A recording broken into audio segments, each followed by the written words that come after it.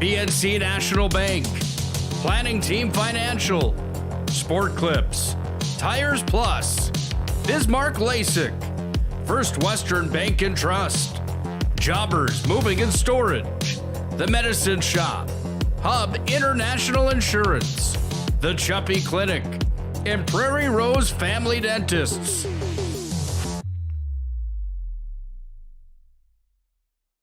At Prairie Rose Family Dentists, we treat our patients like family.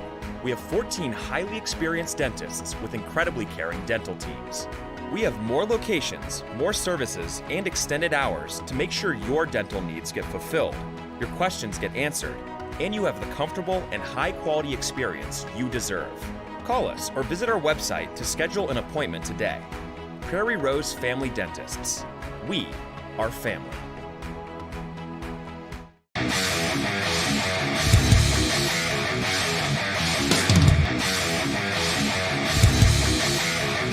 Comes back the way down to Off-Root, and Off-Root sends it forward to Luck.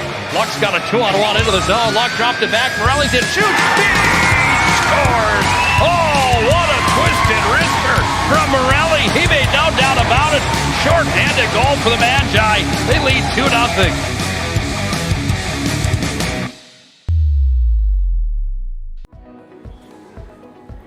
Carson, timeout. Who calls a timeout in this game? Me, I'm icing the kicker. Really? It'll give us more time to talk about First Western Bank and Trust, Like our convenient online banking. along with smart trust service options. We're all about hometown service with bankers that know you and the community. Okay, go ahead and kick. I don't believe this. First Western Bank and Trust. You can bank on us. If your eyes could talk, they'd tell you life is better with LASIK. No more reaching for your glasses. No more dry eye from overwearing your contact lenses. Right now, Bismarck LASIK is offering free consultations for LASIK procedures. Break free from the daily hassles and expenses of glasses and contacts. Life is clearly better. Book your free consultation today with Bismarck LASIK and see the difference. Call 222-2020 or schedule online at bismarcklasik.com. The best part about working at BNC National Bank is developing relationships. I love working with people. We've been here for over 25 years. We've grown just like our communities we're in. But we still have that personal connection with our customers. And that's why we can find the best solutions for them. It feels great seeing projects around the community and knowing we're a small part of making that happen. We're helping people buy their first homes. Plan for the future. From startups to big business. We're part of the community. And we're proud of it. Yours truly, BNC. You remember where this goes? I don't know. Are you sure it was a clicking and not a zoom, zoom? I think your quash litter valve's stuck. Do you even have insurance? If we soak it, it should be good. No matter how much you know or don't know about your vehicle, trust the experts at Tires Plus. Real answers from real mechanics. Inspections are free to ensure your vehicle is always in peak condition. Thinking service? Think Tires Plus. Whether you're looking for a full-service financial plan or planning for farm or business succession, Planning Team Financial Advisors is here to help you work toward achieving your financial goals. With locations in Bismarck, Garrison, and Center, our full-service team of professionals are dedicated to helping you work towards achieving your financial goals. Visit us online, planningteam.com.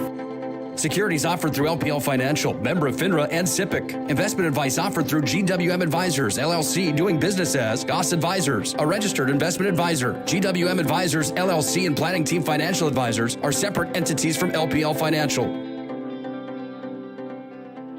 The North Dakota Safety Council is dedicated to preventing injuries and saving lives by offering hundreds of safety courses. The NDSC helps workers return home safely every night and make sure schools are ready for any emergency. Our first aid training and defensive driving courses help save lives. We empower people through personal protection courses and operational risk assessments for businesses. We're a private, nonprofit organization committed to making North Dakota's homes, schools, communities, workplaces, and roads the safest in the nation. Learn more at ndsc.org.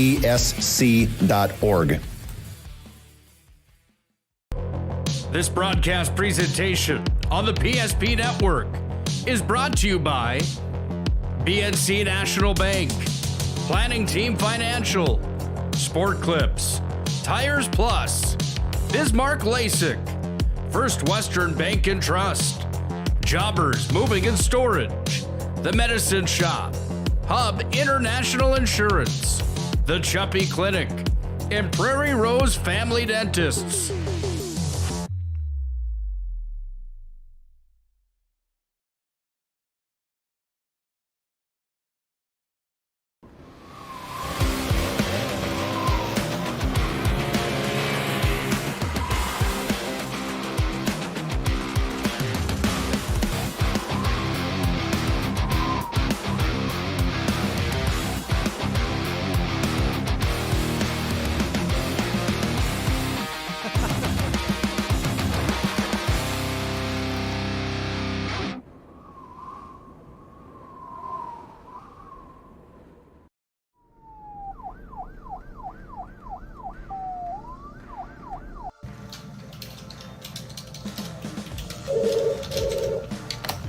Thanks for buying some fruit.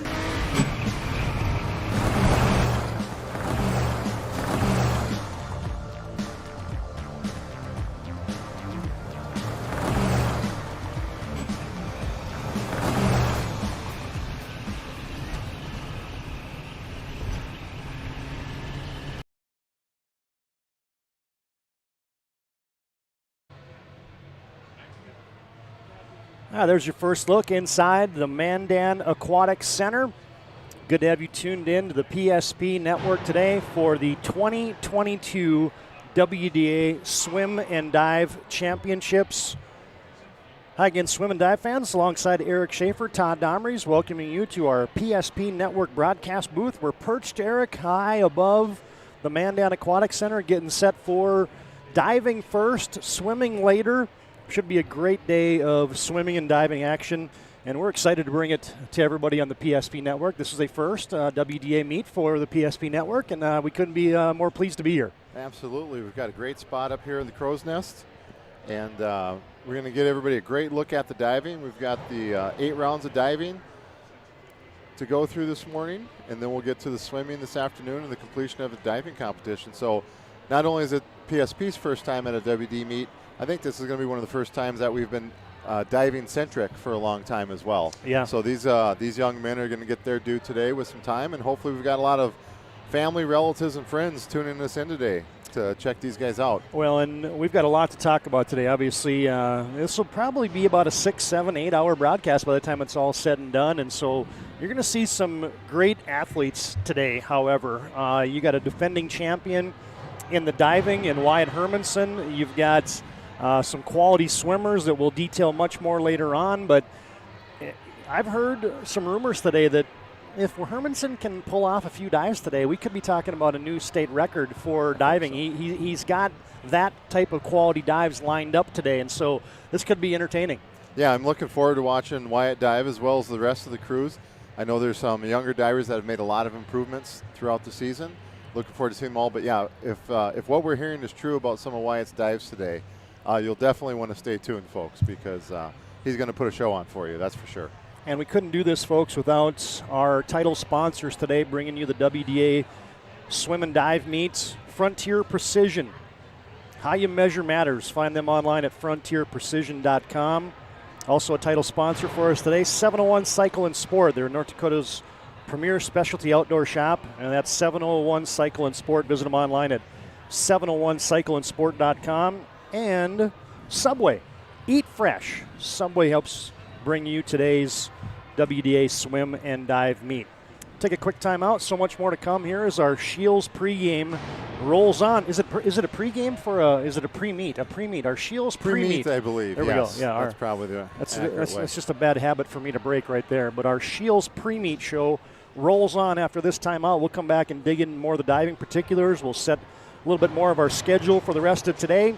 And we'll talk a little bit about what that scoreboard cam in the bottom right-hand of your screen is depicting today. So it'll have a little different picture to paint for both the swimming and the diving. So we'll talk about that and more as we come back. Shields pregame, pre-meet rolls on after this timeout on the PSP Network.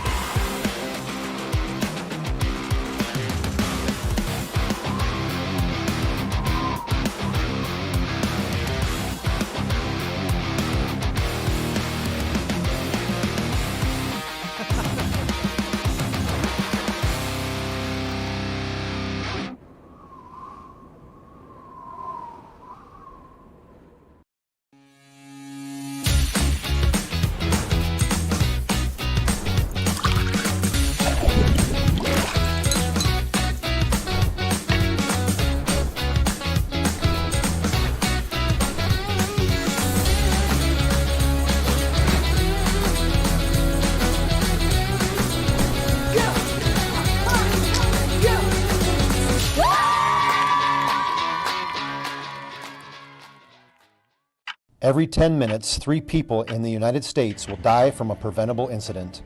More people are dying on our roadways and in their homes than ever before, but that's where the North Dakota Safety Council can help. Safety is our mission, from the workplace to any place. We're a private nonprofit that offers more than 150 training courses that are dynamic, hands-on, and effective. From CPR and first aid to driver safety and even workplace violence preparedness, we want to make sure your loved ones come home safe each night. Go to ndsc.org to see how together we can make a difference. At Prairie Rose Family Dentists, we treat our patients like family. We have 14 highly experienced dentists with incredibly caring dental teams. We have more locations, more services, and extended hours to make sure your dental needs get fulfilled, your questions get answered, and you have the comfortable and high-quality experience you deserve. Call us or visit our website to schedule an appointment today. Prairie Rose Family Dentists. We are family. Many of our clients come to us already accomplished in their lives and on the right track. However, whether it's in response to a life-changing event or you are nearing retirement, you can sleep well knowing that together we have planned for both life's opportunities and challenges. And no matter what happens, we are here to help guide you.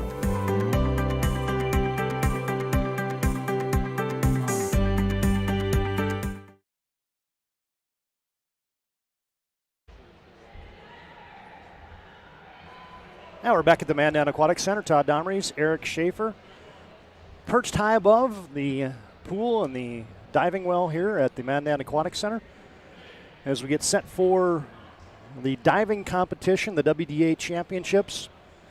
First, before we get rolling here, Eric, I got to give a big shout out to the team at the Mandan School District, Mark Wiest, Claudia Scholkoff, one of the coaches for Mandan Swim and Dive. They rolled out the red carpet for us and helped us kind of take a look at the perch up here and make sure all of our equipment would fit in here and make sure that they kind of rolled out the red carpet for the PSP network. So our thanks to them and the folks in Mandan for allowing us to be here and bring you this wall-to-wall live stream of the WDA Swim and Dive Championship. So Eric, let's dig into the diving a little bit. A great field, I guess would be the best way to put it from the standpoint of, returners and just quality divers in the West region this year.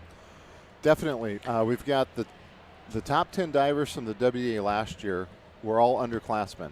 So they should be with us today. We've got a total of 19 divers. And again, you spoke earlier, Wyatt Hermanson. He could be flirting with the WDA record today. Probably a personal best record for him as well. We've got Dawson Wilson, who we've seen from Dickinson for quite a few years. We're also going to see Dawson do some swimming in the pool. Yep.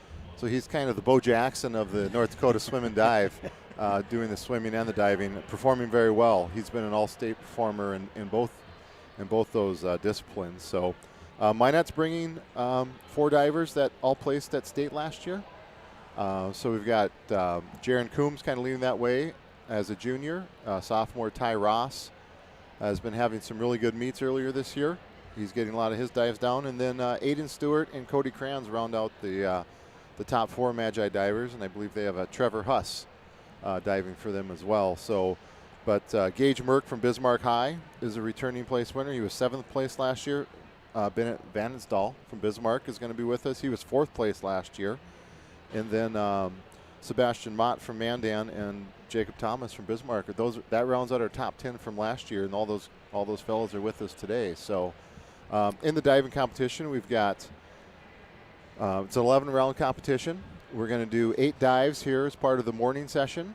There'll be rounds of 5. We have 19 divers. They'll all do their first 5 dives. Then we'll take a break, and then we'll come back for 3 more rounds of diving. And then after that, those final 16 divers will dive during the swim competition in their heat during event number 5. So looking forward to a great day. I know you mentioned it could be a long day here, but I think we've got enough entertainment for us to keep it. It's definitely going to fly by. And an 8-hour day at the pool will go by faster than an 8-hour day at the job. Yeah, you got that right. And we have one of the coolest spots in the house because there's a fan right above us here in the crow's nest. And so we will be nice and cool up here, cool as a cucumber, and everybody else will be sweating and digging into the WDA swim and dive action as Hey, Minot's your defending champion. They've had a stranglehold on the WDA swim and dive meets for a number of years. And, 18 to the last 20. I guess that's a pretty good run. And the only two that the Minot Magicians have now won, Century got one in 2016, and the other one in the last 20 years was canceled due to weather. So, folks, they are heavily favored once again today, would be the Minot Magicians. And so we'll track that throughout the course of the day how the team totals are going, as well as it looks like we're getting close to starting the dive competition. So we'll take one final break, put a wrap on our Shields pre-meet show, and we'll come back and kick this thing off. Diving competition next from the WDA Swim and Dive Championship at the Mandan Aquatic Center.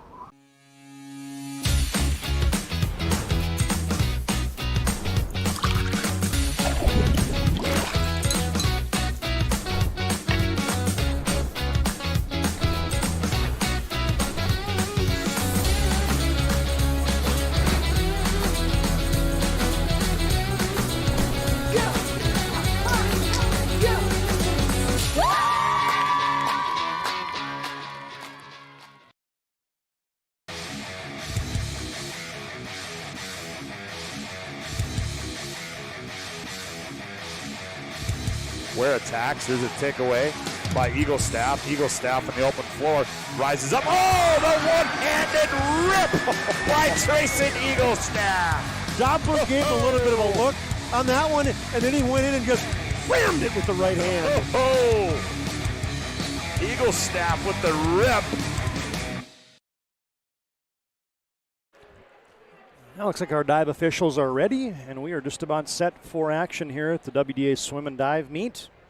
Brought to you by Frontier Precision, 701 Cycle and Sport, and Subway. Got a lot of extra sponsors that we'll highlight throughout the course of the broadcast this morning and this afternoon. All right, I heard that Wyatt Hermanson is last, and so Eric, who's up first on the board? Gabriel Ricks from Dickinson High will be our first diver today. He's going to perform a forward somersault. It's a 1.4 degree of difficulty, and he's getting ready to take the board. You mentioned the judges over there. So it looks like we have, there'll be 5 judges scoring, and they'll eliminate for the scoring, they throw away the top score and the bottom score, add up the middle 3, multiply them by your degree of difficulty, and that will be your round score. And then you add up your 11 rounds throughout the day, and that gets you to your final score. So I believe there are a certain number of dives categories that a lot of the divers will do. We'll see a lot of the same dives, and then when they get into that second half, they get to pick out some of their specialty stuff. Now, while we have a second here, let's look at here's your diving. Now we'll go right back to the competition here. We'll bring this graphic up here in just a moment. Is first dive of the WDA Swim and Dive competition. Forward 1.5. Scores will come up on that board in the bottom right-hand corner. I believe they're going to have those up there today. Otherwise, why are those numbers up there, Eric? Okay. Failed dive. Okay. Yeah, didn't quite get the finish into the pool that he needed, so that's where the failed dive comes into play. So we've got Century diver. Century diver. This is Bridger Hulsman. Nice clean dive for Bridger. That was the forward somersault.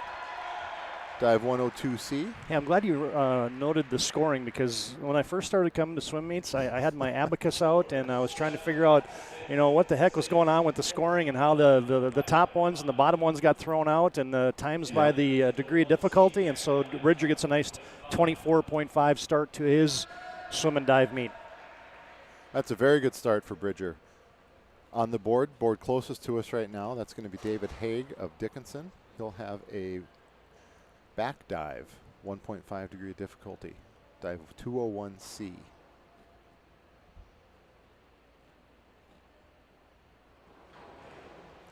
Nice execution. Very good entry into the pool there. Extremely good entry. See what the judges think.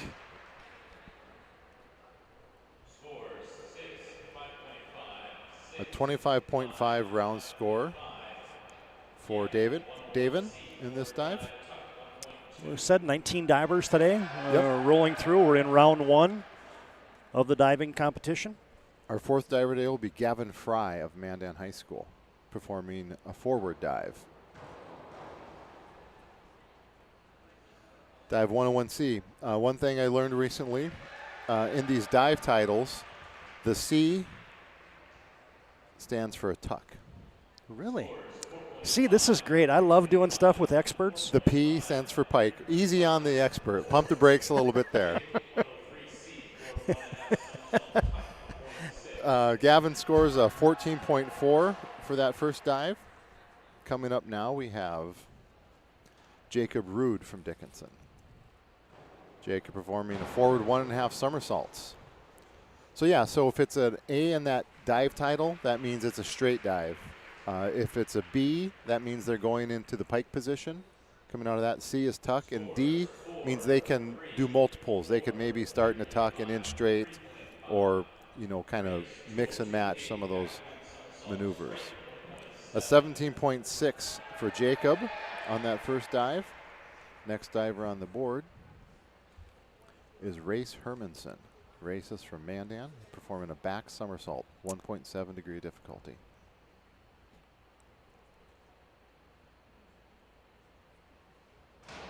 And a couple of points, Mandan's had a good diving tradition. Minot's had a good diving tradition. Mm-hmm. I had a chance to ask Claudia Shulkoff earlier today, what causes that? And I think the biggest thing I drew out of that is Race gets a 26.35, nice score there, is success breeds success, right? And then you get numbers, excited about diving. You get maybe some of those kids that are gymnastics in the background and other things, but it really is something that when you get a few divers that have had a lot of accomplished and accolades, that just gets other kids over into the diving well. Yep. This is Leighton Ressler from Mandan. Leighton with 5121D. It's a 1.7 degree difficulty. It's a forward somersault with half a twist.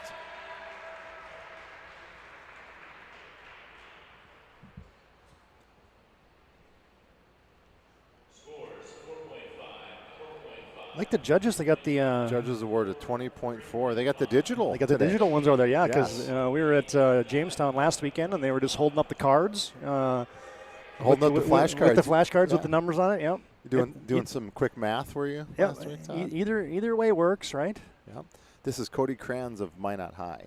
Dive 401B, an inward dive, difficulty 1.5.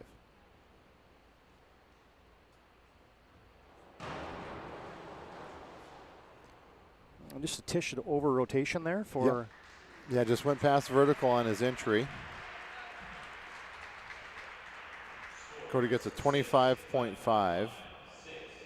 Still a nice score. That first round. Yeah, we've seen a lot of those scores in those mid-20s right now.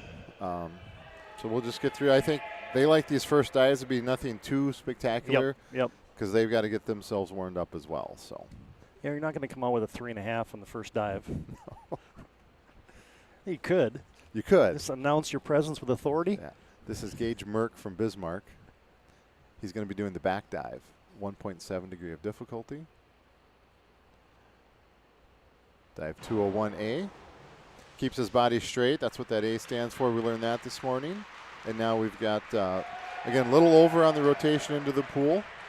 But we'll see what the judges think. Looks like we're going to get a score of 22.95 for Gage. Nice crowd has filed in already this morning, supporting the divers here at the WDA Swim and Dive Meet. It'll fill up, and it'll be loud in here. I get a kick out of the diving competition as early, it's quiet when these guys walk out on the board, and that's probably a little different because a lot of times they're diving at the same time as the swimming's going on, so it's a little different environment today. Yeah, they get the place to themselves for a while. This is Trevor Huss of Minot with a reverse dive 301C, a 1.6 degree of difficulty. This is Trevor's first year of diving, so he's come a long way since the beginning of the season and doing a nice job here today with a 22.4 in his first round.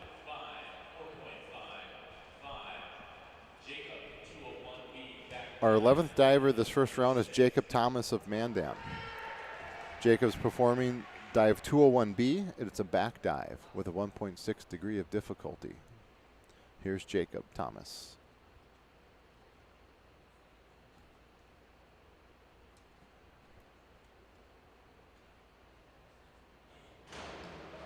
Ooh. Clean. That looked good. Very nice and clean. He went up so high that he almost got off of our screen.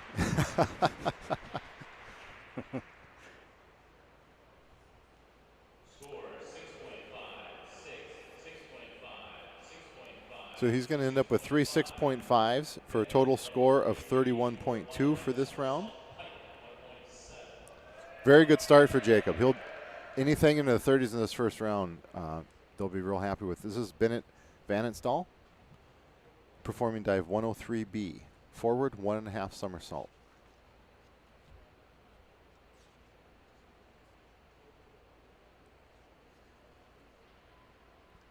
Bennett's a returning all WDA performer from last year. Nice clean dive there as well.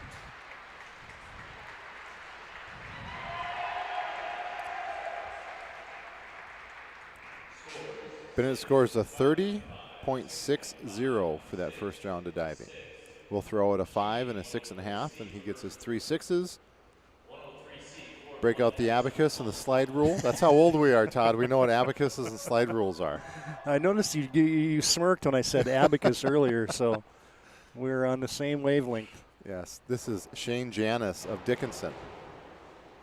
Shane with a forward 1.5 somersault.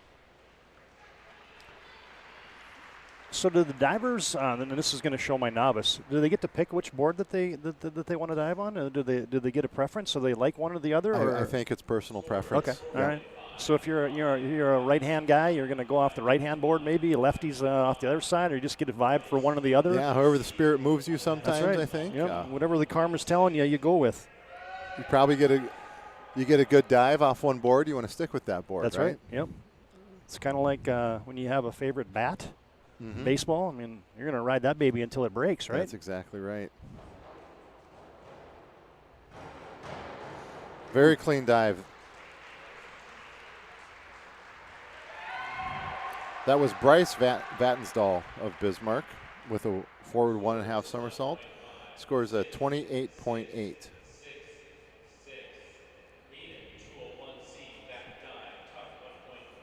This is Aiden Stewart of Minot High. Aiden will be performing dive 201C, a back dive, 1.5 degree of difficulty. And that was a great dive for Bryce right there. I just watched the replay. Yes. Very clean.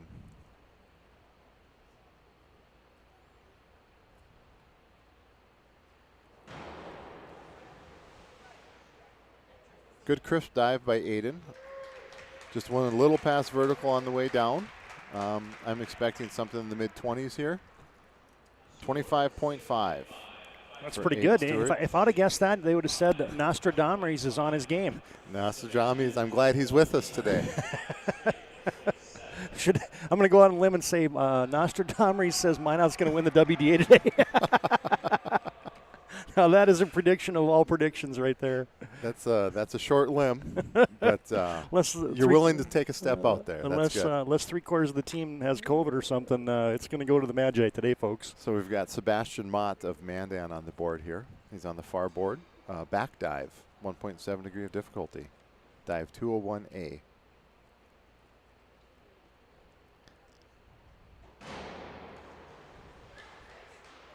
Nice dive there. You know, almost. That is much harder than it looks. Yeah, I guarantee it is. Don't try that one at your local pool. Yeah, we'll see a lot of that today. This is as close as they let me get to the edge of the pool. They put me up in the crow's nest. I've got a 3-foot wall around. I can't fall. I can't get into the water. So a 31.45 for Sebastian there. I've seen a few scores in the 30s here in the opening round. Those will be your leaders. Now we've got Dawson Wilson of Dickinson. The back dive, dive 201C.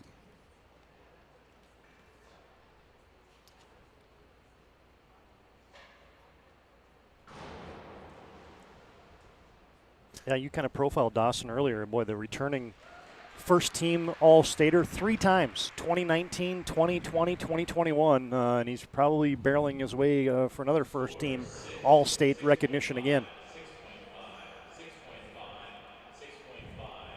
Yep. Yeah, Dawson's been he's been a pretty steady presence at any pool you've been over the last 4 years here in North Dakota. Like I said, both in the diving well and in the pool. Yeah, so. absolutely. 3-time All-WDA, 3-time All-State. That'll get it done. Yep. So we got Ty Ross from Minot. He's a sophomore. Ty with the forward 1.5 somersault, dive 103B. That 1.7 degree difficulty. That was smooth. Entering the water there, that was like butter going, or a knife going through some butter. That was hardly a splash. That is something I know about. Knife going through butter. And a 35.7 for Ty. I think that's probably going to get him near the top here in this first round. And then last but not least, now we've got Wyatt Hermanson. Champion, yep. Wyatt Hermanson. He's doing that same dive, 103B. And folks, that's what a champion looks like right there. Yep. 1.7 degree of difficulty dive will give Wyatt a score of 39.1. Here's that information about, which says Event 5, but we're just in the prelims right now. So your defending champion is Wyatt Hermanson. You just saw him dive from Mandan High School. Most points this year in the WDA, Wyatt Hermanson. WDA record, also a Mandan swimmer, Johnny Mint. And the pool record, Wyatt Hermanson, 5:04.85. We'll see if we get close to any of those marks during today's competition. So we've got Gabe Ricks back on the board. He's performing dive 103C, a forward 1.5 somersault.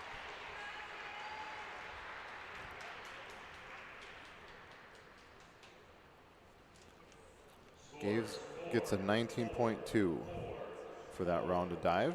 Our next diver on the boards will be Bridger Hulsman. A forward 1.5 somersault in the tuck position for Bridger. Bridger goes to school at Century. Good clean dive there. Good entry into the pool. You always want to look, they want as little splash as possible. I think back in the day as a kid, you go to the pool, you want to make this biggest splash possible. The exact opposite for competition diving. Yeah, Bridger's been coming on for Century the second half of the season. Obviously, just a 7th grader, so his first year of competitive diving as a high schooler. So he'll be a force to be reckoned with in a few years. He's did a nice job there, 28.8. We've got Davin Haig of Dickinson on the board now. A back 1.5 somersault in the tuck position.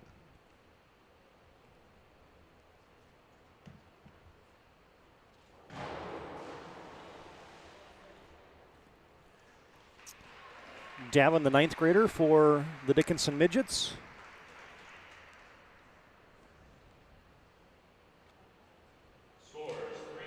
A 21 even for Davin for a 2-round score of 46.5. That's pretty good, man. You don't even have your calculator on your phone out. That's on the screen. It's on the screen. Man. Yep. Okay, I thought you were adding those up. I would have let you go, but all our viewers can see it's on the screen as well. So, I had to come clean. I'm the only doofus that didn't realize that was what that bottom number was on the screen. Okay. We've got Gavin Fry of Mandan, the forward somersault half twist.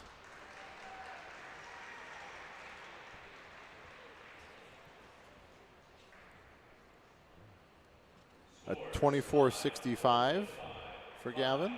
Gavin, for this round. The 8th grader. So you see a lot of underclassmen. You got a few seniors, some of those experienced guys, but you got some up-and-comers as well here in the diving competition. Yeah, diving is definitely something you want to start early. And we'll see these young men progress as they go through their middle school and high school careers. This was Jacob Root of Dickinson with the forward 2 somersaults in the tuck position. He didn't quite get his body opened up there. It may be a failed dive. Not sure what they're going to think of that entry going in. The judges are discussing. Jacob Root, the 8th grader for the Midgets.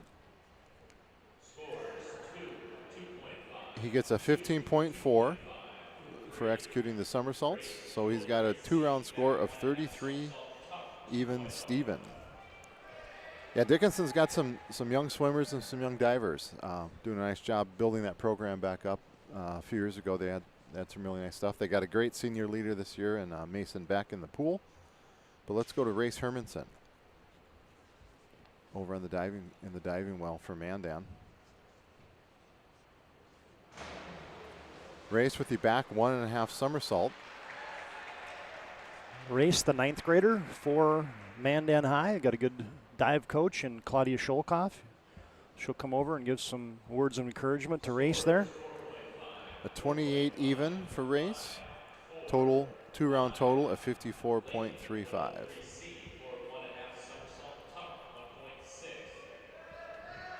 Got Leighton Wrestler of Mandan on the board now. Leighton is a freshman, performing a forward 1.5 somersault in the tuck position.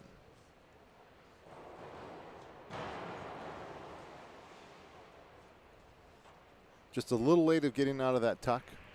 Didn't quite get the vertical. But we're looking at the 22.4 for that round for Leighton. 2-round score of 42.8.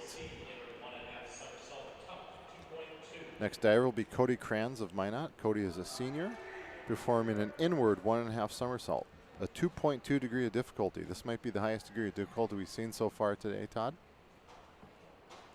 Let's see what Cody has in store for us.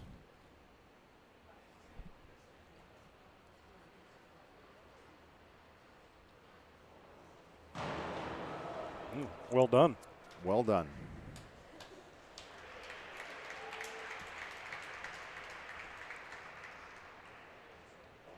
A score of 39.6 for Cody in that round. That brings his total to 65.1 for 2 rounds. Gage Merck will be our next diver. Gage is from Bismarck High, and he's a junior. Performing a reverse somersault in the tuck position, a 1.6 degree of difficulty.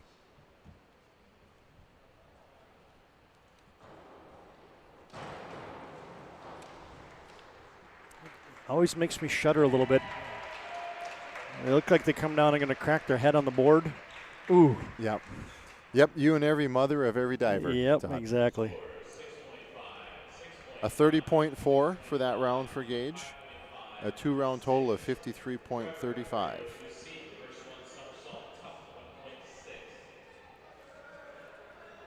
Trevor Huss, the junior from Minot, reverse somersault in the tuck position. 1.6 degree of difficulty. Good clean dive for Trevor. Just went a little beyond vertical on his entry. He's going to score 25.6. That's going to make his 2-round total is 48.00.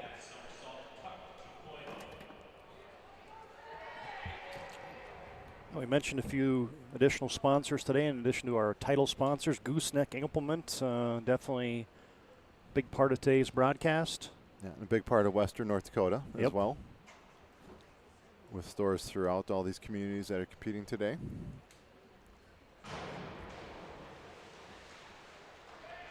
Yeah, well, these scores come up. You know, Eric, you mentioned that Gooseneck Implement, family-oriented company that supports the agriculture communities and employees that reside within them.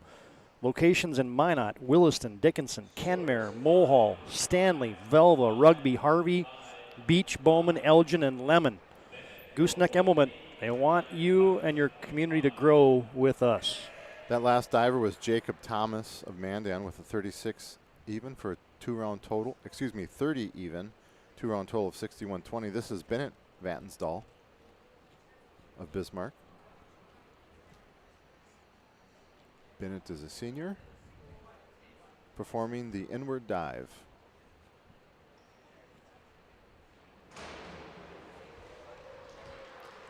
And those guys make that look easy. They really do. Don't they? They really do. And that's considered, you know, one of the less degree. It's a 1.5 degree of difficulty, but So smooth. A 32.25 for Bennett. Total score of 62.85.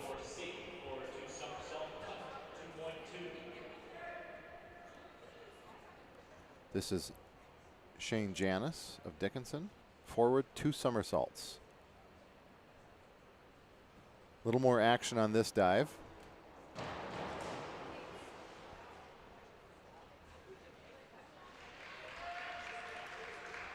Didn't quite get out of that last somersault, but still a good dive. Yep, he's going to earn 25.3 points for that dive for a 2-round total of 50.90. It's getting 11 rounds of diving. We'll have the first 6 and no break, and have a consolation round. Or the first 5, I beg your pardon. Correct. And then 3 more for consolation, 3 more for the semifinals, we'll call it, and then the final 16 will dive this afternoon as part of event 5 during the swimming competition. This is forward 2 somersaults for Bryce Vatnsdal in the pike position. A 2.3 degree of difficulty. The last diver did it in the tuck position. So the pike adds just another 0.1 degree of difficulty to that. He gets a 37.95. We mentioned our judges. I can pick out a few of them. We got Kathy Aspis, you got Ted Almy, you got Jerry. Yeah, Jerry Fow. Yep, Mrs. Sether, yep, absolutely.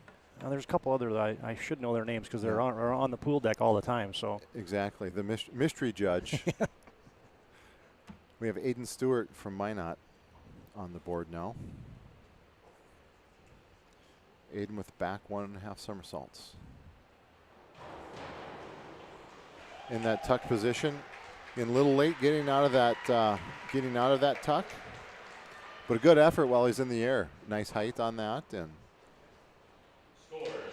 32 points for Aiden in this second round for a 2-round total of 57.5. You know, it's cool too, Eric, as you see a lot of these kids as teammates that aren't divers that are here supporting them, even though the swim competition starts, at 1:30 this afternoon. So some teams, I'm sure, have different philosophies on that. You don't want kids sitting around the pool all day before they have to come and compete later on. But other teams say, you know what, we're going to come here and support our teammates. That's exactly right.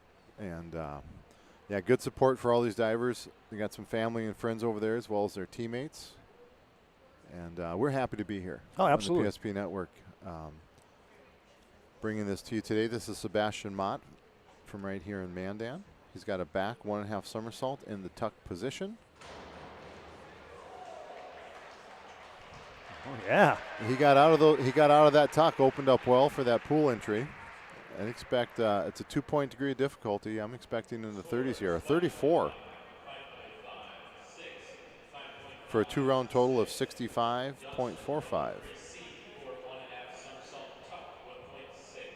We got our 3 divers left in this round. This is Dawson Wilson, forward 1.5 somersault in the tuck position.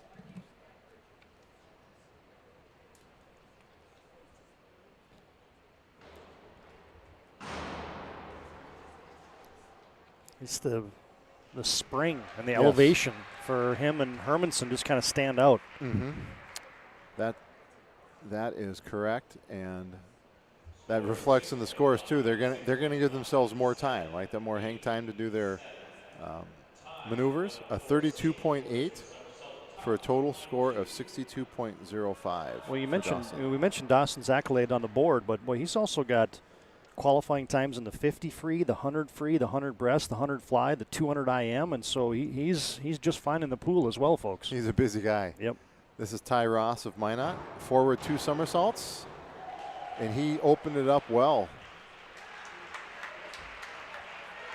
Opened up out of that tuck, got in just a little short of the vertical. A 45.1 for Ty in that dive. That is a very nice score. 2-round total of 80.80.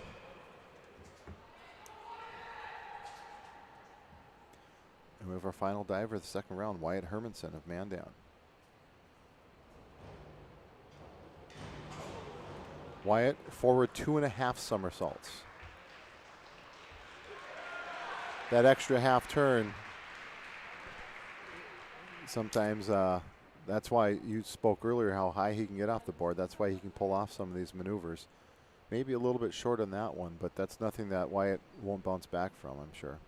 42.9.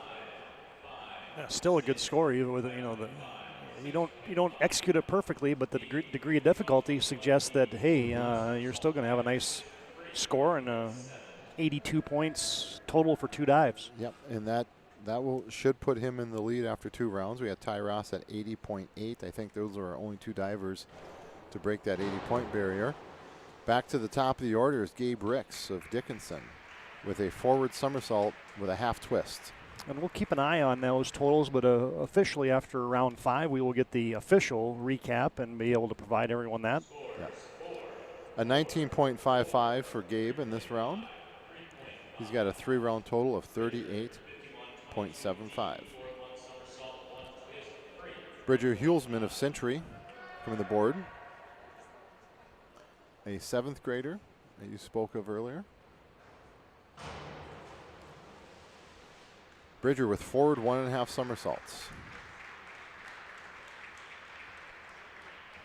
Excuse me, forward somersault with 1 twist.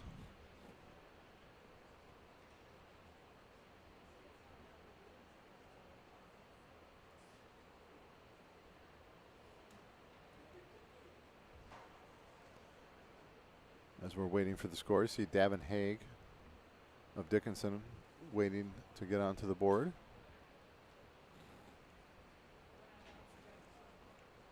I think they're deciding if that's a scoring dive or a failed dive. Yep. Yeah, he did not quite finish off that dive, so a failed dive for Bridger in that 3rd round. He remains at 53.3 points. Again, Davin Haig of Dickinson with a forward 1.5 somersault in the tuck position, a 1.6 degree of difficulty.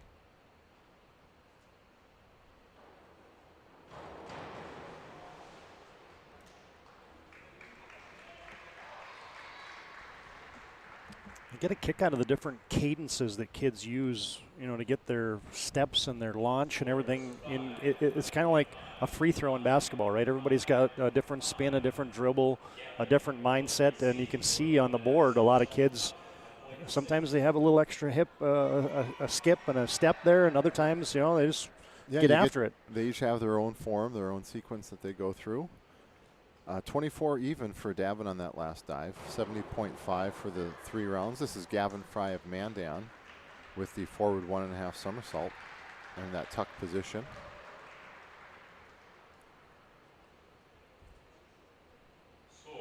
Gavin with 25.6 points in this round, 3-round score of 64.65. This is Jacob Root of Dickinson. Forward somersault with a half twist.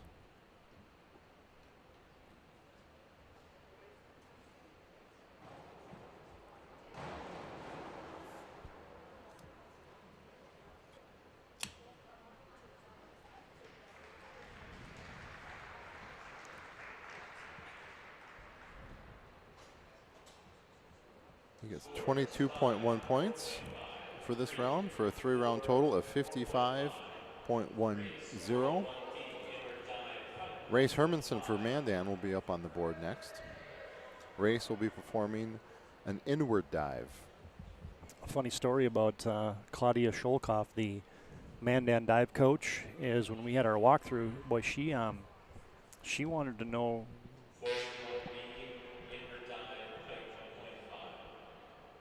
She really wanted to know, were we going to do all the dives? Because if we weren't, they were going to bring their own live stream into the equation today. So it certainly matters, and we're happy to bring every single dive, every single swim today from the WDA Swim and Dive Meet. Most definitely excited to be here. This is Race again with that inward dive, and it's good for us too, right? We don't always get to see the diving, and these guys deserve as much airtime as everybody else. Absolutely, and as Race gets 24.75, and I think back to the PSP broadcast we did at the Century Invite a month or so ago, Eric, and there was 11 rounds of diving that day, and we probably got maybe 2 rounds in because it was a simulcast. It was going on at the same time as the swimming, so we got as many as we could, but unless we were going to split screen it, that's almost impossible to do. So with today's format, it's much easier. Obviously, you're going to see every dive because there will not be any diving and swimming going on at the same times today. Yep. And that was Leighton Ressler with forward 2 somersaults in the tuck position.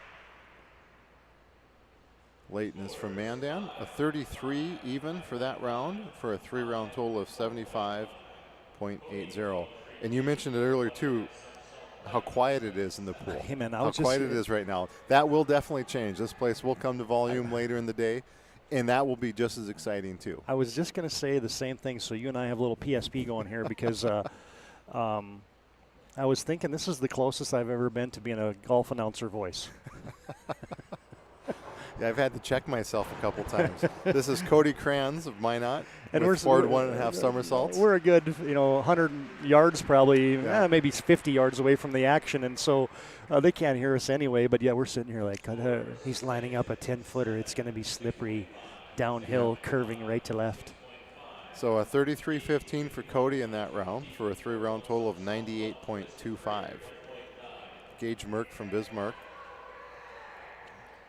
climbing up on the near board for a forward somersault with a full twist.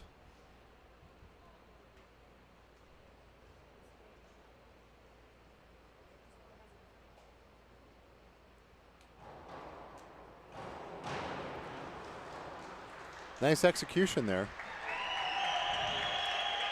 Again, I'm not as versed in the diving, but that looked really clean. I would expect that to be a nice score. I would think so.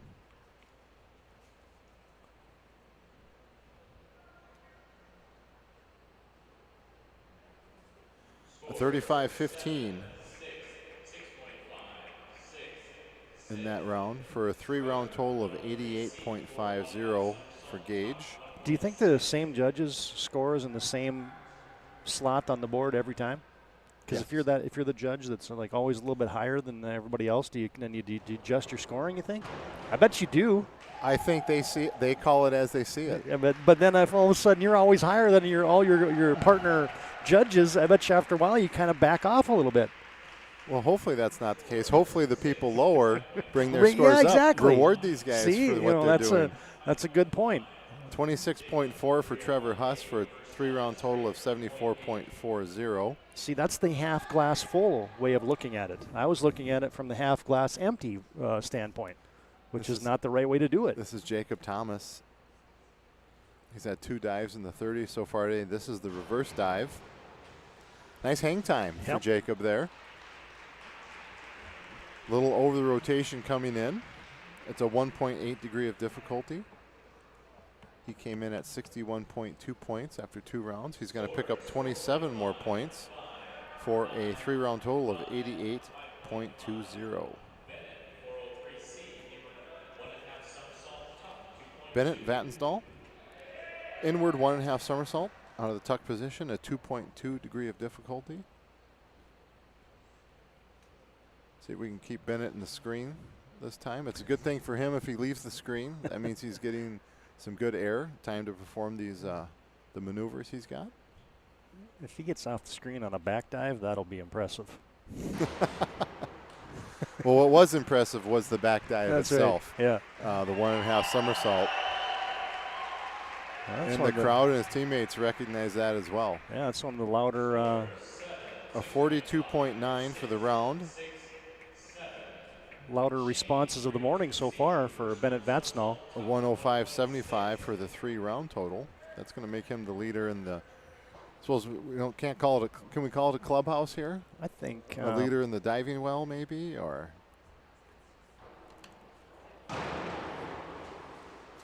Shane Janis just performing the reverse somersault.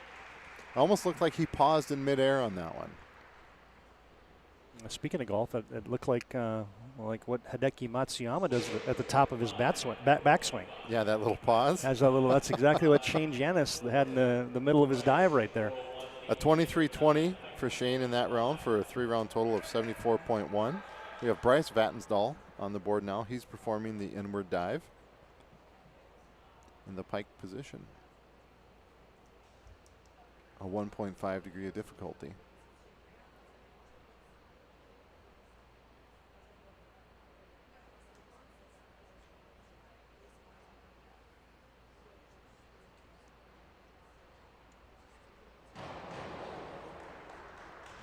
A nice clean dive. And Bryce, a sophomore from Bismarck High. We mentioned some of those fans, some of those teammates. There's a good look at them. They're starting to recognize some of these fine performances. 30 points for that dive. Be scoring a 7, a 6.5, and a 6.5 for that. So that's a 3-round total of 96.75. Aiden Stewart on the board now for Minot. Looks like he's going to go with the inward dive, dive 401C, a 1.4 degree difficulty for Aiden.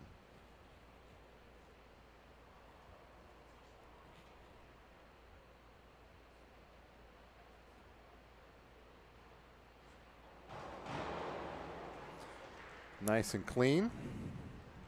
And what's cool about this today for me is we just know that there's grandparents, there's aunts, there's uncles, there's family members that just can't be here today. And that's why we like to do what we're doing right now is bring you a high-quality video experience, stream the entire event, and we get to talk about these kids, right? It isn't just a video stream with no audio, and so we just think that's the best way to do it and the best way to accomplish what we're trying to do here at the PSP Network. Yeah, and with swimming being a winter sport, traveling and some things like that, I've got a lot of comments over the season of when we've done some meets about how nice it is. Takes some people off the roads, keeps them in the comfort of their home, a little safer. So, and frankly, I enjoy, I get to sit here and talk to you all day long, Todd. I know in the bleachers, not everybody appreciates me sitting talking to them all day long. So I appreciate everybody that's joined us today and your company as well. Yeah, likewise. And it's funny you say that because I find myself broadcasting in my head even when I don't have a headset on, and eventually that'll come out, and the people around you are like, "What are you talking about?" Yeah, I suppose when you're at home at supper, supper's always brought to you by somebody, right?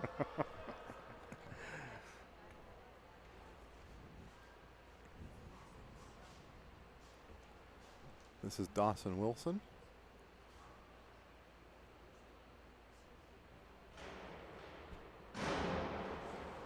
Dawson with the forward 2.5 somersaults, a 2.4 degree of difficulty. Bringing out some big guns early in this third round from Dawson. A 49.2. Ooh. Huge dive. For a total of 111.25 for his 3 rounds. Now we've got Ty Ross. Got Dawson and Wyatt Hermanson having a running conversation over there. Yeah, I think these last 3 divers are going to keep us very entertained today. Yes, indeed. Ty Ross with the inward dive. He's choking it back a little bit in this third round. Something nice and clean for him. And that was exactly as you called it, nice and clean.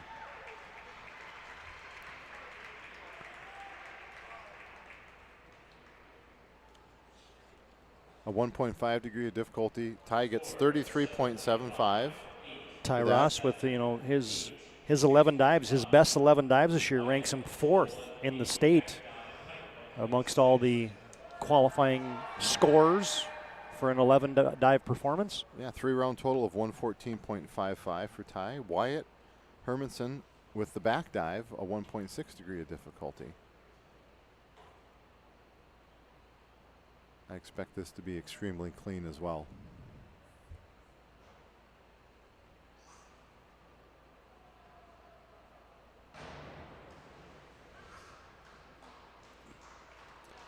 And it was his coach right away applauding. Now everybody else joins in. See what the judges think. Maybe didn't quite get to that 12 o'clock, 6 o'clock vertical, but he does get 32.8 points. He'll have a 3-round score of 114.80. Hard to get an enormous score on some of those dives that don't have the highest degree of difficulty. So, yep. So on through my unofficial, through 3 rounds, we have Wyatt at 114.80 and Ty Ross at 114.55. Mm. And then Dawson Wilson at 111.25. It's not quite in the pressure cooker, but it's heading there. It's heading there, yep. If they all stay consistent, we're going to end up with a nice end to today. Again, Gabe Rick starting off this fourth round with a reverse dive in the tuck. He's getting 18.4 points for that dive. 57.15 points through 4 rounds for Gabe. Bridger Hulsman now with the back dive. Dive 201A. So he'll stay straight on this.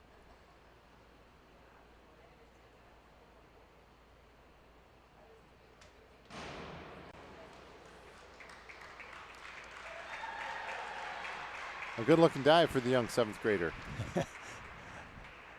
I would like to try that just once. I would like to watch you try that just once. It would not turn out like that, I guarantee it. I know one thing. I'd be a long ways away from the board because I wasn't going to hit that. And then that would throw the whole thing out of context and be discombobulated and everything else. A 28.9 for Bridger for 4 rounds of 82.2. This is Davin Haig of Dickinson. Forward 2 somersaults in the tuck position. 2.2 degree of difficulty.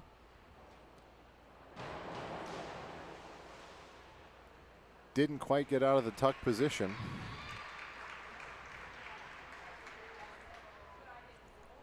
Yeah, well, Davin's scores come up. It might be failed. Nope, we got scores. A couple other sponsors we want to recognize today. BNC National Bank, you see them at the bottom of our scoreboard today. They offer financial solutions for your life and business. Customer focused, community driven, the bank for business people. It's been so good to have BNC National Bank on board for our season-long scoreboard sponsorship today. They'll be bringing you the lap and the lane times and heat times and everything else here at the Mandan Aquatic Center. Gavin Fry from Mandan performs the reverse dive.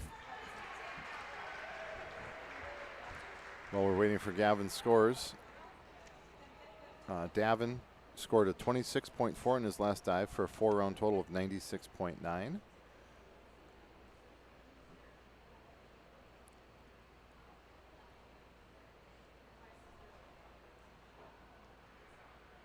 Nine, 27 even for this 4th round for Gavin Fry for a 4-round total of 91.65. Also want to thank Legacy Financial Partners. They're normally our intermission sponsor, our halftime sponsor, but today with just a brief intermission between the swimming and the diving and the swimming, whichever you prefer. We'll just want to still recognize Legacy Financial Partners, a private wealth advisory practice of Ameriprise Financial Services, LLC. Visit them at planwithlfp.com. Jacob Rude with the back somersault. 1.5 degree of difficulty.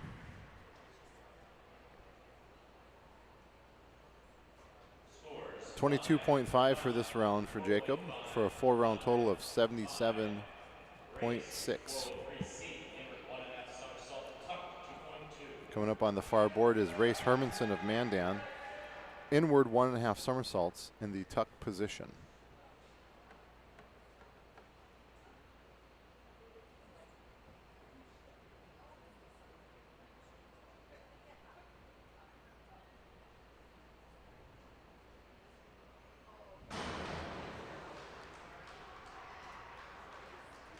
Quick into the tuck. Got those that 1.5 somersault out of the way. Just a little late getting out of it. A 33 for Race for a total 4 rounds of 112.10. Leighton Wrestler will be diving next, performing the reverse somersault in the tuck position. Leighton, a freshman from Mandan High.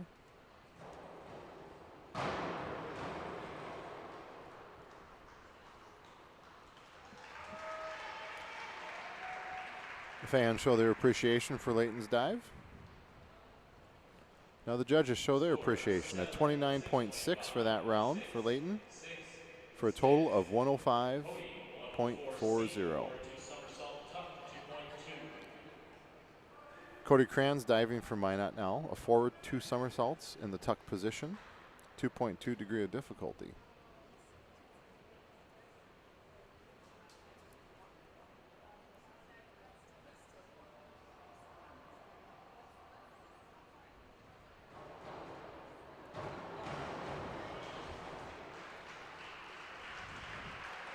Good dive there for Cody. Yeah. A lot of rotations to complete there to be able to still keep that thing entering the water nice. Yeah. A 38.5 for the round. Hey, one other sponsor we want to talk about today, Eric, is Hub International Insurance. They're normally our timeout sponsor, but hey, no timeouts today in swimming. We're going to roll right through everything. Nobody's calling a 30-second or a minute timeout, so you can still contact your local Hub agents, Leif Olson, Josh Cattell, Michael Borman, for your commercial and personal insurance needs. Right, we have Gage Merck, from Bismarck High. Forward 1.5 somersault in the pike position. Good clean dive. Gage has had some really nice entries into the pool.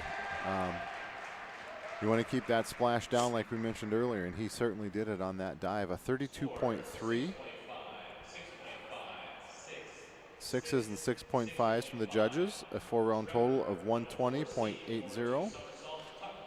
On the near board now is Trevor Huss of Minot. Trevor with a forward 2 somersaults in the tucked position.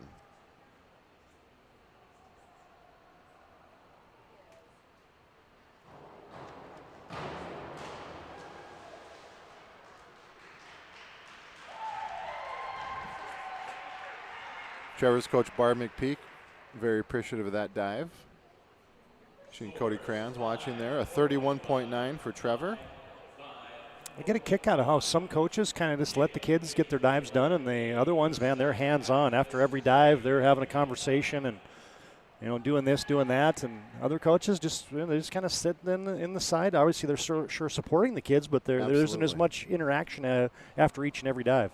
So we have Jacob Thomas here from Mandan. Jacob with that reverse dive and a half twist.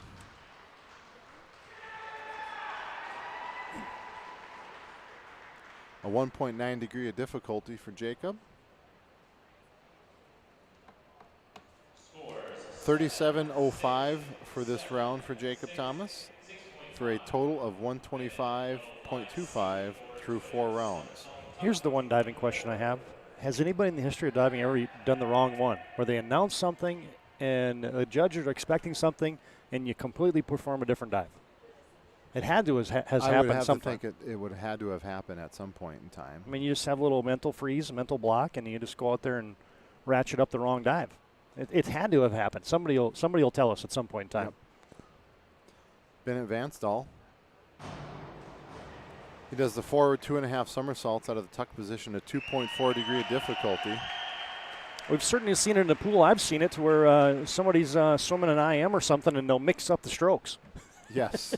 You got everybody doing the fly, and somebody's rolling out the back, and you're like, whoa, something wrong here. Yeah, if you go to enough swim meets and you start swimming, watch the younger groups, you can see just about anything at a swim meet. Yeah, indeed. And nothing to be ashamed of. You know, they're learning, same thing. And Dang you right. mentioned maybe in the diving they get maybe a little bit nervous and start, lose some concentration or whatever. But this is Shane Janis out of Dickinson. Regathers himself at the edge of the board for this inward dive. I think the other thing that you see in diving that happens quite often is, kids certainly have confidence in some dives and maybe not so much confidence in other dives. And all of a sudden you'll see a kid that halfway through a dive, they just realize, I'm not going to be able to get it today. And then they just kind of just abort almost in mid-flight. Yeah, exactly.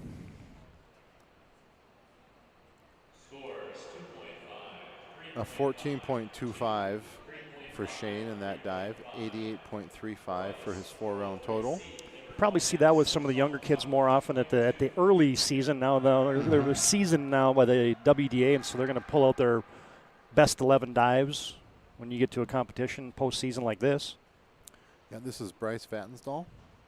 Inward 1.5 somersault. 2.2 degree of difficulty.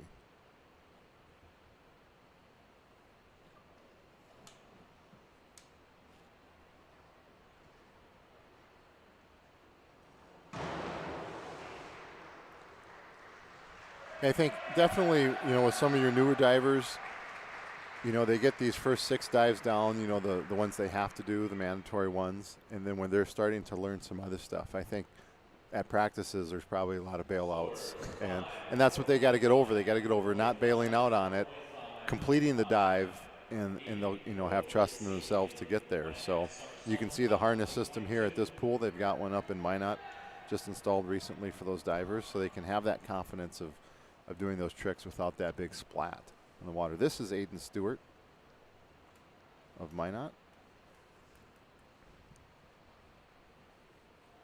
Inward 1.5 somersault in the tuck position.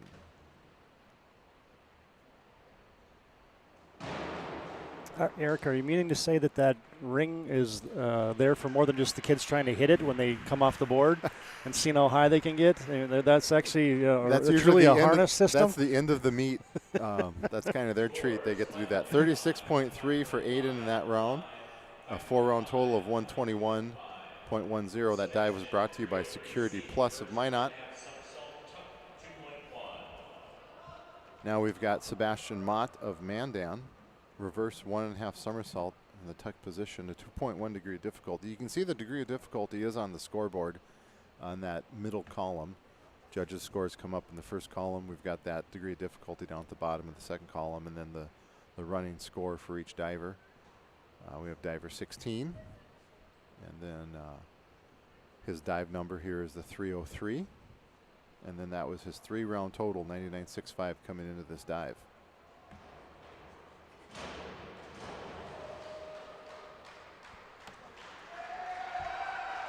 Sebastian with the 1-point reverse 1.5 somersault.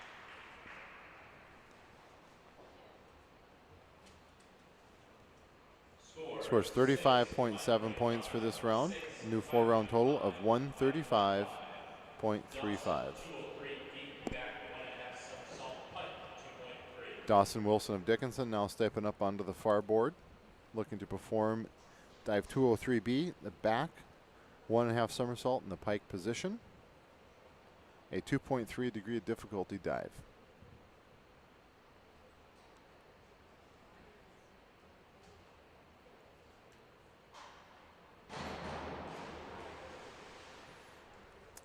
Doesn't quite get out of that pike position for the clean entry into the pool.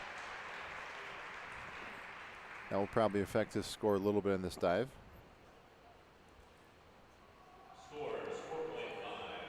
A 31.05 for the round, for a 4-round total of 142.3. It's funny, everybody just kind of focuses in a little more when you get to Dawson Wilson, Ty Ross, and Wyatt Hermanson. You mentioned these last 3. No disrespect to any of the other divers, but boy, it's a different concentration when these 3 guys come up. This is Ty with the inward 1.5 somersault in the tuck position. He really unwinds that body well when he goes in, Ty does. Good entries into the pool. Scores 7, 6, 6.5. A 45.1 for the round for Ty, for a 4-round score of 159.65. As we mentioned in the last round, just 0.35 separated Ty and Wyatt. So Wyatt will be performing the back somersault with 2.5 twists, a 2.7 degree of difficulty. So pay attention here, folks. This one's going to go quickly, and it's most likely going to be very impressive.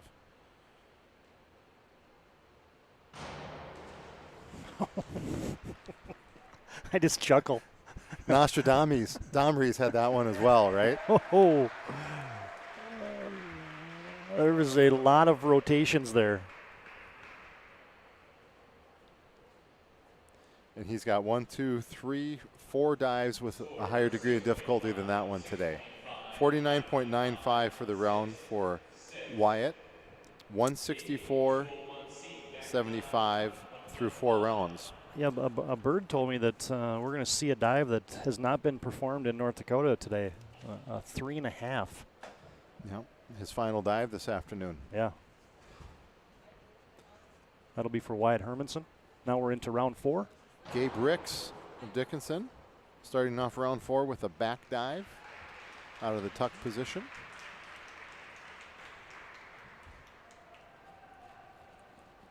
Gabe with 1875 for that round. 5-round total of 75.90. A couple other folks we'd like to thank for bringing you today's broadcast. Today's meet brought to you in part by Western Steel and Plumbing. Thanks to those folks in Bismarck for helping bring you today's broadcast, and also David and Andrea Sagsveen for helping sponsor today's WDA swim and dive meet. Bridger Hulsman with the back somersault.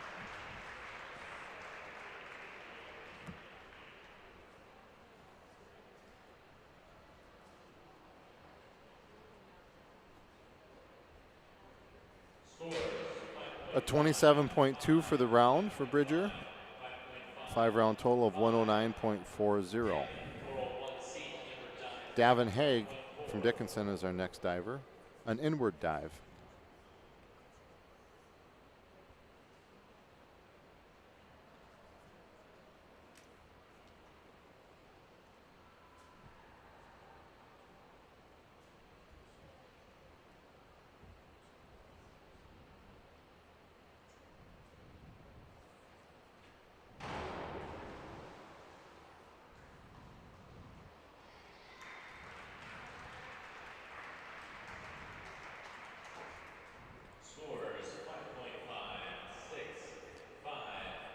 Davin scores 21.7 for that round for a 118.6 through 5 rounds. Now we have Gavin Fry coming up on the board. He'll be performing a reverse somersault.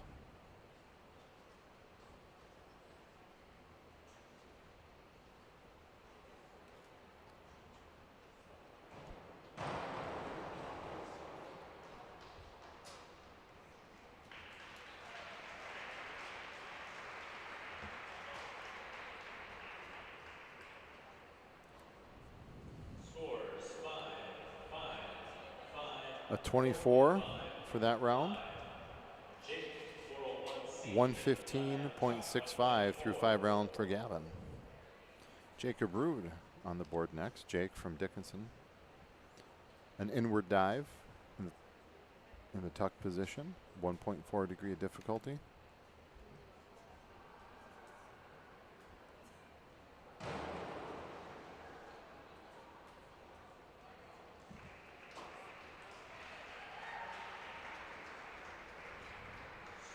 .7 for this round. 99.30 through 5 rounds for Jacob Rude. Now we have Race Hermanson of Mandan. Forward somersault with half a twist.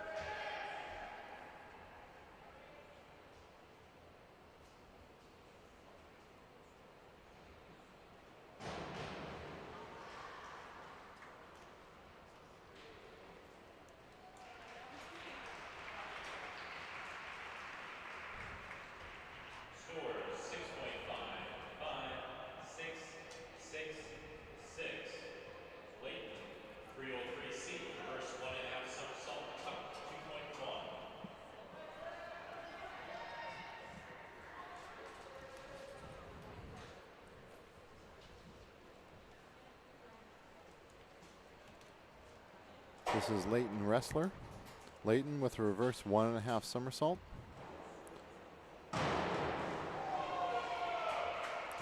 Leighton certainly gets some good height on his dives. His teammates appreciate his dive.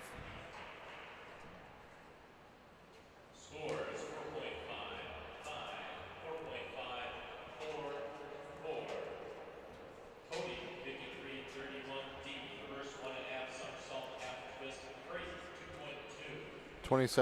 27.3. 5 rounds of 132.7 for Leighton. This is Cody Kranz of Minot. Reverse 1.5 somersault with half a twist. 2.2 degree of difficulty.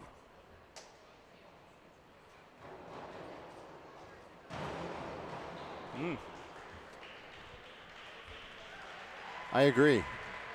That was a nice dive by Cody. That little half twist always throws a little extra sizzle in there. We'll see if the judges agree with the two novices up here in the crow's nest. And they do. Almost at 39.60 for Cody, 176.35 through 5 rounds. Once again, after this 5th round, there'll be a 15-minute break.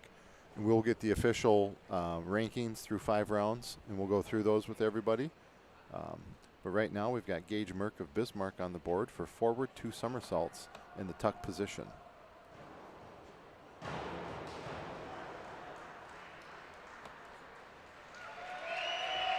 Well, the one thing that's starting to happen here, Eric, is it's starting to fill in.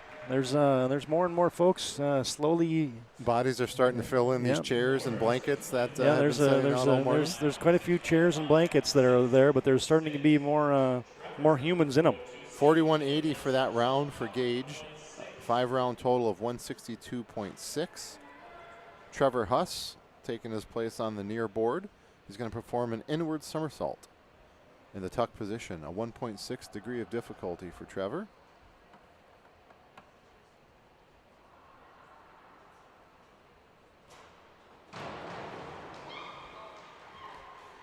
His coach is you could hear the squeal. That was Coach Barb McPeak. Again, Trevor is a first-year diver, maybe attempting some of these in competition for the first time or so. And definitely getting the joy out of his coach and his teammates. Yeah, that's pretty good right there. Dives. I had a broadcast last night down at Standing Rock, Shiloh, and Standing Rock Class B boys basketball, and a kid made his first start ever, sophomore, had 7 threes and 23 points. So I interviewed him after Where the game. have they been hiding him? Interviewed him after the game. I'm like, so your first start, I guess. How'd that go for you?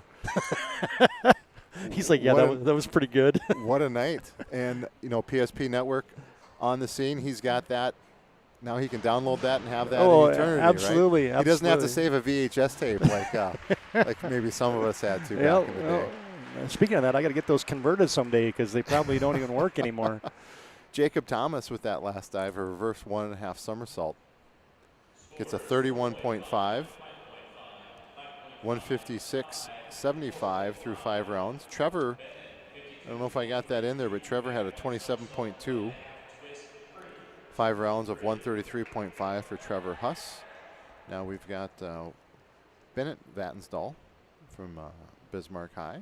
That was a huge dive for Trevor Huss. Yeah. Back somersault with 1.5 twists.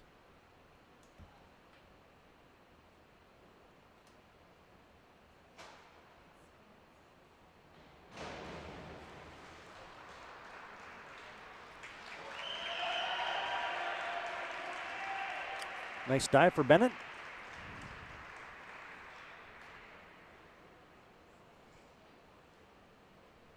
A 41.4.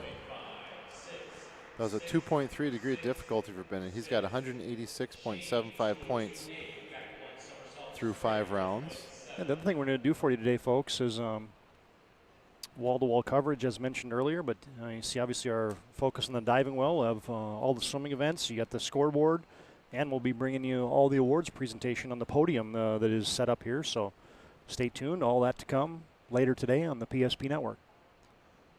This is Shane Janis of Dickinson.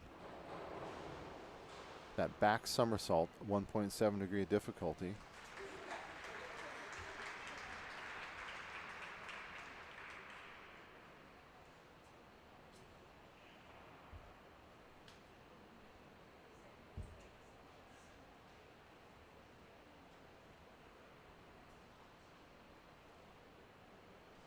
We await our judge's decision. Our next diver will be Bennett Vatnsdahl. Excuse me, Bryce Vatnsdahl. It took me this long to mix them up, but I made it over an hour, almost 2 hours. Yeah, and they both got the same colored trousers on today. You know what I mean? The same Speedos. Yeah. That was a 10.2 for Shane in his last dive. 5-round total of 98.55. So Bryce Vatnsdahl with 403C, inward 1.5 somersaults, 2.2 degree of difficulty. Again, that C means he's going to be performing this in the tuck position. I learned something new today, so I want to make sure I share it with Yeah, everybody. hey man, I appreciate that because I did not know that until today.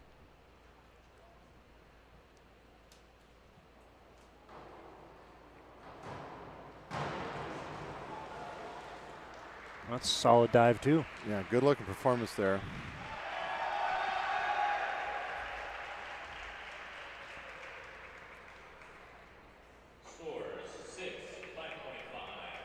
A 36.75 for that round. 164.30 for the 5-round total for Bryce Vatnsdal. Aiden Stewart on the board for Mine on High. A back 1.5 somersault with half a twist. 2.1 degree of difficulty.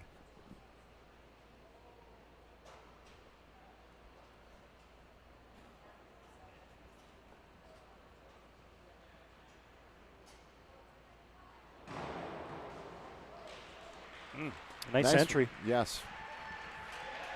Good looking dive too. You throw in those half twists and you never kind of know what their body's going to do when they get up there. And good control, good body control by Aiden in that dive. A 38.85 for the round.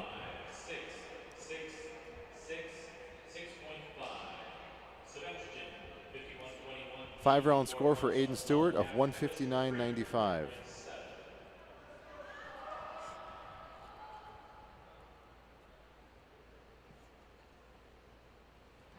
Sebastian Mott of Mandan taking his place on the board for this 5th round of diving. A forward somersault with half a twist. 1.7 degree of difficulty. It's getting that tension just right on that board.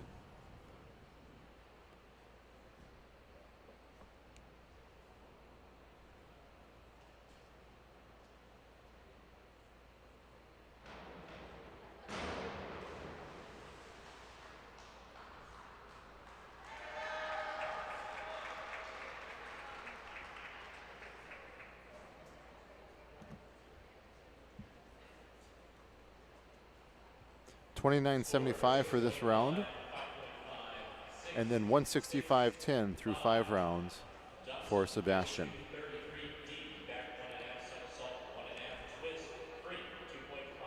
Three more divers here. We'll take a bit of a break. So we've got Dawson Wilson performing his 5th round dive, a back 1.5 somersault with 1.5 twists. A 2.5 degree of difficulty.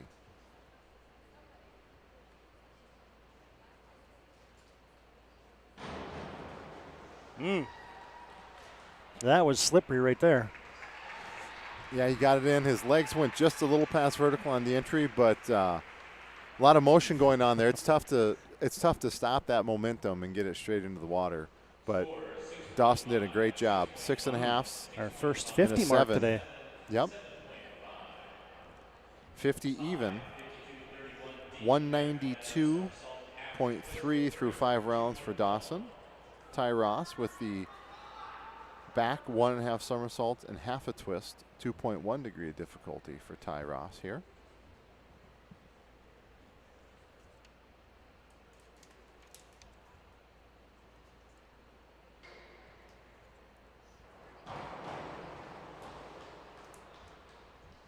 Again, momentum got him a little bit on that entry with those legs whipping through. Well, those back dives, you don't get the height, like you mentioned earlier. You don't get the height that you do. You've really got to perform those crisp and clean. 35.7 for Ty in that round, for a 5-round total of 195.35.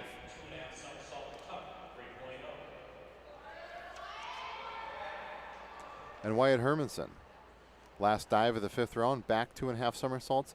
A 3.0 degree difficulty, our highest degree of difficulty dive today. That's a lot. Back 2.5 somersaults. You see Wyatt getting his body set on that far board.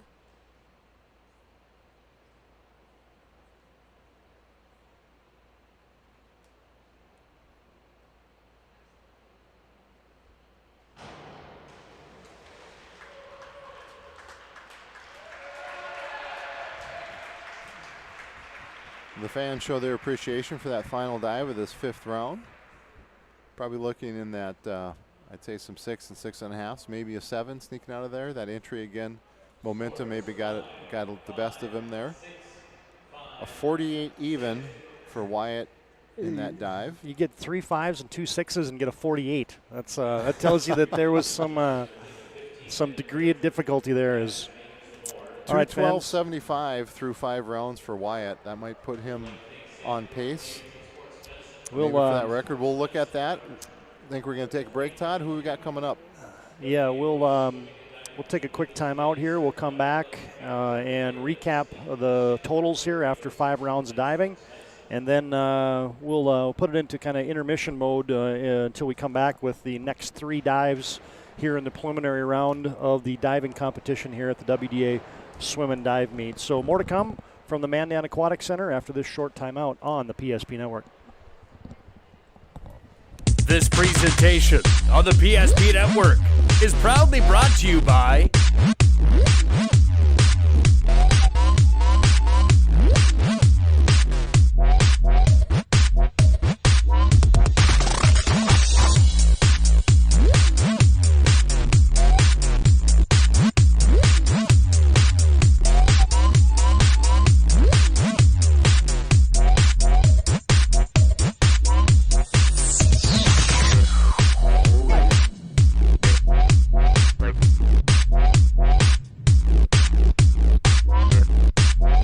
sure to like and follow the PSP Network on all social media platforms. PSP Network, it's game day.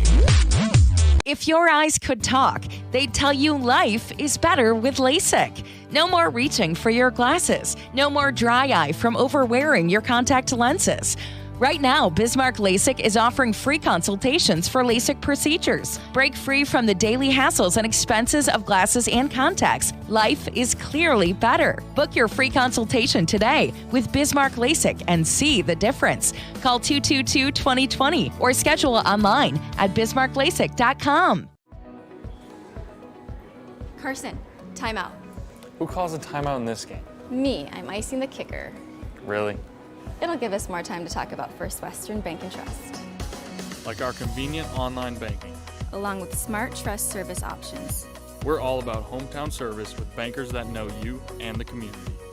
Okay, go ahead and kick. I don't believe this.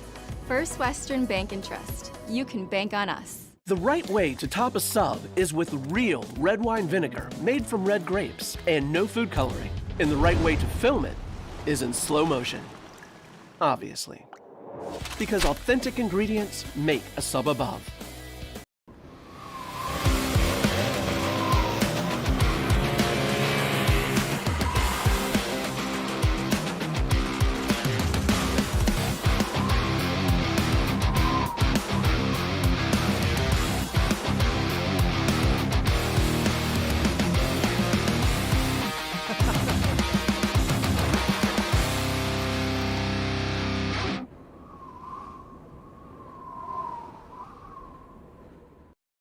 You have built an amazing life by working hard and doing your job well. Delivering financial advice is what we do well. At Ameriprise Financial, our job is to use our skills, experience, and research to help you become more successful in today's economy. What we want you to walk away from each encounter with is satisfaction in knowing that together, we've done what we can to help you work toward a better future.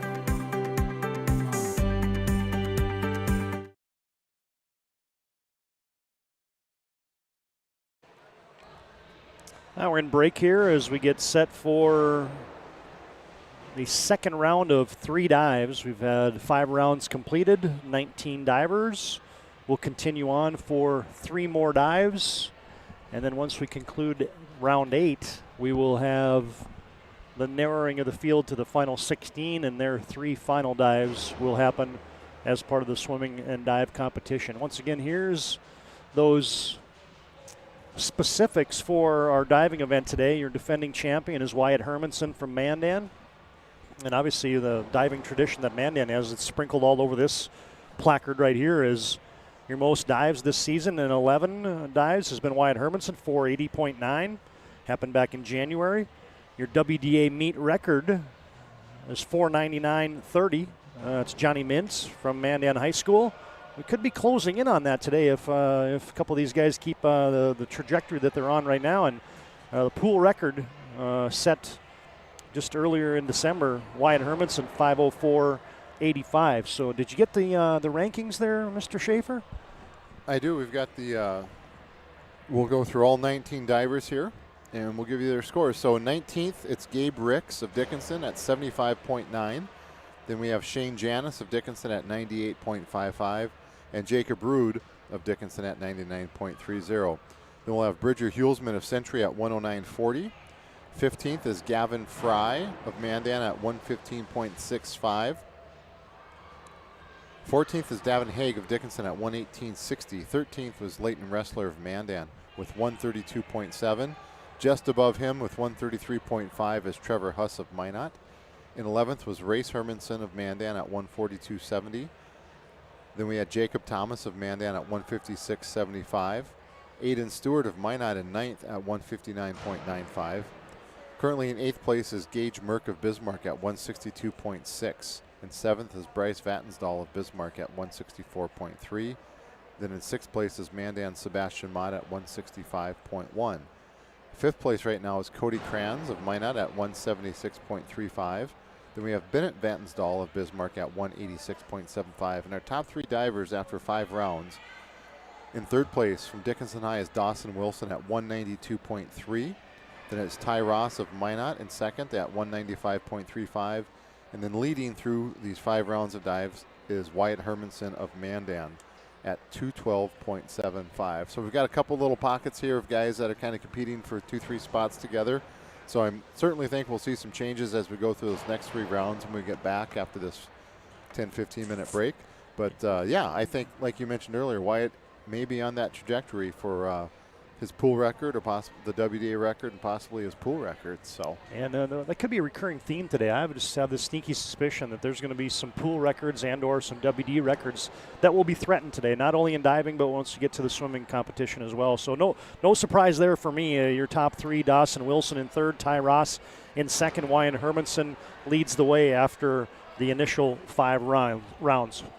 Okay, fans, we'll take a break here. We're going to run a few minutes of ads, and then we'll come back, and you'll just be able to watch, and we'll have some music playing and a placard on there that just indicates what time we will be back with the next 3 rounds of somebody just had a dive that they're not going to want to see, as I think that we got enough of that on tape. It might make the team video right there. I don't know who that was, but we'll see exactly who did that. But it might have been just barely off the screen. So on the good dives, you hear the fans react, and on the bad dives, you hear all the diving kids react. Yeah, these guys they're a brotherhood in amongst themselves, and they recognize they've all felt the pain, and they're all rooting for each other. So absolutely.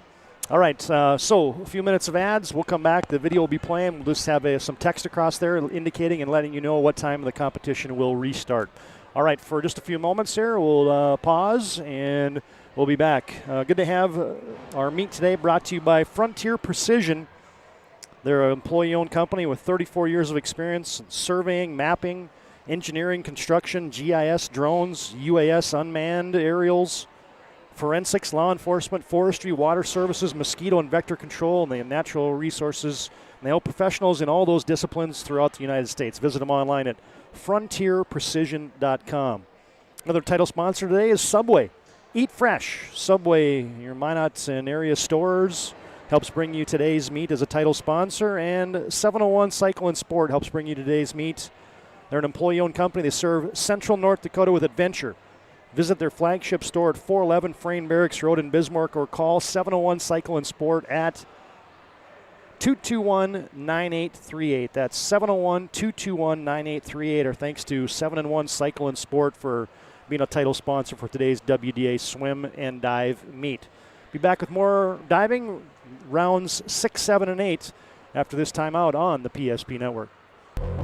This broadcast presentation on the PSP Network is brought to you by BNC National Bank, Planning Team Financial, Sport Clips, Tires Plus, Bismarck LASIK, First Western Bank and Trust, Jobbers Moving and Storage, The Medicine Shop, Hub International Insurance, The Chuppy Clinic, and Prairie Rose Family Dentists.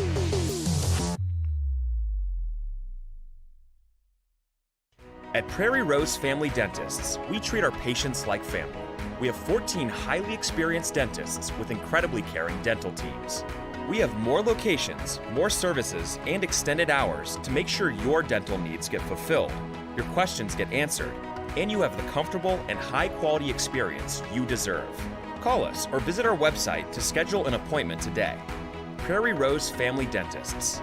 We are family.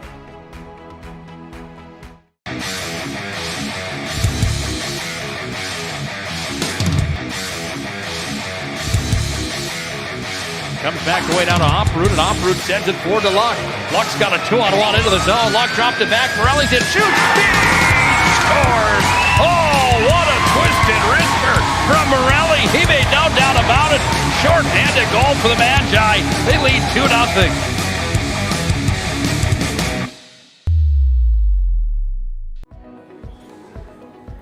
Carson, timeout. Who calls a timeout in this game? Me, I'm icing the kicker. Really?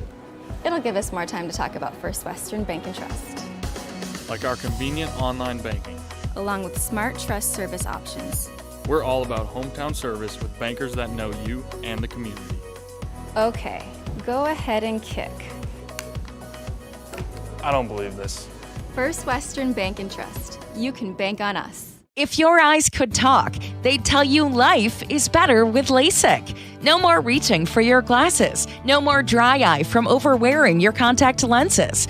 Right now, Bismarck LASIK is offering free consultations for LASIK procedures. Break free from the daily hassles and expenses of glasses and contacts. Life is clearly better. Book your free consultation today with Bismarck LASIK and see the difference. Call 222-2020 or schedule online at bismarcklasik.com. The best part about working at BNC National Bank is developing relationships. I love working with people. We've been here for over 25 years. We've grown just like our communities we're in. But we still have that personal connection with our customers. And that's why we can find the best solutions for them. It feels great seeing projects around the community and knowing we're a small part of making that happen. We're helping people buy their first homes. Plan for the future. From startups to big business. We're part of the community. And we're proud of it. Yours truly, BNC. You remember where this goes? I don't know. Are you sure it was a clicking and not a zoom, zoom? I think your quash litter valve's stuck. Do you even have insurance? If we soak it, it should be good. No matter how much you know or don't know about your vehicle, trust the experts at Tires Plus. Real answers from real mechanics. Inspections are free to ensure your vehicle is always in peak condition. Thinking service? Think Tires Plus. Whether you're looking for a full-service financial plan or planning for farm or business succession, Planning Team Financial Advisors is here to help you work toward achieving your financial goals. With locations in Bismarck, Garrison, and Center, our full-service team of professionals are dedicated to helping you work towards achieving your financial goals. Visit us online, planningteam.com. Securities offered through LPL Financial, member of FINRA and SIPC. Investment advice offered through GWM Advisors, LLC, doing business as Goss Advisors, a registered investment advisor. GWM Advisors, LLC, and Planning Team Financial Advisors are separate entities from LPL Financial. The North Dakota Safety Council is dedicated to preventing injuries and saving lives by offering hundreds of safety courses. The NDSC helps workers return home safely every night and make sure schools are ready for any emergency. Our first aid training and defensive driving courses help save lives. We empower people through personal protection courses and operational risk assessments for businesses. We're a private, nonprofit organization committed to making North Dakota's homes, schools, communities, workplaces, and roads the safest in the nation. Learn more at ndsc.org.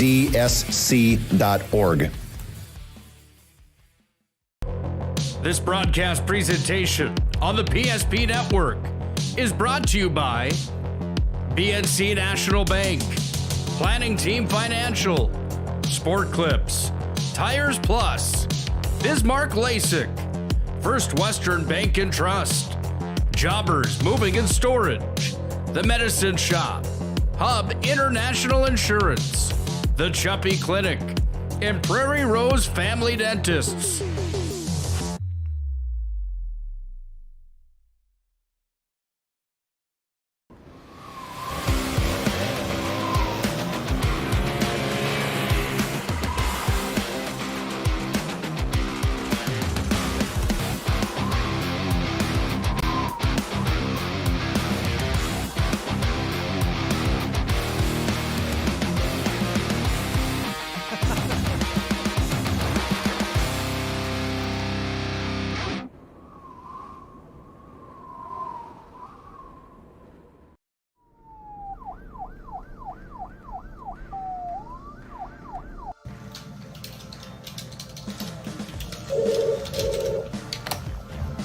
lines approved.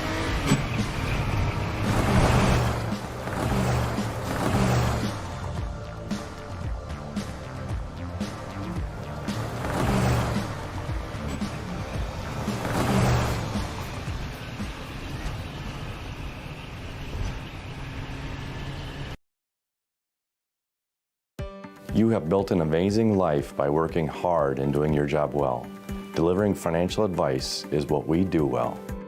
At Ameriprise Financial, our job is to use our skills, experience, and research to help you become more successful in today's economy. What we want you to walk away from each encounter with is satisfaction in knowing that together, we've done what we can to help you work toward a better future.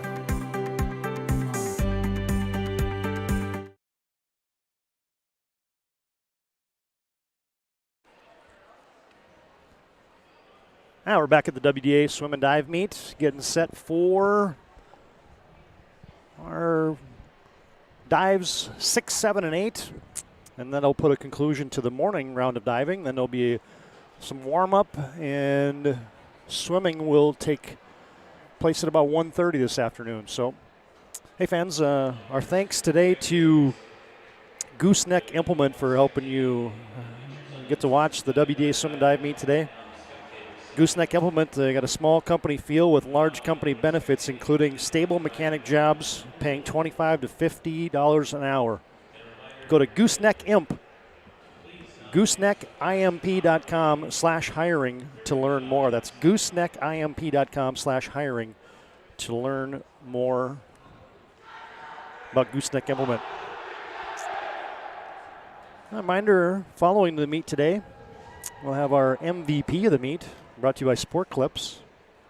And we'll also have our move of the meet, brought to you by Jobbers Moving and Storage. Sport Clips located on 411 South 3rd Street in Bismarck. And Jobbers brings you the move of the meet. Jobbers Moving and Storage with locations in Bismarck, Minot, Fargo, and Aberdeen. Find them online at jobberswarehouse.com. Well, I see the officials are getting back into position.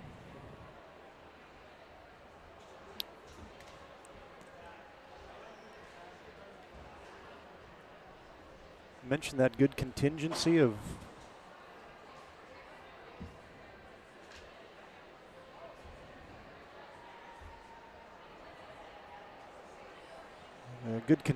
fans in attendance, kind of circling that diving well.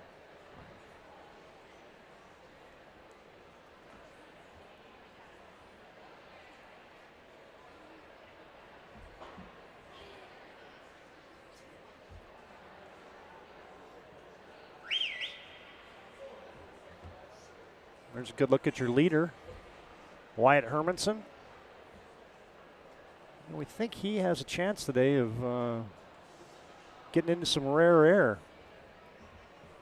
He's already a very accomplished diver, but as we bring up the stats from the diving competition, he has a chance to get close to the WDA record by Johnny Mintz, and also the pool record that Wyatt has set himself. So we'll see as we get navigated now into round 6.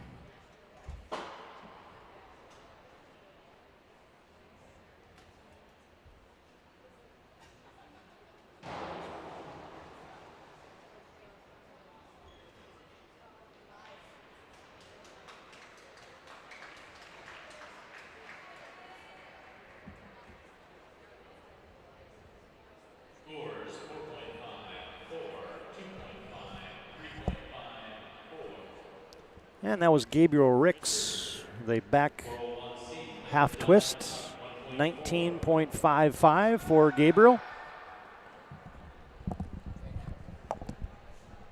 And next up is Bridger Hulsman, the 7th grader for the Century Patriots. Gabriel had a 19.55.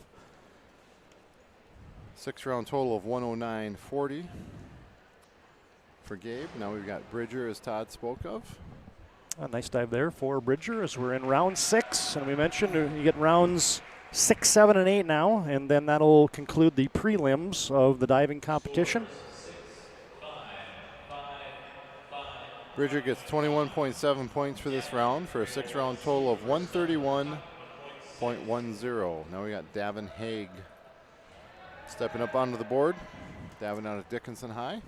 I do like when they have breaks like that because I got to the restroom. I got a scotcheroo. I mean, yes, got to have some sustenance once in a while. You don't have to be the Iron Man all day long. No food, no water. Yeah. Slip something through a small hole in a cell.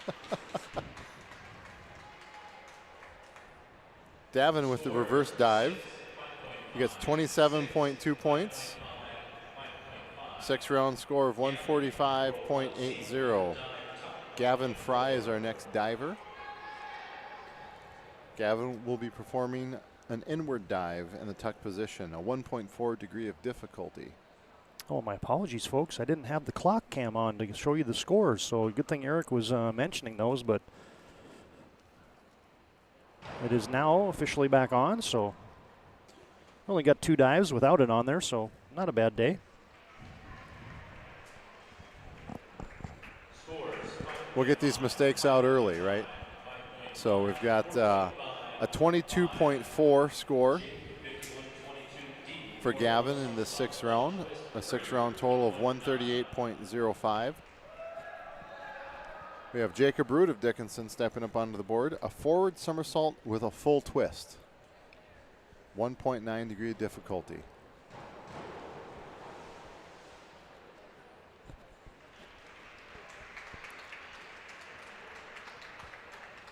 Jacob wastes no time up on the board. Nope. He's up there for a reason. He's going to get his dive in. He got a 22.8. He's not going to get paralyzed on the board. You can tell that. He's getting up there. I got my mind made up, and I'm going. I'm hitting it. Yep. No freeze going on there. That's right. I'm not going to overthink this one. Now we've got Race Hermanson, a forward somersault with half a twist, 1.7 degree of difficulty. Race is on the far board.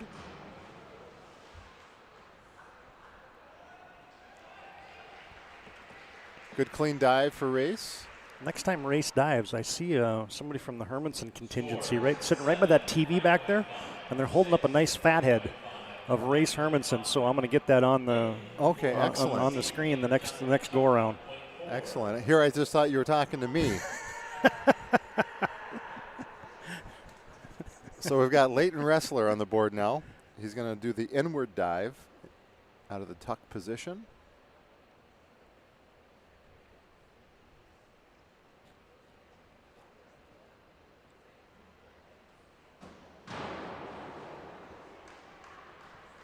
Gets those knees up into the tuck, releases them up to the top.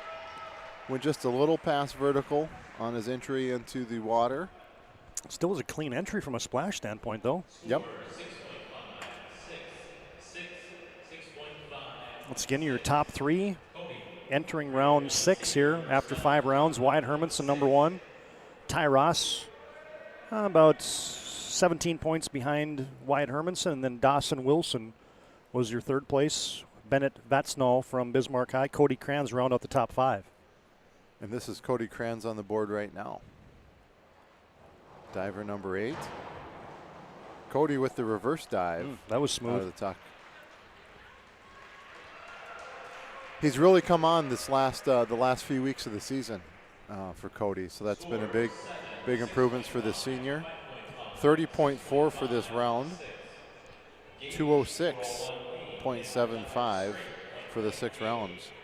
And Cody just in his 3rd year of diving, so it's never too late to start.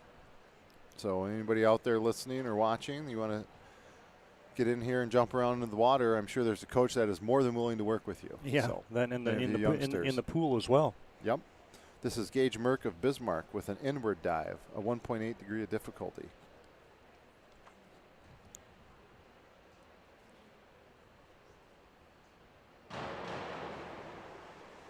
You know, I was having an ongoing conversation with Mitch Lundy, the athletic director up at Mandan High School, and he's been a fan of our broadcasts over the years, and he gets a kick out of one of the taglines that I have is shuffling the puppies. You know, that's one that I've kind of coined in basketball, and he's waiting for me to come up with a couple good taglines for swimming and diving. So I'm going to put my mind to work today.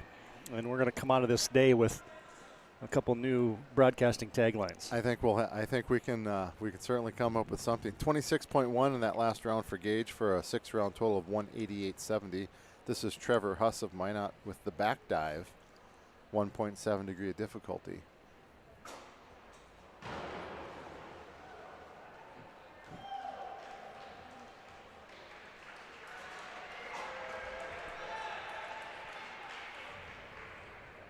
Scores 24.65 in this round for Trevor. 158.15 for his 6-round total. You know, the one thing we haven't mentioned today, Eric, is the upcoming schedule on the PSP network. Of course, you got District 12 basketball up going in Minot today. Overtime with Scott Woodmansing just finishing up this morning. And then you got a Region 5 play-in game coming up on Tuesday, and then the WDA basketball tournament wall-to-wall coverage on the PSP network next Thursday, Friday, and Saturday. That's going to be a big weekend. It's going to be a huge weekend of basketball action, and we'll have some interested viewers from the state swim meet in Fargo tuning back into the WDA tournament. Absolutely. Myself included. I will be there as well. I tweeted out that we'll have to have a watch party of the PSP network at the Holbert Aquatic Center next week. We've got a couple swimmers here for Minot that have brothers that play on the Minot High team. Well, and we just got done with the Region 6 girls tournament up in Minot, and in 3 days had 26,000 viewers in 3 days for a Region 6 girls basketball tournament. I can't imagine what the viewership's going to be for the WDA. This is Bennett Vatnsdahl. Bennett with the reverse somersault. I shouldn't say 26,500 views. That doesn't necessarily translate to viewers, but it's still it's still a metric that we track on the PSP network. So just want to be clear with that. 32 even for Bennett in this round for a total score of 218.75. And that's what PSP network can bring you. It can bring you some eyeballs. So we want to thank our sponsors today again for recognizing that, helping us get the broadcast on the air today. And I know we're going to get a lot of views here from some swimming and diving relatives and friends and just people interested in the event itself. Absolutely. Yeah, our mission is to promote local athletes. No better way to do that than shine a camera at a pool once in a while. This was Shane Janis with the forward somersault and the half a twist. Scores 22.95, 121.50 through 6 rounds. Now we have Bryce Vatnsdahl. Reverse 1.5 somersault, a 2.1 degree of difficulty. I don't know who comes up with a degree of difficulties. It's got to be like a national standards body, right? Certainly is, but I think there should be like another 1 and a 0 added onto these because that's how difficult they really are. You know, a 3-point or a 4-point scale is pretty. It gets pretty tight.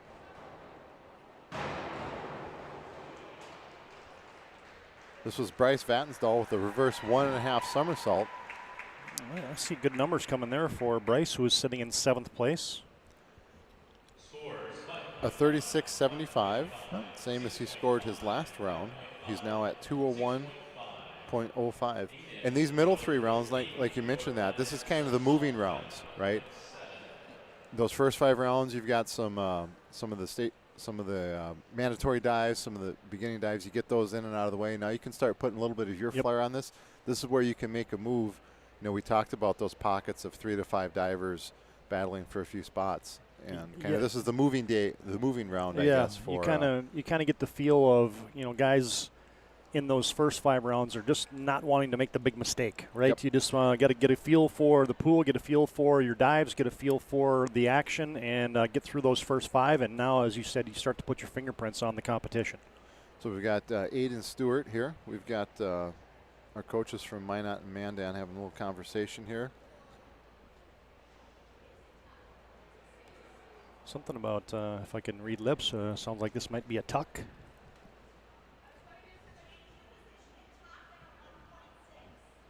Okay, so we're changing the dive here. They had it, the program was not correct.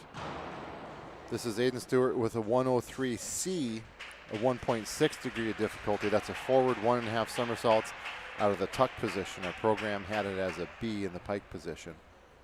Hopefully that didn't throw Aiden off too much. He gets a 24 even. Totals up for 6 rounds of 183.95. Now we have Sebastian Mott of Mandan. He has the 401C. This is an inward dive. Again, that C working for the tuck position. A 1.4 degree of difficulty. The inward dive. I think this is a dive, again, that a lot of divers can perform very clean. So I think the judges hold them up to that standard as well, too. They want to see a nice clean dive so he can earn the scores for these.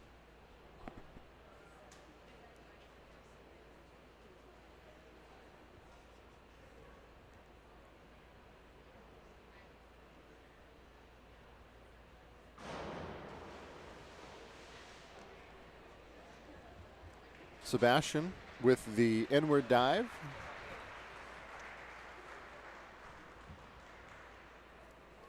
Didn't quite hold the vertical into the pool.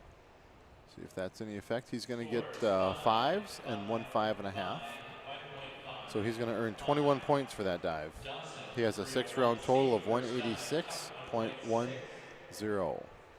And once again, if you're watching in that bottom right-hand corner of the screen, those numbers that are on the left column and the top of the right column are the scores. 2 of those are thrown out. The degree of difficulty is the number you see in the bottom of the screen right now, 1.6.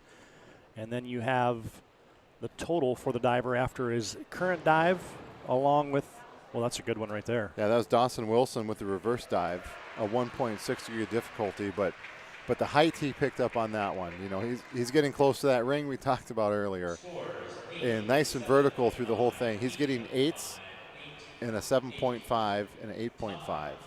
A 38.4 for that round for Dawson. And again, we mentioned he and Ty were real close on that second place. That dive is definitely going to help out Dawson. He's at 230.70. We now have Ty Ross on the board. He's doing the back dive, 1.6 degree of difficulty through that pike position on this 201B. Was there going to splash? I know there's a backpack right there in our line of sight, but there wasn't much. There wasn't much of a splash. And when you're skinny like Ty Ross is, I don't think he's made a lot of splashes throughout life. But he gets a 34.4. You're saying he might have to turn sideways to get wet in the shower? He's at 229.75. I don't think he's making a splash in the shower either. But so actually Dawson overtakes, little overtake there of Ty Ross for that second place spot. This is Wyatt Hermanson. He's performing that reverse dive that we just saw Dawson Wilson do. And folks, we just saw 2 great examples of how to do that dive with Dawson and Wyatt. Yep, those will both be big numbers. Score 7.5, 7, 7.5, 7.5, 7.5. He earns 38.25 points. That brings his 6-round score up to 251 points even. And that concludes round 6. And we're moving into round 7. We've got Gabe Ricks of Dickinson High back on our near board. The inward dive for Gabe. Really nice job coming off the board there, getting into the maneuver. Just a little bit. The entry was the legs got a little spread there, but definitely one of the best dives today for Gabe.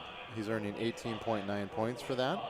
He's going to have a 7-round score of 114.35 points. Now we have Bridger Hulsman of Century.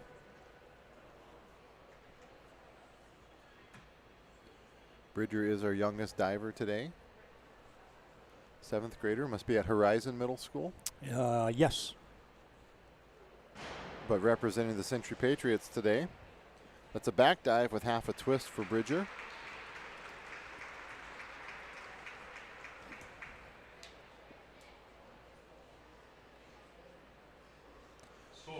A 27 even for Bridger. 7-round total of 158.10. Davin Haig of Dickinson stepping up onto the near board. And then the other competition going on here is you got a couple rounds left here, Eric, is who makes the top 16, right? To get to the finals. So that's right now Bridger Huseman is in number 16, Gavin Fry's in 15th. So a lot of competition yet on the bottom side of the bracket as well. Yep. This is Davin Haig with the reverse 1.5 somersault.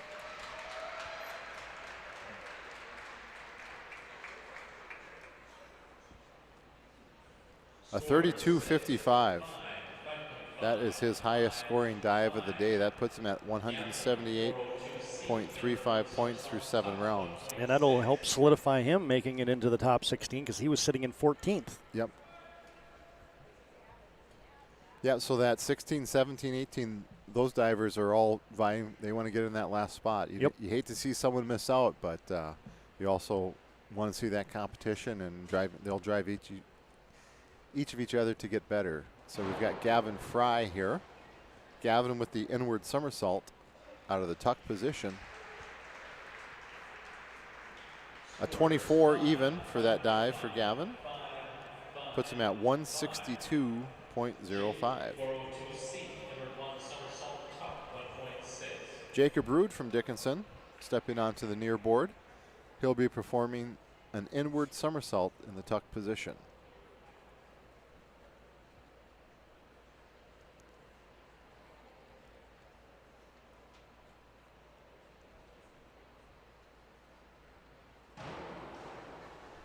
An important dive for Jacob as well. He's currently in 17th place, so trying to bump into that top 16. Yep, he really wants to rip this dive in his next one. 22.4 for Jacob in this round for a total of 144.50.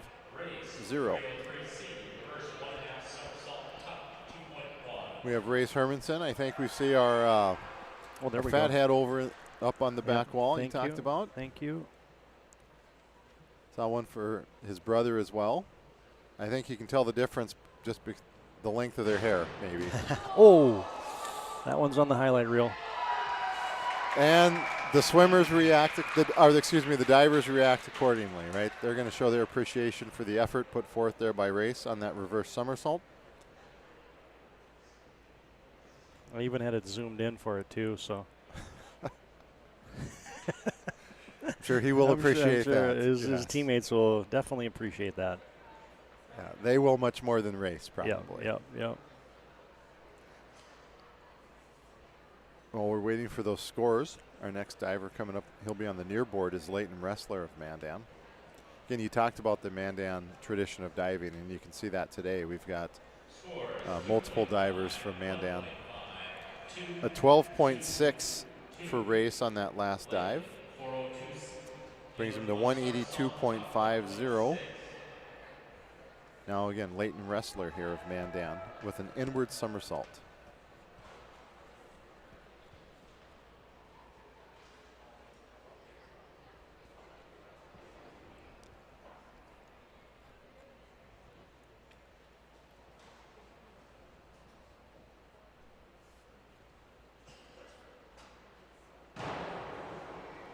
Leighton with a good inward somersault. Again, he is one of 6 Mandan divers in this competition today, and it looks like, as of now, all 6 of those divers are moving up into that top 16. A 27.2 for a total of 185.80 for Leighton. Cody Kranz coming up on the near board, a reverse 1.5 somersault. We talked a little bit earlier about Cody's progression throughout the season and almost improving every dive meet. So let's see what Cody has for us here. Just a little hitch in the giddy up the top there. I know that's not what Mitch Lindy's looking for, but but we did see that at the top of Cody's coming out of that tuck position. He gets a 29.40. And back to that Mandan comment for a second. We talked about that in the pregame about when you got quality divers like Johnny Mint and Wyatt Hermanson, success breeds success, and it breeds numbers. And you can kind of see that playing out for Mandan High School. And where does that make the biggest effect? In the team scoring at the end of the meet. You're placing 6 in the WDA, 6 divers in that event. At state, we can only have 4 in each event scoring, but But those are points that other teams aren't getting. So you can really make a move in this diving event. And Mandan has done that historically. So this was Gage Merck of Bismarck with the reverse dive. He earns a 27.9. He's got a 7-round total of 216.60. Now we have Trevor Huss of Minot, the back somersault, utilizing the tuck position. 1.5 degree of difficulty.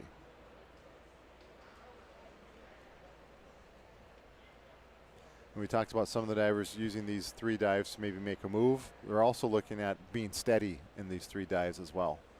Some of these divers want to kind of hold that spot and then really turn it up in those last 3 dives. So that's why we're seeing a lot of these dives in this 1.5 to 1.8 degree difficulty range. So Trevor Huss with the the back somersault. Another nice dive for Trevor. I got a kick out of.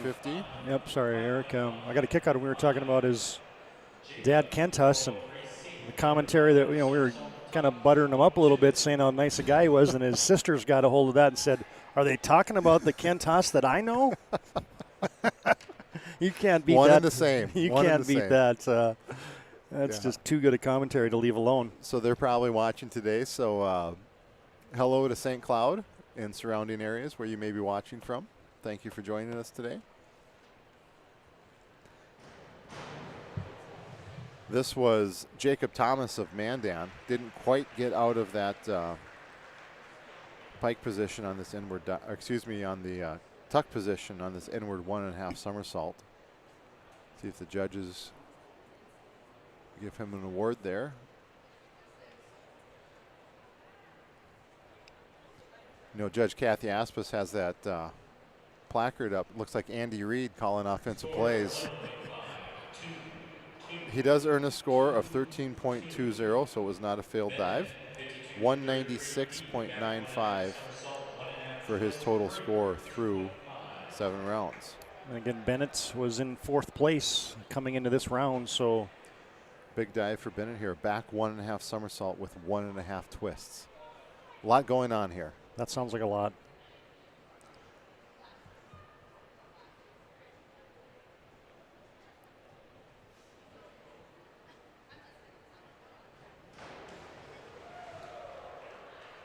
Boy, he almost got there. Just a little short on that entry, but I'm thinking 5.5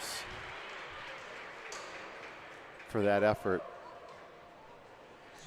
Look at you. That's what we're going to get. 5s and 5.5s. He's going to pull out a 40 round score. He's at 258.75.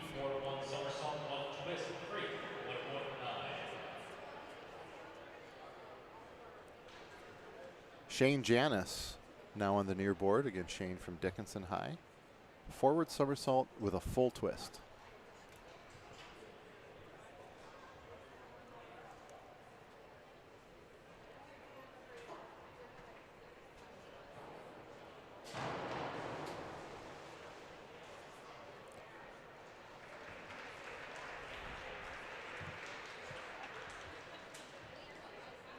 That full twist may have got the best of Shane on that dive, but he comes over, arms raised to his teammates. That's right. He's got a big old smile on his face, arms raised. He's like, yeah, baby. He got a 21.85 in that dive. Who knows? Maybe he's failed that thing, like 12 times in a row, and he just completed it. Exactly. Yeah. So it's the game within the game. So we may see something, but certainly his reaction is showing us that he was happy with that dive. This is Bryce Battensdahl. Bryce with the back 1.5 somersault.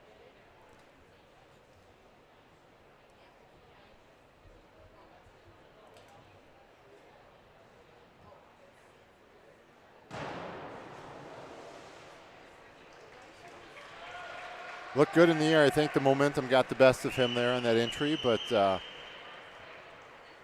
Bryce is in that 5, 6, 7 battle. Gets a 33.35 for that round of diving. 234.40 for his 7-round total. Somebody blew the whistle. Oh. Looks like Bryce is having a discussion from the water with the judges. This may be when they have an issue, they have to stay in the water and talk to the judges. I know at the state meet a few years ago, there was a diver, I believe, from Minot, that there was a flash photography happened, and he caught it at the other end of the pool, and he swam over and let them know that threw him off, and they let him reattempt the dive. Interesting. So I'm not sure what's going on here, but it looks like they're pointing at the board. Are they going to let him? So we got someone coming over here to let us know kind of what's happening. Well, it looks like Bryce is getting ready to reload it. Yeah. So that may be the case. We'll see what the explanation is here. Give us a few seconds. Yeah, thank one of our sponsors, Gooseneck Implement. 400 plus employees, 13 locations, all striving to maintain John Deere's highest quality of service, highest standard of quality service, business integrity, and strong customer service. You can visit them online at gooseneckimp.com. gooseneckimp.com. Our key sponsors today, Gooseneck Implement, along with our title meet sponsors, Frontier Precision, 701 Cycle and Sport, and Subway, help bringing you today's 2022 Swim and Dive Championships. I don't know, did we get an official explanation there? As it still looks like Bryce Vatsnall is getting ready to redo, but then we're going to the tape. We got to do a replay? While we have a second, boy, folks, we couldn't be more excited to bring you the WDA basketball tournament. Here's what that looks like. This coming Thursday, Friday, Saturday, the WDA basketball tournament. Boys first round games, 3 o'clock, Minot versus Jamestown. That's the 1 versus the 8 seed. 4 and 5 seeds are St. Mary's and Dickinson to follow. The evening session, 6:30 p.m. Century, the 2 seed, takes on Mandan, the 7 seed. And then you got Bismarck and Legacy in the nightcap game on the boys' side at 8:15. Girls' opening round games look like this. Again, you'll have all of these games on the PSP network. You got the opener is number 1 Century versus number 8 Watford City. That's a 2 p.m. start. 3:45, you got 4 and 5 game. That's Jamestown and Legacy. 5:30, Minot and Turtle Mountain minus the 2 seed. Turtle Mountain the 10 seed. And 7:15 in the nightcap is Bismarck High and Mandan. So the judges have awarded a redive for Bryce. Not sure what the reasoning was, but he is getting, maybe he had some issues with that board, because I see he's doing it on the near board instead of the far board this time. So yeah, interesting. We'll see what he is getting awarded to. He got a the do-over. He got a 33.85. So maybe what happens if he gets worse? Does he get to keep his better one? I think this is the one that's going to stick. And again, a good-looking dive from here. Maybe a little, that momentum again carries a little bit over on that water entry, but. Scores 4.5. Did he get the exact same? He did get the same score, 33.35, so he's at 234.4.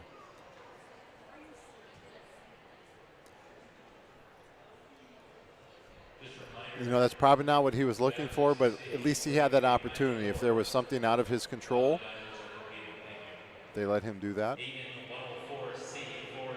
I just made an announcement over the loudspeaker here about, athletes that are behind the board, just to try to be still while the athletes are, especially when they're performing a back dive. Yeah, maybe something in a sight line, whatever. So this is Aiden Stewart of Minot.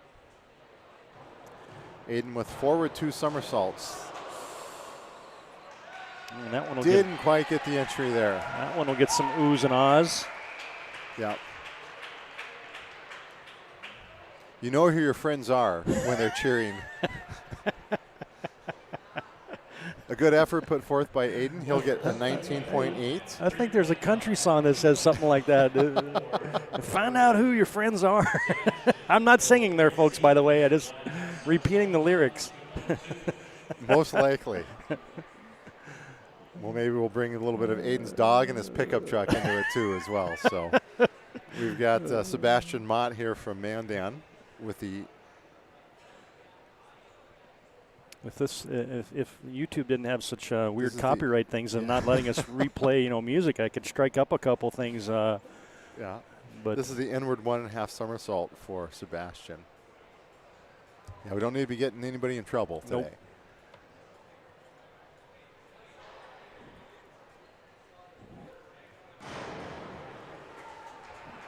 Good execution dive by Sebastian. He's had a number of good dives today.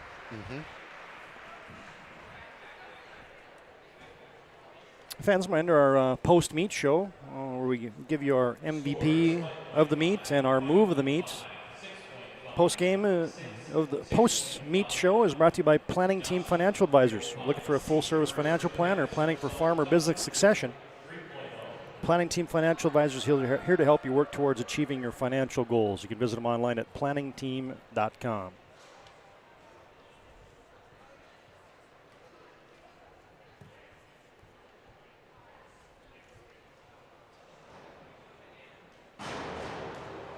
This is Dawson Wilson with your reverse 2.5 somersault. Again, a very nicely executed dive by Dawson. 55.5 points for that dive. That was a 3.0 degree of difficulty. That would be he rips that the highest mark of the day. Yes, when he gets 55.5. So he's up to 286.2 at this time. He also got a little fist bump there from Wyatt Hermanson. So love the sportsmanship. Game recognized game. That's right. We have Ty Ross with a back 1.5 somersault, a 2.3 degree of difficulty. Well, Ty's had some solid dives today too. Very much so. Nice and consistent. Yeah, he's going to be right there. He's not. He puts up a 39.1 for this round for a 7-round total of 268.85. Very consistent. He doesn't have the big high degree difficulties, but he's executing every one of his dives well, and I think we can see that in the score. This is Wyatt, our final diver of the 7th round. A 3.0 degree of difficulty, back 2.5 somersaults. Excuse me, reverse 2.5 somersaults. And I think Todd's reaction sums everything up right there. I think maybe we might see a big score here. A 57 even for Wyatt. Yeah. There's your highest round score of the day, and he is also your leader after 7 rounds with 308 points. And now starting round 8, final round of the prelims.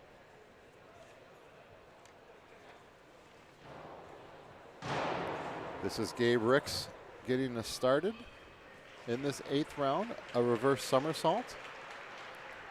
Again, nice smooth dive from Gabe, a 24. That's his highest dive of the day.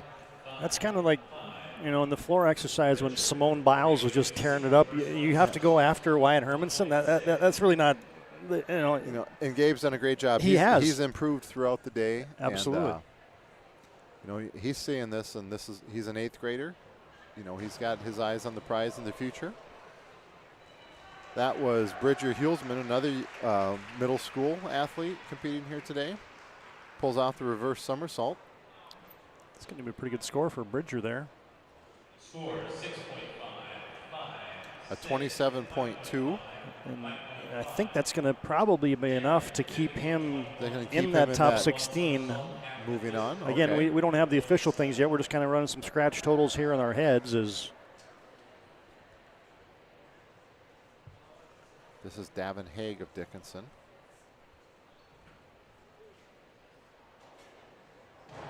Davin with the forward somersault, half a twist. You can see the 1.7 degree of difficulty on the scoreboard.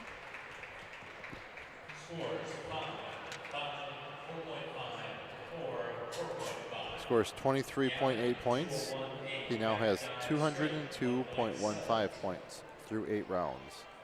Once again, take a short break after this round of diving, and then we'll come back with the diving totals, let you know who's moving on. And we'll have a warm-up break, then we'll let the swimmers get in the pool, and we'll be back on the air probably in that 115, 120 range. Absolutely. For another round of our Shields pre-meet.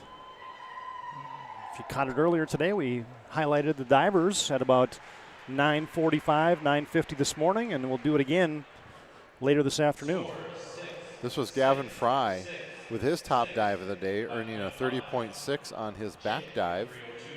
He now has 192.65. And that was a good dive for him. Again, he was sitting in 15th, so that's going to likely propel him into the top 16. Yeah, that's going to keep him there. Now we have Jacob Rude of Dickinson. A reverse somersault in the tuck position. These guys are all stepping it up here a little bit in this this 8th round. It's their time to shine. A 23.2. That is his highest scoring dive of the day.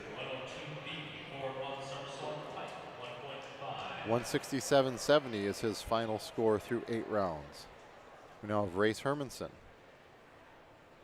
And there's the fathead again. Yep, 102B. Forward somersault for Race. Boy, a good bounce back dive. He didn't get that entry quite in good at the last dive, but a really good bounce back dive for Race. Scores 28.5 points for a 8-round total of 211 even. 201C back dive tuck 1.5. Leighton Wrestler of Mandan now with the back dive, a 1.5 degree of difficulty, utilizing the tuck position in this back dive. Came into this round at 185.8 points.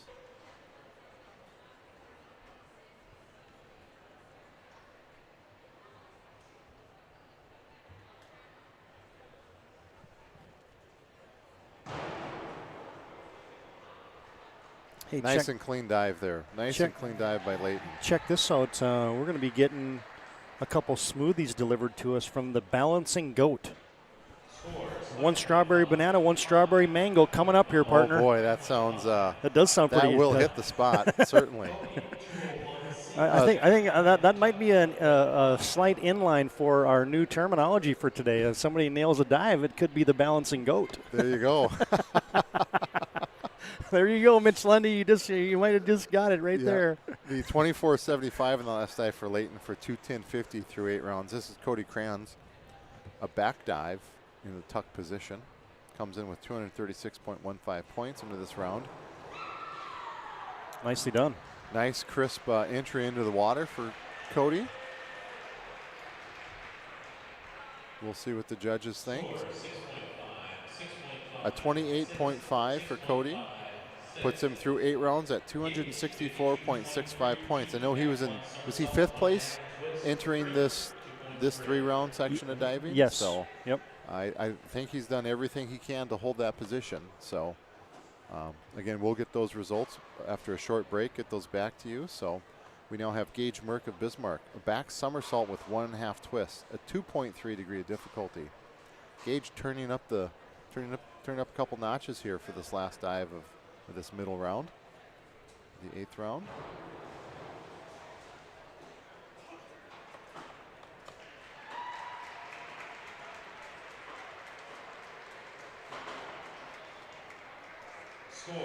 A 40.25. That is his highest, his second highest scoring dive of today. He has 256.80 points through 8 rounds. Going to put him about 8 points behind Cody Crans. This is Trevor Huss of Minot with the forward somersault and half a twist. I will say that Trevor likes this dive just like his dad likes his Shirley Temples with half a twist. Trevor gets a 23.8 for a total of 204.45 through 8 rounds. Jacob Thomas coming up to the board for a forward 1.5 somersault in the pike position.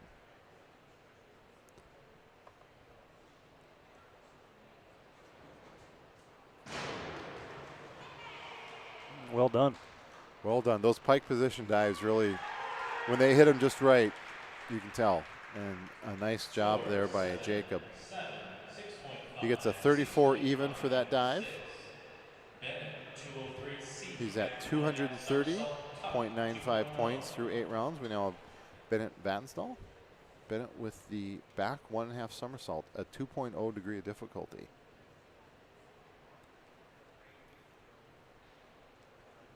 This out of the tuck position for Bennett.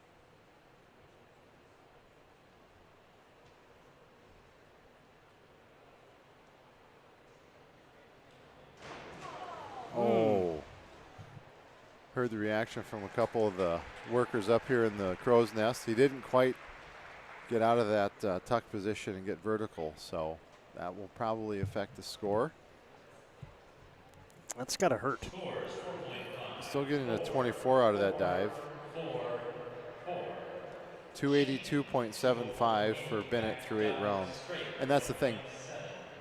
That does hurt. Like, that's painful. Yep. And they'll bounce back. We saw the one race do that earlier, came back with a nice clean dive. We've got Shane Janis on the board here. We're hoping for a nice clean dive, bounce back for Bennett next round.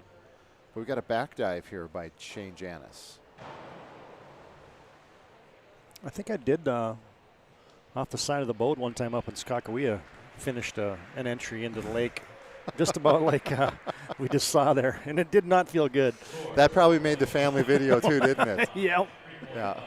I'm sure the boys had some fun with that. An 18.7 on that dive for Shane. He's at 162.05 points through 8 rounds. We now have Bryce Vatnsdal. He has the back dive with half a twist, a 1.8 degree of difficulty.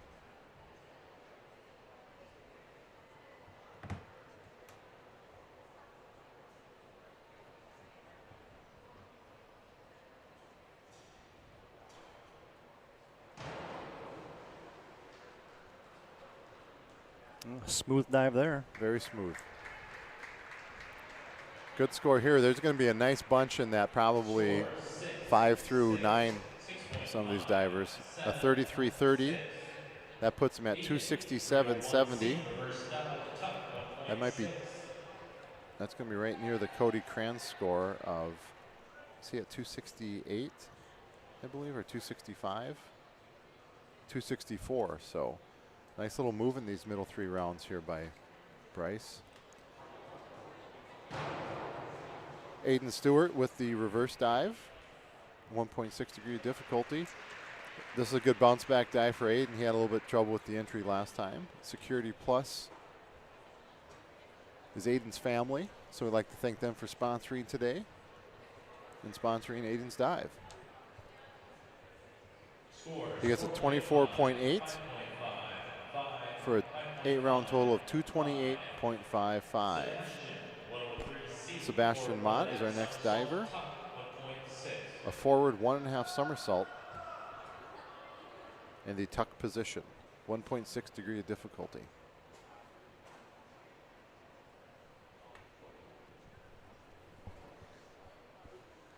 He's had some good success with those inward dives today. Let's see what he does with this forward 1.5 somersault.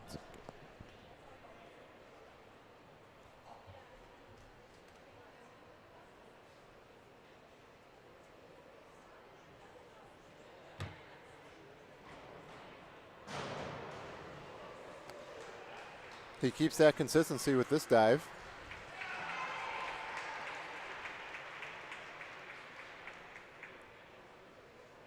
It's like you got a knowledgeable dive audience when they don't make any noise until the diver comes out of the water, right? That's does no good when they're submerged. They can't hear it anyway. They can't hear it anyway, so they wait for that head to pop up. And a 30.4. He's at 256.1, so he's going to be in that little pack of divers that we spoke of earlier. Now on the board is Dawson Wilson. Dawson with the inward 1.5 somersault, a 2.2 degree of difficulty.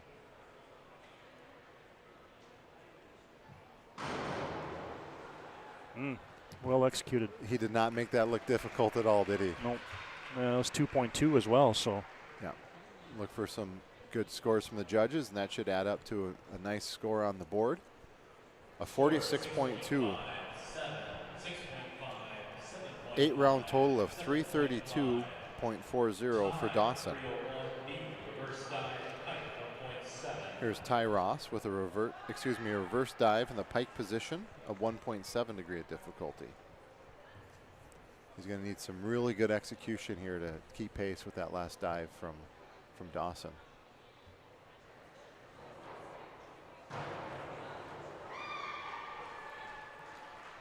And we certainly got that. Well, 33.15 for Ty for a 8-round total of 302.00. Here's our final diver of this 8th round, Wyatt Hermanson, in inward dive in the pike position.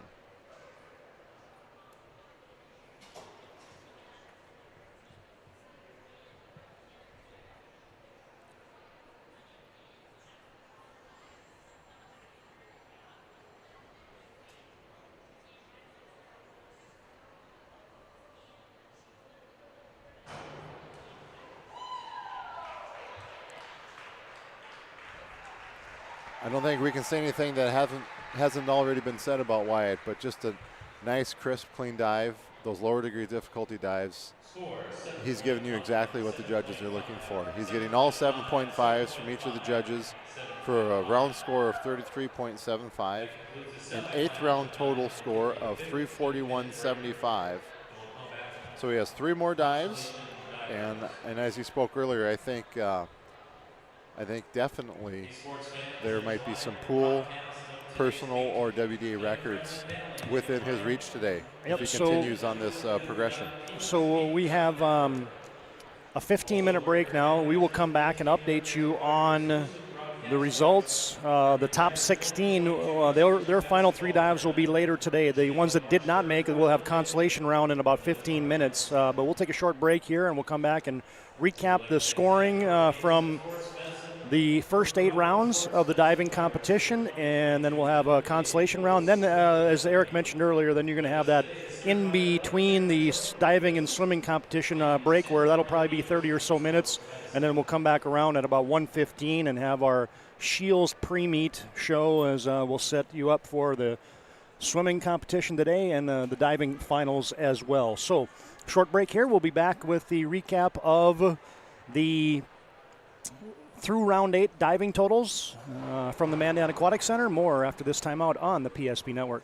Whether you're looking for a full-service financial plan or planning for farm or business succession, Planning Team Financial Advisors is here to help you work toward achieving your financial goals. With locations in Bismarck, Garrison, and Center, our full-service team of professionals are dedicated to helping you work towards achieving your financial goals. Visit us online, planningteam.com.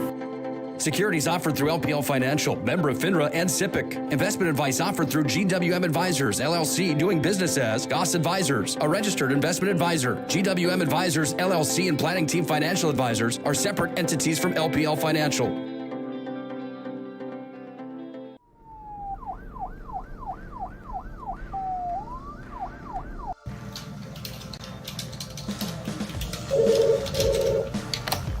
Thanks for buying some room.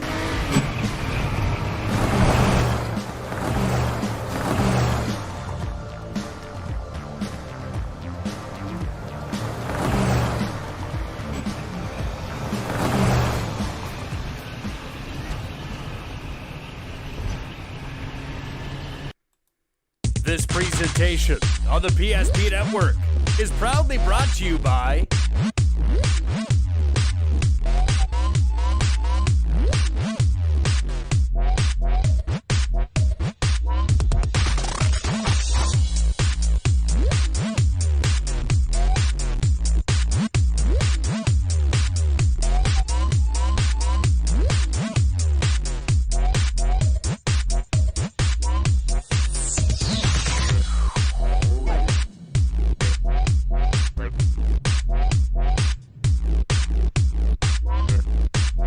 Make sure to like and follow the PSP Network on all social media platforms.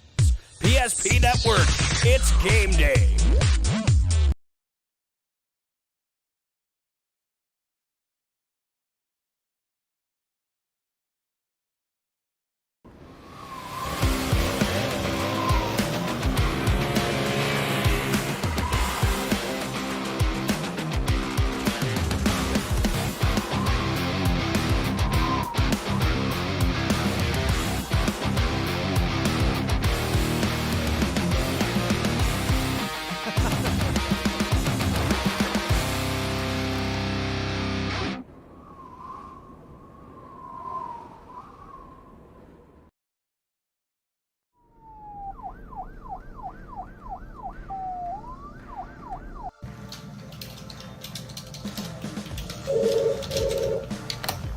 Thanks for buying some room.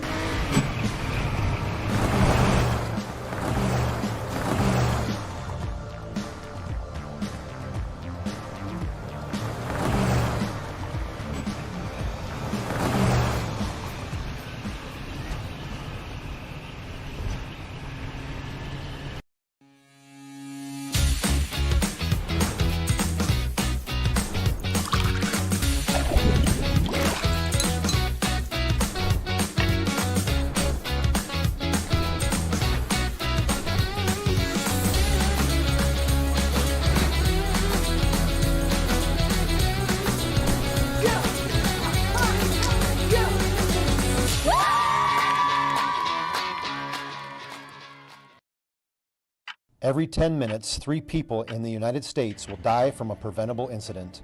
More people are dying on our roadways and in their homes than ever before, but that's where the North Dakota Safety Council can help. Safety is our mission, from the workplace to any place. We're a private nonprofit that offers more than 150 training courses that are dynamic, hands-on, and effective. From CPR and first aid to driver safety and even workplace violence preparedness, we want to make sure your loved ones come home safe each night. Go to ndsc.org to see how together we can make a difference.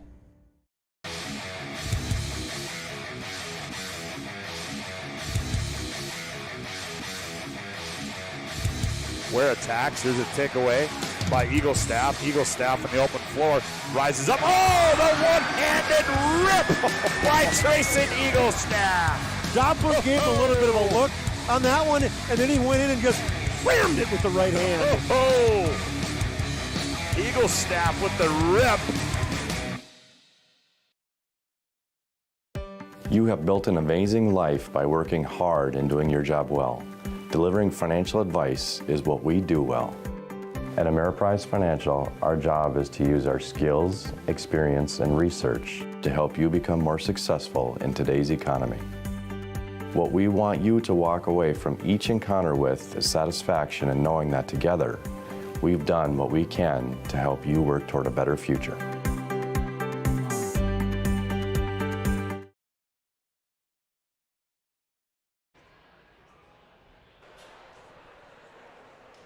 Welcome back to the Mandan Aquatic Center. We've got some results here from those 8 rounds of diving. And then in about 5 minutes, we'll have those last 3 divers complete their diving list for the day. So our last 3 divers, in 17th place was Jacob Rude at 167.70, and then Shane Janis at 162.05, and Gabe Ricks at 138.35. Those are all Dickinson divers. They'll be coming back to us in about 5 minutes or so to finish their 11 diving list. So moving on to the round this afternoon taking place during the swim meet. We'll have the break during that time. So we have in 16th place is Bridger Hulsman of Century at 185.3. I think you pointed him out right away, Todd, that he was going to solidify that spot in the top 16. Then we have Gavin Fry of Mandan at 192.65. Then it's Davin Haig of Dickinson at 202.15. Then we have Trevor Huss of Minot at 204.45. Leighton Ressler of Mandan at 210.55. And 11th was Race Hermanson of Mandan at 211. So those spots, that 11 down through 15 or 16, they're all going to be in competition. There's going to be some moving in those last 3 rounds. 10th place was Aiden Stewart of Minot at 228.55, just behind Jacob Thomas of Mandan at 230.95. Then 8th was Sebastian Mott of Mandan at 256.10. Then it was Gage Merck of Bismarck at 256.85. So watch for the battle between those two this afternoon. Then Cody Kranz at 264.65. Bryce Vatnsdal of Bismarck at 267.70. We pointed those out earlier. They'll be battling with those other two divers for that 5th place spot. Then we have Bennett Vatnsdal at 282.75. And then in 3rd place was Ty Ross of Minot at 302 even. Then Dawson Wilson of Dickinson at 332.4. And our number 1 diver through 8 rounds is Wyatt Hermanson of Mandan at 341.75. Starting to fill in as the bleachers is getting a shot of those. Starting to become more accumulated. So, Eric, let's take a look at these diving particulars again. Obviously, your defending champion, Wyatt Hermanson, leading the way after the first 8 dives. Hermanson has the most points in the WDA for an 11-dive score this year at 480.8. WDA record is Johnny Mint from Mandan High School, set back in 2018. And the pool record set earlier this December 2021, Wyatt Hermanson 504.85. So we talked about trajectory earlier, and Wyatt is still on a trajectory that he could come close to, depending on his last few dives. And he's got a dive, his number 11 dive, a 3.5 somersault, which has never been performed or attempted in the state of North Dakota. So that could be some big points upcoming for Hermanson's if he's able to pull that baby off. Yeah, his final 2 dives are going to be 3.1 degree of difficulty and a 3.0 degree of difficulty.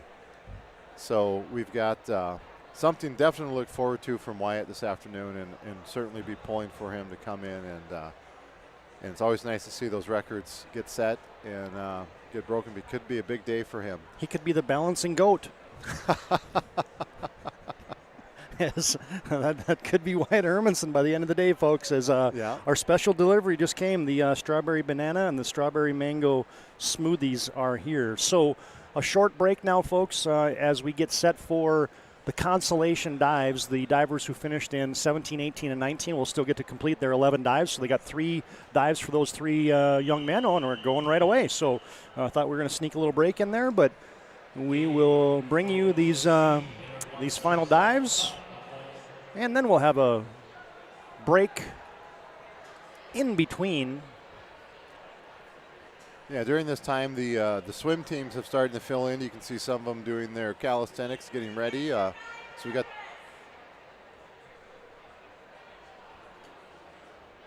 the Minot and the Mandan teams there, filled in their spots in the. Please re-enter your judging numbers into the console. Looks like the judges have a little homework to do before we can get this consolation round started. But we're going to start it off with Gabe Ricks. And he will be performing dive 402C, an inward somersault out of the tuck position, a 1.6 degree of difficulty for Gabe. That gives us a chance to thank our title sponsors today on the PSP Network, bringing you the 2022 WDA Swim and Dive Championships today from the Mandan Aquatic Center. Frontier Precision. They understand your needs, and you look at new technology. They think about how you can help work faster, better, and more accurately and more profitable at Frontier Precision. They don't follow technology trends. They lead the way. Find them online at frontierprecision.com. Another title sponsor today is Subway. Eat fresh. Subway out of the Minot area and surrounding areas. And last but not least, 701 Cycle and Sport. They're North Dakota's premier specialty outdoor shop at 701 Cycle and Sport. Visit them online at 701cycleandsport.com. We have Gabe Ricks here of Dickinson with his 9th round dive, an inward somersault out of the tuck position. Again, apologize. Those swim teams have started to fill in and taking their spots on the deck, so we won't get to see the entries off this near board. Yeah, if all those guys, these 3 guys, could jump over to the far board, we'd be in business. But they've all used this near board all throughout the day. We don't want to. We don't need to change up their flow either. Yeah, we're not messing with that karma. Hey, what do you prefer? Do you prefer strawberry mango or strawberry banana? Whichever one's closest is usually my. That's how I work at the table. So either would be fine. It doesn't matter to me either. So the closer one would be the strawberry banana. That will be just fine. Okay. Thank you.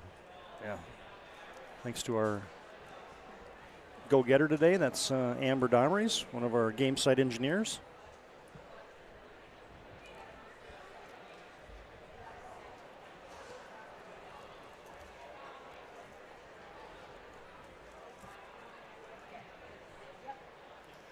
Did we get a score for that last dive? We have Gavin, 52-11A, back dive, half twist, straight. I apologize for missing the score for Gabe Ricks on that last one. Now we have Gavin Fry with a back dive and half a twist.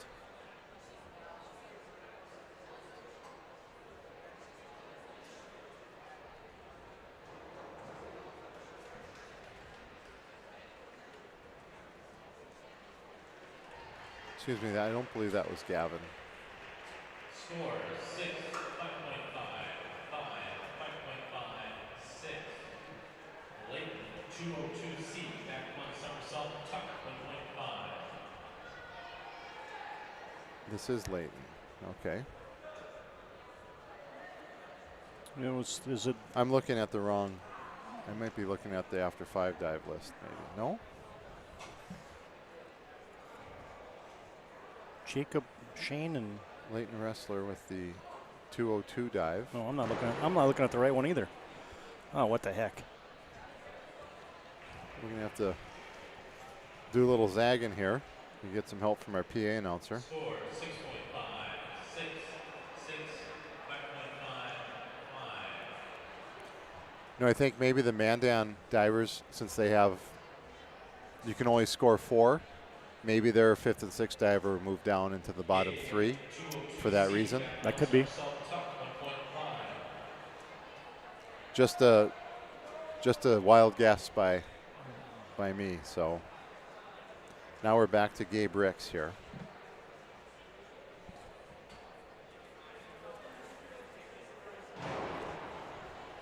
Gabe with the back somersault.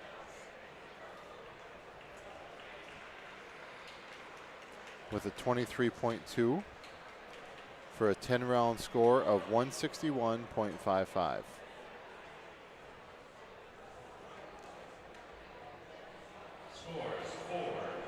Excuse me, that was an 18.75 score for him. They saw the scores up from the last dive. He's got a 185.30. Yeah, this is Gavin Fry so now from we have Mandan. Gavin Fry from Mandan. They did somehow slip him in there. So it's got to be exactly what you said, that you can only score so many. Yep. So we got Gavin with the back somersault here. 1.7 degree of difficulty. Ooh, Gavin was close to the board, Todd. I jumped. I'm not going to lie, I flinched. Yeah, my reaction was similar. It didn't seem to phase Gavin at all. No, he just popped right out of the pool, no big deal. Scores 4.5. A 21.25 for this round for Gavin for a total of 244.50. Now we have Leighton Wrestler, who will be our final diver in this round. He's going to perform the reverse dive out of the tuck position, a 1.6 degree of difficulty. Now these guys are thinking, hey, why do we got such a deep diving team? I had a high enough score to make it into the top 16, but unfortunately you can only take, it appears, 4. Yep. Good looking dive there by Leighton. He comes into this round with 236.8 points. Let's see what he leaves this round at. Gets 24 for this dive. That's going to put him right at 260.8. Now we're back to our last round of the consolation dives with Gabe Ricks, Gavin Fry, and Leighton Wrestler. This is Gabe Ricks performing forward 2 somersaults, his most difficult dive of the day at 2.2. So he's probably been saving this one up. Let's see what Gabe pulls off here for us. Ooh. Tell you what, he got the 2 in there. He just didn't quite get to vertical. But he's getting the appreciation from the crowd and his teammates.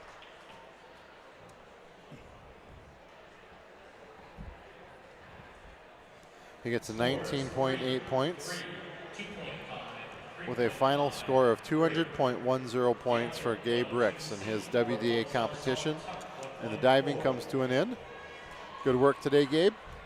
Now we have Gavin Fry. His final dive is going to be a forward somersault in the tuck position, a 1.4 degree of difficulty.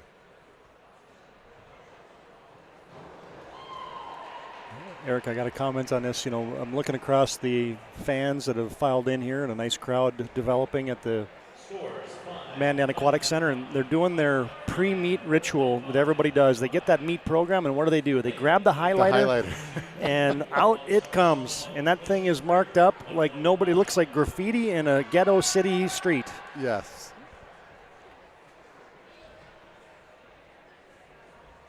You know, I was scrolling through some old pictures of the boys, and I'll let Leighton complete his dive here. This is Leighton with a forward somersault with a full twist.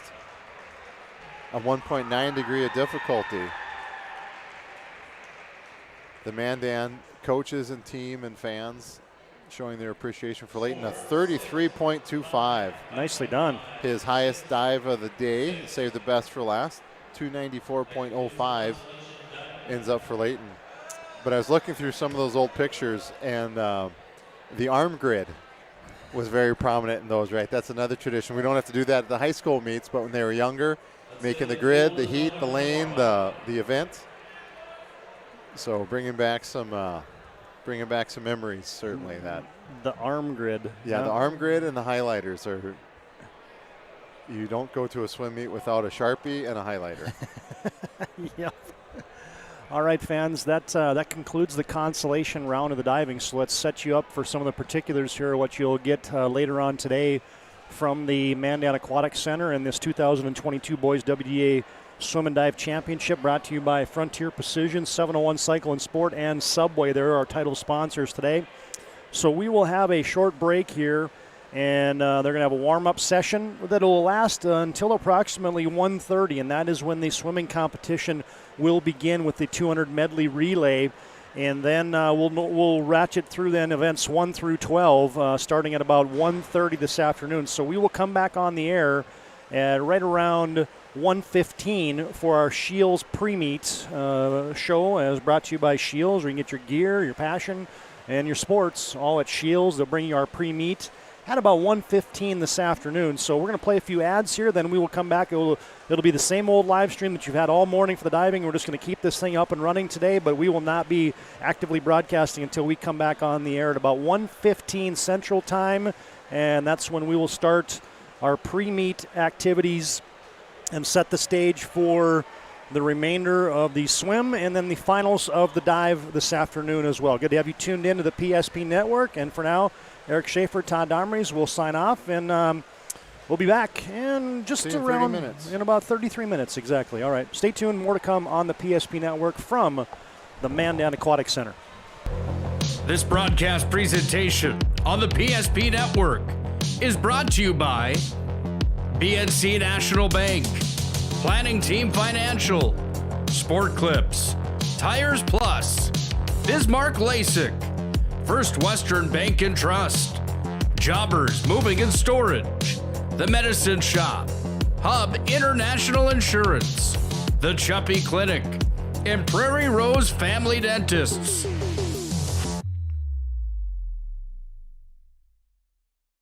At Prairie Rose Family Dentists, we treat our patients like family. We have 14 highly experienced dentists with incredibly caring dental teams. We have more locations, more services, and extended hours to make sure your dental needs get fulfilled, your questions get answered, and you have the comfortable and high-quality experience you deserve. Call us or visit our website to schedule an appointment today.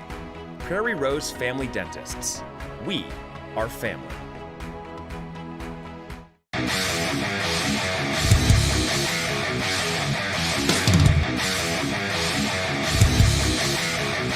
Comes back the way down to Off-Root, and Off-Root sends it forward to Luck. Luck's got a 2-on-1 into the zone. Luck dropped it back. Morellington shoots. He scores! Oh, what a twisted wrister from Morelli. He made no doubt about it. Short-handed goal for the Magi. They lead 2-0.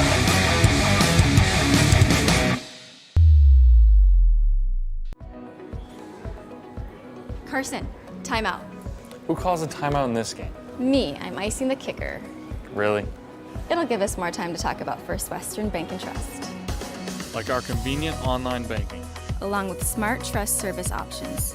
We're all about hometown service with bankers that know you and the community. Okay, go ahead and kick. I don't believe this. First Western Bank and Trust. You can bank on us. If your eyes could talk, they'd tell you life is better with LASIK. No more reaching for your glasses. No more dry eye from overwearing your contact lenses. Right now, Bismarck LASIK is offering free consultations for LASIK procedures. Break free from the daily hassles and expenses of glasses and contacts. Life is clearly better. Book your free consultation today with Bismarck LASIK and see the difference. Call 222-2020 or schedule online at bismarcklasik.com. The best part about working at BNC National Bank is developing relationships. I love working with people. We've been here for over 25 years. We've grown just like our communities we're in. But we still have that personal connection with our customers. And that's why we can find the best solutions for them. It feels great seeing projects around the community and knowing we're a small part of making that happen. We're helping people buy their first homes. Plan for the future. From startups to big business. We're part of the community. And we're proud of it. Yours truly, BNC. You remember where this goes? I don't know. Are you sure it was a clicking and not a zzz, zzz? I think your quash litter valve's stuck. Do you even have insurance? If we soak it, it should be good. No matter how much you know or don't know about your vehicle, trust the experts at Tires Plus. Real answers from real mechanics. Inspections are free to ensure your vehicle is always in peak condition. Thinking service? Think Tires Plus. Whether you're looking for a full-service financial plan or planning for farm or business succession, Planning Team Financial Advisors is here to help you work toward achieving your financial goals. With locations in Bismarck, Garrison, and Center, our full-service team of professionals are dedicated to helping you work towards achieving your financial goals. Visit us online, planningteam.com. Securities offered through LPL Financial, member of FINRA and SIPC. Investment advice offered through GWM Advisors, LLC, doing business as Goss Advisors, a registered investment advisor. GWM Advisors, LLC, and Planning Team Financial Advisors are separate entities from LPL Financial. The North Dakota Safety Council is dedicated to preventing injuries and saving lives by offering hundreds of safety courses. The NDSC helps workers return home safely every night and make sure schools are ready for any emergency. Our first aid training and defensive driving courses help save lives. We empower people through personal protection courses and operational risk assessments for businesses. We're a private, nonprofit organization committed to making North Dakota's homes, schools, communities, workplaces, and roads the safest in the nation. Learn more at ndsc.org.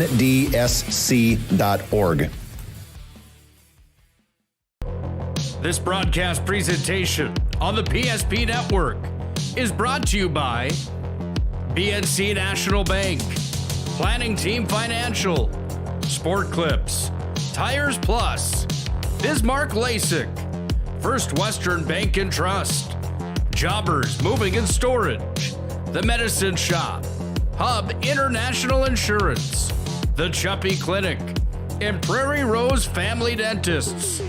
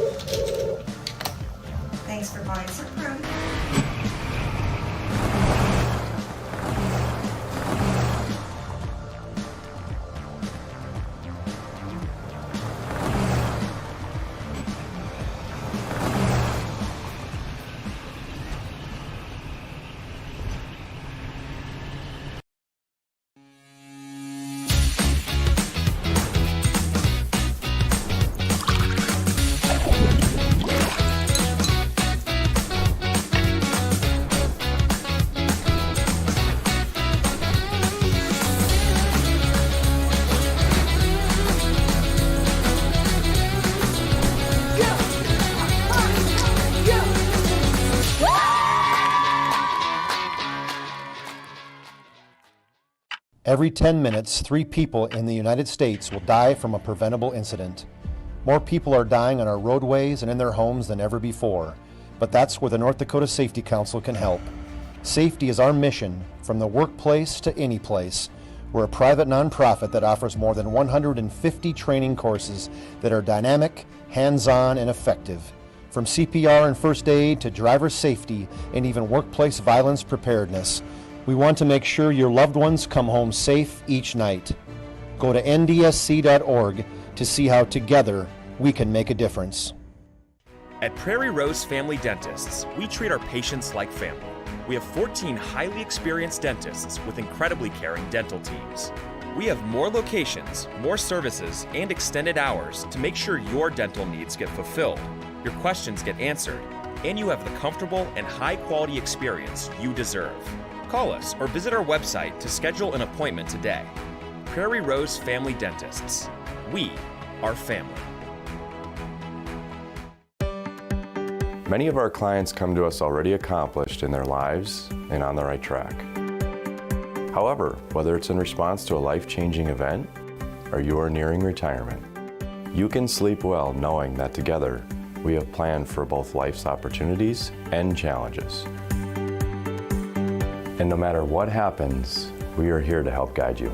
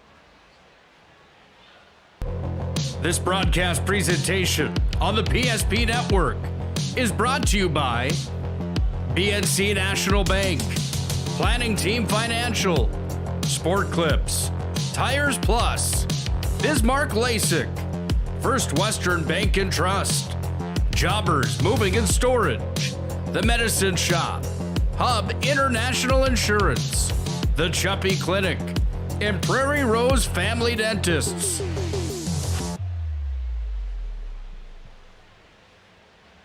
At Prairie Rose Family Dentists, we treat our patients like family. We have 14 highly experienced dentists with incredibly caring dental teams. We have more locations, more services, and extended hours to make sure your dental needs get fulfilled, your questions get answered, and you have the comfortable and high-quality experience you deserve. Call us or visit our website to schedule an appointment today.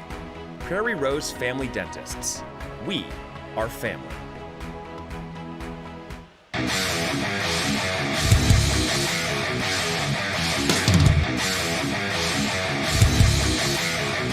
Comes back away down to Oproot, and Oproot sends it forward to Luck. Luck's got a 2-on-1 into the zone. Luck dropped it back. Morelli's in, shoots, scores! Oh, what a twisted wrister from Morelli. He made no doubt about it. Short-handed goal for the Magi. They lead 2-0.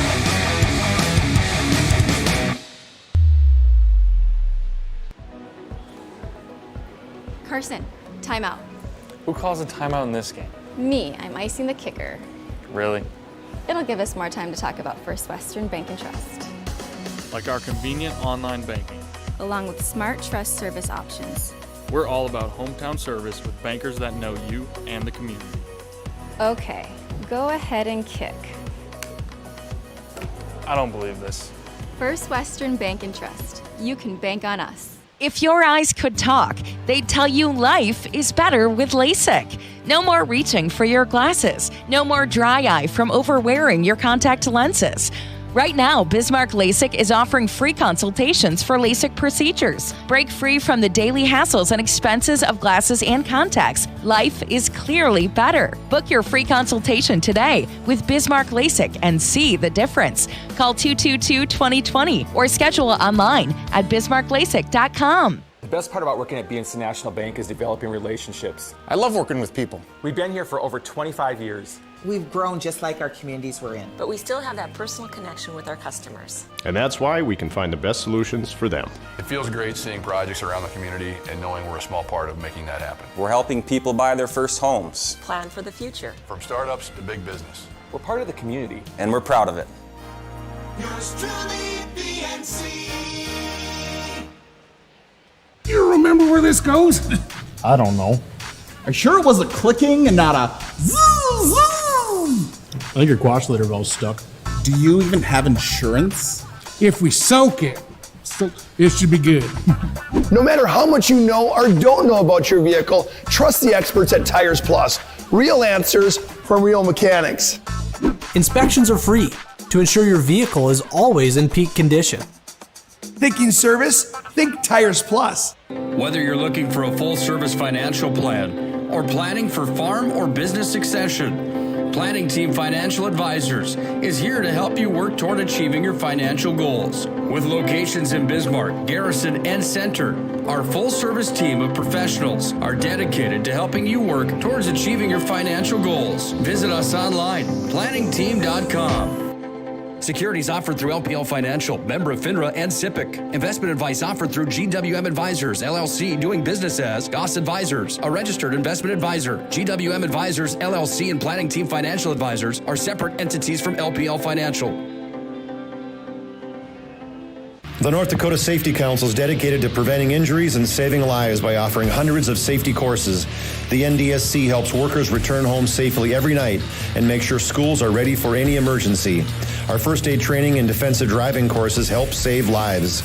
We empower people through personal protection courses and operational risk assessments for businesses. We're a private, nonprofit organization committed to making North Dakota's homes, schools, communities, workplaces, and roads the safest in the nation. Learn more at ndsc.org.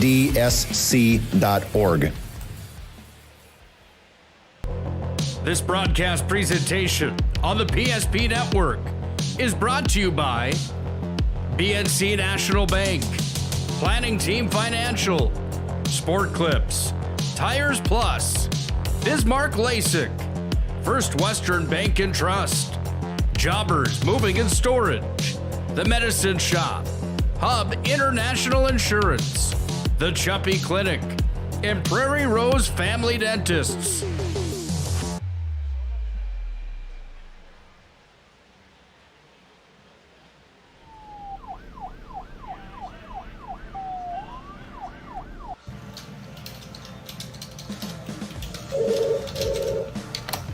Thanks for buying some room.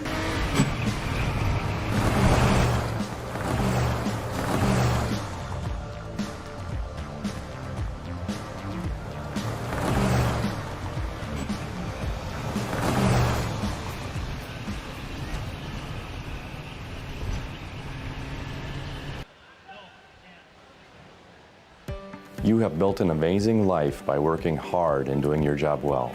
Delivering financial advice is what we do well. At Ameriprise Financial, our job is to use our skills, experience, and research to help you become more successful in today's economy. What we want you to walk away from each encounter with is satisfaction in knowing that together, we've done what we can to help you work toward a better future.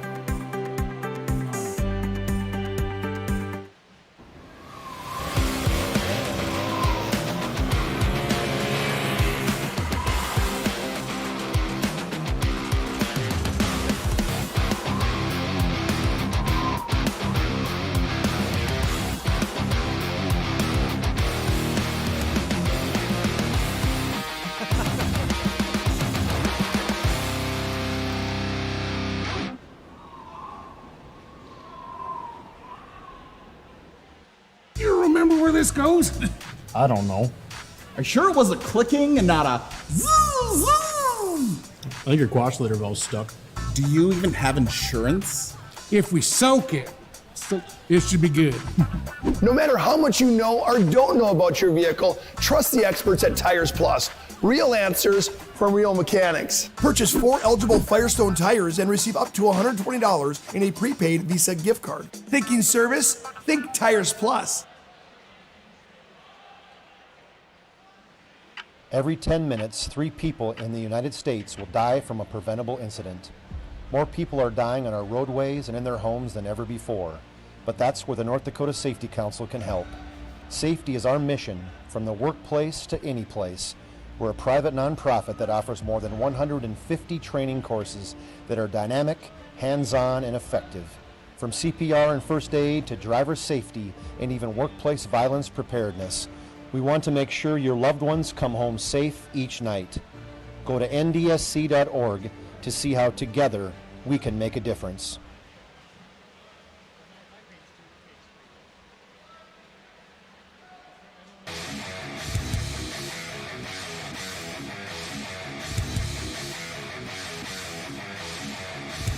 Where attacks, there's a takeaway by Eagle Staff. Eagle Staff on the open floor rises up. Oh, the one-handed rip by Trayson Eagle Staff. Doppler gave a little bit of a look on that one, and then he went in and just whammed it with the right hand. Oh, Eagle Staff with the rip.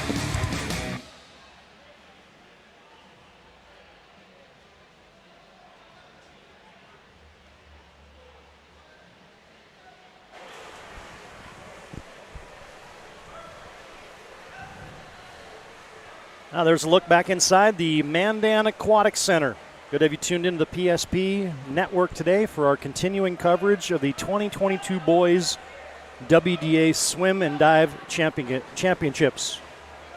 Hi again, swim fans, alongside Eric Schaeffer, Todd Domres, as we're back in our PSP network broadcast booth. Had a chance to get some sustenance there during the break, hit the restroom, talk to some folks, and even heard some from folks that enjoyed the diving coverage this morning as they were enjoying our color commentary and your play-by-play, and that's saying something when it's us two talking about diving, right? Absolutely.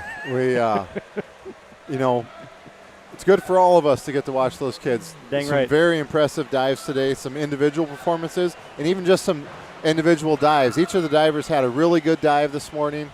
something they can hang their hat on. And it was a great morning, and I'm looking forward to a wonderful afternoon now that we're getting to the swimming. We'll finish up the diving in a little while, but I'm ready to see these guys in the pool splashing around, making some noise out there, making some waves. Absolutely. This is going to be an exciting afternoon. We kind of previewed it this morning about the fact that there's some quality. We saw some quality dives earlier today. Now we're going to see some quality swims. I believe that there's going to be some pool and some WDA records that are challenged today, and we're going to show you all of those particulars before we get to every event. So just stay tuned and keep online for that.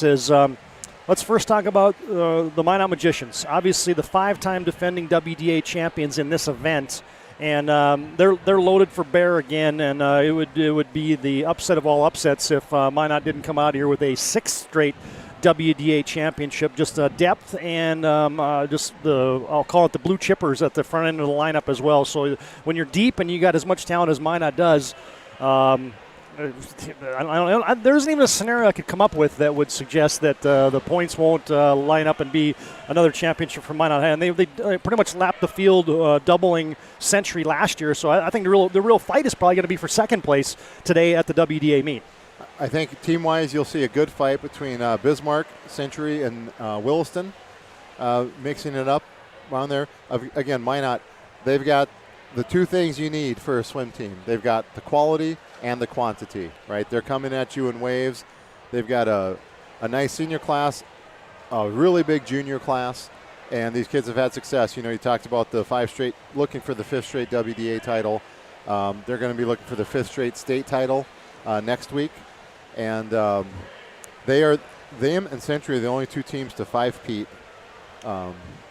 in the WDA. Minot's done it a few different times. Again, the 5-time, they've won 18 of the last 20 WDAs. That's unbelievable right Mother there. Mother Nature is tied for second place with Century with 1 each. And, where does it all start with? Where it all come from? Well, Coach Jake Solper, been Coach of the Year 6 times. Yeah. And over the last stretch of years, we had Mackenzie Steckler from Dickinson step in and get that WDA coach last year. Expect to see some good performances from the Dickinson swimmers. We already saw Dawson Wilson. We talked about his resume both on the diving boards and in the pool. We'll get to see Mason Beck from Dickinson today as well. And just looking forward to a big day. And then our reigning senior WDA Athlete of the Year, Dominic Yoder, swimming at Ripon College in Wisconsin and was the freshman of the year in their conference this year. So he's carrying on that magician tradition out where he's at. And I think we're looking forward for a fun day. There'll be a lot of Minot names you'll hear, a lot of Minot you'll see, but there's going to be some other good performances here as well. Yeah, 100%. Minot last year, folks, won this event, accumulating 573 points. Century was second with 247. Bismarck High was third with 220. Jamestown was tied for third with 220 as well. Dickinson rounding out the top 5. Mandan, Legacy, Williston. And I think today, Minot's Nostradamus said, okay, that's the easy one this morning. So Minot's going to win this thing. But it's going to be a dogfight. Bismarck High's had some great meets this year. Dickinson has some huge point getters. I think Williston is a dark horse when you got a kid like Colden Kringen and the relays that Williston has, and then obviously Century will be right there as well. So I just think that second place battle is going to be interesting, and we'll see how that develops throughout the course of the day. And fans, we couldn't do this broadcast without our title sponsors today, and we want to recognize them as you've got Frontier Precision helping bring us today's meet. As when you have to measure, how you measure matters. And at Frontier Precision, they do exactly that. You can find them online at frontierprecision.com. Another one of our title sponsors today is Subway. Subway stores up in the Minot and surrounding area. You can always eat fresh at your local Subway stores. And our third title sponsor today is 701 Cycle and Sport. You'll see those 3 graphics throughout all the meet graphics that we have today and all of our social media presence and whatnot. Is 701 Cycle and Sport has the gear you need to fuel your adventures. They have the most trained and experienced staff in the region. They can fix any bicycle that needs a little TLC. Give them a visit or call and ask any questions you might have. You can reach them at 701-221-9833. That's 701 Cycle and Sport. Subway and Frontier Precision are title sponsors for the 2022 WDA Swim and Dive Championships. We'll take a timeout. We'll come back. We'll dig into more of the particulars as our Shields pre-meet show rolls on from the Mandan Aquatic Center. Shields, you got your gear, you got your passion, you got your sports. You can find it all at your local Shields store. Back in a couple minutes here on the PSP Network, we'll get into some of the reigning and returning individual state champions and defending WDA champions that you'll be seeing and watching today on the PSP Network. More of our pregame after this timeout on the PSP Network. The best part about working at BNC National Bank is developing relationships. I love working with people. We've been here for over 25 years. We've grown just like our communities we're in. But we still have that personal connection with our customers. And that's why we can find the best solutions for them. It feels great seeing projects around the community and knowing we're a small part of making that happen. We're helping people buy their first homes. Plan for the future. From startups to big business. We're part of the community. And we're proud of it. Yours truly, BNC. You remember where this goes? I don't know. Are you sure it was a clicking and not a zzz, zzz? I think your quash litter valve's stuck. Do you even have insurance? If we soak it, it should be good. No matter how much you know or don't know about your vehicle, trust the experts at Tires Plus. Real answers from real mechanics. Inspections are free to ensure your vehicle is always in peak condition. Thinking service? Think Tires Plus.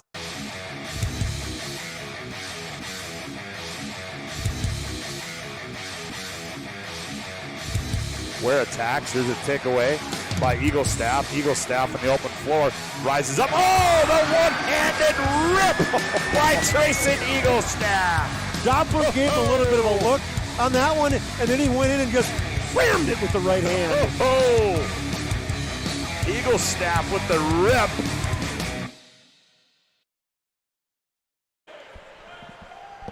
Todd, Domres, Eric Schaeffer back at the Mandan Aquatic Center. So good to have you tuned in to the PSP Network today.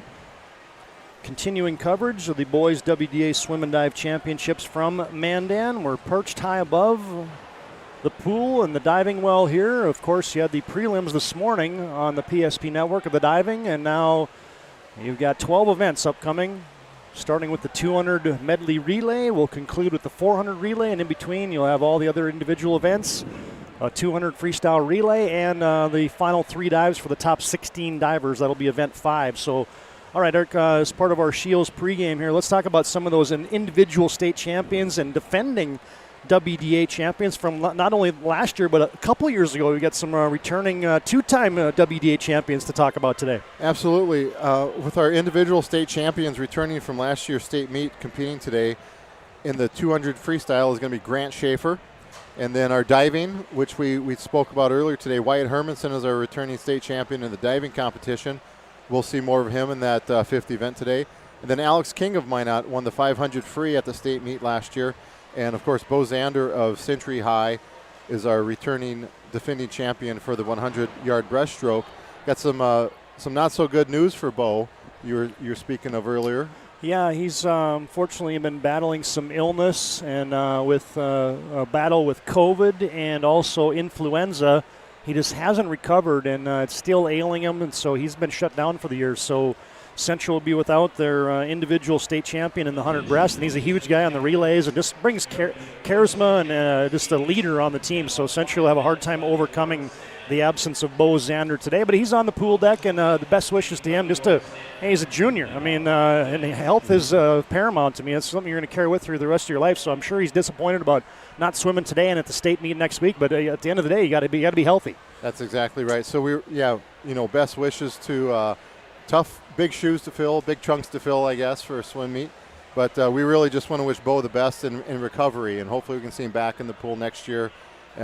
And not battling any of those ailments anymore. We talked about these are defending state champions. Also got a lot of these folks maybe won some events at the WDA regional meet last year. So again, in that 200-yard freestyle, we mentioned Grant Schaeffer earlier, not only returning state champion, but returning WDA champion. We've got a 2-time returning champion in Mason Beck from Dickinson, and both the 50 free and the 100 free.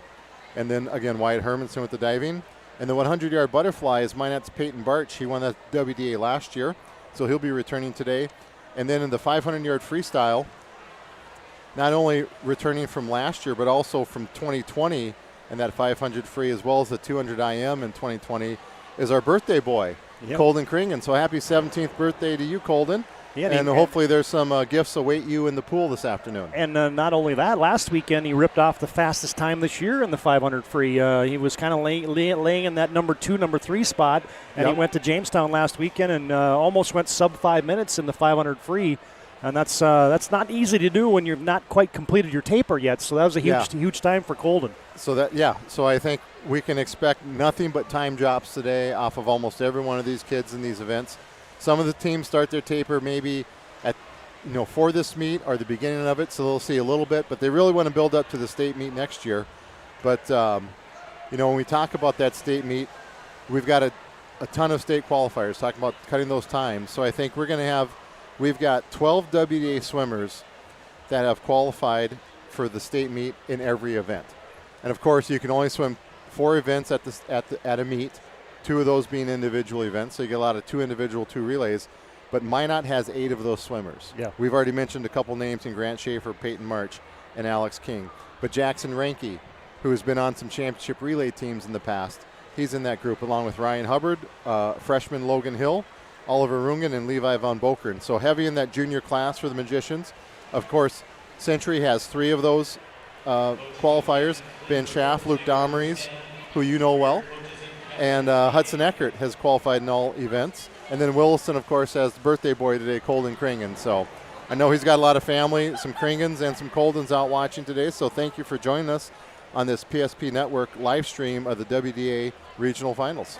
Yeah, one guy I wanted to talk about just briefly here is you mentioned those well-rounded swimmers and those 12 kids that when I pulled that information together, I was thinking, man, there's going to be like 30, 40, 50 kids statewide. There's 26 statewide and only 12 in the WDA that have qualified in every event. It just speaks to that you're a well-rounded swimmer and has mastered all the disciplines of the fly, the breast, the free and the back. And so kudos to those kids for taking those times. But the one I wanted to talk to you about was Alex King. I mean, I looked at that and said, okay, not only is he qualified in all the events, he has a top 10 time in every stinking event that he is in, and that is the only kid in the state that can say that. And so when you look at it, he's number 1 in the fly, number 3 ranked in the 200 IM, number 2 in the 500, number 3 in the 100, number 6 in the 50, number 2 in the 200, number 7 in the 100 breast, and number 5 in the 100 back. That is unbelievable. I don't know if we've ever seen that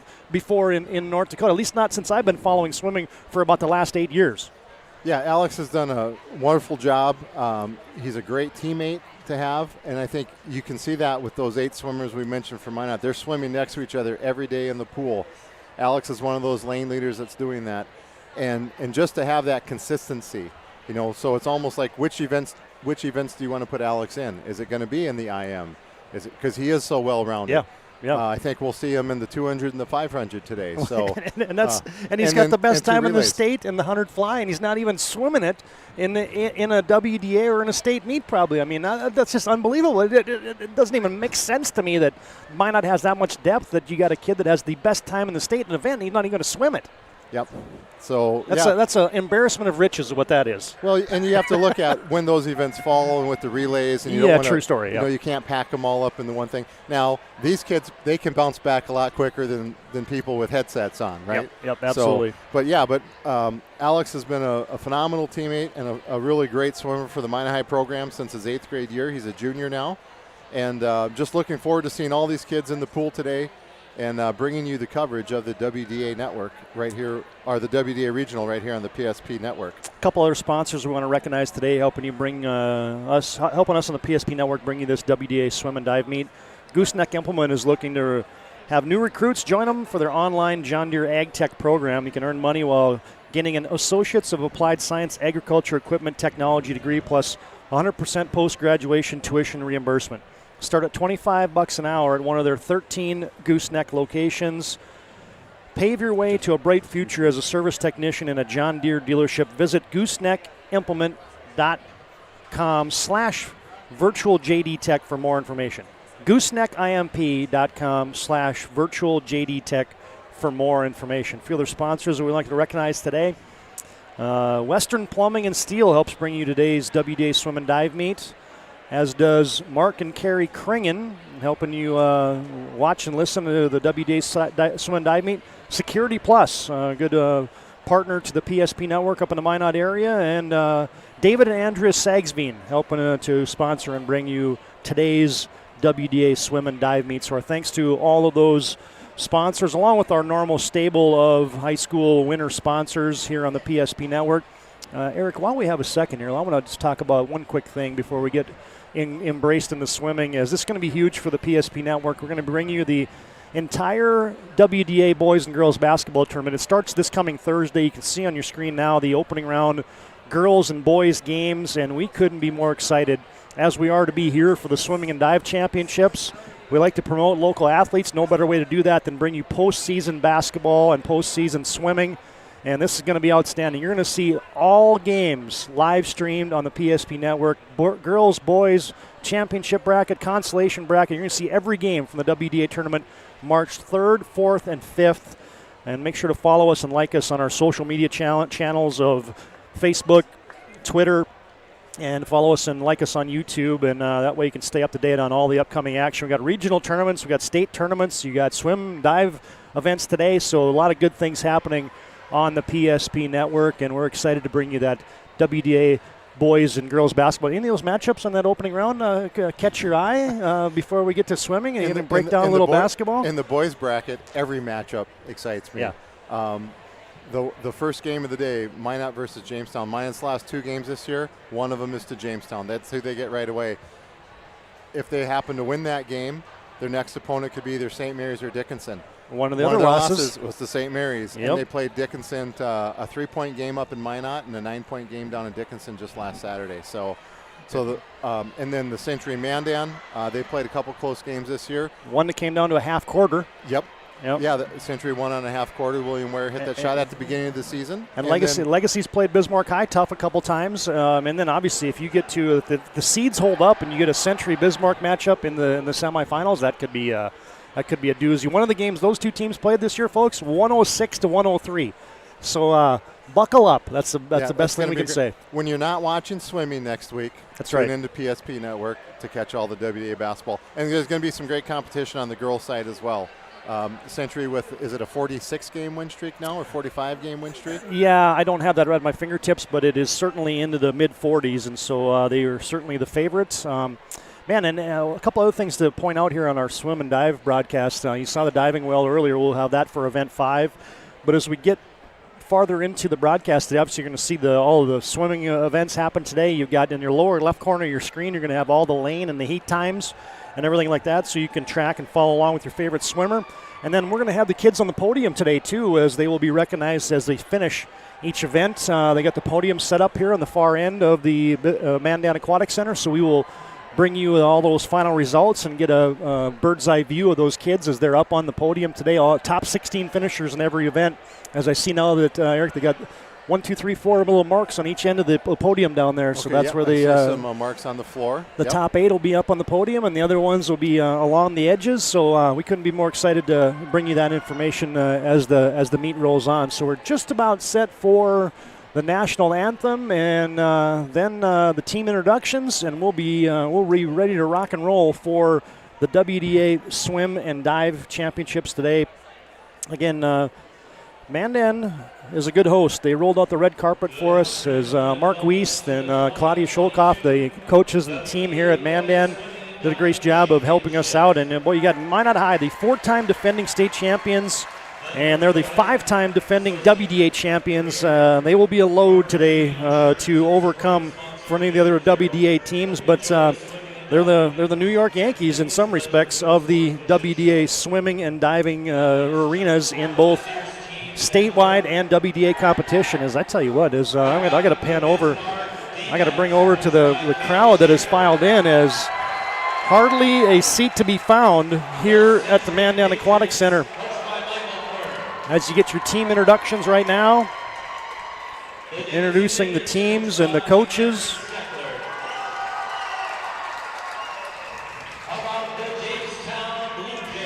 Oh, and one of the things that starts to happen, Eric, is I like, swimming and these events, they kind of increase in intensity. and by the time you get to that 400 free relay, this place is in a lather. Yep. And if you haven't experienced the swim and dive meet, you're going to get a good taste of it today, as the WDA Championship's going to be really good. It's going to get warm in here, and it's going to get hot in here because those swimmers are going to be, they'll be making some noise today. And the parents, the teammates, we witnessed it a little after a few dives today, but this place will come to volume, to borrow a phrase from Nick Holberg. And I'm looking forward to every minute of it this afternoon, Todd. Well, and we're just about set for our national anthem. We got a quartet of young men behind us. It's going to sound a lot like it's the Indiana High School Championships out of the movie of Hoosiers. And you got Hickory High playing South Bend Central at the Butler Fieldhouse in Indiana for a state championship. We're going to take a timeout. We'll let those young men provide you the national anthem. And when we come back, we'll be underway. The 200 medley relay comes up after a timeout here on the PSP Network. You got her locked and loaded. The WDA Swim and Dive Championships brought to you by Frontier Precision, 701 Cycle and Sport, and Subway. We'll get her rolling after this timeout on the PSP Network. This presentation on the PSP Network is proudly brought to you by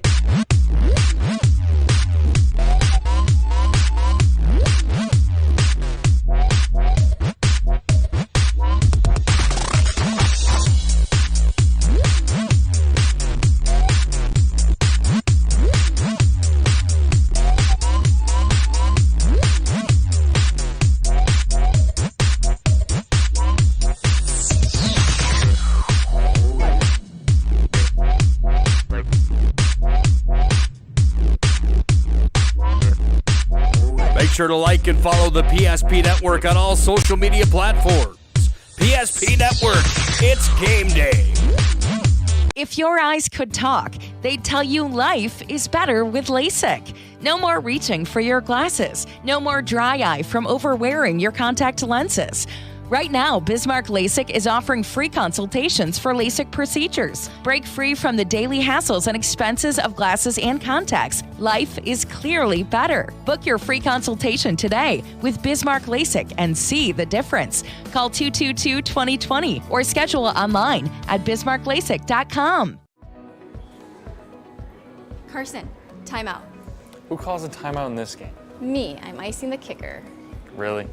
It'll give us more time to talk about First Western Bank and Trust. Like our convenient online banking. Along with smart trust service options.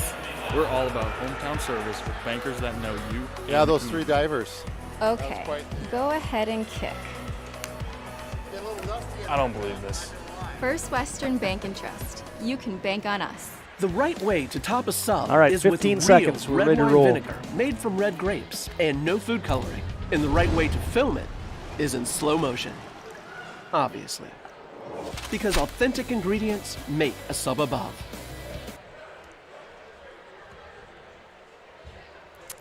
Yep, we are indeed in Braves country. Mandan Aquatic Center is the venue this afternoon. That was an outstanding rendition right there of the national anthem. Folks, we'd have loved to bring it to you, but the kids were directly behind us, and I do not have 360 rotating cameras, and so we could have listened to it, but we can just paraphrase that it was definitely Hoosier-esque, exactly. Yes, we had three divers, Bennett Vanstall of Bismarck, and Dawson Wilson of Dickinson, and Cody Kranz of Minot. And I'm telling you, they knocked it out of the park. And like I just mentioned to you, it is getting a little dusty in here. Could be my last WDA regional, and listen to those guys standing right behind us singing. And the three, I've never seen people smile so much while they were singing. Wonderful job by those three young men. So getting ready to go here with the 200-yard medley relay. So welcome back to the Mandan Aquatic Center. And here's the information on that 200 medley relay. Again, the meet today presented by 701 Cycle and Sports, Subway, Frontier Precision. Your defending champions, Minot High School, best team in the WDA time this year, Minot High School. Your WDA record from all the way back in 2013, Bud, Skalicki, Ball, and Heilman from Minot High School, and the pool record from 2012. You're going to see a lot of 2012 in those pool records. That was the state meet, and all those kids at the end of their taper, Austin Schmidt, Ian Ballantyne, Thomas Straume, and Josh Reipel, the pool record time for Bismarck High School. So Minot, the defending champion, has the best time in the state this year. And we'll let Eric talk about the heats a little bit here as we get ready for Heat 1 of the 200 medley relay. Yeah, we've just got one heat of this event today. So all 8 teams competing in this. In Heat 1 will be Dickinson High, and Heat 2 will be Williston. Or excuse me, Lane 3 will be Century. Lane 4 is Minot High. Lane 5 is Bismarck High. Lane 6 is Jamestown. Lane 7 is Legacy. And Lane 8 is Mandan. We'll go through the swimmers as they enter the pool on their legs. Again, this individual medley relay, all 4 disciplines. The backstroker start us off. They'll exchange into the breaststroke, then the butterfly, and the freestyle. Our 200-yard individual medley is underway. In lane 1, swimming for Dickinson is Dietrich Coleman. It's Caleb Osborne in lane 2 for Williston. For Century in lane 3 is Noah Hugert. For Minot in lane 4 is Carter Larson. In lane 5 for Bismarck is Sam Eggle. Caleb Fabian for Jamestown in lane 6. And Braxton Steele for Legacy in lane 7. And down in lane 8 is Mandan's Ian Keller. Looks like we've got lane 5 and lane 4. That's Bismarck swimmer Sam Eggle leading the way in the backstroke. Carter Larson now into the pool are our breaststrokers. In lane 5 for Bismarck, that's going to be Garrett Wick. In lane 4 for Minot, that is Logan Hill. These are 2 freshmen starting off for the Magicians. They're going to keep this even. Then we're going to get to the butterfly after this. Up in lane 1 is Zachary Cagle. In lane 2 is Colden Kring. In lane 3 is Ben Schaff. Lane 6 is Bodie Hagler. In lane 7 is Noel Mayer. And lane 8 is Carson Masseth. Bismarck continuing to lead through this breaststroke. Hills kept it close into the butterfly. Entering the pool, lane 5 for Bismarck is Alex Steichen. In lane 4 for Minot High is Ryan Hubbard.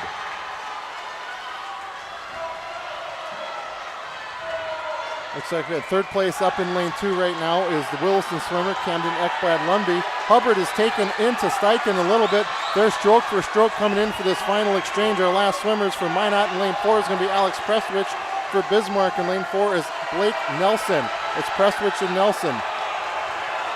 Nelson comes off strong, the big freshman making that turn first. Prestwich has a little work to do if he's going to catch him. That is Blake Nelson for Bismarck in lane 5. They're stroke for stroke. It's going to come down to the touch here, folks. Let's see what we have. A little surge by Alex Prestwich for Minot, and they do get the touch in lane 4 with a team time of 1:43.32.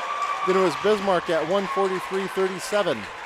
Then we had Williston at 1:46.89, followed by Legacy at 1:47.41. How do you Those like are your that? Top 4 teams. 5/100ths of a second for your first event of the day. A comeback by Minot High to outlast Bismarck High, who led that relay for a lot of the way.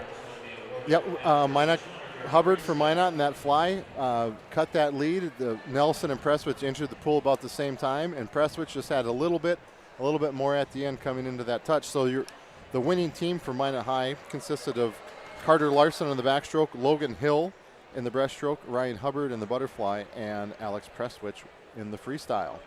All right, so that brings us to event 2, the 200 freestyle relay.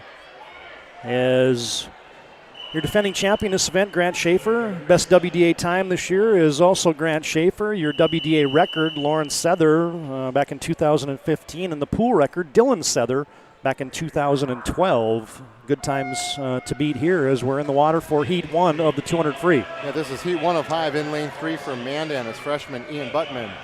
In lane 4 for Century is 7th grader William Carlson. In lane 5 for Mandan is senior Henry Bierman. So 200-yard freestyle, 8 laps. State qualifying time, which all of these swimmers have typically met that qualifying standard already. It is 2:06.45. These 3 fellas looking to cut some time to maybe get down into that range. Our second team All-State time is 1:50.12, and our first team All-State time is 1:47.96. So maybe when we get to those final couple heats, we'll see some times down into that All-State 1 and 2 area. But right now, we've got William Carlson of Century getting about a body length separation over Bierman of Mandan out in lane 5 and then Buttman of Mandan in lane 3. So through our first 100 yards, we have William Carlson of Century with a time of 1:02.4. Time check for Bierman out in lane 5 is 1:05.86, and for Buttman, it's 1:10.12.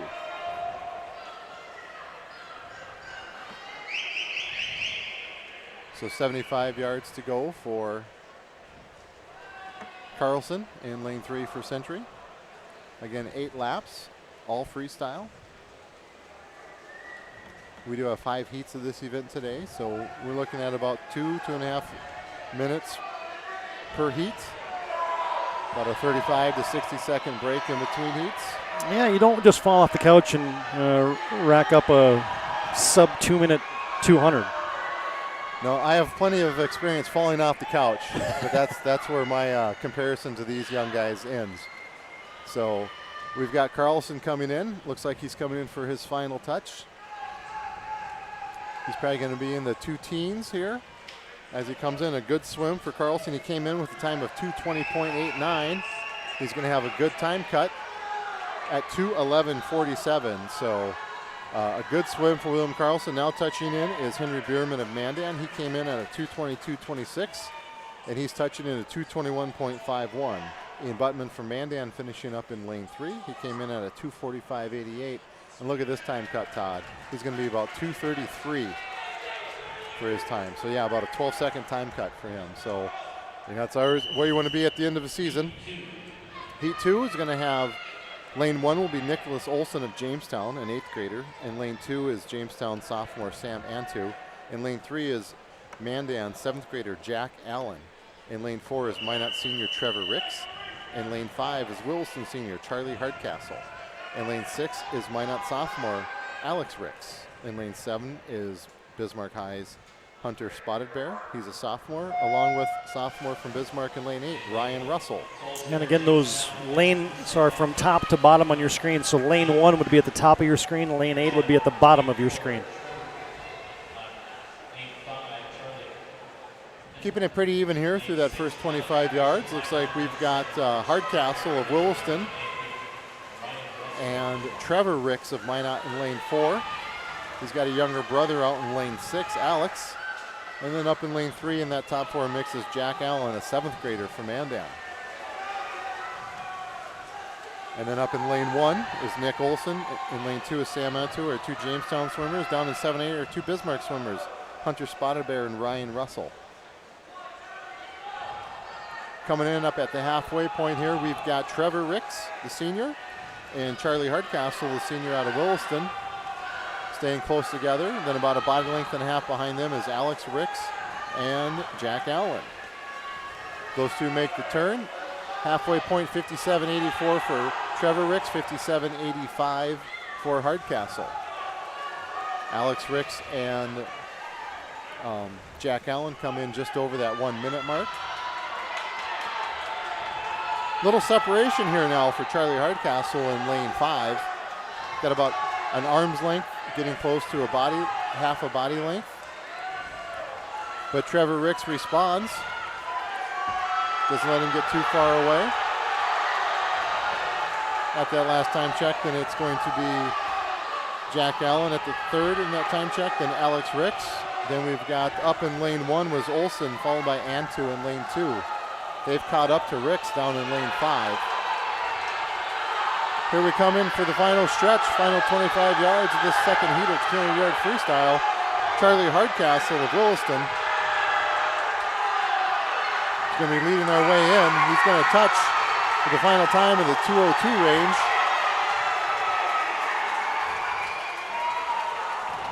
So he swims a 2:01.88. That is a state qualifying time for Mr. Hardcastle. And his best time coming in was his best time coming in, yes. Yeah, it was 2:07, so he disqualified for state. Yeah, but you can see Joe Kemp and the coaching staff over there for Williston just fired up. Yeah. And it doesn't take much to get Joe Kemp fired up, I tell you what. Charlie was giving some flex to his teammates, a 6-second time cut. He gets to swim one more week. We'll see him in West Fargo next week. Yep.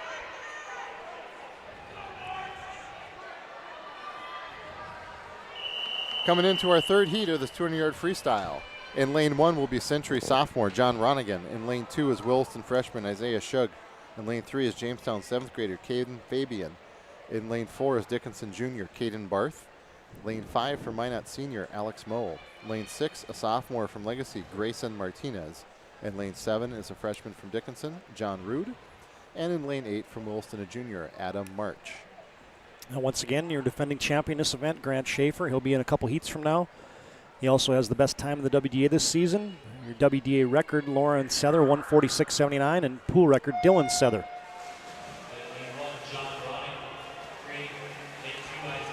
So this third heat is off in swimming for the 200-yard freestyle. We'll let them get 25 to 50 yards in before we can start calling things. These guys all made the turn at basically the exact same time. A little synchronized swimming in this 200-yard freestyle as we get started. We'll get a little bit of separation. We got some outside smoke, looks like, up there in lane 1 at the top of your screen. And John Ronigan from Century, he's going to make that first time check, 50 yards. Excellent turn in lane 4 by Caden Barth. That shot him out to about a half body length lead over the field. And really, when you get into these races, sometimes those technicalities, it's the turns, it's the breakouts, it's those things that can start making the difference. You certainly see that for Caden Barth here in this heat of the 200-yard freestyle. So coming in at the halfway point, we will have Barth in lane 4, followed by Fabian in lane 3. Then up in lane 1, it's Ronigan of Century. Down here in lane 7, John Root of Dickinson in that top 4. He's followed closely by Martinez of Legacy and Mo of Minot in lanes 6 and 5, respectively. Caden Barth continues just put a little bit more distance after each turn. He's got about a body length and a half now over a second place swimmer this heat. That's Caden Fabian. Fabian with a slight lead over John Root out in lane 7. We are on our last 50-yard stretch of this 200-yard freestyle, heat 3 of 5.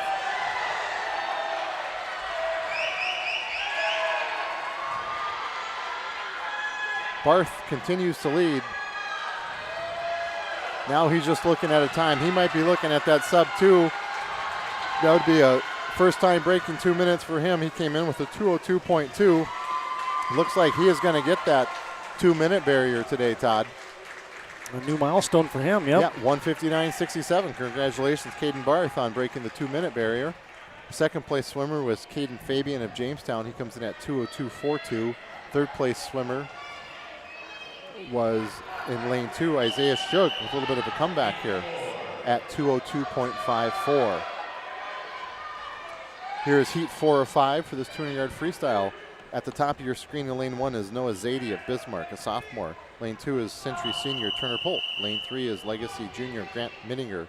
Lane 4 is Century Senior Hudson Ecker. Lane 5 is Casey Toohey, a senior from Dickinson. Lane 6, Caleb Fabian, a freshman from Jamestown. Lane 7 is Trent Irwin, a senior from Dickinson. And in lane 8 is Bismarck sophomore Gabe Hansen. Again, we've got the simultaneous turn of all 8 swimmers. We get the breakout.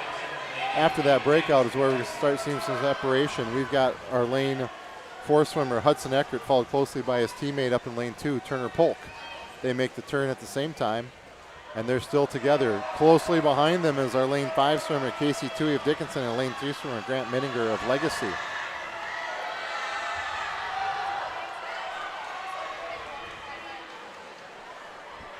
After this last turn, it still remains Eckert out in front, about an arm's length, maybe just a hand's length now over Polk. Polk really making up some ground on this section of this 200-yard freestyle. At the halfway point, it will be Eckert at 55.52, followed by Polk at 56.13. Then we had a 56.44 and a 56.58.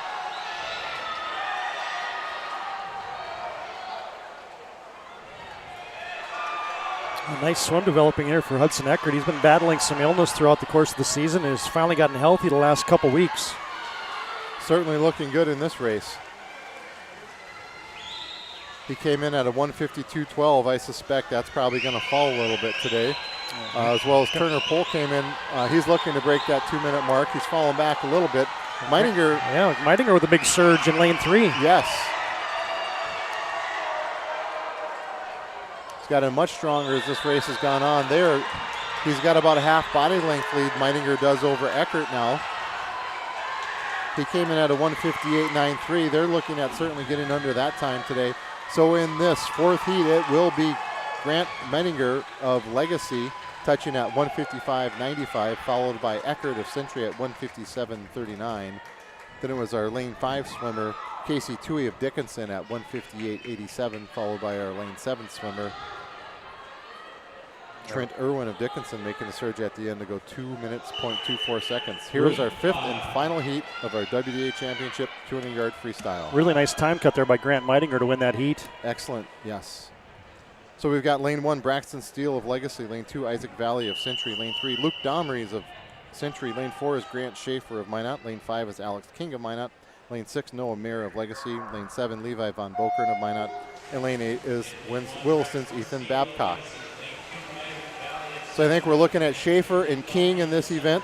They came in with the top 2 times in the state, just 5 100ths of a second separating their season's best for both of them.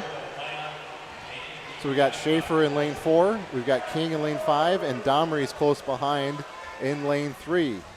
Schaeffer makes the first turn at 24.16 seconds, followed by King at 24.80 and Domres at 25.23.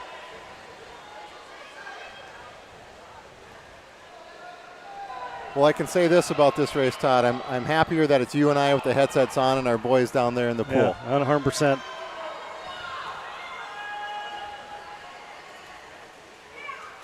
Grant Schaeffer coming in at the halfway point, followed by Alex King. Then it's Luke Domres. Then in lane 2, it is Isaac Valley and Braxton Steele up in lane 1. Schaeffer at 50.6 seconds, King at 52.07, and Domres at 53.58 at the halfway point.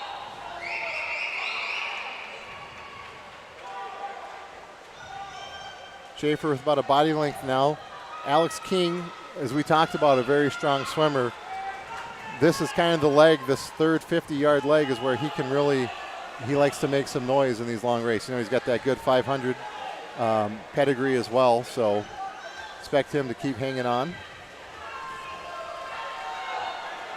Schaeffer makes his final turn in lane 4. He's coming in. Let's see what kind of time he's going to post today. Alex King coming on as well. We have Luke Domres up in lane 3, followed closely lane 1 and 2 swimmer close. We've got Grant Schaeffer touching first in this 200-yard freestyle with a final time of 146.58 seconds, followed by Alex King at 148.38. Then it's Luke Domres at 153.40.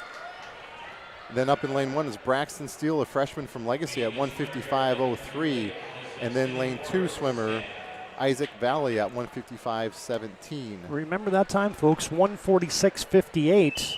That just set a brand new WDA conference record and a new pool record. Nope, not a new pool record, but a new WDA record. 146.79 was that, and Grant Schaeffer just eclipsed that for Minot High in that race right there. Congratulations, Grant Schaeffer. Now we turn our attention to event 3, the 200-yard IM. Your defending champion, now swimming collegiately, now Dominic Yoder from Minot High. Your best time in the WDA this season is Jackson Renke, just a tish over 2 minutes. Matthew Lowe, the standout from Minot High back in the early 2000s, set the WDA record in 2003 at 155.71. And your pool record, Obi Abembe. Yep. That's about a decade ago from Fargo North High School back in 2012. Abembe from Fargo North has your pool record. Hey, we previewed it earlier that we were going to have a new. We're going to see records fall today. And now in event 2, the 200 free, we already get a new WDA record courtesy of Grant Schaeffer. So congratulations to him. So now we're going to go to the podium, and we're going to bring you the final results from the 200 medley relay, which Minot High won. But now we'll turn our attention to the podium. Let you take a look at the particulars again from.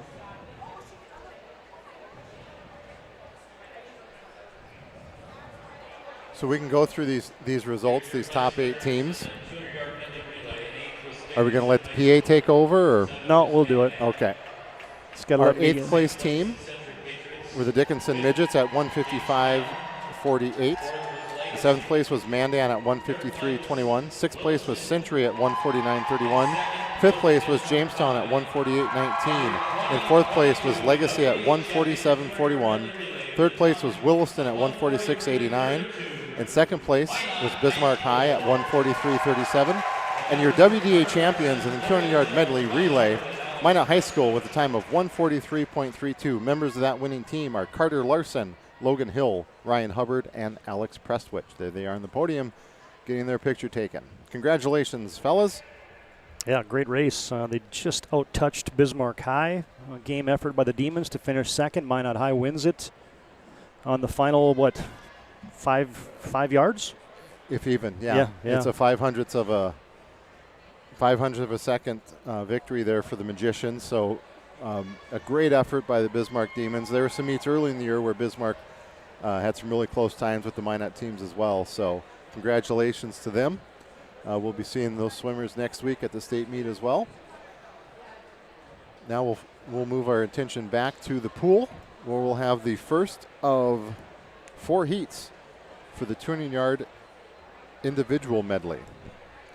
A little bit different order for the disciplines in the individual than it was in the medley relay for the teams. We start the medley relay with the backstrokers in the pool, so they don't have to dive in. In the individual medley, we start with the butterfly. We go butterfly back, breast, and free.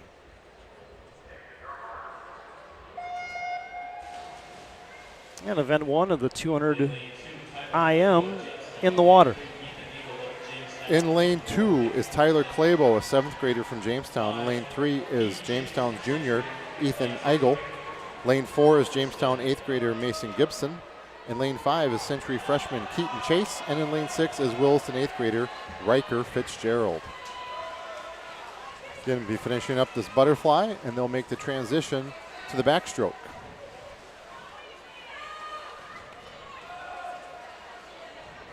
State qualifying time in this event is 2 minutes, 23.93 seconds.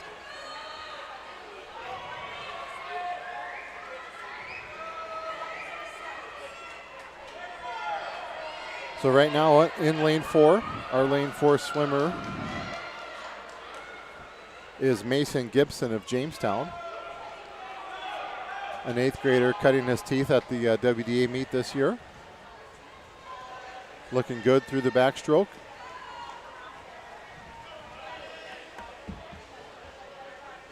Mason's going to make the transition into the breaststroke. That was one of the more. That was a nifty little turn. You don't see that very often in the IM. I was wondering if your eyes saw the same thing as I, but yeah, it was like a. It was like a whirling dervish. That's the best way I can describe it. Yeah, he just went kind of scorpioned it underneath the water there, and now he's into the breaststroke. It worked though. It didn't really lose much of his lead, and so it wasn't like it was degrading to the effort. No. So Mason Gibson continues to lead this first of 4 heats for the 200-yard individual medley. He'll transition into the freestyle. Up in lane 3, that's his teammate Ethan Eigel making the transition now to the freestyle. And in lane 5, it's Century's Keaton Chase making that transition. Now making the transition in lane 6 will be Riker Fitzgerald of Williston. And then up in lane 2, it's Tyler Clabo, a 7th grader from Jamestown. But we got Mason Gibson bringing home the final 25 yards of this 200-yard individual medley. Again, state qualifying standard is 2:23.93. Looks like Mason's going to come in probably in that 2:30, 2:31 range. It's going to be 2:30.53. That will be a just under an 8-second time cut for Mason. Touching second in this heat is teammate Ethan Eigel. He touches at 2:38.09. That's about a 5-second time cut for him. Third place of this heat is Keaton Chase of Century. He touches at 2:40.06. Then it will be our lane 6 swimmer, Riker Fitzgerald, at 2:45. And then our lane 2 swimmer, Tyler Clabo, at 2:52.63. This is heat 2 of the 200-yard individual medley. 8th grader from Mandan, Ethan Parker in lane 1, and 8th grader from Williston, Zach Budd in lane 2. Century freshman Cole Veazey in lane 3. Lane 4 is Bismarck's Nathan Sagsveen. Anthony James from Legacy is in lane 5. In lane 6 is Bismarck freshman Jackson Ketterling. James is a junior. Lawson Shanklin from Minot, a senior, is in lane 7. And in lane 8 is Dickinson 8th grader Asher Ellerkamp.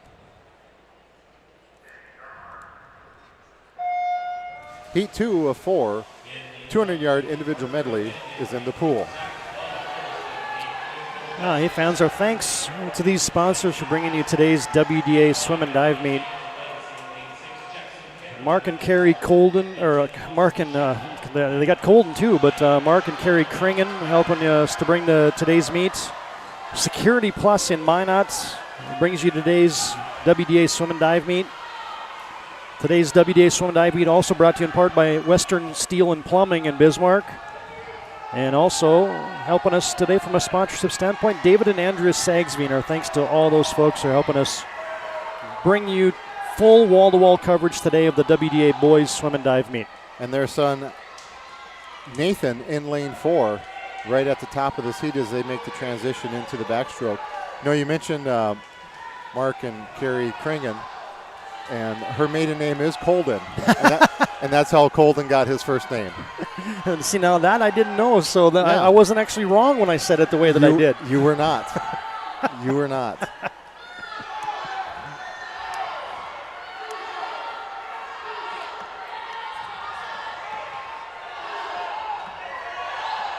So Sagsveen really picking it up here in the breaststroke.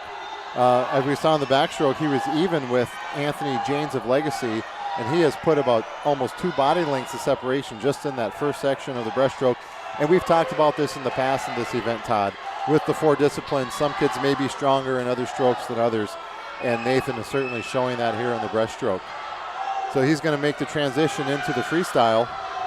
Yeah, that was a huge breast leg right there for Sagsveen. Yeah, a 38.61. So, and we'll look at some of these other splits. They're all coming in 40 plus. So he really some separation there for him. So we got Sagsveen in lane 4. Up in lane 2, we have Zach Budd, an 8th grader from Wilson, he's made the final turn home. So we will have Nathan Sagsveen of Bismarck High touching here with a time of around 2 minutes, 18 seconds. That's going to be about a 5-second time cut for him. Then touching next is our lane 2 swimmer. That is Zach Budd of Williston. He touches at 2:23.41. Our third swimmer out in lane 5 is going to be Anthony James at 2:24.17. Then in lane 6 at 2:24.63, it was Jackson Ketterling. Then over in lane 3 at 2:25.95, we had Cole Veazey. In lane 1 at 2:28.94 was Ethan Parker. And wrapping up this heat in lane 7 at 2:33.7 was Minot's Lawson Shanklin. That's Zach Budd just slipping in under the state qualifying time there in lane 2 from Williston. So congratulations to him. Another state qualifier. So Coach Kemp has got these guys, he's got these guys getting those times lower. They get to go to state one more week. So you just saw him I don't know what that move was, but he is fired up there. And that's exactly what you want from your coach, right? Dang right. Can't get excited to swim for a guy like that. I don't know who you can get excited for. He's now doing the floss. Maybe we need a third camera. One for the time scoreboard, one for the pool, and one for Coach Kemp. Don't give the PSP founder Nick Holberg any ideas. We'll be having the multi-camera arrangement with a wireless one going down around the pool deck and everything else.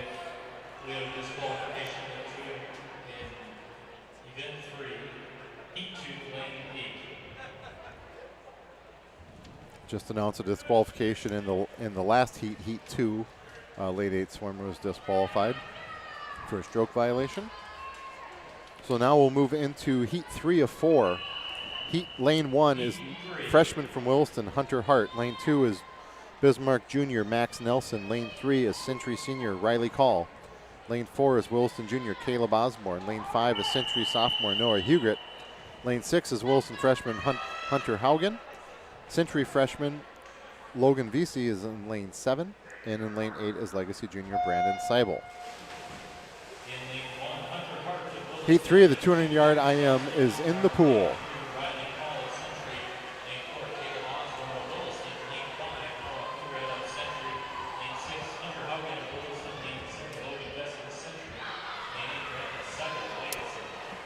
Fans minor, stick around after the contest today.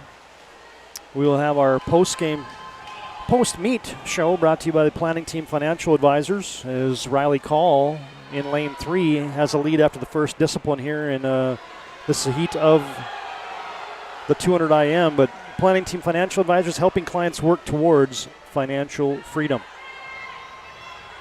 And within that, Planning Team Financial Advisors post-game show will bring you the move of the meet and the MVP/player of the meet today. So stick around following the conclusion of Event 12 today. We are now in Event 3 here at the Mandan Aquatic Center. Riley Call still has a lead in lane 3 for Century. Right behind him and chasing him is Caleb Osborne from Williston in lane 4.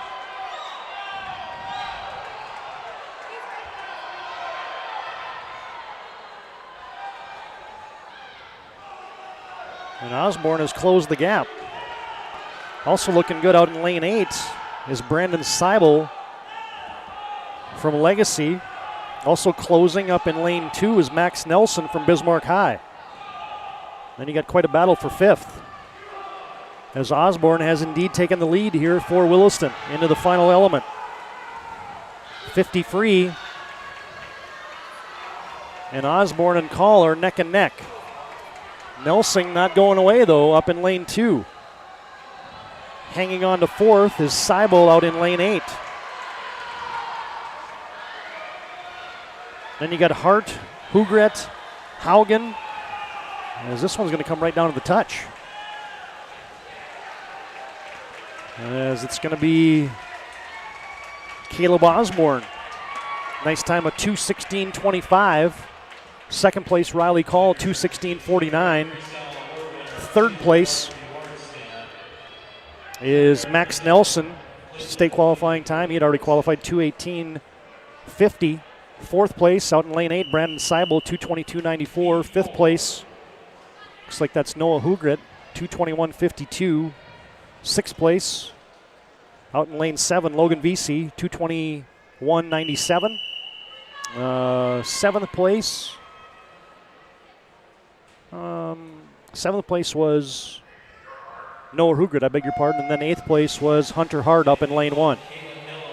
Here's our 4th and final heat of the 200-yard individual medley in lane 1 from Minot senior Kalen Hill. Lane 2, his brother, freshman Logan Hill. Lane 3, Minot's junior Ryan Hubbard. Lane 4, Minot junior Jackson Ranke. Lane 5, Williston's Colden Kringen. Lane 6, Century's Ben Schaff. Lane 7 is Minot's Matt Bowen. And lane 8, Jamestown freshman Bodie Haglin. You know, we talked about that depth, and right here in the final heat of the 200 IM, Eric, you got 5 Minot swimmers in the final heat. That's unbelievable. And I wouldn't be surprised if they go 1, 2, 3, 4. Well, I think Colden Kringen's going to have something to say about that. Absolutely. I forgot that birthday boy Colden was out there.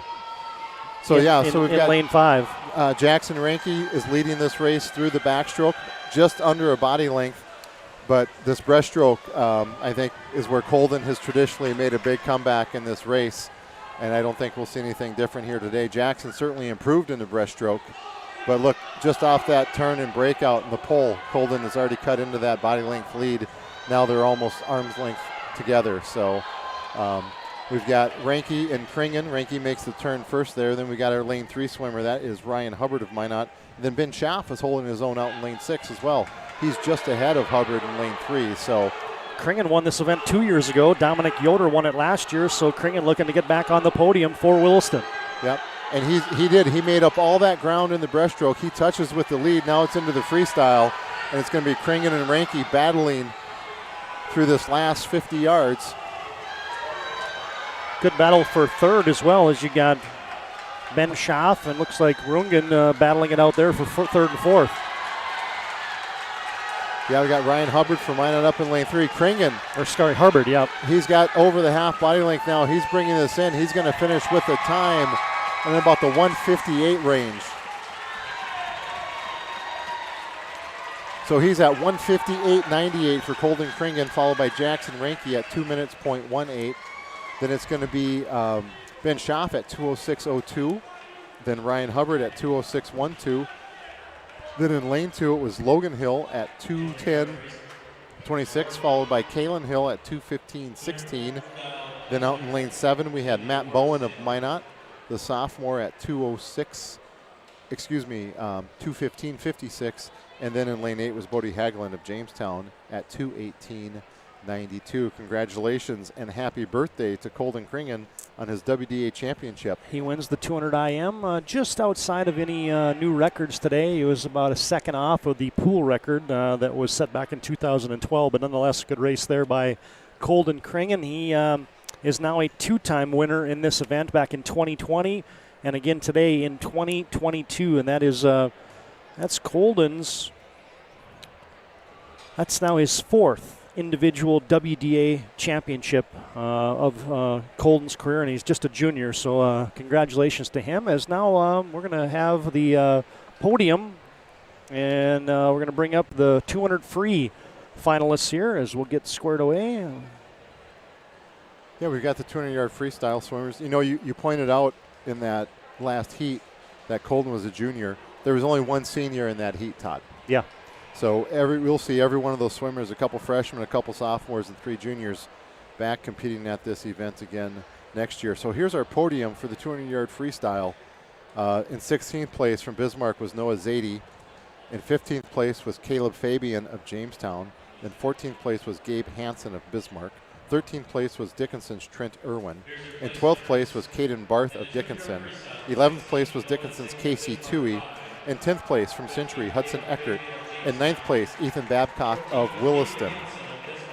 8th place at 156 even was Levi Von Boken of Minot. Lane 7 from Legacy at 155.95 was Grant Meininger. Lane 6, Noah Mayer of Legacy at 155.25. In 5th place was Isaac Valley of 155.17. Lane 4 was Braxton Steele of Legacy at 155.03. 3rd place was Todd's son Luke Domres at 153.4. And 2nd place was Alex King of Minot at 148.38. And your winner of the 200-yard freestyle with a new WDA record from Minot with a time of 146.58 seconds is Grant Schaeffer. Congratulations, Grant. It's getting a little dusty up here. It's very dusty. It's very dusty. I apologize. Hey, that's awesome. Look at those guys right there. Schaeffer, King, Domres, 1, 2, 3 in the 200 free. Congratulations to all those guys that got on the podium. There's no cheering in the press box, but there's a few tears today, Todd. I can tell you that. That's pretty cool. That's good stuff. Grant Schaeffer is a WDA champion again. He goes back-to-back in the 200 free. Is won it last year, wins it again this year in record fashion. And again, we'll show you those records as Schaeffer eclipsed the WDA record that was set by Lauren Sether back in 2015. So that record falls today at the Mandan Aquatic Center. So. And that's not going to be the last one. That's not going to be the last one that goes down today, as we're now about ready for the 50 free. Yeah, moving into event 4, the 50-yard freestyle. This is our fastest race of the day. We do have 6 heats of it, but they will move right by. So everybody, pay attention. This is 50-yard freestyle is not the time to go to the bathroom or get your popcorn. That's right. It's kind of like the 100 in track. As Mason Beck is your defending champion with a 21:59. Your best time in the WDA this season is Grant Schaeffer, 21:77. Your WDA record from back in 2012, Willie Marler from Jamestown High at 21:53, and your pool record, Moana Smith, 21:06 back in 1990. That might be the longest standing record in a long time. That's the oldest one you're going to see today. So here's Heat 1.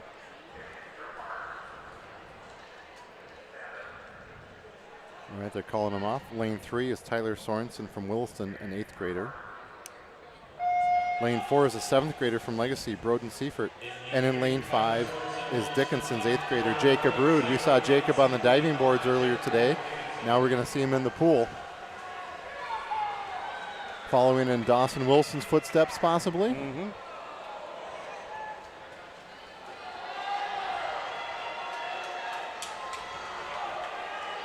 We've got a nice little battle between Broden Seifert of Legacy and Jacob Rude of Dickinson.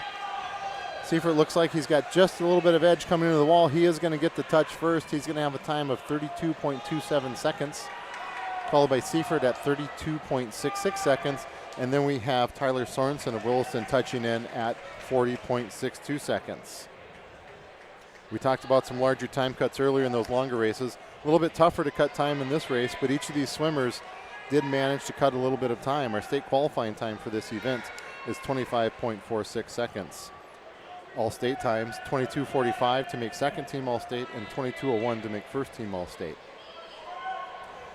You know, looking at those records, I think this WDA record may have a chance today with Mason Beck in this event. He was just about 600ths off of that time. Again, we talk it's tough to cut time in this race, but I think Mason Beck is certainly capable of doing that today. Here are those times again. His WDA record is 21:53, so Mason is 6/100ths off of that as the defending champion.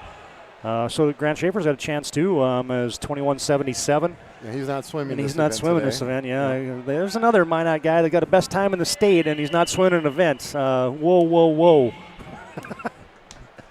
Well, Ryan L. Shalmy of Grand Forks is 21:75. That's right. Yeah, I'm all right. I beg your pardon. So we have to mention that at the dinner table every now and again. Okay. Yeah. Right, so. Like, hey, come on, speed it up a little bit, Grant. But here we go with Heat 2 of the 50-yard freestyle. In lane 1 is Williston freshman Ryder Bjerknes. Lane 2, Jamestown junior Jackson Fawn. Lane 3 is Mandan freshman Ethan Ressler. Lane 4 is Bismarck sophomore Aiden Ellertson. Lane 5 is Mandan's Andrew Bierman. Lane 6, Carson Masseth of Mandan. Lane 7, 7th grader Pete Hardcastle of Williston. In lane 8, an 8th grader from Williston, Trayan Scott. At the turn, we had our lane 2 swimmer, Jackson Fawn of Jamestown. He's got a little bit of lead, but it's going to be tight coming in. Too close to call really till we see what the scoreboard tells us. And it is going to be our lane 3 swimmer, Ethan Ressler of Mandan at 28.12, followed closely by Aiden Ellertson at 28.26 from Bismarck. Then our third place swimmer in this heat, that was Aiden Ellertson. It was Andrew Bierman of Mandan in lane 5 at 28.26. Then Ellertson at 28.44. We don't have as much time between events here to list off all the placers and to see the scoreboard and see my program, so I apologize some of those swimmers. All results can be found on your Meet mobile app if you have that. Heat 3 of 6 on the blocks.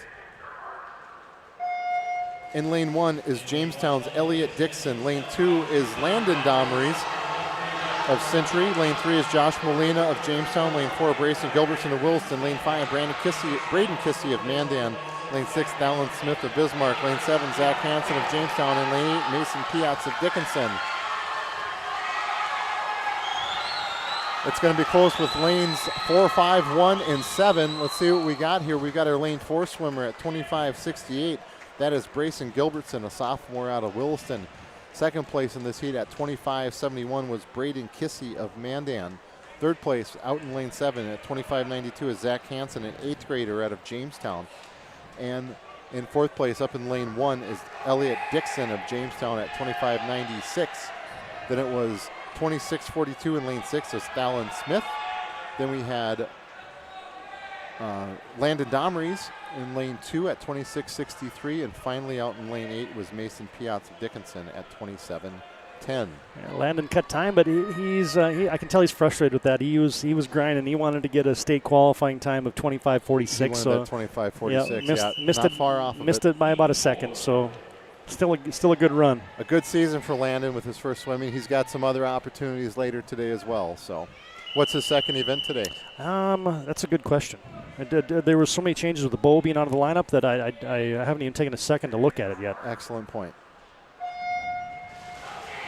So we've got Heat 4 of 6 here in the 50 free. Davin Haig of Dickinson in lane 1. Bridger Duckwitz in lane 2 of Bismarck. Lane 3 is Max Alm of Century. Lane 4, Ian Keller of Mandan. Lane 5, Mandan's Aiden Rothstein. Lane 6, Gabriel Dorman of Century. Lane 7, Tanner Harvey of Century. And lane 8, Jackson Ensign of Bismarck. We've got a battle going on here in lanes 3 and 4. Looks like we're going to get our lane 3 swimmer in 24:80. That is Max Alm of Century. That is a state qualifying time, as he had been just outside that state qualifying coming into today. So congratulations to Max Alm. Are his folks in Germany watching again today? I think so. I certainly hope so. I think so. Congratulations to Max, and congratulations to his parents who are watching overseas. Andreas and Sabrine, I'm sure, are tuned in today from Germany. In lane 4, Ian Keller finished up at 25:02. Then our third place swimmer out in lane 8, 25:42. That was Jackson Insing, a freshman out of Bismarck.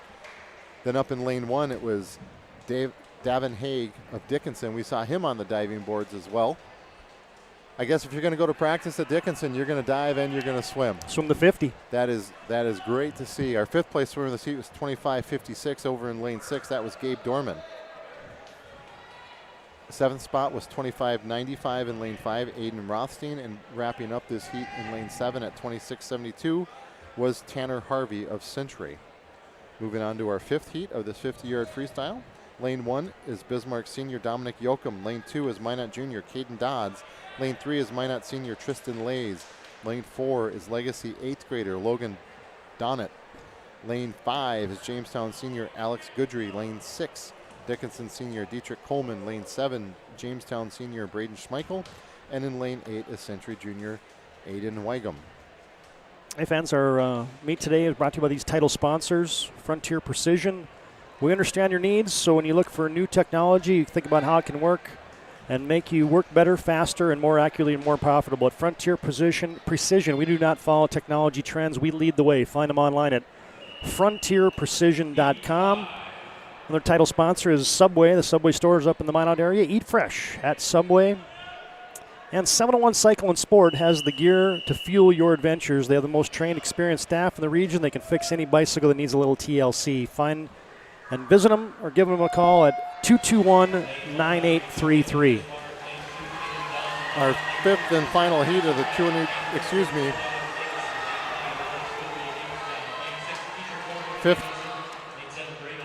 our second to last heat, I'm sorry. We read the names off. We've got lane 4 and 5. That's lane 4. That's Logan Donnett of Legacy, the 8th grader. Looks like he's going to take this heat in a time of 24:11. Followed closely by lane 5 at 24:50. That is Alex Goodry of Jamestown. Then it was Dietrich Coleman of Dickinson at 24:60. Then we had 24:75 up in lane 3, Tristan Lays of Minot. Our fifth place swimmer in this heat in lane 7 was Braden Schmeichel of Jamestown, followed by Aiden Weigum of Century and Caden Dodds and Dominic Yoakum rounding out that heat. Now we have our final heat. Lane 1, Riley Poppy. Lane 2, Griffin Osborne of Minot. Lane 3, Alex Dyken of Bismarck. Lane 4, defending champion Mason Beck of Dickinson. Lane 5 is Minot's Peyton Barch. Lane 6 is Minot's Alice Prestwich. Lane 7 is Minot's Carter Larson. And in lane 8 is Century's Daniel Walker. We got Beck, Barch, and Steichen. Should be quite the battle here. Again, defending champion Mason Beck in lane 4. Peyton Barch bringing some heat in lane 5 from Minot.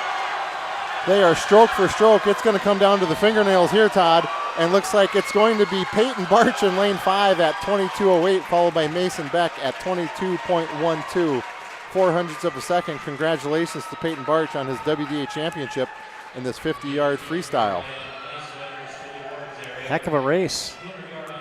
We've had a bunch of those today already. Yeah, the splash and dash here in this 50-yard free.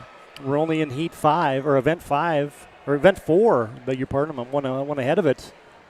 As Barch wins that at 22:08, that is going to be just off all those times that you saw earlier as the championship times and pool records. Defending champions are all in the 21s, but still great time for Peyton Barch.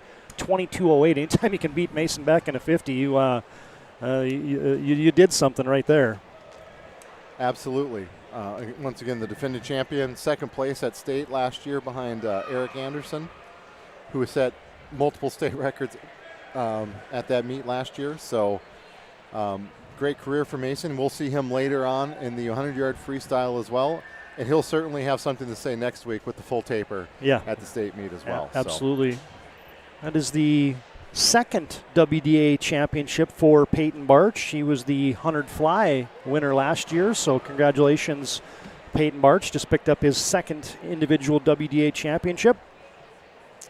And now, do we have a little break here for warm-ups with the diving? Yep, I think we do, right? We're going to give the divers a few minutes to warm up, and they'll probably do a podium presentation for that 200-yard individual medley. We'll keep our eyes open for that, but it might be a good time to recognize some sponsors at this time. Yeah, absolutely. Hey, our thanks for these sponsors. Again, we've been mentioning these folks today, but we continue to do it. Couldn't do it without them. Today's meet brought to you in part by Western Steel and Plumbing.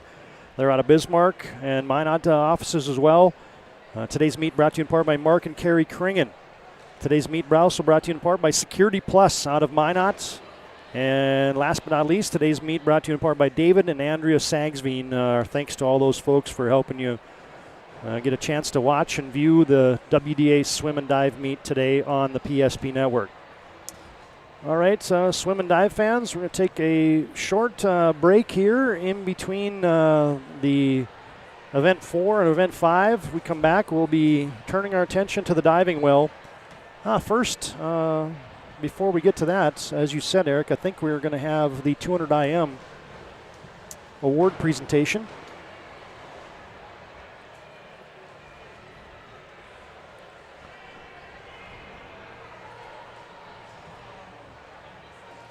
As they're getting the young men lined up on the podium, you get a look at the placard there. So we've got our top 16 finishers in this 200-yard individual medley. In 16th place from Century, Noah Hugret. In 15th place, Century's Logan Veazey. In 14th place, Williston's Hunter Haugen. 13th place, Legacy's Brandon Seibel. In 12th place, Jamestown's Bodie Hagelin. 11th place, Max Nelson of Bismarck. 10th place, Nathan Sagsveen of Bismarck. In 9th place, Riley Call of Century. In 8th place from Williston, Caleb Osborne with a time of 2:16.25. 7th place was Minot's Matt Bowen at 2:15.56. 6th place was Kalen Hill of Minot at 2:15.16. 5th place was Logan Hill of Minot at 2:10.26. 4th place was Ryan Hubbard of Minot at 2:06.12. 3rd place was Ben Schaff of Century at 2:06.02. 2nd place was Minot's Jackson Ranke at 2 minutes, .18. And your WDA champion for 2022 in the 200-yard individual medley out of Williston with a time of 1:58.98, Colden Kringen. Now there you get a good look at your top four. Hubbard, Schaff, Rinke, and your WDA champion in the 200 IM, Colden Kringen. Great swims today, fellas. It's the final results of Event 3. Again, that was the 200 IM.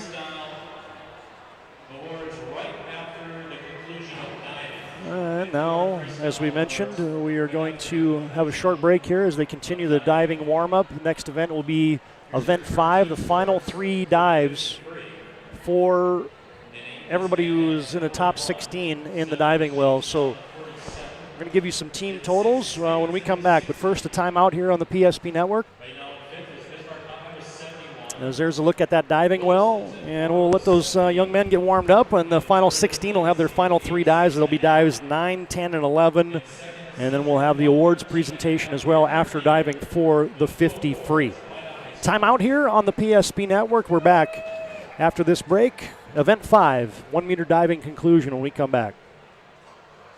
The best part about working at BNC National Bank is developing relationships. I love working with people. We've been here for over 25 years. We've grown just like our communities we're in. But we still have that personal connection with our customers. And that's why we can find the best solutions for them. It feels great seeing projects around the community and knowing we're a small part of making that happen. We're helping people buy their first homes. Plan for the future. From startups to big business. We're part of the community. And we're proud of it.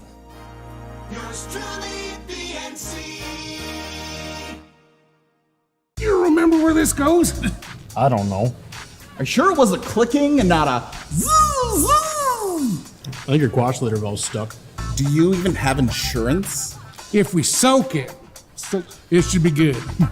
No matter how much you know or don't know about your vehicle, trust the experts at Tires Plus. Real answers from real mechanics. Inspections are free to ensure your vehicle is always in peak condition. Thinking service? Think Tires Plus.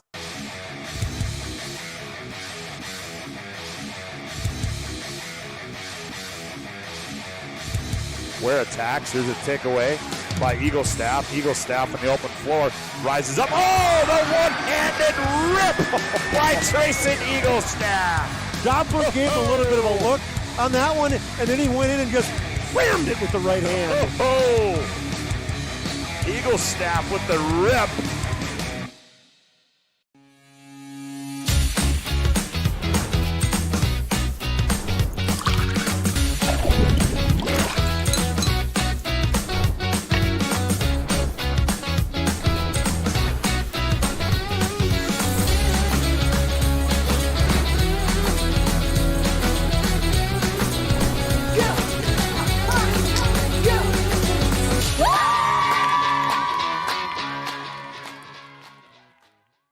Every 10 minutes, 3 people in the United States will die from a preventable incident. More people are dying on our roadways and in their homes than ever before, but that's where the North Dakota Safety Council can help. Safety is our mission, from the workplace to any place. We're a private nonprofit that offers more than 150 training courses that are dynamic, hands-on, and effective. From CPR and first aid to driver safety and even workplace violence preparedness, we want to make sure your loved ones come home safe each night. Go to ndsc.org to see how together we can make a difference. At Prairie Rose Family Dentists, we treat our patients like family. We have 14 highly experienced dentists with incredibly caring dental teams. We have more locations, more services, and extended hours to make sure your dental needs get fulfilled, your questions get answered, and you have the comfortable and high-quality experience you deserve. Call us or visit our website to schedule an appointment today. Prairie Rose Family Dentists. We are family. Many of our clients come to us already accomplished in their lives and on the right track. However, whether it's in response to a life-changing event or you are nearing retirement, you can sleep well knowing that together we have planned for both life's opportunities and challenges. And no matter what happens, we are here to help guide you.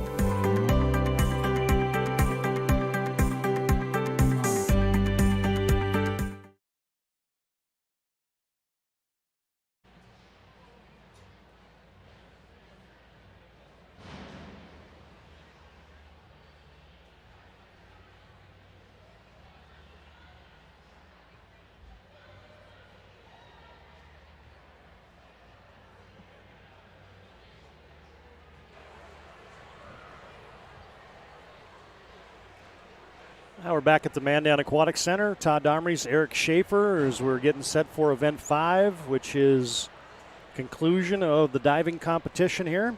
Well, we have a second. I'd like to remind you that our sponsors today is Gooseneck Implement. And they're hiring technicians across all 13 of their locations, $25 to $50 per hour, depending on your experience, plus a sign-on bonus. Healthcare plans, 401k, and more. Go to gooseneckimp.com/hiring to apply today. gooseneckimp.com/hiring and apply today. All right, fans, here's some team totals as we get set for Event 5. This is through 4 events. Minot High, no surprise there, leads the way. 204 points for the Minot Magicians. In second place is Century with 113.5. Third place, Legacy, 86.5 points. Fourth place, Williston with 78 points. Fifth place, Bismarck High with 71. Sixth place, Dickinson with 60. Seventh place, Jamestown with 47. And eighth place, Mandan High School with 41. Your top 3 once again, Minot 204, Century 113.5, and Legacy 86.5. They round out the WDA Swim and Dive Championship today through 4 events. Once again, through 4 events, those totals. And again, we thank the folks here at the Mandan Aquatic Center for rolling out the red carpet for us. Got all the stats for us and everything else. As, I think we put 27 pages of prep information together, so hopefully the folks listening and tuning in today on the PSP Network are enjoying the broadcast of the WDA Swim and Dive Championships. As hey, fans, reminder, we told you about our post-meet show brought to you by Planning Team Financial Advisors. Once we're into that post-meet show, we'll bring you the final results today. We will have the move of the meet brought to you by Domres Moving and Storage, and also the MVP of the meet brought to you by Sport Clips today. And I'm going to have to go rearrange a couple of those kids down there, Eric, just so that we can get a clear line of sight in our diving competition. So, do you have the diving order, by the way, there, partner? You have the diving order? I do. For the finals? Beautiful. Did they change the order up? Oh, I don't know. Let me double check. Okay.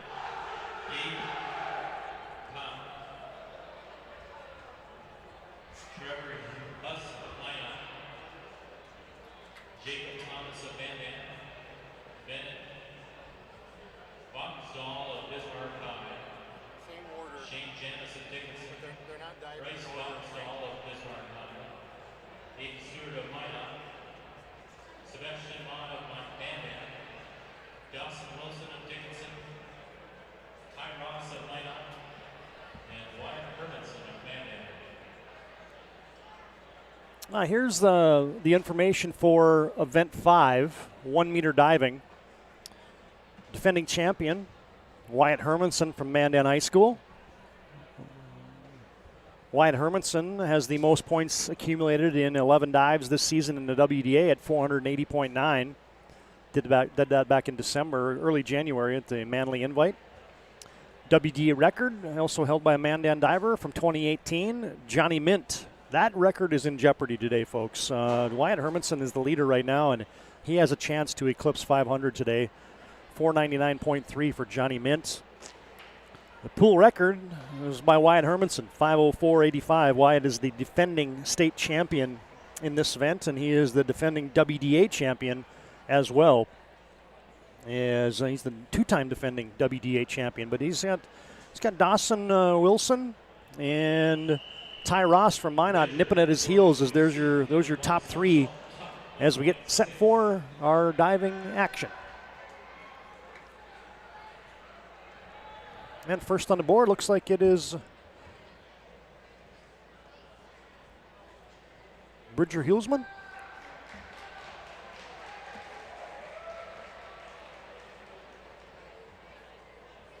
Somebody heard me when they said, hey, got to clear out those swimmers out of the near side here, Eric, and look at that. All those kids just... What? Nostradamus is back with us. There we go. All those kids just magically disappeared. Yeah, that was Bridger Hulsman.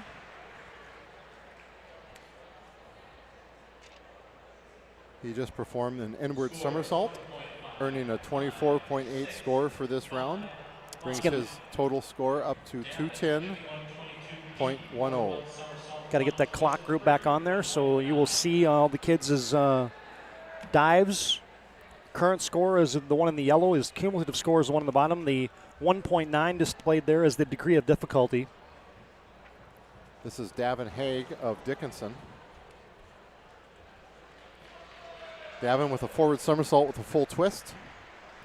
And once again, these are the final 3 dives for the top 16 divers. The prelims were this morning, in case you missed that. We had it wall-to-wall on the PSP Network as dives 1 through 8 were this morning. Now you get dives 9, 10, and 11 for the top 16. This is round 9. That was Davin with the forward somersault and a twist at 29.45.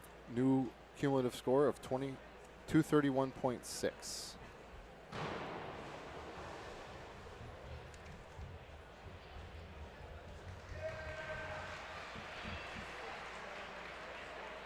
That would have been Jacob Rude, scoring a 19.20 on his reverse dive.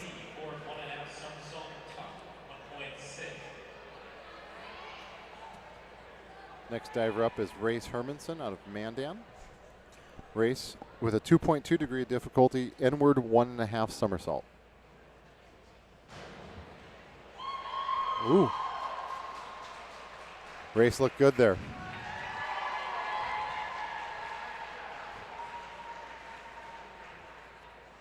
There's the fathead. Excuse me, that was a forward 1.5 somersault, a 31.20. He's now at 242.20.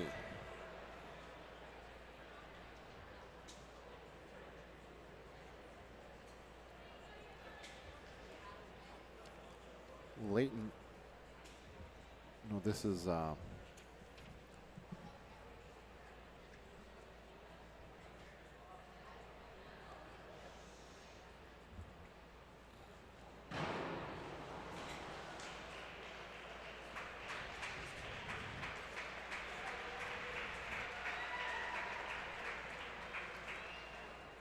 Scores 5.5, 5.5, 5.5, 5.5, 5. Gauge 202 feet. so that was Cody Kranz of Minot, 36.80 on his back 1.5 somersault. He's now at 301. We now have Gage Merck.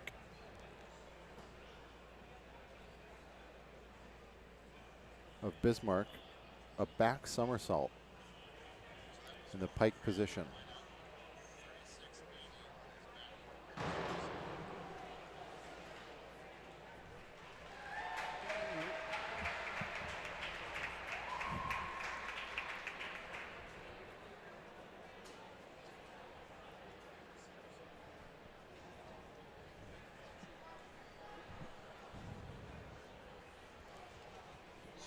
A 29.60 for Gabe.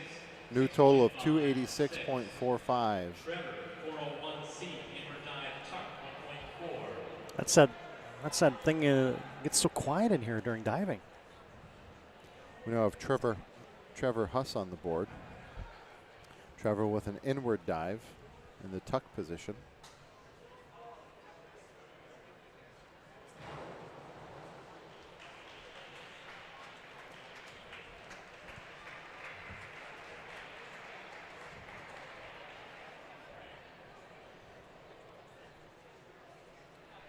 Trevor's score for this dive is 23.1. New total score of 227.55. Jacob 52.11A,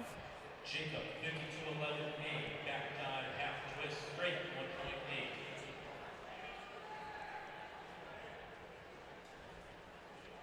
Jacob Thomas of Mandan on the board. A back dive with half a twist. A 1.8 degree of difficulty.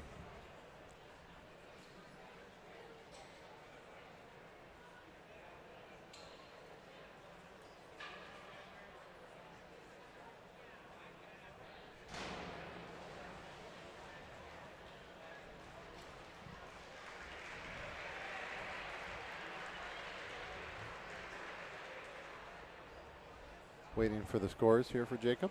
A 28.80. New total score of 259.75.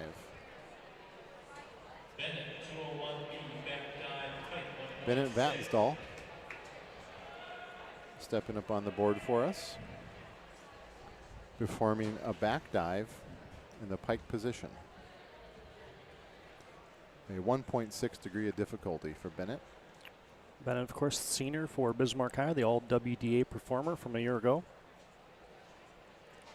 And one of our national anthem singers today. Yeah. Sang it just like it was Hoosiers.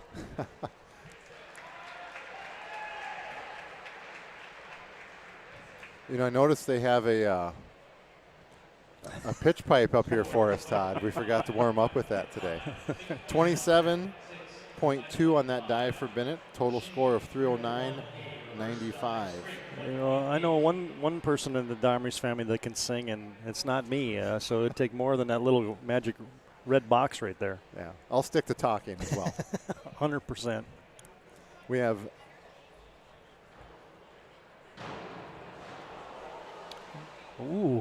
first one that got some oohs and ahs. There's the kids applauding. I love it. Yeah, that might have, was that Shane Janis of Dickinson? He gets a failed dive. I think that was Shane. Yep. He'll stay at 162.05. We have our other. It's going to be Vatnsdal Bryce here, Vatnsdal, Bryce. yep.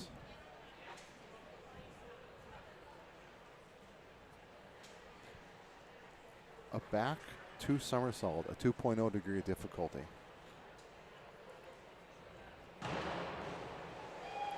Nice. It's not easy to do off a 1 meter board.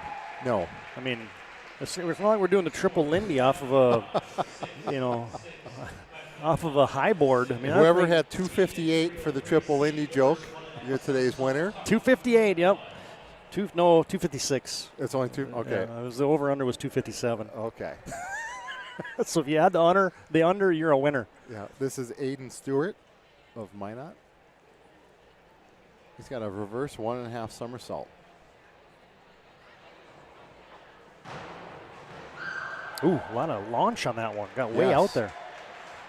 And the dive brought to you by Security Plus in Minot.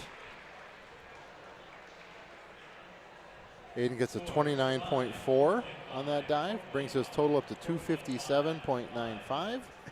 He comes out and singles touchdown, and both arms cranked up in the air. And then who did you say the dive coach is? Barb McPeak. Barb McPeak, yeah, that's right, yep. Got a nice congratulatory hug there for Aiden. Again, that's probably a dive he's been working on quite a bit. And now we've got Sebastian Mott. He's going to a back dive with a half twist. We've seen him have a lot of success on these back dives throughout today's competition. He's really steady on that board.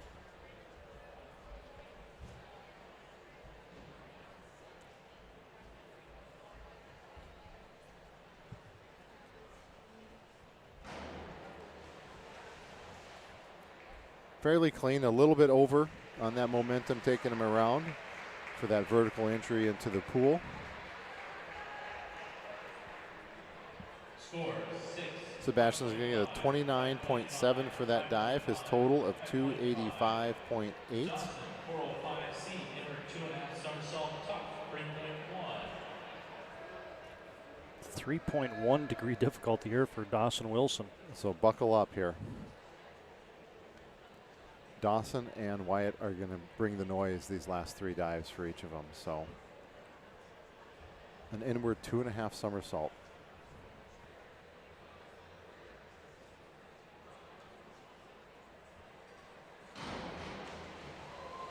Didn't quite get out of that tuck position. That would be not an easy one to pull off. Well, this is the kind of dive that you're diving for a championship with. Yep. Right? You don't play it safe. If you hit this, that's going to move you up the board. He scores a 44.95 with this dive, with the 4s and 5s and a 4.5 mixed in there. He's now at 377.35. Now we have Ty Ross coming to the board.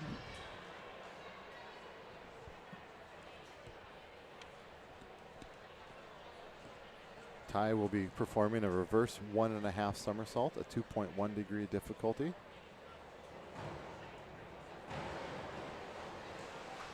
Yeah, he went past vertical on that entry. Could have maybe made up a little bit of ground on Dawson, getting closer to that second place spot. We'll see what the judges score. Here he's going to be in that 4, 4.5, 5 range. So he's got 28.35 points. That's going to take him to 330.35. Here's your leader, Wyatt Hermanson from Mandan. A forward 1.5 somersault with a full twist, a 2.2 degree of difficulty. Ooh. And ladies and gentlemen, that's a championship-looking dive right there, folks. Yep, he's your defending state and WDA champion, and he's showing you why right here with this dive. I expect 7.5, maybe some. I'm losing my eye on this. Oh, I was with you. I was thinking that was going to be 50 plus. The judges are a lot closer than we are, so yep. A 44 even for Wyatt. He's at 385.75 with 2 dives left. He's going to need some big dives, some big scores if he wants to get near those records we were talking about earlier today. So now we're moving into round 10. This is Bridger Hulsman of Century. An inward 1.5 somersault, a 2.2 degree of difficulty. Got a big round of applause for Bridger there. Yeah. Ooh. A nice little squeal. A 37.4. Hey, man, that's... Total of 247.5. I don't know all of Bridger's scores this year, but that's one of... that's got to be a top 5 dive for him this year. That was a good-looking dive. So now we're moving into Davin Haig of Dickinson. Davin's going to have an inward somersault into the tuck position, a 1.6 degree of difficulty. Oh, he busted out of that tuck, got those heels down, legs straight. Let's see if the judges see it the same as I do. They don't have backpacks in the way, so... So he's got a 27.60 on that dive, brings him up to 258.8. During our earlier break, there was a Ty Ross dive that we were talking about, and it was like, man, that didn't look like there was any splash, but there was a backpack blocking us. Somebody heard that and then commented it to me in the hallway. They're like, that was awesome, because they were listening at the same time, and they thought the same thing, like I couldn't see the splash because of the backpack. This is Jacob Rude of Dickinson. Jacob with a back dive, 1.5 degree difficulty. A 21.75. He's now at 208.65. Race 402C, number 1 somersault tuck, 1.6. Race Hermanson. An inward somersault, 1.6 degree of difficulty into the tuck. He'll be using tuck position here.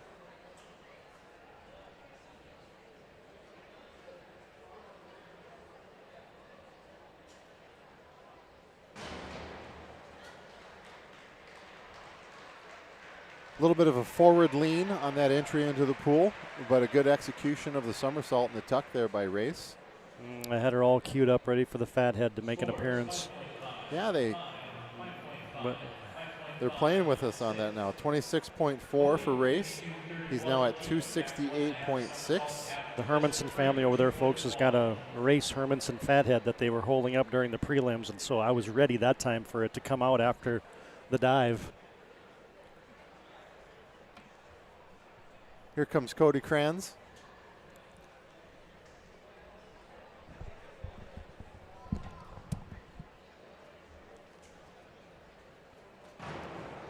Cody Kranz performing there, a back 1.5 somersault with a half twist.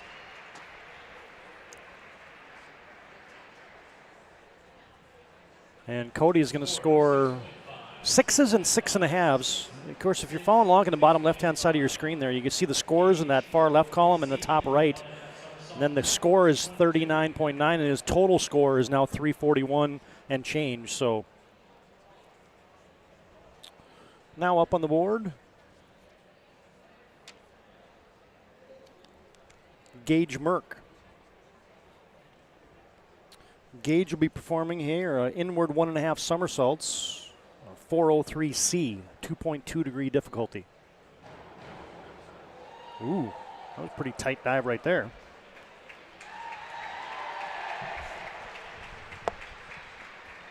Good dive there for Gage, and he scores 44, 7 and 6.5s. That's a big dive for Gabe. His best dive of the day. Sorry, I announced it on the last one there, partner, but I didn't write it down. That's so, okay. I missed that one right there. So they'll bring it back up for us. All right, good. We've got one more round to go. That'll bail me out. This is Trevor Huss with a forward somersault. Good clean dive. I heard a squeal over there. Possibly Kent, or maybe it was his mom, Sarah. I did hear from the Husses at the break also about the half twist comment. Yeah. So.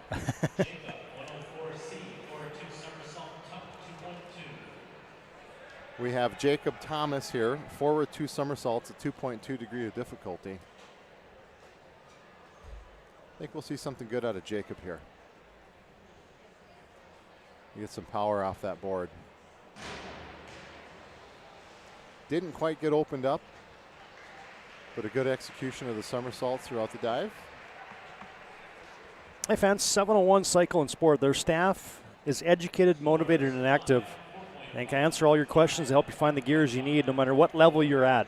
701 Cycle and Sport, located at 411 Frayne Barracks Road in Bismarck, right next to the Missouri Memorial Bridge, next to the Missouri River, and close to some excellent bike trails. Our thanks to 701 Cycle and Sport, being one of our title sponsors today. Here's Bennett Vattenstall, a reverse 1.5 somersault, a 2.1 degree of difficulty. Is that some new tape for him, or has he been wearing that all day? I think he just brought it out here in the finals. Okay. Nice. Did a good job of straightening out, getting into the pool. Those legs were getting a little away from him and pulled them back in. And it doesn't take, you know, those judges, they're sitting there courtside, poolside right there, and it doesn't take much. You get an arm that kind of bows out. You get, you know, the legs that aren't together. You know, there's so many little things that can be minor little deductions that we can't necessarily see from our vantage point. But still, nonetheless, a good dive there for Bennett. It's going to move him into second place in the clubhouse here. We got Shane Janis. Let's get a good bounce back dive for Shane here. Dickinson. He's got an inward somersault.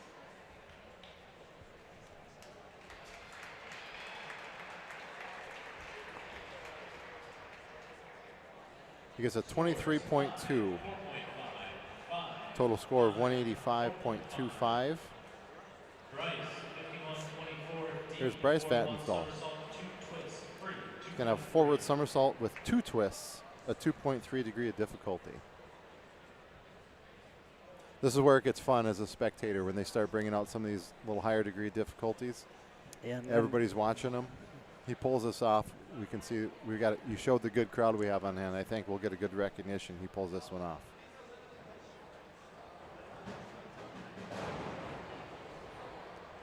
Yeah, nice dive. That looked like a good dive. And folks, we kind of previewed it earlier in case you missed it. Stay tuned for Wyatt Hermanson's final dive. It has never been attempted in North Dakota. 3.5 somersaults, and it's got a huge degree of difficulty, so that ought to be interesting. A 41.40 there for Bryce, bringing him up to 344.1, about 6.5 points behind his brother. We now have Aiden Stewart from Minot on the board, a forward somersault with a full twist. This dive is brought to you by Security Plus of Minot, protecting North Dakota's business and homes. Very nice dive for Aiden. A 1.9 degree of difficulty.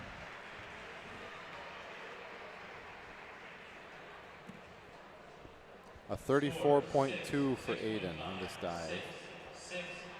He's at 292.15 points.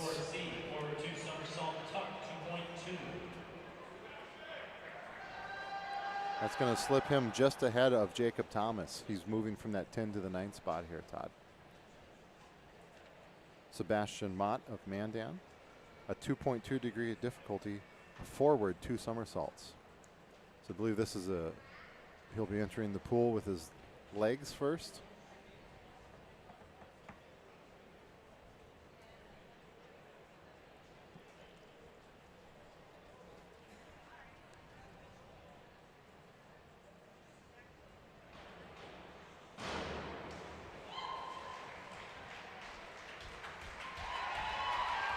Coach was definitely appreciative of that dive. A really good dive for Sebastian.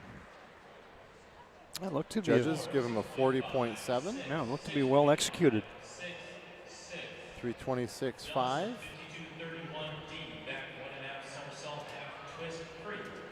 He might be moving his way up the board a little bit through this back half here. We now have Dawson Wilson, a 2.1 degree of difficulty, 1.5 somersaults with a half twist. Back 1.5 somersaults with a half twist.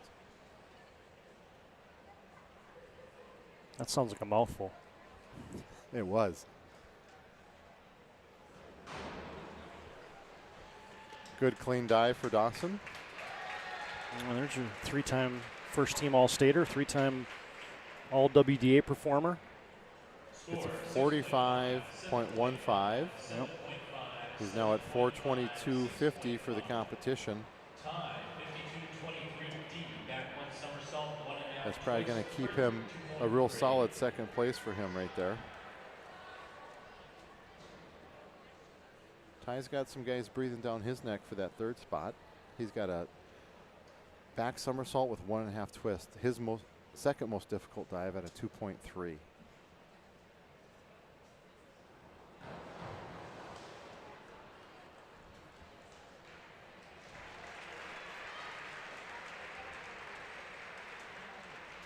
See if you got that extra half twist in there. A 41.40 for Ty. He's now at 371.75.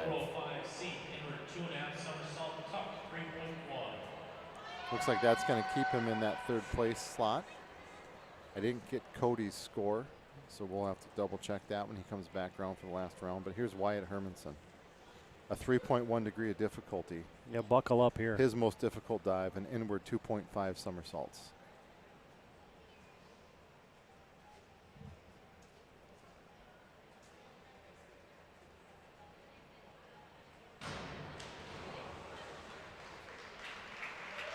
Just didn't quite get out of that tuck. But it's a 3.1 degree difficulty. I mean, come on. 3.1 out of a 4-point scale, right? Yeah, he's putting 2.5 somersaults through there. Great effort there by Wyatt. On a back dive. Again, he's looking at, these are the dives. He's doing these dives. He hits these dives. He's record hunting, right? 46.50 for Wyatt for a total of 432.25. And this will be the first diver of our final round. Round 11.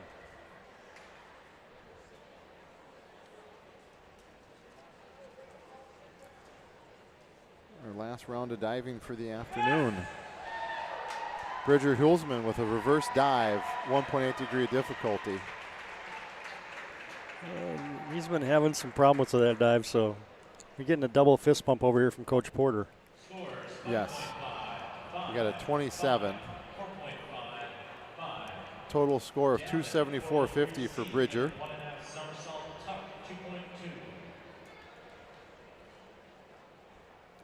No, Coach Porter's happy to have a diver back on the squad this year. You got that right, yeah. Looks like he's got a nice future with Bridger Hulsman there. This is Davin Haig. Like we talked about earlier, success breeds success, right? Yep. It won't be long before you have 2 or 3 divers. Mm-hmm. Inward 1.5 somersault, 2.2 degree of difficulty for Davin. He doesn't quite make it out of that tuck position.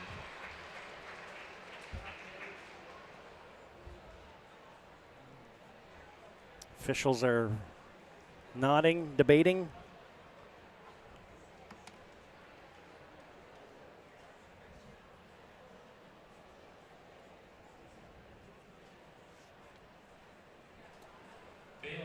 A failed dive for Davin. He ends the competition at 258.80.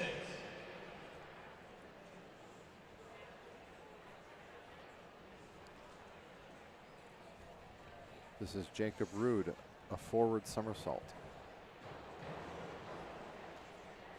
Nice clean final dive for Jacob here to end his competition today.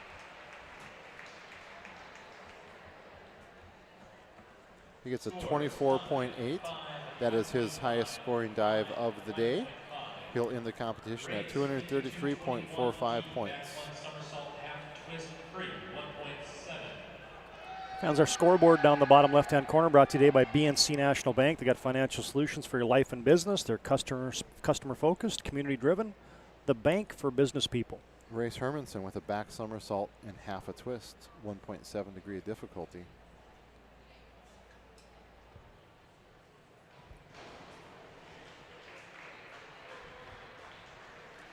Looks like his heels came apart a little bit on that twist, but good effort there by Race. Gets a 23.8 for a total score of 292.40. Cody, 105C, forward 2.5 somersault, tuck 2.4.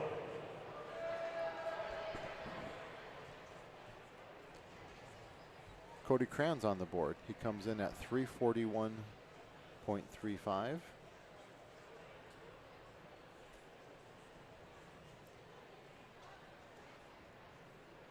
Just behind Bryce Vatnsdal.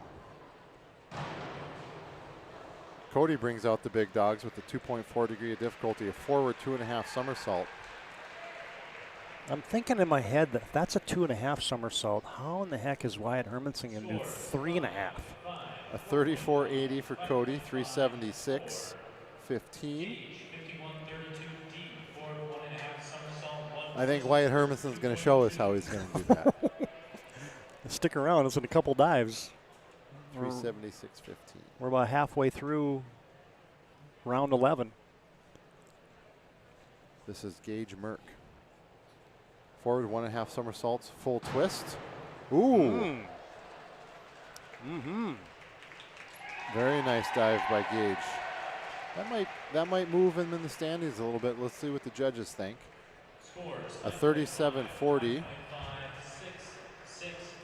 for a 367.85.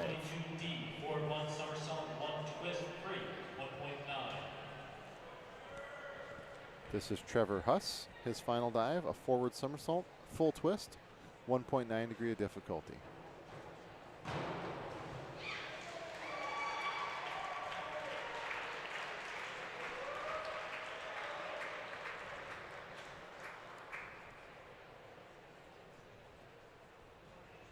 A 26.60 for Trevor. Final score of 277.95.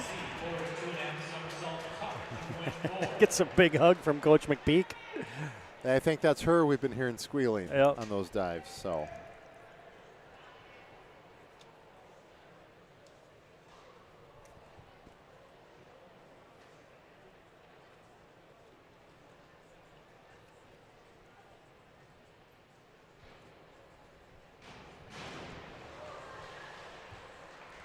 This was Jacob Thomas with a 2.5 somersault forward in the tuck position.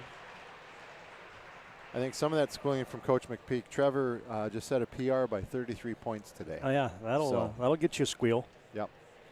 So congratulations to him. A 30 even for Jacob Thomas. Final score of 321.67.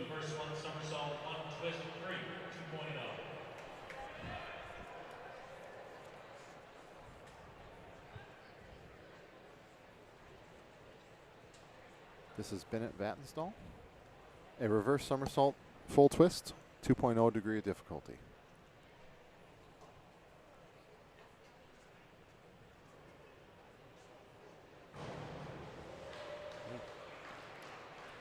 Twisting, turning, slicing, dicing, making that look really easy. Yeah. Really nice dive there.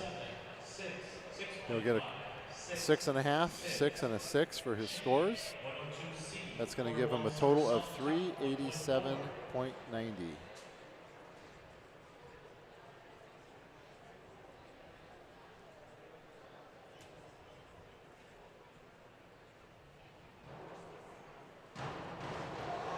Ooh, Shane Janis with the forward somersault. Loses a little control there,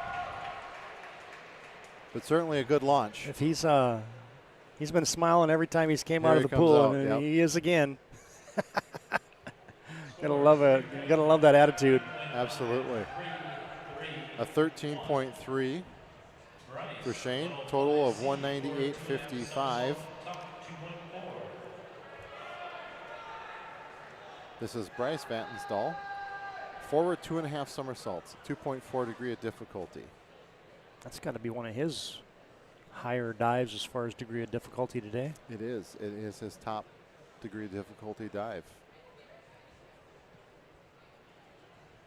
He was about 5.5, let's see, just a few points ahead of his brother coming into this round. He's going to need to score 38 points to win the family duel. Ooh. And I think he's going to do it. He's going to be close.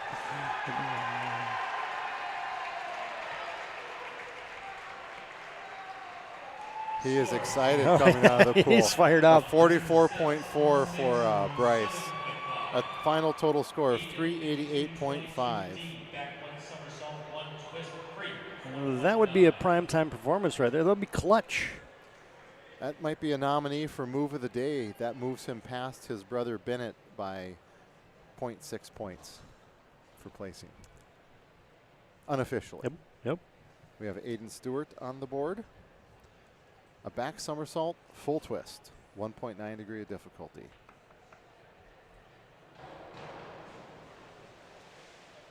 That momentum just took him a little bit past vertical on that entry.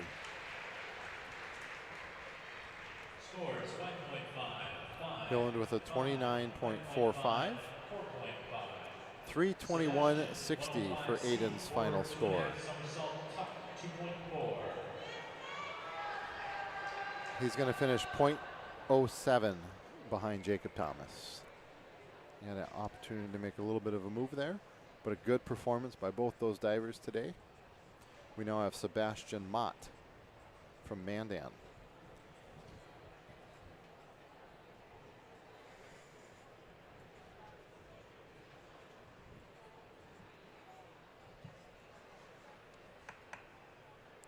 Forward 2.5 somersaults. We've seen this attempted a lot in this last round. It's a good go-to dive for these guys in their last go around. Put some points up.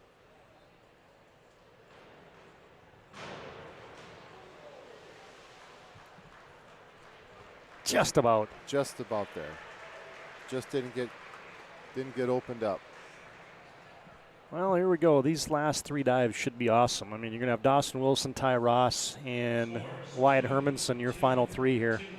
A 1440 for Sebastian. That puts him at 340.90. And Dawson Wilson's going to lead us out with a 2.9 degree of difficulty. A forward 3 somersaults. Buckle up.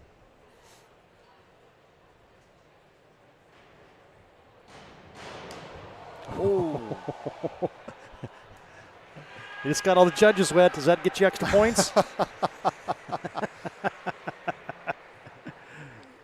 Commend the effort. You know, you got to go for it in these last few rounds. He didn't quite get out of that tuck and maybe went seat first. Ends up with a 36.25. Ends at 458.75. Jerry Fow is cleaning his glasses off over there. He'll still keep second place with that dive, I think. Ty Ross here with a forward 2.5 somersault, a 2.4 degree difficulty. Seen a lot of guys not quite get out of this tuck. Let's see if Ty Ross is able to do that here. Kind of barrel rolled it at the end. Yeah, tried to get it opened up, and that momentum just took him out over the top. Well, this is the one that has not been attempted in North Dakota yet this year, upcoming for, or ever in North Dakota. As Ty Ross will get 28.80 for Ty, final of 400.55. That should solidify third place for him. And here it is, Todd. You've been talking about it all day. Wyatt Hermanson, forward 3.5 somersaults. And you think we need a little slow clap from the crowd from him on this one. A 3.0 degree of difficulty.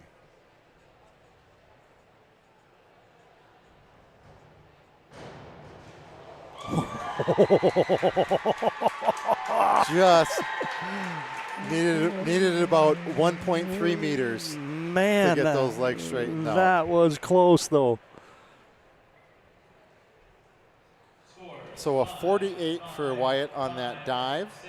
A final score of 480.25 points. That will wrap up another WDA championship for Wyatt Hermanson. We'll see him on the podium here in a few minutes. Well, the sportsmanship is and look at those divers. Hugs from his teammates, hugs from his competitors. Yeah, that's cool stuff right there, folks. Yep. As senior going out on top in the WDA. Look forward to his dives next week at the state meet as well. Oh, 100%. He's going to come up just shy of a couple records here today. I think he got, what did he end up, 485? 480.25. Oh, so he's just shy of his season mark of 480.9. So just behind the WDA record of Johnny Mint at 499.3 and just shy of his own pool record of 404. I mean, he's got every record on there. What the heck? At 504.85 last spring, I think he pulled that off. That might have been at the state meet last year because the diving was here at the pool while we were swimming over in Bismarck. So, more to come from Wyatt Hermanson next week at the state swim and dive meet. Congratulations to his victory in the dive. We'll have the official results coming up as soon as they are available. I think they're going to open the pool here for a little bit of a warm-up. We'll take a short break, but first I believe they're going to have the 50 free results up on the podium, so we'll just keep it right here, as I don't see anybody accumulating quite yet, but they announced that they were going to do that. So while we get a second, we can tell you that we're proud to have Gooseneck Implement as a sponsor today. Small company feel with large company benefits, including and featuring stable mechanic jobs paying $25 to $50 per hour. Go to gooseneckimp.com/hiring to learn more. gooseneckimp.com/hiring to learn more. Today's meet also brought to you in part by these fine sponsors, your local sponsors: Western Steel and Plumbing, David and Andrea Sagsveen, Security Plus in Minot, and Mark and Carrie Kringen, all helping us bring you today's 2022 WDA Swimming and Diving Championships. Now, we've just completed Event 5. The meet will run through Event 12, so we're just sticking around here for a moment in case they're going to do the 50 award presentation. We want to make sure and be able to bring that to you. But I don't see anybody accumulating quite yet, so we're going to take a short time out here. If they organize those folks on the podium, we will do that. They have not opened the pool yet for a short swimming warm-up, so it could be a slight break here from Mandan's Aquatic Center, as we'll have continuing coverage when we come back of the WDA Swimming and Diving Championships on the PSP Network. This presentation on the PSP Network is proudly brought to you by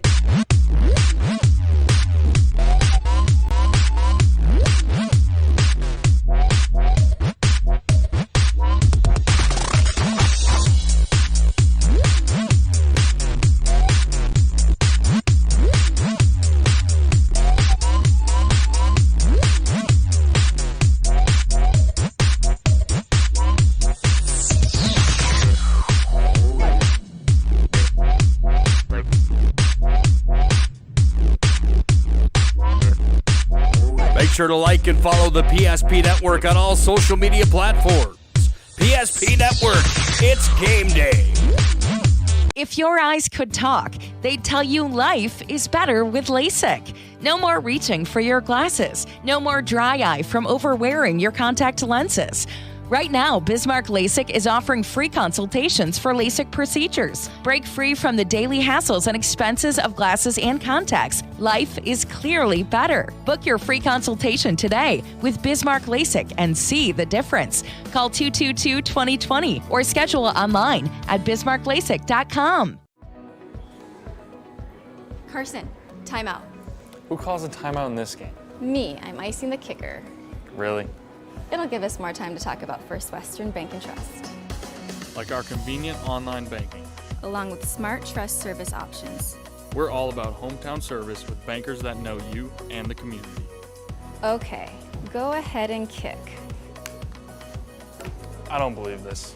First Western Bank and Trust. You can bank on us. The right way to top a sub is with real red wine vinegar made from red grapes and no food coloring. And the right way to film it is in slow motion, obviously, because authentic ingredients make a sub above.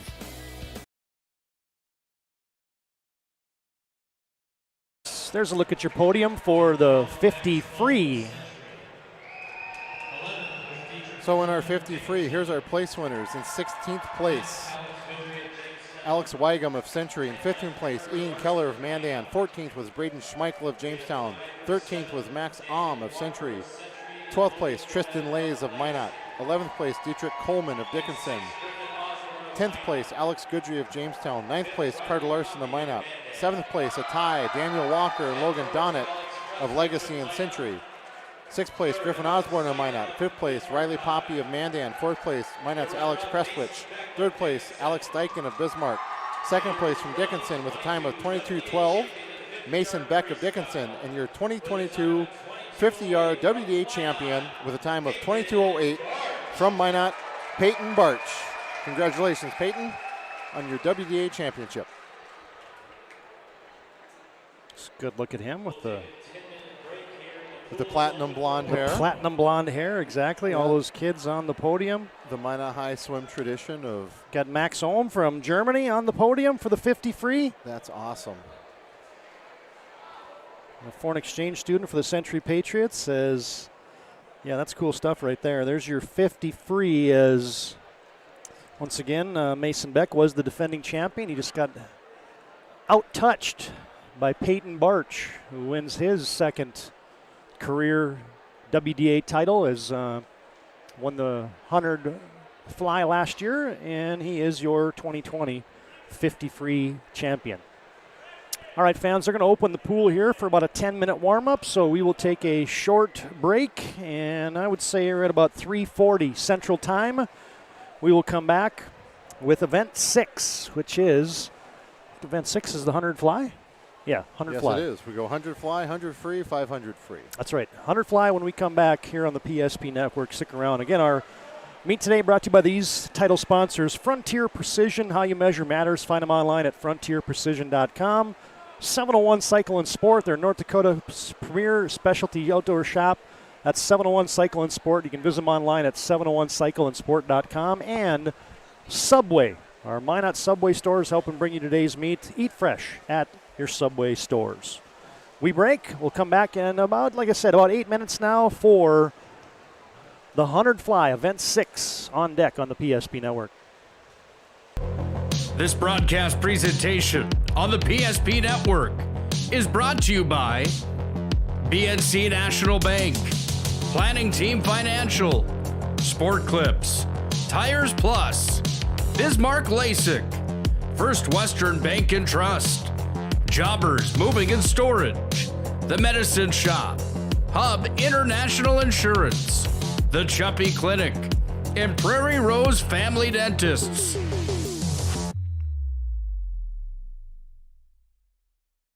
At Prairie Rose Family Dentists, we treat our patients like family. We have 14 highly experienced dentists with incredibly caring dental teams. We have more locations, more services, and extended hours to make sure your dental needs get fulfilled, your questions get answered, and you have the comfortable and high-quality experience you deserve. Call us or visit our website to schedule an appointment today. Prairie Rose Family Dentists. We are family.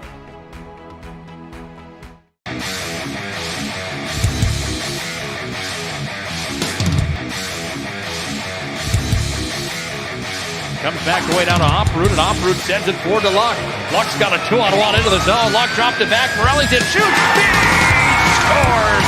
Oh, what a twisted wrister from Morelli. He made no doubt about it. Short-handed goal for the Magi. They lead 2-0.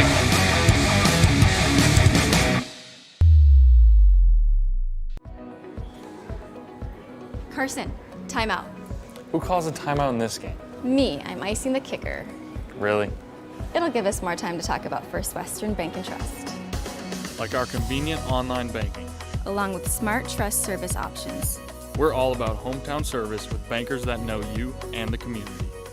Okay, go ahead and kick. I don't believe this. First Western Bank and Trust. You can bank on us. If your eyes could talk, they'd tell you life is better with LASIK. No more reaching for your glasses. No more dry eye from overwearing your contact lenses.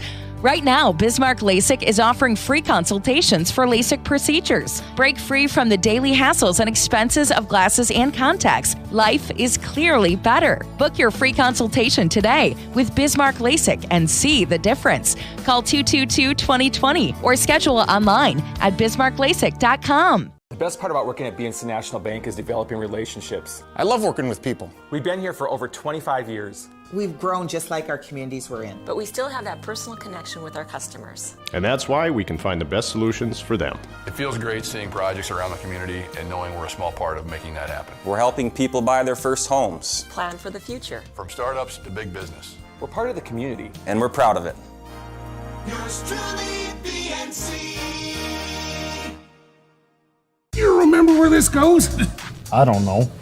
Are you sure it was a clicking and not a zzz, zzz? I think your quash litter valve's stuck. Do you even have insurance? If we soak it, so it should be good. No matter how much you know or don't know about your vehicle, trust the experts at Tires Plus.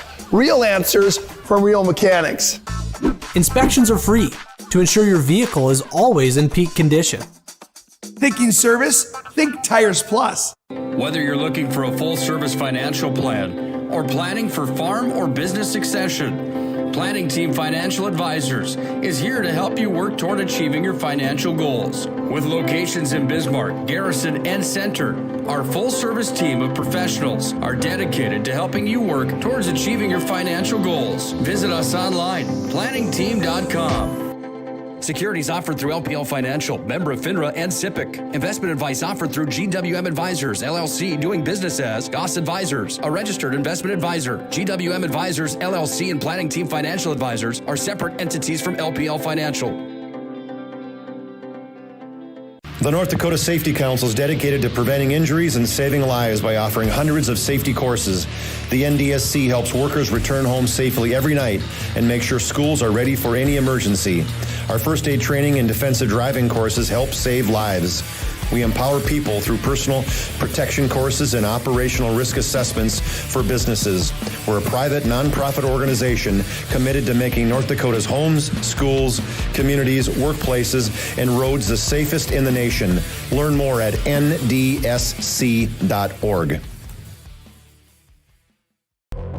This broadcast presentation on the PSP Network is brought to you by BNC National Bank, Planning Team Financial, Sport Clips, Tires Plus, Bismarck LASIK, First Western Bank and Trust, Jobbers Moving and Storage, The Medicine Shop, Hub International Insurance, The Chuppy Clinic, and Prairie Rose Family Dentists.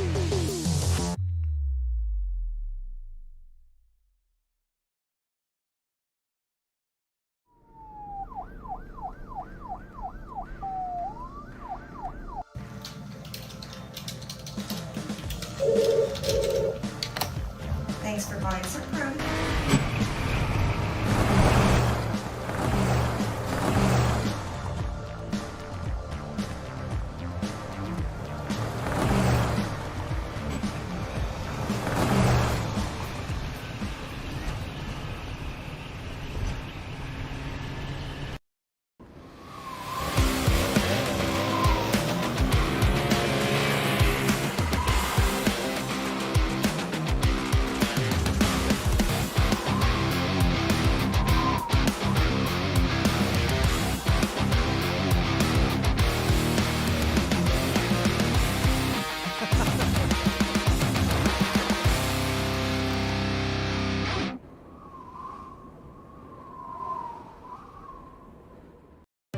You have built an amazing life by working hard and doing your job well. Delivering financial advice is what we do well. At Ameriprise Financial, our job is to use our skills, experience, and research to help you become more successful in today's economy. What we want you to walk away from each encounter with is satisfaction in knowing that together, we've done what we can to help you work toward a better future.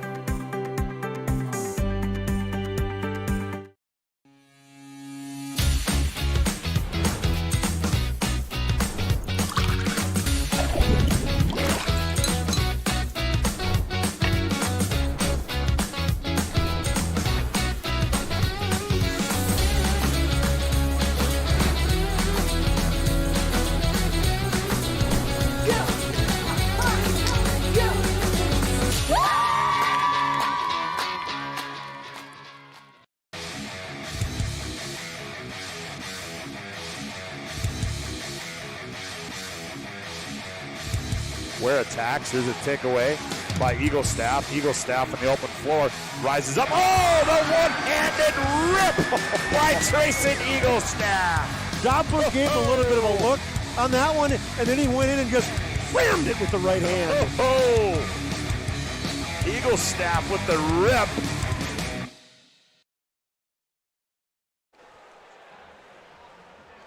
Welcome you back to the Mandan Aquatic Center 2022 WDA Swim and Dive Championships today brought to you by Frontier Precision, 701 Cycle and Sport, and Subway. Happy to have those title sponsors along board to bring you the competition today. There's a look at the capacity crowd. Those folks up on the top of your screen, those are all in lawn chairs. So you got the bleachers, and you're only seeing about half of them. I can't get the camera tilted down enough to get the other half here that are kind of right below us. But then that's lawn chairs, and then obviously you got all the teams around here. So this place is going to get loud and crazy before it's all said and done. Hey, fans, while we have a second before we get to Event 6 here, which is the 100 fly here at the WDA, here's a look at our upcoming schedule, including the WDA basketball tournament. We are so thrilled to have the broadcast rights for the WDA girls and boys basketball tournament. We will bring you every game and live stream it on the PSP network. Your girls opening round game starting next Thursday at 2 p.m. Century and Watford City kick it off. Jamestown and Legacy. Minot and Turtle Mountain is the 5:30 game, and then the 7:15 contest, Bismarck High, the 3 seed against the 6 seed Mandan. Your boys' first round games, Minot and Jamestown will kick it off at 3 o'clock. Your 4 and 5 game is St. Mary's and Dickinson.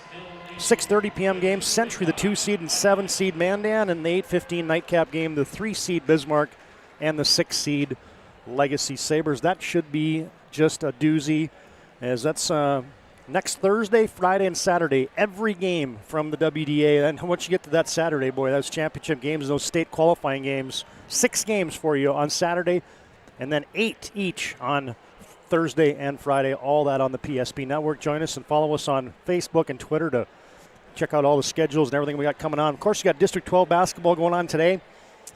We got a Region 5 play-in game for Class B boys basketball on Tuesday night, and then this starts on Thursday, so a whole host of postseason action, including we've also got the State Class B girls basketball tournament coming up Thursday, Friday, and Saturday next week. So, man, whatever you need, just tune into the PSP.network, and we'll take care of you from a sporting standpoint in North Dakota, as we love to profile local athletes. All right, we're getting set for Event 6. We'll have the award presentation for the 1-meter dives in just a moment, but here's a look at Event 6, as it's going to be the 100 fly, as you will get a look here at the placard, and then your defending champion is Peyton Barch from Minot High School. As Peyton clocked in last year at 55.99. Your best time in the WDA this season is Alex King. And as Eric profiled a little bit earlier, Alex isn't even going to be swimming this event today. So nor is Peyton. Nor is Peyton. Yeah, so we just saw him win the 50 free. So, yeah, Minot's going to march out Jackson Ranke with one of the top times in the state in this event today. And, yeah, we've got the WDA record of 51.95 set by Jacob Gorgon from Mandan High. That was back in 2006.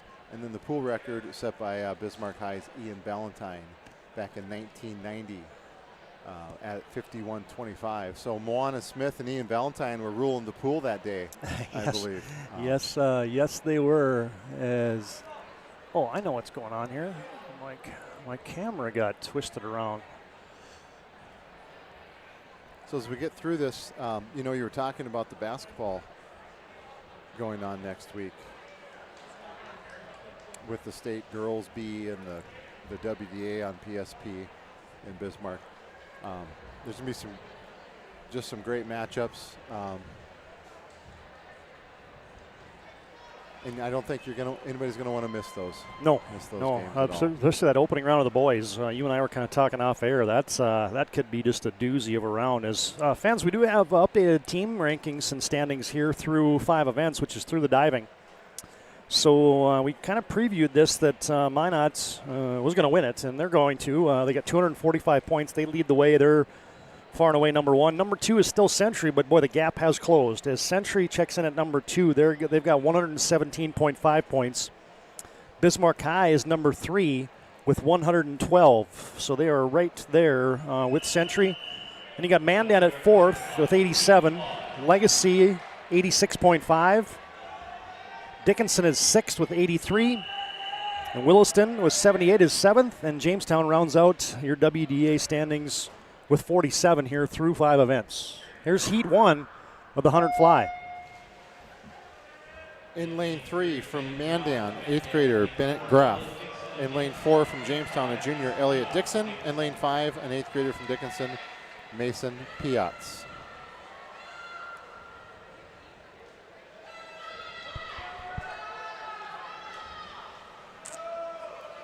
Four laps.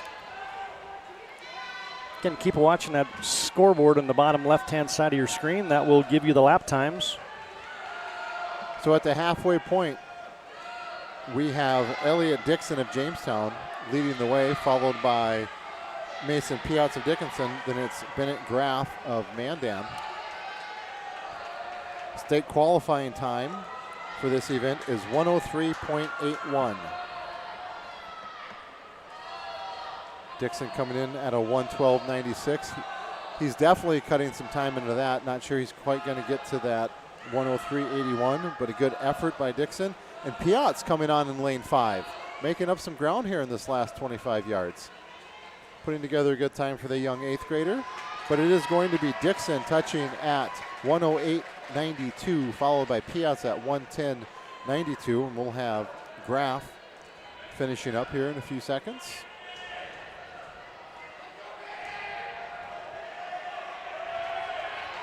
About a 4-second time cut for Dixon and a 6-second time cut for Piatz. Graff touches the wall at 1:26.91, a 3-second time cut for him. Always getting better. That's what we want to see, right? Always getting better. Absolutely. So this is our second of 4 heats for the 100-yard butterfly. In lane 1, Williston 8th grader Riker Fitzgerald. In lane 2, Minot sophomore Alex Ricks. Lane 3, Century senior Baden Gilkerson. Lane 4, Legacy junior Anthony James. Lane 5, Bismarck sophomore Ryan Russell. In lane 6, Minot senior Lawson Shanklin. Lane 7, Dickinson freshman Alexander Keller. And in lane 8, Mandan 7th grader Jack Allen.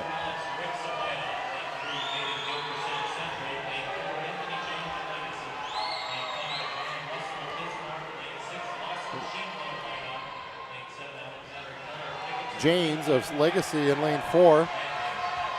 Slight lead over the Century swimmer. That's Baden Gilkerson in lane 3, and then Bismarck's Ryan Russell in lane 5.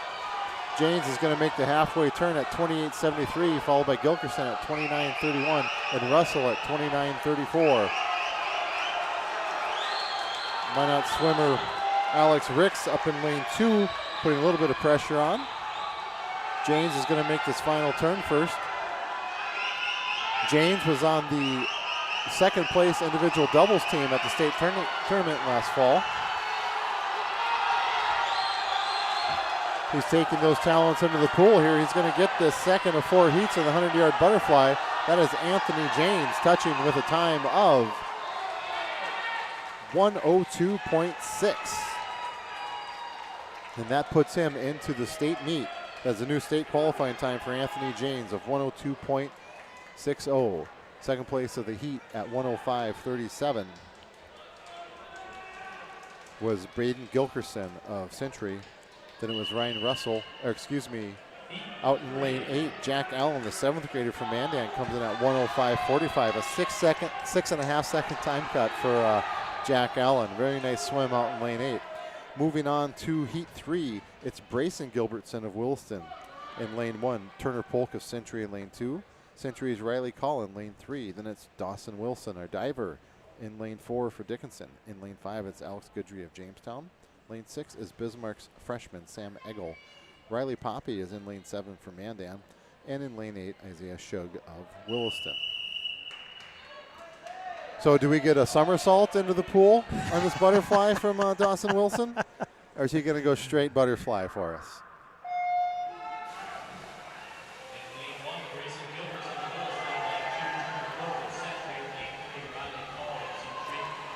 We'll let him down, get to this first turn. It's going to be the group all together.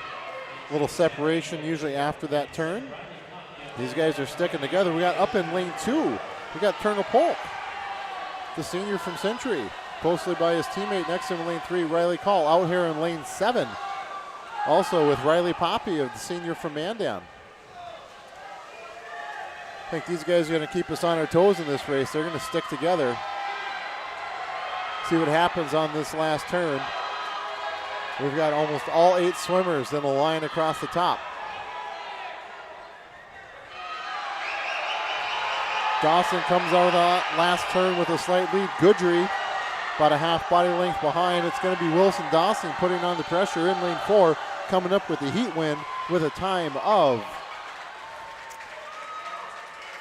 58.27. That is a time cut coming in at 59.53. Actually, our top 3 swimmers in this heat all had that 59.53 time. So we've got Dawson Wilson first, followed by Alex Goodry at 59.66, and then Sam Eggle of Bismarck at 59.75. He breaks that minute mark for the first time. Our 4th and final heat. In lane 1, Jamestown senior Braden Schmeichel. Lane 2, Camden Ekblad Lundby, the freshman from Williston. Then it's Ryan Hubbard from Minot, Jackson Ranke from Minot lane 4, Alex Steichen from Bismarck in lane 5, Oliver Rungen in lane 6 from Minot. Then it's Levi Von Borkum from Minot in lane 7, and then Jaden Amman from Legacy High in lane 8. Ranke, again, one of the top 3 times in this event in the state coming into today. Ryan Hubbard from his teammate next to him in lane 3, just to the top of him. Once again, lane 1 is at the top of your screen, lane 8 at the bottom. Jackson Ranke is going to lead at the halfway point in 25.07, followed by Hubbard at 25.63. Then it was Steichen at 26.23. Rungen making a little bit of noise out in lane 6, just outside of Alex Steichen. Ranke makes the final turn. He still has a slight lead over Hubbard. We saw Hubbard come on strong in the relay earlier today. Looks like he's going to try and do the same to his teammate Jackson Ranke, but Ranke is going to hold him off in this 100-yard butterfly. Then it will be Ryan Hubbard followed by Alex Steichen. Then up in lane 1 is going to be Braden Schmeichel. We have a final time of 53.84 for Jackson Ranke. That is a time cut for him. That's going to move him up that board for the state times this season. Followed by Ryan Hubbard at 54.45, a nice time cut for him. We said Alex Steichen in third at 57.06. Then it was lane 8, our lane 8 swimmer who I have trouble seeing. That was Jaden Amman at 57.91, a nice time cut for the legacy swimmer down in lane 8. 53.84, just off the best time in the WDA this season of Alex King at 53.79, so 5/100ths of a second away from one of the best times in the West this year. Good effort. Congratulations to Jackson Ranke on his WDA championship in the 100-yard butterfly. Next event in the pool will be the 100-yard freestyle. I wonder if we're going to have the 100 free here, or if we're going to have the awards for. I don't see any of the divers making their way there. They just made the announcement a moment ago. They did, okay. I think we're going to go to the awards, so yep. All right, here's your 1 meter diving. Some of the particulars here is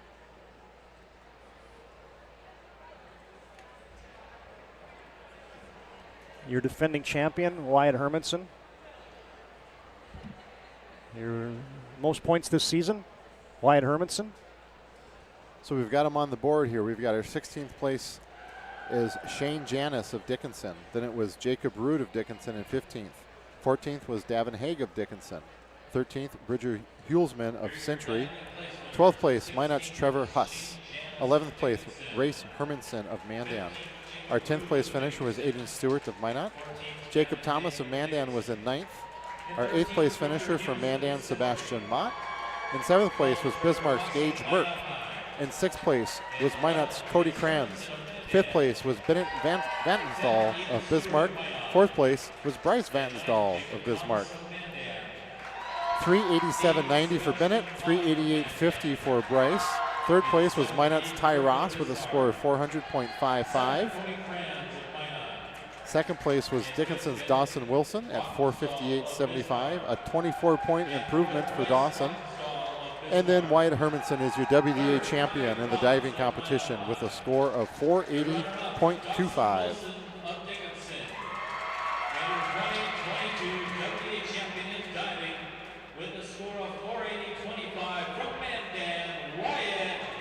That is a back-to-back championships for Wyatt. in the diving competition. Top 3, Wyatt Hermanson, Dawson Wilson, Ty Ross. Team scores through the 100 fly. Yeah, congratulations to those guys. As Wilson's in 6th with 94, and 5th is Dickinson at 96. 4th is Legacy with 102.5. Wyatt's, Good look at Wyatt. Wyatt, he's soaking it all up, man. He's getting a few more pictures as a senior. You know what I mean? Come on. Absolutely. You're going to let that baby ride out a little bit. Hey, congratulations, Wyatt Hermanson. Just kind of adds to kind of a decorated career for that young man.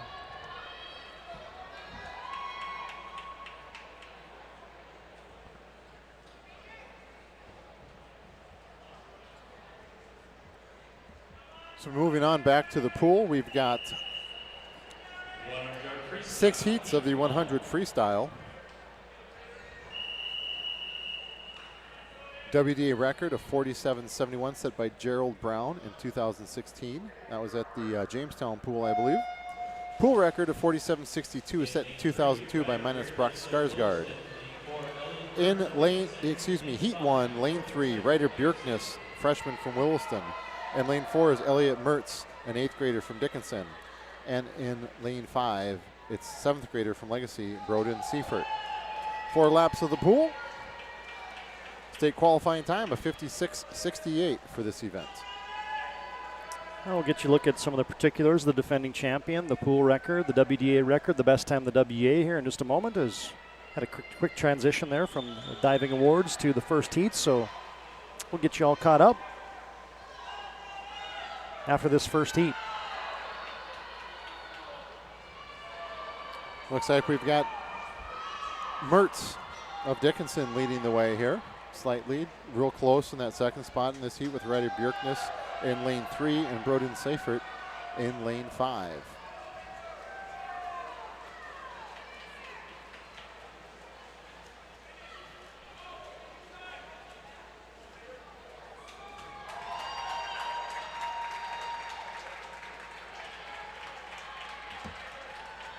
Nice time of 109.37. 109.37, yep, for Elliot Mertz. A 110.29 for Broden Seifert, and Ryder Bjerknes with a 113.69. Here's your particulars. The defending champion is Mason Beck from Dickinson High School, 47.91. Best time in the WDA this season, Grant Schaeffer. You mentioned the WDA record of Gerald Brown and the pool record, Brock Skarsgård from Minot High School in 2002. Here's Heat 2. Heat 2, lane 2, Cruz Kaiser of Jamestown. In lane 3 is Aiden Ellertson of Bismarck. Lane 4 is Henry Bierman of Mandan. And lane 5, Van Latinen of Mandan. Lane 6 is Jackson Fawn of Jamestown. And in lane 8, Williston's Pete Hardcastle.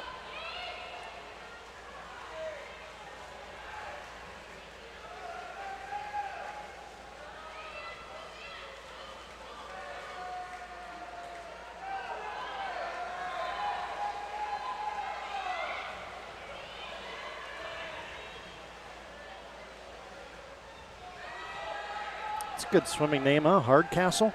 Yes, he's got an older brother, Charlie, swimming as well. Sounds like you should have a show like Rockford Files or Magnum PI or... Well, there was a, when I was in junior high, so this was 1982-ish, called Hardcastle and McCormick with, I can't remember the gentleman's name, but Brian Keith was the sidekick. He was the, he of the Family Affair fame, so... Drawing back on my TV trivia knowledge here. There you go. Well, let's get back to the pool. Let's recognize our winner of this heat in lane 5 was Van Latinen, the 7th grader out of Mandan, pulling off the heat win today. So great swim by him at 101.87. Third heat is going to give us another Latinen. In lane 1, it's Ian Latinen. And then lane 2 is Century's Gabe Dorman. Lane 3 is Jamestown's Josh Molina. It's Shane Janis in lane 4. We saw him on the diving boards earlier. In lane 5 is Minot's Jamison Donahoe. In lane 6 is Austin Jacobson of Legacy. Lane 7 is Brody Stein of Mandan. And in lane 8 is Mandan's Vincent Keller.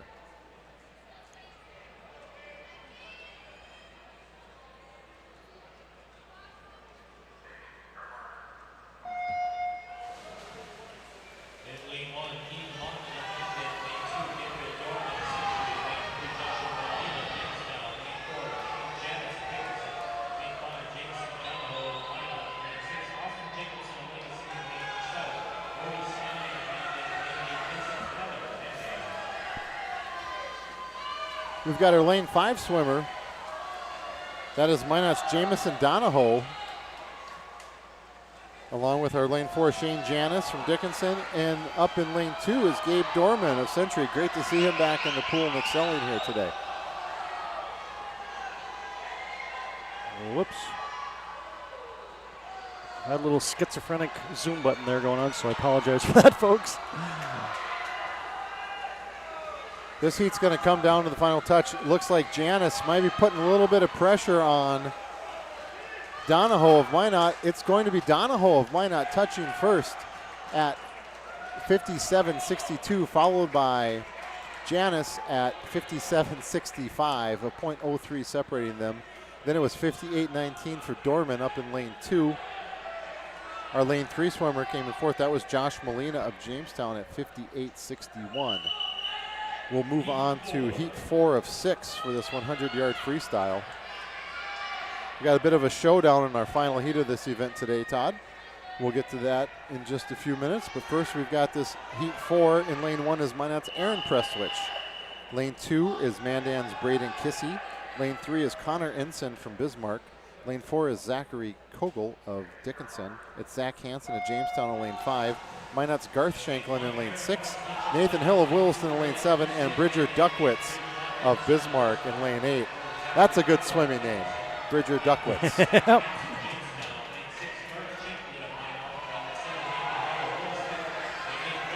We got lane 7 putting some pressure on here. That is Nathan Hill of Williston, the freshman. Getting after it here. We've got a state qualifying time of 56.68 in this event. Nathan Hill looking to hit that mark. He comes in at 59.18. He's leaving nothing to chance here, folks. He's getting after it out in lane 7.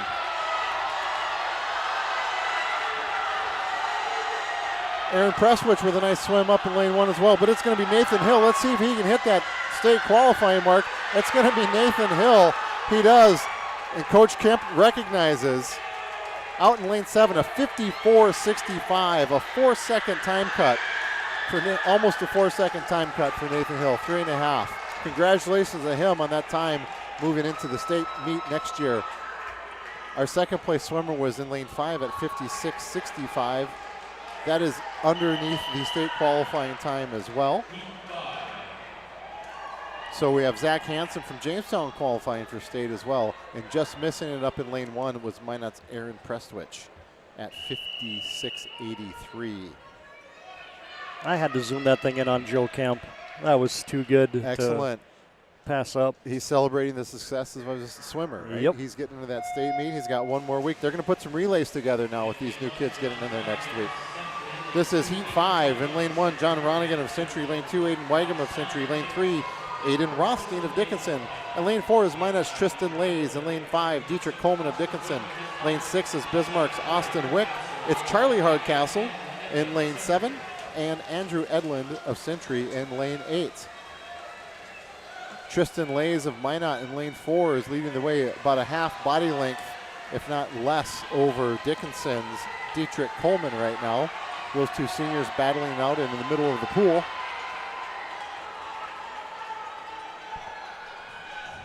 We're going to come through. Looks like Tristan Lays is in command of this race. He's extended that lead to almost the full body length now. Tristan Lays in lane 4 for Minot. He's going to touch with a time of 53.65. Adding just a little bit of time, but he's got a state qualifying time under his belt already. Doesn't look like there's a couple new state qualifiers in this heat, I believe. Out in lane 8, Andrew Edlund.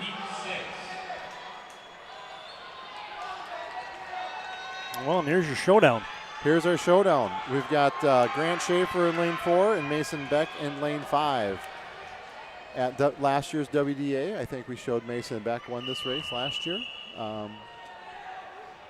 They've had a couple races against each other during the season, but this is the one that's going to matter today. Boys 100-yard freestyle. Lane 1, Minot's Alex Prestwich. Lane 2, Garrett Whitten of Bismarck. Lane 3 is Blake Nelson of Bismarck. The aforementioned Grant Schaeffer of Minot in lane 4 and Mason Beck of Dickinson in lane 5. Then it's Tyler Jorgensen of Williston in lane 6 and Daniel Walker of Century in lane 8. Schaeffer coming out with a great start. First turn, he's got a full body length coming into this halfway point. He's got a split of 22.73. Then it's Beck at 24.18 and Nelson at 24.85.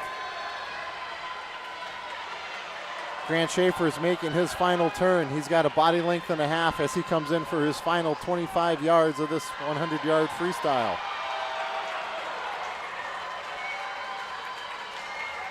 Grant Schaeffer is going to touch with a time of 47.42. That is another WDA record, Todd. Old record of 47.71 set by Minot's Gerald Brown. That wasn't much of a showdown right there, folks. I mean, what a race.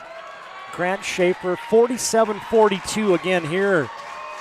Your WDA record held by Gerald Brown for the last 6 years of 47.71 goes down today. And also, it's a new pool record. 47.85 was the pool record for Brock Skarsgård of Minot High School that has been in this pool for the last 20 years. So Grant Schaeffer in some rare air there with 47.42, a new WDA and pool record. And oh, by the way, the fastest time in the WDA this season as well. And he defeats the defending champion, Mason Beck, from a season ago. Congratulations, Grant Schaeffer. What a race. Yes, congratulations to Grant and all the swimmers here today. Yeah, and for Grant, he goes, he's the WDA champion in the 200, and he now adds a second and third now WDA championship as he went back-to-back in the 200 earlier today, and now he has the 100 free as well to his credit, and he's also the defending state champion in the 200 free. So, yeah, great race. Great time as well. I mean, Grant came out of the gates in that first meet of the season and dropped that 47 in the 100 early on, yep. and that sometimes that happens in those speed races where you get one early and then you just those kids just get beat up throughout the course of the season. The train, so hard, yeah, exactly. Yep. And then now you can see that coming back together here. So that'll be fun to see those guys compete again next week at the Hulbert Aquatic Center in West Fargo for the state swim meet. So we're going to move on to the 500-yard freestyle. We've got 5 heats of this race today. And your defending champion is Colden Kringen from Williston High School, 5:01.80. Colden also has the best time in the WDA this season at 5 minutes 82. Your WDA record holder is Lauren Sether from 2015, a Century grad, swam a 4:50.63. And your pool record, Vanja Dezelich from West Fargo High School all the way back in 1998. Swam a nice 4:45.73. This will be heat 1 of the 500 free. Looks like we're going to go to the podium here for the 100-yard butterfly. It'll be the 100 fly. Okay, we'll bring that one up. 100 fly. And we'll get you set up for the podium here. We'll get our top 16 placers for this event. In 16th place, it was Legacy's Anthony James. 15th was Turner Polk of Century. 14th was Riley Poppy of Mandan. And 13th was Riley Call of Century. And 12th was Brayson Gilbertson of Williston. 11th, Bismarck Sam Eggle. And 10th, Alex Goodry of Jamestown. 9th place was Minot's Levi Von Bokern. And 8th, Williston's Camden Ekblad Lundy. 7th place was Minot's Paradorn Rungen. In 6th place, Wilt Dickinson's Dawson Wilson. 5th place was Braden Schmeichel of Jamestown. 4th place, Legacy's Jaden Amen with a time of 57.91. Then it was Bismarck's Alex Steichen in 3rd at 57.06. 2nd place was Minot's Ryan Hubbard at 54.45. And your WDA champion for the 100-yard butterfly in the year 2022 with a time of 53.84 seconds, Minot's junior, Jackson Ranke. Congratulations, Jackson, on your WDA championship for the 100-yard butterfly.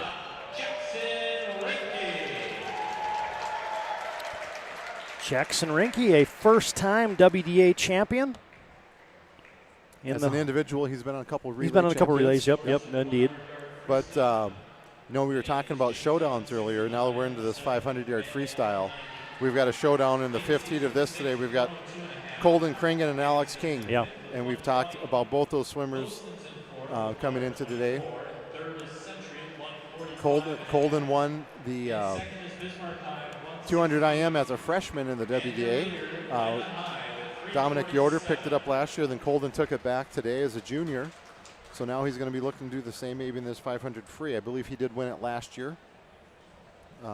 And then Alex got him at state last season. So yeah, so expect a good race. And we mentioned the Colden as the fastest time. He's the defending champion. Alex King will be right there here in the 500. And then Lauren Sether and Deselich has the pool record. So here comes Heat 1 of the 500 free. This is our longest event of the day.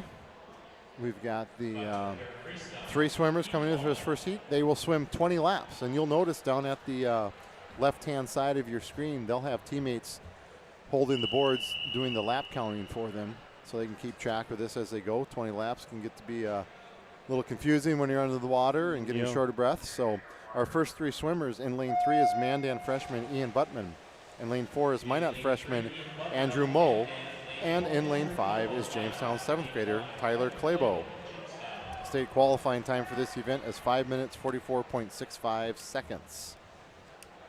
We look to have these 3 gentlemen be looking to cut some time. They're a little bit off of that state qualifying time today, but getting some experience under their belt for these young swimmers in this WDA championship swim meet. A couple sponsors to thank here while we have a good 5-6 minute race of the 500 free. Hey, Legacy Financial Partners are usually our halftime sponsor, but we had a couple intermissions today, so credit Legacy Financial Partners, a private wealth advisory practice of Ameriprise Financial Services, LLC. You can visit them at planwithlfp.com, Legacy Financial Partners. Thanks also for Hub International Insurance. They're typically our timeout sponsor. Obviously no timeouts in swimming, so it's kind of like there's no crying in baseball. There's no timeouts in swimming. 355-3100. You can contact your local Hub agents, Leif Olson, Josh Cattell, Michael Borman, for your commercial and personal insurance needs. Our scoreboard sponsor, as always, see them on the bottom left-hand corner of your screen with the lap times and the heats and the lanes. BNC National Bank, financial solutions for your life and business. They're customer-focused, community-driven, the bank for business people. Another one of our sponsors, Northern Plains Heating and Air. They got 25 years of experience as your heating and air experts. You can find them online at northern-plains.com.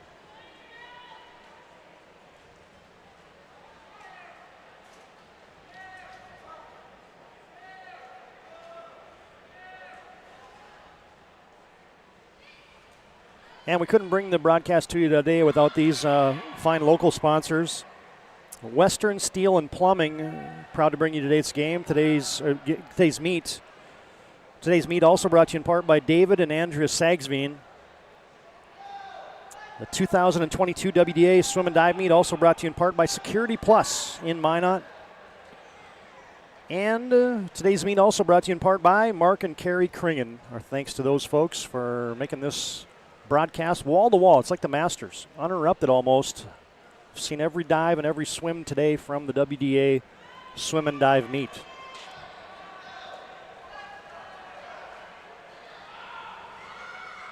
I think we just had our first double winner of the day too, right? I believe so. Yeah. I believe so. Grant Schaeffer in the 100 and 200 today.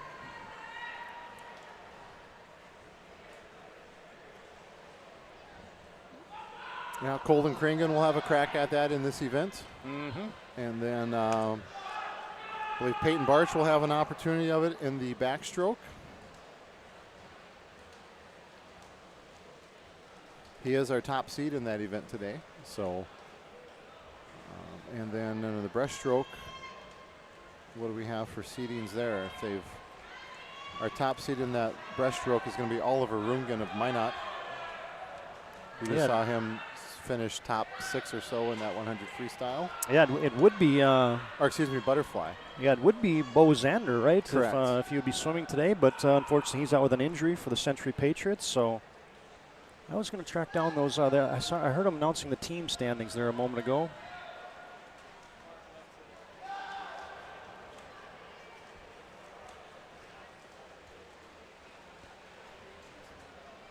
This is through the butterfly. Perfect. Again, here you got heat 1 of the 500 free. Leading the way in lane 5 is Tyler Claybo, the 7th grader from Jamestown. Right behind him in lane 4 from Minot is Andrew Moe. And in third place in the heat here is Ian Buttman from Mandan.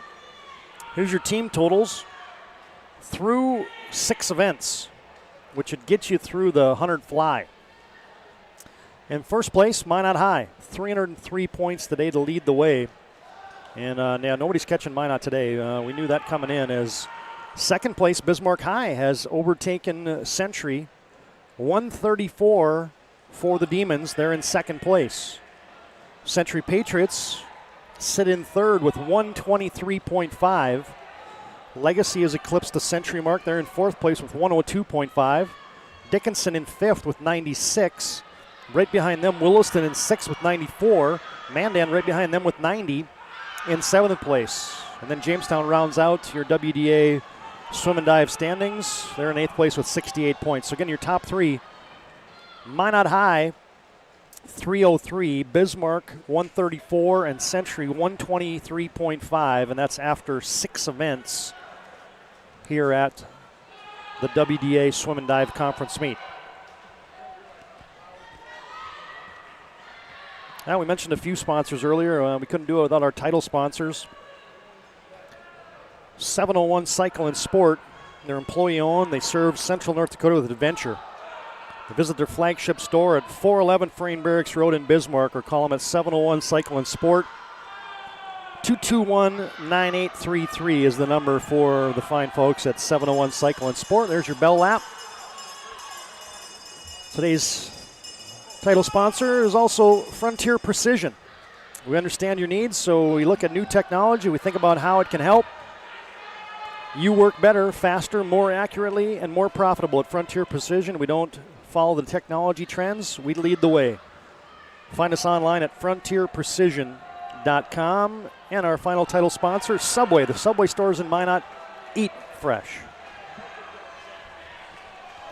And leading our way into the wall here is Tyler Claybo from Jamestown.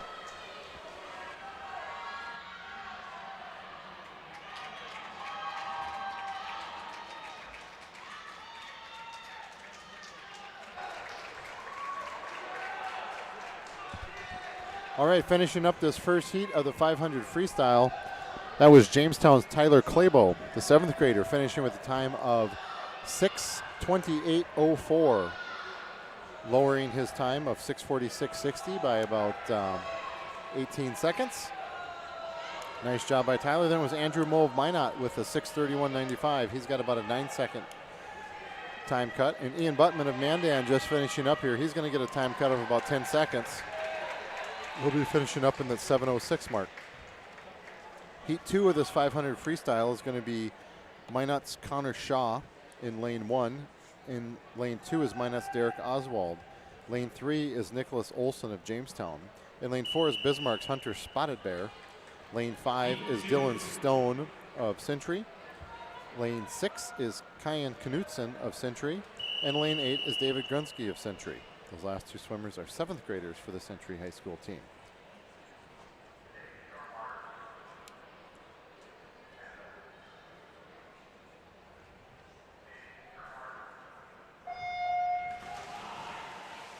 Heat 2 of the 500 freestyle is in the pool. Lane 1, Shaw. Lane 2, Oswald. Lane 3, Olson. Lane 4, Spotted Bear. Lane 5 is Stone. 6, Knutson, and 7, Grunsky. 20 laps for this 500-yard freestyle. Dylan Stone of Century out to the early lead, about 3/4 of a body length as he comes into the 50-yard mark. Consistency is the name of the game in the 500-yard freestyle. Yep, set a pace. Keep clicking at those 30 to 32 second 50-yard splits. Unless you're Greg Birnbaum, or not Greg Birnbaum. I think I said that a couple of weeks ago. I was talking about Greg and I heard about it. So Chris Birnbaum, did it again. But unless you're Chris Birnbaum swimming the 500, or maybe like a Dylan or Lauren Sether, those guys are clipping like 28s just about every lap. And Dylan Stone is taking this baby out strong for Century. he's been wanting to qualify in this event, I tell you what, and so he could be a boy on a mission today. Well, he's got a little work cut out for him, but if he can pull off that 5:46 time, or 5:44.65 time, he looks like he is on pace for that at this moment. And sometimes this 500 can be a lonely race. A lot of the races we see, you're swimming next to a person that you get a little more chance for separation here, and it's really just it's going to be Dylan and the clock. Yep. You know, getting to each end of this pool and getting those nice clean turns. You know, if he just swam a 34, so if he can keep that pace up for, you know, start ripping off a few more 50s and 100s and keep that pace at that 34 level, he will distinctly have a chance of qualifying this thing. Absolutely.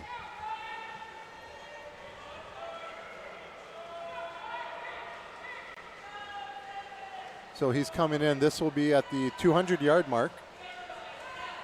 See what kind of time check we got here for him. A split under 35 seconds. Again, he keeps those splits under 35 seconds. He's going to do well. He's got a 2:09.63 at 200 yards in. Now he's next time down for his time check. He'll be at the halfway point of the race. Kind of see where he's at with that. You know, I mentioned you know, not falling off the couch and finding a way to swim a 200 IM earlier. There's no way you fall off the couch and drop in a 500. These kids, they got lung capacity. I'll give them that. You are correct. And throughout the season, everybody gets to swim it. Yep. No matter who you are and what team, you're going to swim the 500 at least once. Yeah, they told my son Landon that he wasn't officially on the team until he swam the 500. So it took him about 5 or 6 meets until they christened him. Yep. And that's what it takes. You become a member of the team that way. So Dylan, let's hope he's coming up on another time split here. Let's hope he's keeping that pace up. Looks like that might be a 35 split. No, 37. Yep, dropped a little bit. Dropped a little bit there. He's going to have 7 laps to go at his next turn. Might start seeing some of the Century swimmers getting a little bit loud for him.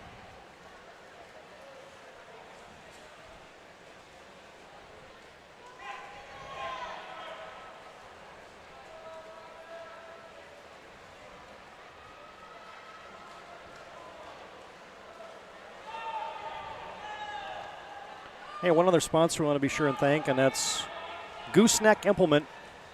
Got stores scattered across western North Dakota and also northern South Dakota. But Gooseneck Implement looking for new recruits for their online John Deere Ag Tech program. You can earn while gaining an Associates of Applied Science and Agriculture Equipment Technology degree, plus 100% post-graduation tuition reimbursement. Start at $25 an hour at one of their 13 Gooseneck locations. Pave your way to a bright future as a service technician in a John Deere dealership. Visit gooseneckimp.com/virtual JD Tech for more information about the opportunities at Gooseneck Implement. Dylan Stone has leveled off another 37.75 split for him here. Hopefully he can keep this going. He's at 4:38.07 right now. What a great opportunity program that is that Gooseneck supplies, get those kids educated and earning while they're doing that. It's a cool deal. Hey, Stone is going to have a shot at this. He's going to have to rip off.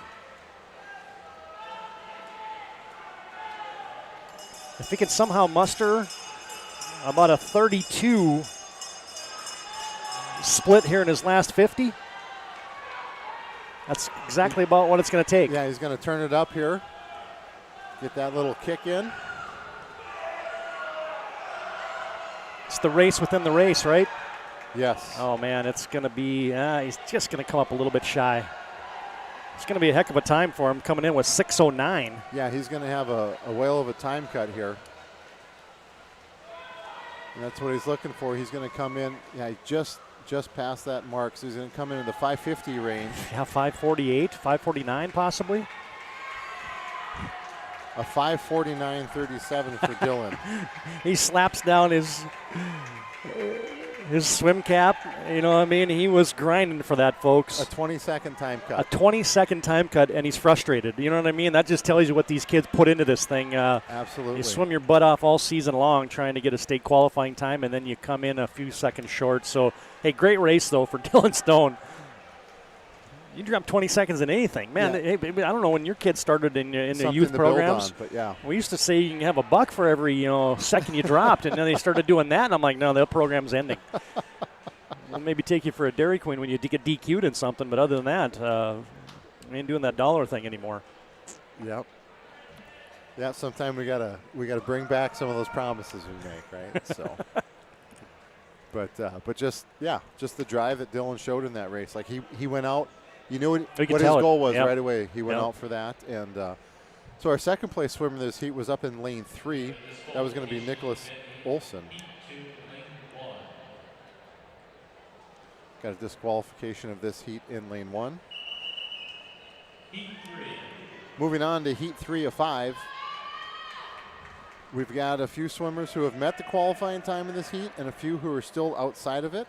Our lane 1 and lane 8. Lane 1 is Trevor Ricks coming in at 6:02, and lane 8 is Sam Anto of Jamestown coming in at 6:07. The rest of these swimmers we'll talk about have already met the state qualifying standards. So we'll keep an eye on Trevor and Sam and their progress.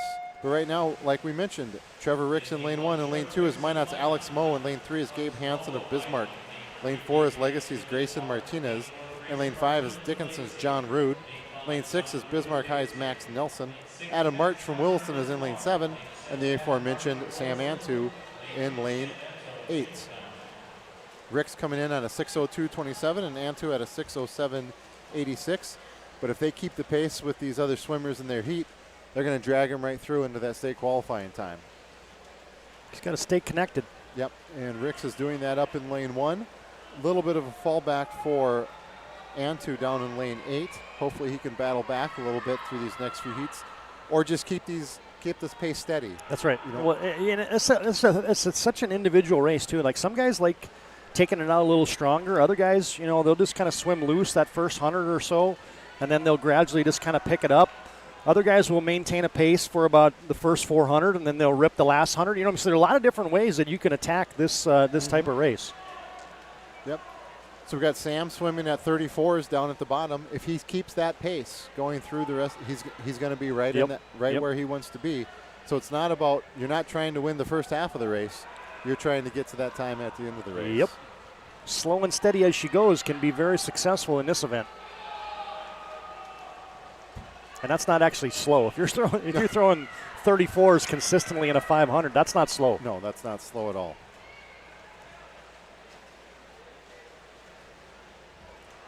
But in lane 4, 3, and 5, our swimmers leading this heat, that's Grayson Martinez of Legacy in lane 4. And lane 5 is Dickinson's John Rude. And then Bismarck High is Gabe Hansen in lane 3.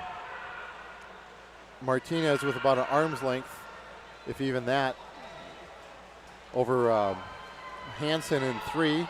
And then about a half body length back from that is Rude of Dickinson.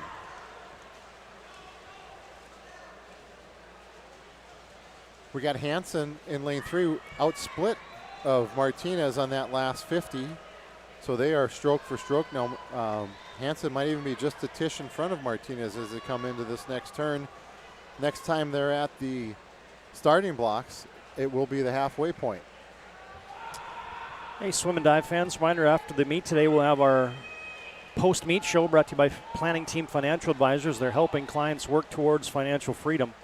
And as part of that post-meet show, we'll be awarding our move of the meet today, brought to you by Jobbers Moving and Storage. We got locations in Bismarck, Minot, Fargo, and Aberdeen at jobberswarehouse.com. You can find them online at jobberswarehouse.com. And we'll have our MVP of the meet, brought to you by Sport Clips. Get the MVP haircut experience at Sport Clips at 411 South 3rd Street in Bismarck. Yeah, I didn't want to short the one of our title sponsors today, Subway.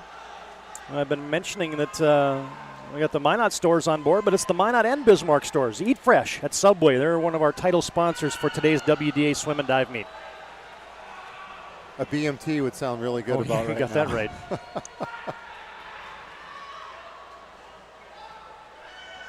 We said this was kind of be, from a broadcasting standpoint, this is going to turn into like a Jerry Lewis telethon today. Yes, it is, but I'm much more interested in the swim meet today than I was at 24-hour telethon as a youngster growing up when they only had 3 channels. Yeah, amen to that. So Gabe Hansen of Bismarck, slight lead over Martinez in lane 3, and then Rude out in lane 5. These 3 swimmers, and we talked about that earlier, feeding off the guy next to you. Yep. That's exactly what these 3 guys are doing. They're coming up. They got 5 laps to go now.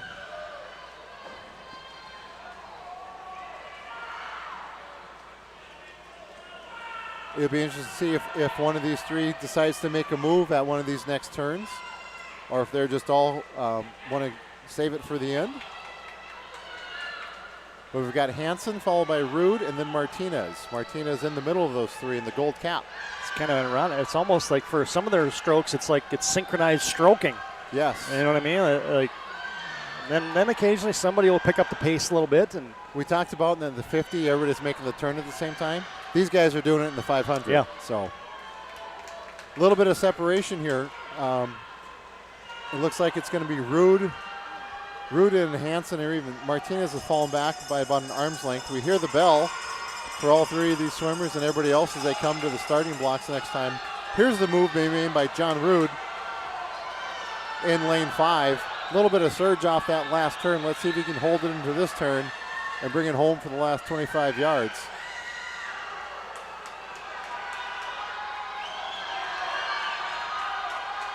Has anybody got something left in the tank to make a charge here in the last 25? Rude's hanging on. Hansen and Martinez. Martinez making a little bit of time on him. It's going to be close down to the touch, but it looks like it's going to be Rude followed by Martinez, and then Hansen in lane 3. A 5:30.08 followed by a 5:30.24 and a 5:30.40. Alex Moe finishing up in lane 2 at 5:38.19. Our lane 1 swimmer, he was looking for a state qualifying time. He's at 5:46.17, and he's just going to miss it at 5:44.65. Great effort by Trevor Ricks up in lane 1 for Minot. You can see him looking over at Coach Solper and his teammates and giving the shrug of the shoulders. Pat of the back to his teammate Alex Moe. Down in lane 8, we had Sam Anto finishing up at 5:59.76, so he was unable to get that state qualifying mark for next week. It's 2 disqualifications in the 500 free. You don't hear that every day. Yeah, I don't know if that's a false start maybe, or some maybe not hitting an end, you know what I mean? Or that's about the only way you can get DQ'd. I'm not sure what you can do to get DQ'd in a freestyle other than touch the bottom of the pool. Yeah, I don't know. Miss a turn completely and not touch the end? I don't know. So this is heat 4 of the 500-yard freestyle. In lane 1 is Dickinson's Caden Barth. Lane 2 is Dickinson's Casey Toohey. It's Williston's Ethan Babcock in lane 3. Century's Hudson Eckert in lane 4. Grant Meininger of Legacy in lane 5. Trent Irwin of Dickinson in lane 6. Ben Nassett of Legacy in lane 7. And in lane 8 is Jamestown Caden Fabian. All of these swimmers have met the state qualifying standard. So we're going to watch them, again, try to keep this pace, try to keep together. And they're, that first 25 is always fast, so they're all under 30 seconds. Now we're going to start seeing them settle. They'll probably be in that 31 to 33 range, then probably drop into that 34 to 36 range. I'm gonna personally keep an eye on Grant Meidinger in lane 5 from Legacy, the junior. Big, long, lanky kid, and he dropped 5 seconds in the 200 free today. So I'm curious to see if he can rip off a good time today in the 500 as well. That would be quite a combo for him. The other thing that comes to mind in this event, Eric, is we mentioned the team totals a moment ago, and Bismarck High had eclipsed Century. And now you look at the final 2 heats here, and Century's got 3 swimmers in the final 2 heats, and Bismarck High's got none. And so this could be one of those leapfrog type of events where if Century can pick up some big points here in the 500 free, they could position themselves into a runner-up position here at the WDA. Yeah, this is where they can make a move in those team standings. So we got Casey Toohey up in lane 2 he's keeping those splits under 32 seconds still. He's at 130.15, first 150 yards through this race. Kind of worked the opposite way in diving, as Century had the one diver that was getting points and Bismarck High had multiples. So, you know what I mean? It's just where your team has depth in different places.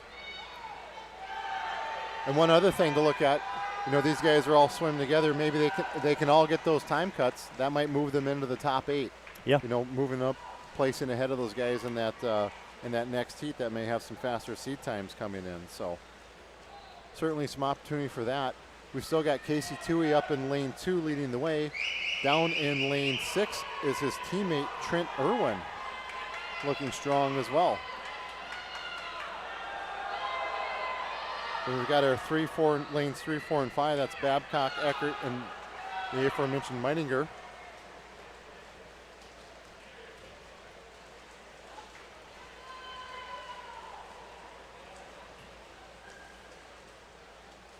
Toohey coming in at the halfway point at 2:35.41. Then it was Irwin at 2:38.41.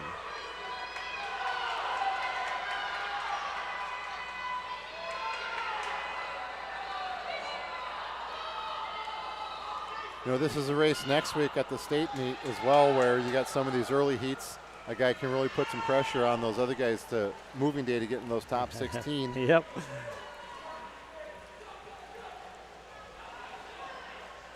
Our Williston swimmer in lane 3 is Ethan Babcock. He's holding steady on that 3rd place spot in this heat.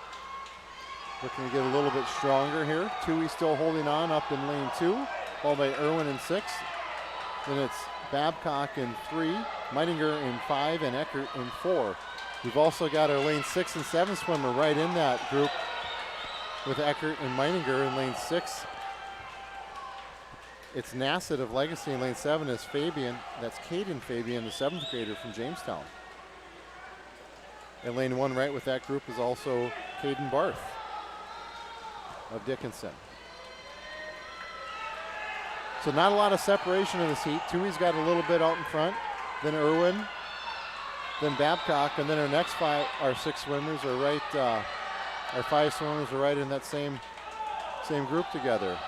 Irwin's putting a little bit into that lead that Toohey had. He's getting close to his heels. They're so far apart in these lanes, but he's definitely made some inroads into that lead Toohey had. Splitting a 33.53 for Irwin on that, 33.81 for Babcock up in lane 3. 3 laps to go for Toohey. Now 3 laps to go for Irwin. Babcock makes the turn. Everybody else makes the turn together as well. We're going to hear the bell ringing over lane 2. 50 yards to go for Casey Toohey. Irwin makes the turn. Toohey with a 33.16 split, 33.44 split, a 33.07 split for Babcock.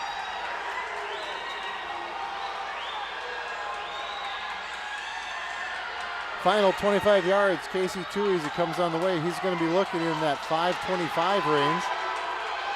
He came in with a time of 5:25.84. A few more strokes for him. He might even get under that. He's going to get a little bit of time. He's about 5:22. Then it is Babcock, followed by Irwin. Then up in lane 1, looks like we have our lane 6 swimmer. And then up in lane 1 was our 4th place swimmer. So a 5:22.23 for Casey Toohey of Dickinson leading this heat, followed by Ethan Babcock of Wilson at 5:24.43. Heat 4, lane 6. We have a disqualification in lane 6 of this heat. That'll make some changes in the final standings. Here's our 5th and final heat. We talked about this earlier, a little bit of a showdown in lanes 4 and 5. Lane 4 is Williston's Colden Kringen. In lane 6 is Minot's Alex King. Both past state champions. King in this event, Kringen in the 200 IM. They were the 1st and 2nd place finishers at the state meet last year. They got Domres in lane 3 and Amon in lane 6 as well. They're both sub 5:10 coming into this event. Yeah. they'll certainly be looking at making some big time cuts next week, but strong swims today will go a long way for those two swimmers. Domres out, very good stroke through this first 50 yards. Yeah, I look at that and I say, slow down. Well, Dad, I think he knows what he's doing out there. Yeah, I know.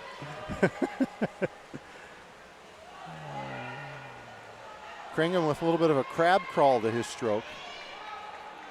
A little choppier than what you normally see. And again, different strokes for different folks, right? It certainly, you can see that here in the 500. Luke Domres continuing to look strong in that lane 3. Still splitting under 30 seconds. Lane 2 swimmer, Isaac Valley of Century, also splitting under 30 seconds that last 50. So yeah, that little 8th grader, Isaac Valley, he's a kid to watch out for. He has been, he had a little bit of an injury bug about 2 weeks ago, but he has been coming on like gangbusters, and he's just really smooth. Got a nice solid stroke for an 8th grader. Looks like he's got a nice long lanky body as well, and that can bode well for swimming in this event. So let's just set the board here. In lane 1 was Camden Ekblad Lundby of Williston. Lane 2 is Century's Isaac Valley. Then we have Luke Domres from Century in 3, Colden Kringen in 4, Alex King in 5, then Jaden Amon from Legacy in 6. Teddy Solinsky of Jamestown is in lane 7, and Logan Donnett of Legacy is in lane 8. And don't sleep on Logan Donnett. He snuck in from a couple of heats back to get some placing earlier in the day too. So Kringen is almost even with Domres now. A 30.11 split in that last 50 for Colden Kringen. At the halfway, or at the 200 point, it's 157.03 for Domres, 157.22 for Kringen.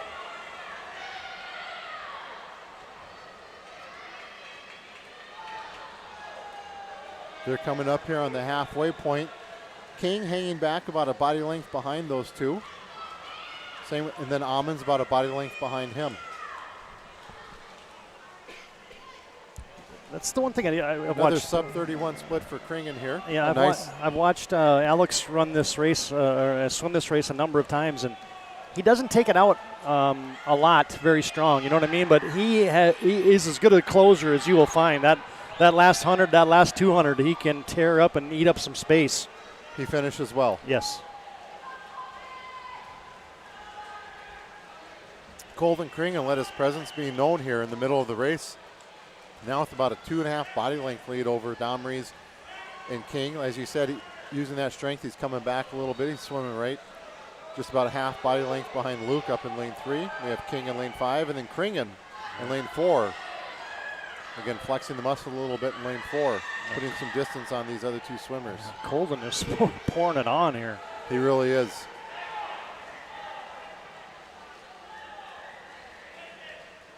Second team All-State time is 5:01.79. He met that at that meet last week in Jamestown.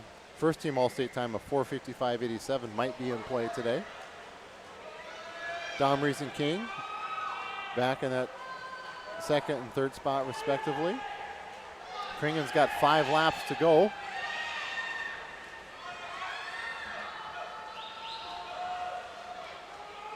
At this time check, he'll have 4 laps to go. Looks like a sub 30 split still for Colden. He's really looking strong this afternoon. Luke with a nice 31-31 split. King at 32.02. We're not getting the overall time for Colden on the board. Luke is at 4:02.95. Alex King at 4:04.13. We're bringing out the cowbell here for Colden Kringen. 50 yards to go for him in this last stretch of the 500-yard freestyle. Domres and King are going to come in. Domres going to make that turn just ahead of King. Interesting to see what's going to happen for that second spot, but Kringen definitely in control. He's making that turn, last 25 yards for him. He's coming in. As you mentioned earlier, King closing well. Luke's not going to let him go quietly, though. Colden Kringen touching the final split, sub 30 as well at 29.69. Looks like King's coming in. Colden Kringen at 4:56.44. I think the Williston kids are at the max of their taper. You know what I mean? It's all a different philosophy. Sometimes you hit it at WDA, sometimes you hit it at state. But Williston's been swinging a lot of good times today. Yeah, so 4:56.44 for Colden. Second place is Alex King at 5:03.52. Then Luke Domres at 5:04.18. That's a really nice time. That's a 4-second time cut. Over a 4-second time cut for Luke. Fourth place goes to our lane 6 swimmer. That is Jaden Amon at 5:12.16. Then we had Teddy Selinsky at 5:13.39, followed by Isaac Valley at 5:15.68. Then it was up in lane 1, Camden Ekblad Lundby, another Williston swimmer, at 5:15.79. And finally, our lane 8 swimmer, Logan Donnett, at 5:27.55. So a couple of those swimmers from that heat 4 were in that 5:22 range. They'll move up in the placing for this. But congratulations go out to Colden Kringen for his second victory of the day, swimming this 500-yard freestyle in a 4:56.44. Yeah, and he repeats as WDA champion. He was last year, sum of 5:01.80. Had the best time coming in, and boy, he ripped it up. 4:56.44. Is that an All-State 1 time? Just off that, All-State 1 is 4:55.87. Okay, if you mentioned that, I apologize. I was 4:55.87. Yeah, so holy cow. Yeah, that's a good race right there for Colden. As now we're going to get a awards presentation here.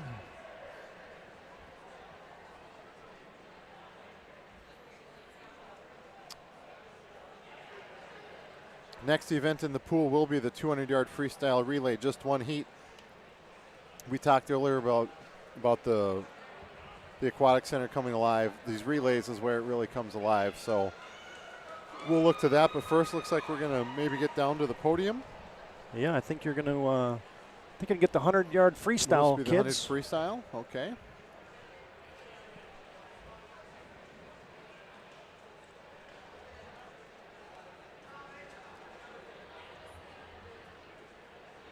So our top 16 competitors for the 100-yard freestyle, as they gather, Todd will zoom in, get a shot of them. We're going to have Zach Hansen, the 8th grader from Jamestown, in 16th place. And 15th was Century's junior, Aiden Weigum. 14th was Andrew Edlin of Century, a 9th grader. 13th was 8th grader from Bismarck, Austin Wick. 12th place, a sophomore from Century, John Ronigan. 11th place was Williston senior Charlie Hardcastle. And 10th was Dickinson senior Dietrich Coleman. And 9th, Nathan Hill of Williston. We saw him excited over that state qualifying time. He's in 9th place. Tristan Lays from Minot in 8th place. He's a senior. 7th place was Daniel Walker, the junior from Century. In 6th place was Minot junior Alex Prestwich. 5th place, Garrett Wick, the sophomore from Bismarck. 4th place was Williston senior Tyler Jorgensen. 3rd place, Bismarck freshman Blake Nelson with a time of 50.90. And 2nd place from Dickinson, the senior, with a time of 50.15 is Mason Beck. And your champion of the boys 100-yard freestyle with a new WDA and Mandan pool record of 47.42 seconds, Minot senior Grant Schaeffer. With a new pool and WDA record with a time of 47.42 from Minot High, Grant Schaeffer. I think it's that platinum blonde lid he's got. He's got him going really fast today. Yeah, the magician tradition of the swimmers dyeing their hair after the weekend after the senior night meet, and they have it for WDA. And then tomorrow we'll have the steak and shave, where they'll buzz their heads and the crazy haircuts for the week at school. That's and good then stuff. Come Thursday night at the hotel, they buzz it down the rest of the way and do their other shaving that needs to be done for the state meet. So your top 3 there again: Grant Schaeffer, Mason Beck, Blake Nelson, 1, 2, 3 in the 100 free. And now we turn our attention to the 200 freestyle relay.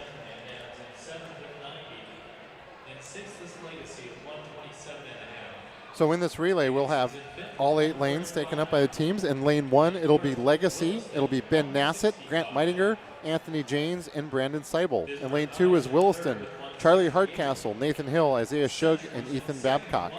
Lane 3 is Century, Ben Schaff, Isaac Valley, Hudson Eckert, and Luke Domres. In lane 4 are the Minot Magicians, Grant Schaeffer, Jackson Ranke, Peyton Barch, and Alex King. Lane 5 is Bismarck's Alex Steichen, Blake Nelson, Noah Zadie, and Garrett Wick. For Dickinson in lane 6, it'll be Dawson Wilson, Dietrich Coleman, Trent Irwin, and Mason Beck. Jamestown is in lane 7. Swimming for them will be Bodie Haglund, Alex Guthrie, Braden Schmeichel, and Caden Fabian. And in lane 8, it will be the Mandan Braves, Ethan Parker, Wyatt Hermanson, Andrew Bierman, and Henry Bierman. Defending champion is Minot High School. Alex King, Jackson Ranke, Peyton Barch, Grant Schaeffer. Best time in the WDA this season, Minot High School. Schaeffer, King, Ranke, Barch. Back in February, WDA record, Mandan High School. Reinhardt, Clark, Hoffman, Pimenta. And the pool record, Bismarck High School. Back in 2012, Reipel, Strami, Schmidt, and Ballantyne. Yeah, so just a couple, 10 days or so ago on February 17th, these 4 swimmers from Minot swam a 1:27.61. I saw that. I think I was there for that pool record. Was that the one that was on the Century or Minot Duel, or did they do it after that again? They did it after that again. So they just keep breaking records every week, man. So I think they may have a little mission here today. But they will not be without competition from Bismarck in lane 5 and Century in lane 3. Now, 3 of those Century swimmers just finished up in the 500 freestyle. Yeah. So they weren't disappointed that they had an awards presentation. It's one nice thing about these end of the year meets with those. You get a little extra time. So in the pool right now for Minot in lane 4 is Grant Schaeffer. Bismarck is Alex Steichen in lane 5. Century has Ben Schaff in lane 3. 50 yards each swimmer. Schaeffer leading the way for the Magicians. He's going to come in with a time of 22.18. Alex King in the pool for Minot in lane 4 for Bismarck in lane 5. It's Blake Nelson. And lane 3 for Century, it is Isaac Valley. For Dickinson, it's Dietrich Coleman out in lane 6. Alex King bringing it in for Minot. He's making the exchange. That's Jackson Ranke in the pool. 22.05 split for King. 23.02 for Nelson from Bismarck. We've got Jackson Ranke swimming for the Magicians in lane 4 right now. For Century in lane 3, it is Hudson Eckert making this final exchange for the Magicians in lane 4. It's going to be Jackson Ranke. Now it's Peyton Barch in the pool. Barch, the winner of the 50-yard freestyle today. Into the pool for Century in lane 3 is Luke Domres. For Bismarck out in lane 5, it is Garrett Wick. So that time to beat for this Magi team is 1:28.56. Peyton Barch is bringing it in for the Magicians. Let's see what kind of time he touches in. The split of 21.69 for a final team time of 1:28.09. In second place for Bismarck High, it's 1:33.73. Third place out in lane 6, it's Dickinson at 1:37.04. Then it was Century in fourth at 1:38.19. Then out in lane 7 were the Blue Jays from Jamestown at 1:38.78.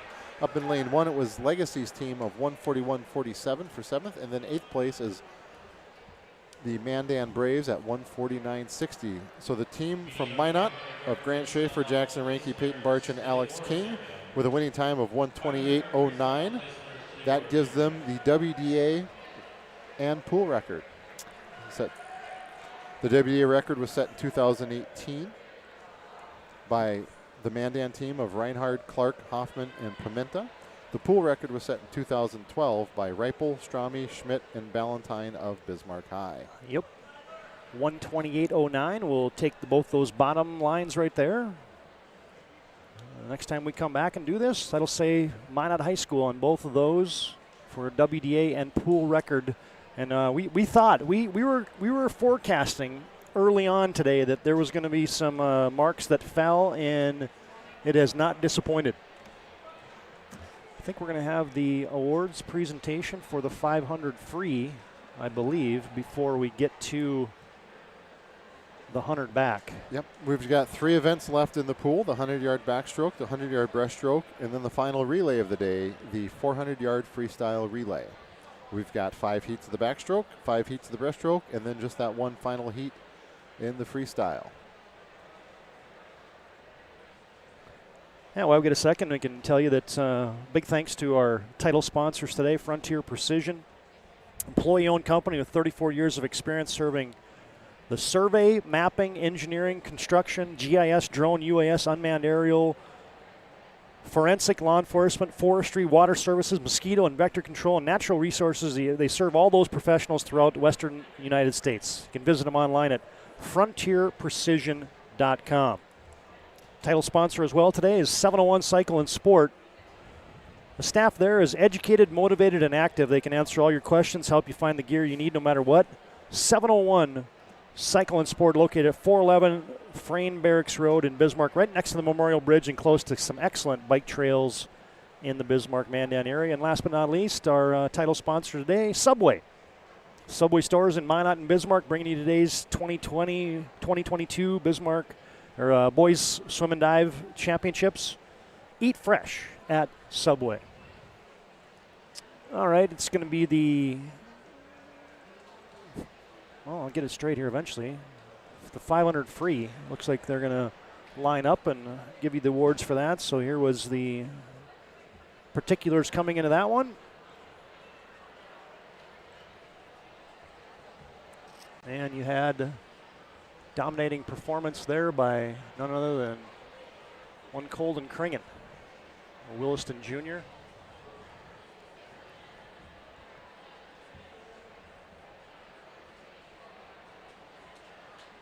Quite the birthday for Colden Kringen today. Yeah, he's a double winner. And he looks strong. He looked strong last year in the 500 free, and then Alex King got him at the state. So I know we talked about that with that split meet last year at state, and Colden was in the morning session and Alex was in the afternoon session. Yep. Knew the time he had to go out and get, probably benefited him a little bit in that aspect. yeah, I'm sure it did.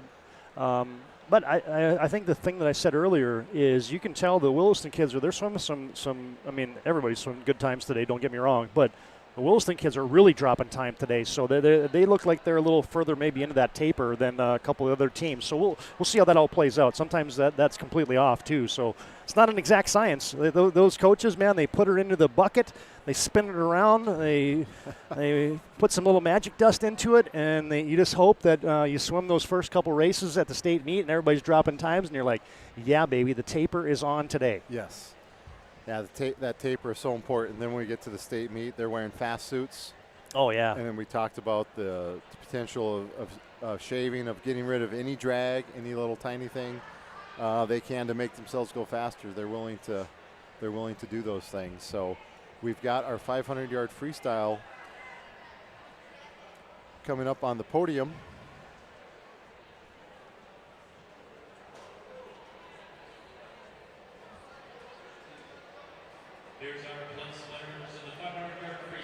Here's our top 16 of the 500 freestyle. It's John Root of Dickinson in 16th. And 15th was Logan Donnett of Legacy. 14th was Legacy's Ben Nassett. 13th, Caden Fabian of Jamestown. Grant Meidinger of Legacy in 12th. 11th was Caden Barth of Dickinson. 10th was Dickinson's Trent Irwin. And 9th, Williston's Ethan Babcock. In 8th place, Casey Toohey of Dickinson. 7th place was Williston's Camden Ekblad Lundby. In 6th place was Century's Isaac Valley. 5th place was Teddy Selinski of Jamestown. 4th place was Legacy's Jaden Amen. In 3rd place was Luke Domres of Century. In 2nd place was Minot's Alex King at 5:03.52. Domres with a 5:04.18. And then our winner and champion of the 2022 WDA Championships for the 500-yard freestyle with a time of 4:56.44 seconds, an All-State 2 qualifying time, was Williston's Colden Kringen. Congratulations, Colden. There's the birthday boy, Colden Kringen, your top three there. Kringen from Williston, King from Minot. Domres from Century. Colden Kringen, oh, by the way, has just won his 5th individual title at the WDA. Had 2 of them back in 2020. And he's now won the 500 free for the 3rd consecutive year. That's pretty good. Yeah, I think we had 3 or 4 years of Chris Birnbaum you talked about earlier, and now Yep. Colden Kringen's kind of stepped into that role at the WDA Championships. So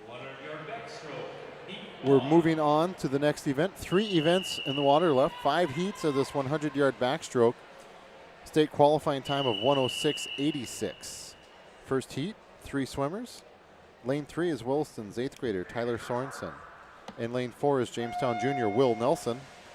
And in lane 5 is Dickinson 8th grader Elliot Mertz. I'll give you a look at some of the particulars for the 100 back after this heat ends.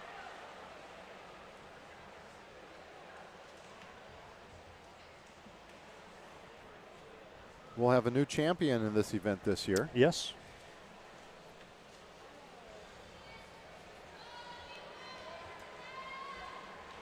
So 4 laps in the pool. We've got Jamestown's Will Nelson leading the way here in this first heat of 5 for the 100-yard backstroke.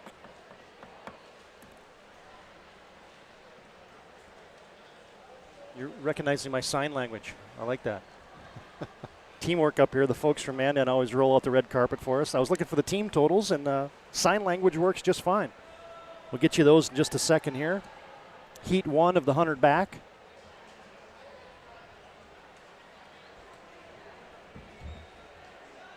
Once again, we got Will Nelson in the last 25 yards of this race coming in for Jamestown. Out in lane 5 is Dickinson's Elliot Mertz, and in lane 3 is Williston's Tyler Sorensen.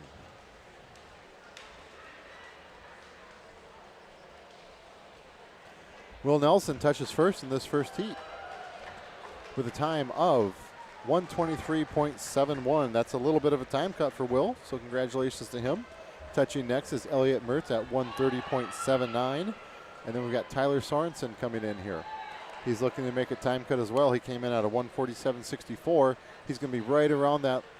He gets in here this next stroke. He's going to touch just under that, I believe, at 1:46.50. So congratulations on the time cut to Tyler Sorensen and Will Nelson in the first heat of the 100-yard backstroke.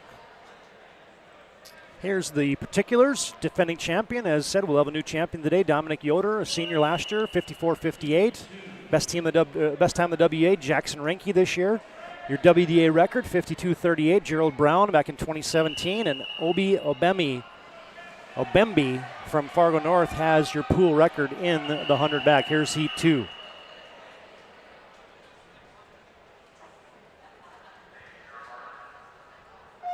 Heat 2 of the 100-yard backstroke. Andrew Bierman of Mandan in lane 1. Dominic Yoakum of Bismarck in lane 2. Jackson Ensign of Bismarck in lane 3. Vincent Keller of Mandan in lane 4. Ethan Parker of Mandan in lane 5. And Mandan's Brody Stein in lane 6. It's Jamestown's Cruz Kaiser in lane 7. And Mandan's Bennett Graff in lane 8. It's going to stay qualifying time of 106.86 for this event. We've got Jackson Ensign of Bismarck in lane 3 and Vincent Keller of Mandan in lane 4 leading the way. Ethan Parker of Mandan in lane 5 is right with those two. Great turn for him on that midway point here of this 100-yard backstroke. It's like Keller is picking it up a little as he comes into this wall for the final time. It's going to be Keller followed by Parker and then Ensign.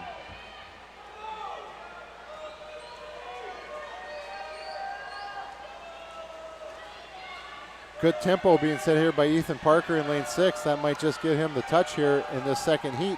He's going to touch with a time of 1:08 even, followed by his, 1:07.40, I'm sorry, for Ethan Parker. Then Vincent Keller at 1:08 even. Then it was Jackson Ensign at 1:09.87 for your second heat of the 100-yard backstroke. Once again, state qualifying time is 1:06.86.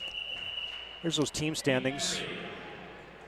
Through 9 events, Minot High School 404. Century has leapfrogged Bismarck High, but it's still close. Century has 204.5. Bismarck High 202. Williston 191. They're still in the hunt for a runner-up, and Dickinson is 177. Legacy 151.5. Jamestown 7th with 115, and Mandan 8th with 112. This is heat 3 of the 100-yard backstroke. In lane 1 is Wilson's Nathan Hill. Lane 2 is Century's Max Alm. Lane 3 is Cole Vesey of Century. Lane 4 is Minot's Gannon Cowper. Lane 5 is Jamison Donahoe of Minot. Lane 6 is Brandon Seibel of Legacy. It's Andrew Edlund of Century in lane 8, and Alexander Keller of Dickinson in lane 8. Excuse me, Andrew Edlund in lane 7. We've got our lane 2 swimmer, Max Alm. Leading the way so far in this heat are 2 Minot swimmers, Gannon Cowper and Jamison Donahoe, in lanes 4 and 5 respectively. Right behind him, up in lane 1, an excellent turn for Nathan Hill of Williston. We saw Nathan Hill Williston really cut some time in that 100 free today. Looks like he's going to do the same in this backstroke. State qualifying time of 106.86. Hill has not met that yet, nor has Keller down in lane 8. Looking for those 2 swimmers to make some noise today. And Hill is certainly doing that up in lane 1. Little outside smoke in lane 1 for this heat 3 of the 100-yard backstroke. Looks like we're going to have Hill coming in with the victory. Hill's going to touch first. He's going to be followed by Alm. Then it's going to be Cowper and Donahoe of Minot for the 3 and 4 spot of this heat.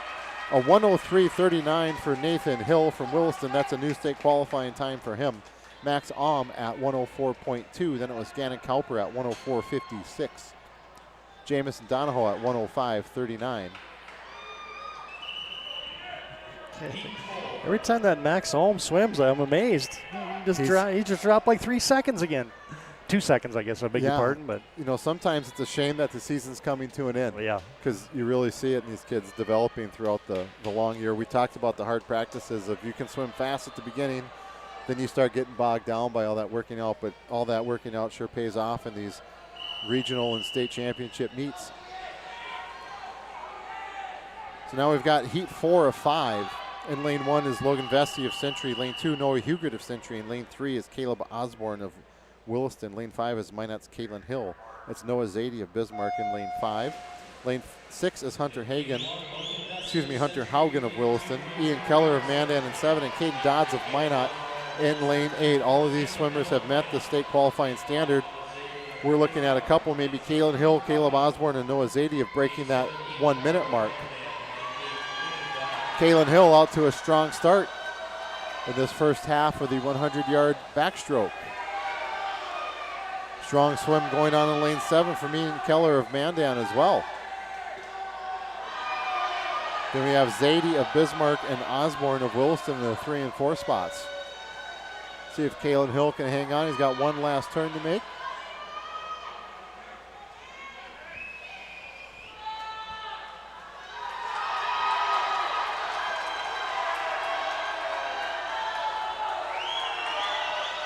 Caitlin Hill bringing in this 4th heat of the 100-yard backstroke. He's going to touch, and he is going to break that magic 1 minute mark. New personal best for Caitlin Hill of 59.26. He's followed by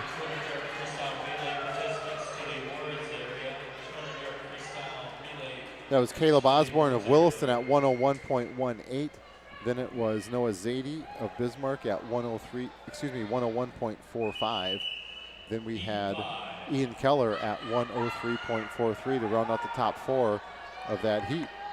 Our 5th and final heat of the 100-yard backstroke. You mentioned Jackson Ranke is the top time in the WDA this year. He's not swimming the event. We do have Peyton Barch of Minot leading the way with a 55.85 for this event in lane 4.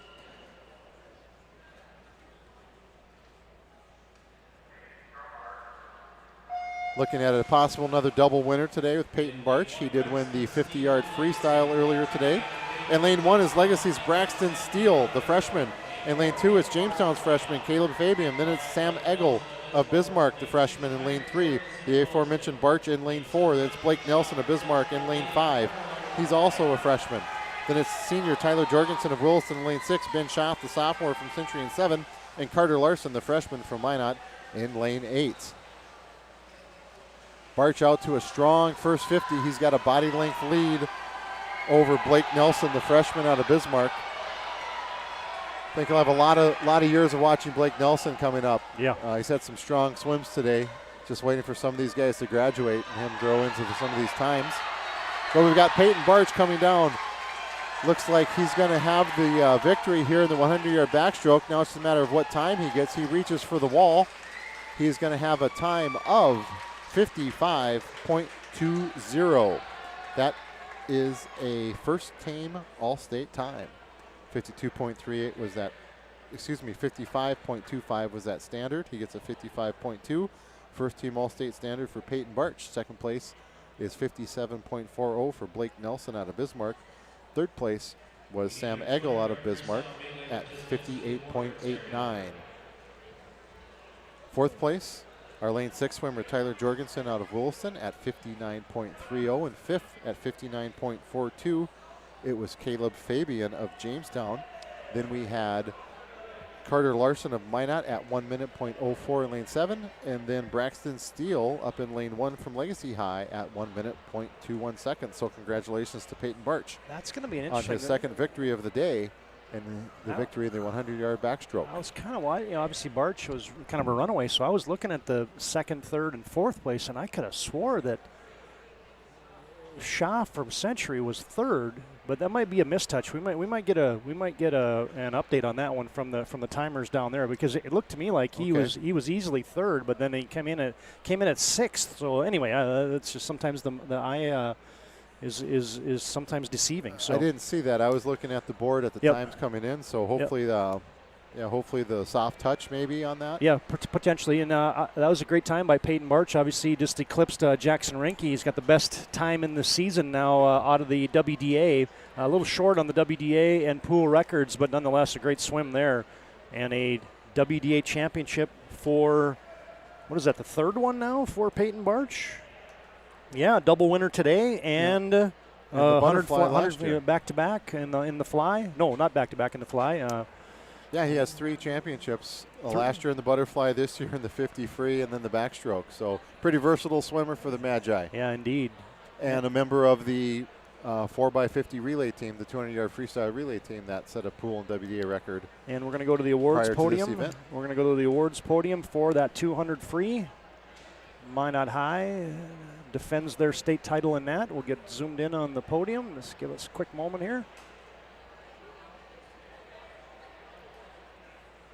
Each of those top 8 teams on the podium. In 8th place was Mandan at 149.60. In 7th place was Legacy at 141.47. Then it was Williston in 6th at 140.95. In 5th place, Jamestown 138.78. 4th place, Century 138.19. In 3rd place, Dickinson 137.04.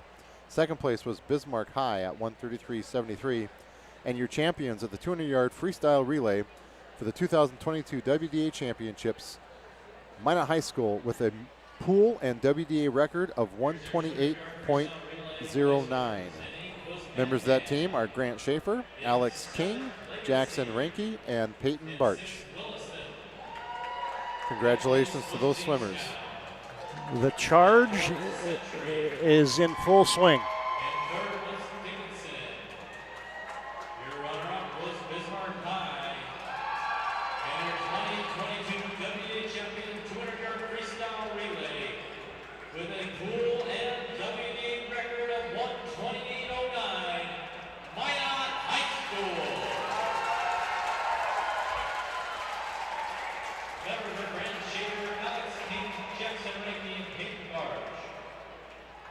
He's setting pool records and meet records. Is becoming an old hat for that group right there. They've done a nice job this year. They've worked hard and earning some of those spoils. So here's the team scores through those events with the 200-yard freestyle relay. Yeah. So after 9 events, that 200 freestyle relay, Minot High, 404 points. Century with 204.5 is hanging on to second by a thread. Bismarck High with 202. Williston 191, and Dickinson High at 177. There's your top 5, and we turn our attention now to the 100-yard breast.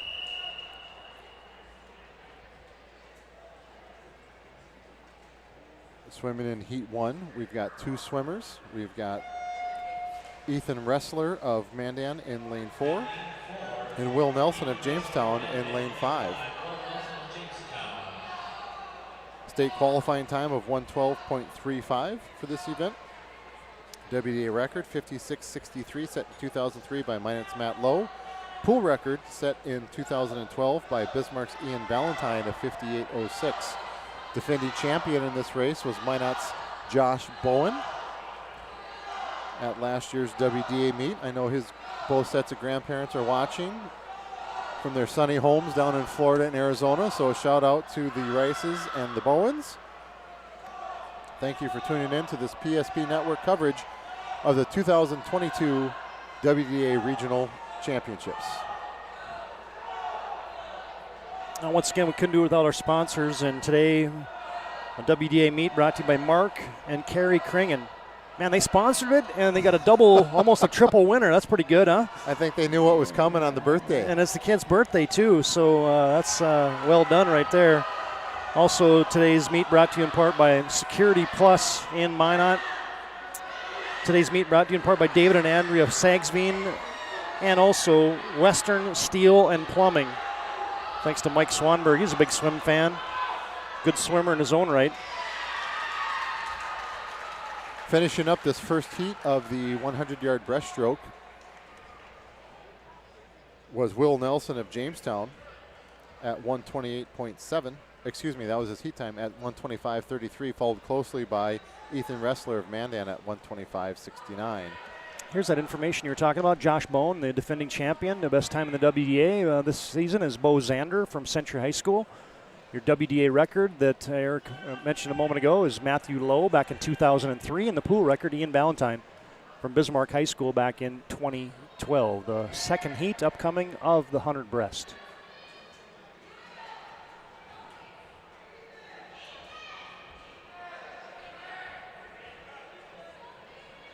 Somebody's yelling for Ethan. Here he comes. That's Ethan Eigel of Jamestown. He'll be our lane 5 swimmer in this heat. In lane 1, 7th grader from Century, Kyan Knutson. In lane 2, a 7th grader from Mandan, Van Latinen. In lane 3 is Mandan 7th grader, Ian Latinen. Then we have Austin Jacobson of Legacy, the freshman, in lane 4. Ethan Eigel of Jamestown in lane 5. He's a junior.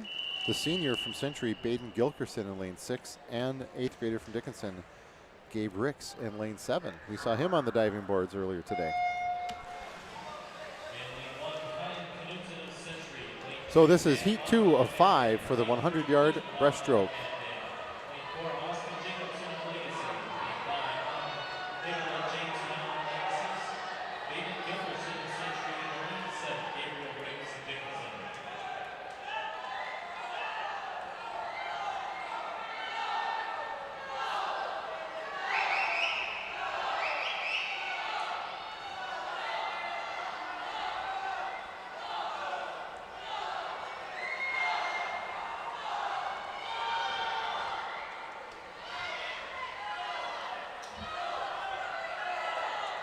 Halfway through, we've got Ethan Eigel of Jamestown.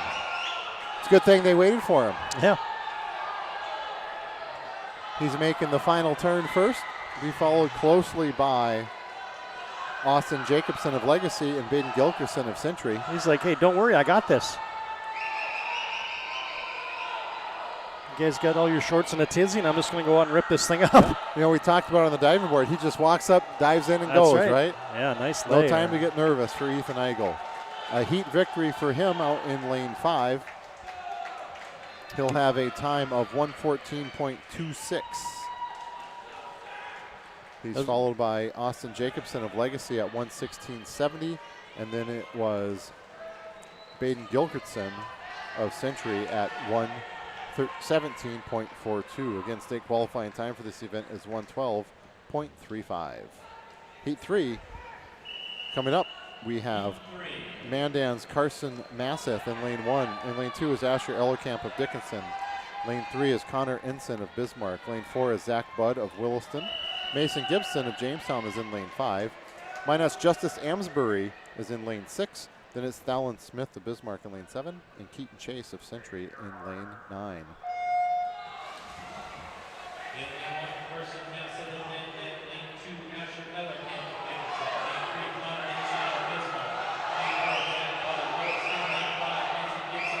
We got Masseth up in lane 1.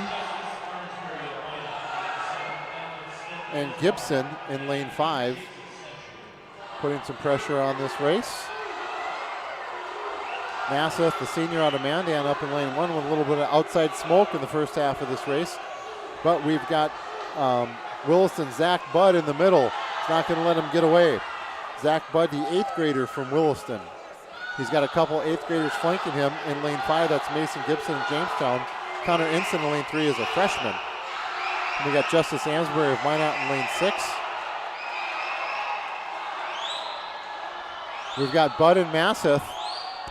Close. Budd makes the turn just a little bit before Masseth. Now we'll see what they do to bring home this final 25 yards. Mason Gibson of Jamestown isn't going anywhere. He's making a little bit of a charge, but Zach Budd in lane 4 for Williston. Looks like he's coming in strong, looking for a state qualifying time. Ooh, he just might miss it. I think he's going to be like 113 something. That's Zach Budd in lane 4 at 1:12.66, and the state qualifying time is 1:12.35, so just 0.31 seconds. That is. But yeah, Williston definitely, well, a lot of their swimmers using their taper to get to those better times this week so they can move on to that state meet. Dang right. Why not, right? Absolutely. Whatever you got to do to swim one more week.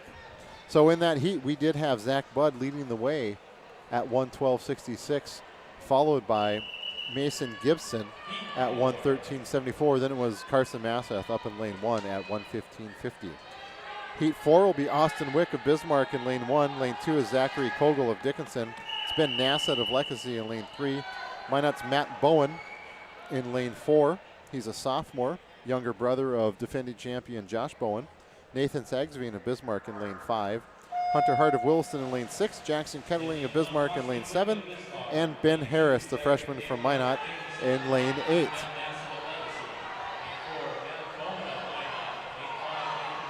A couple of these swimmers, Austin Wick up in lane 1 and Ben Harris down in lane 8, are looking to make some state qualifying times in this event today. Ketterling was at 1:12.41 coming in. He's looking to get under that mark as well.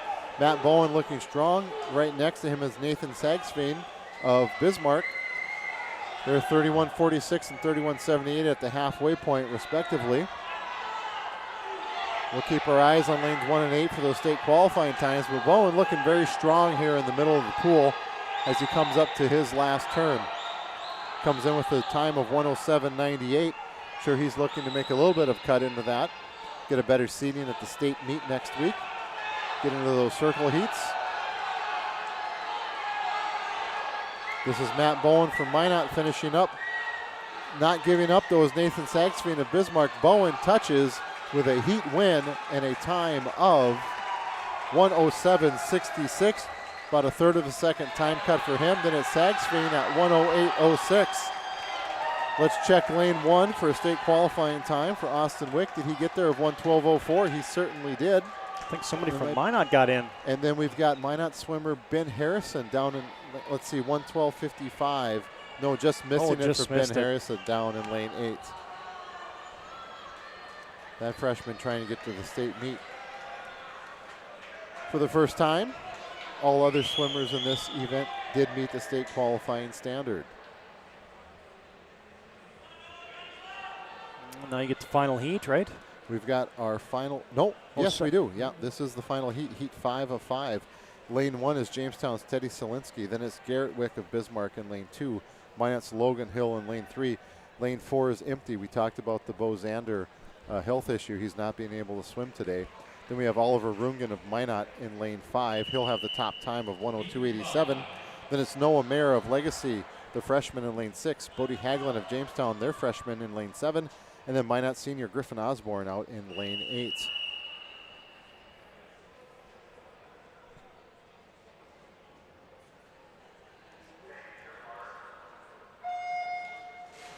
Final heat of the 100-yard breaststroke.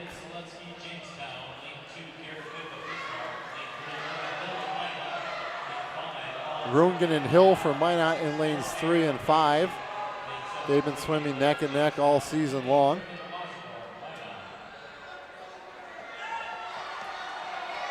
Rungen with a slight lead coming into the halfway point.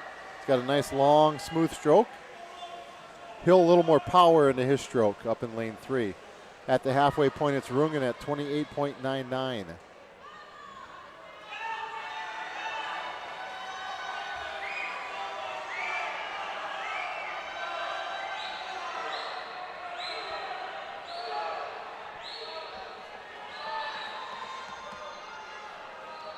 Rungen continues to lead the way. Now it's just a matter of what time he's going to get. We're getting a little bit of pressure out in lane 5 from Noah Mayer of Legacy. Putting some pressure on Logan Hill up in lane 3.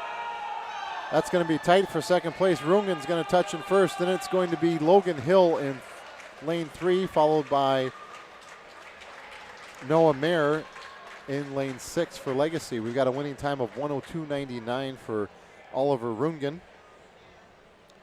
And then Logan Hill at 105.12. Then we had Mayer at 105.43, followed by our fourth place swimmer at 107.68. That is Garrett Wick of Bismarck. Then we had Teddy Selinsky of Jamestown at 108.34. Then Griffin Osborne of Minot at 108.38. And finally, Bodie Hagelin of Jamestown at 109.06 for that heat. One race to go. Final race of the day, the 400-yard freestyle relay. It's first WDA championship for Oliver Rungen. Congratulations to him. And now we're going to line up for the 100 back. And here was the information on that one again. Dominic Yoder, your defending champion. Jackson Rinke, the best time in the WDA this season. And WDA record was Gerald Brown. And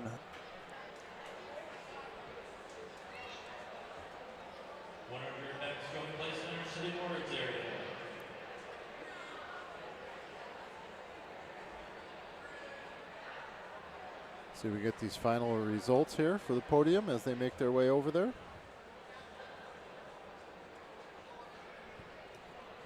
Still updating to Meet Mobile.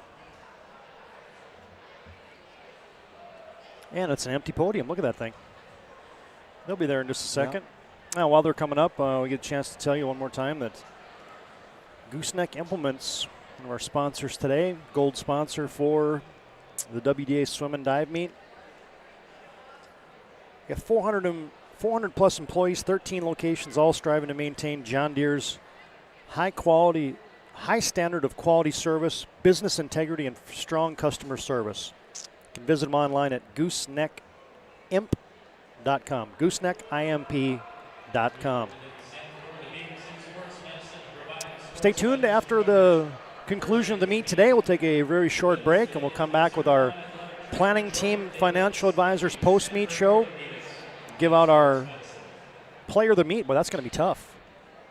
We got some nice candidates today, don't we? We have to go some here because you had a lot of great things happening. You could have some kids with 4 titles today, a couple individuals, couple relays, and meet records have gone down. Yeah, exactly. And then you'll have your move of the meet, also brought to you by Jobbers Moving and Storage. So here's your 100 back podium.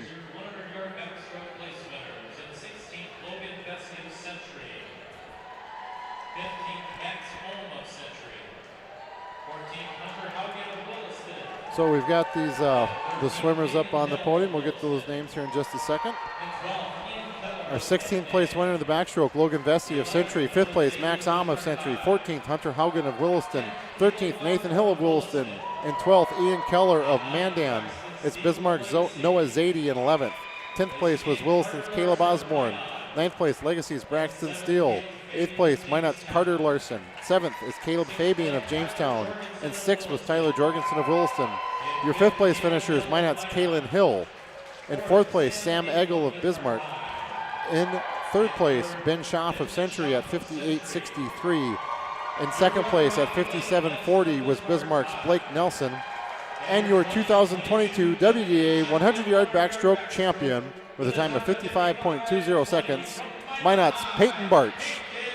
I thought there was a soft touch there for Ben Schaff. They had him at 6th, and he ends up 3rd on the podium. Yeah. So Ben Schaff 3rd, Blake Nelson 2nd, and congratulations, Peyton Barch, your 100-back champion this year at the WDA swim and dive meet. Well, Eagle Eye Domres up here. Yeah, hey, nice man. work. Peyton Barch was going to win it, so I was kind of watching 2nd, 3rd, and 4th, and it was a good race for that. We'll get you some updated team totals now. Just a moment.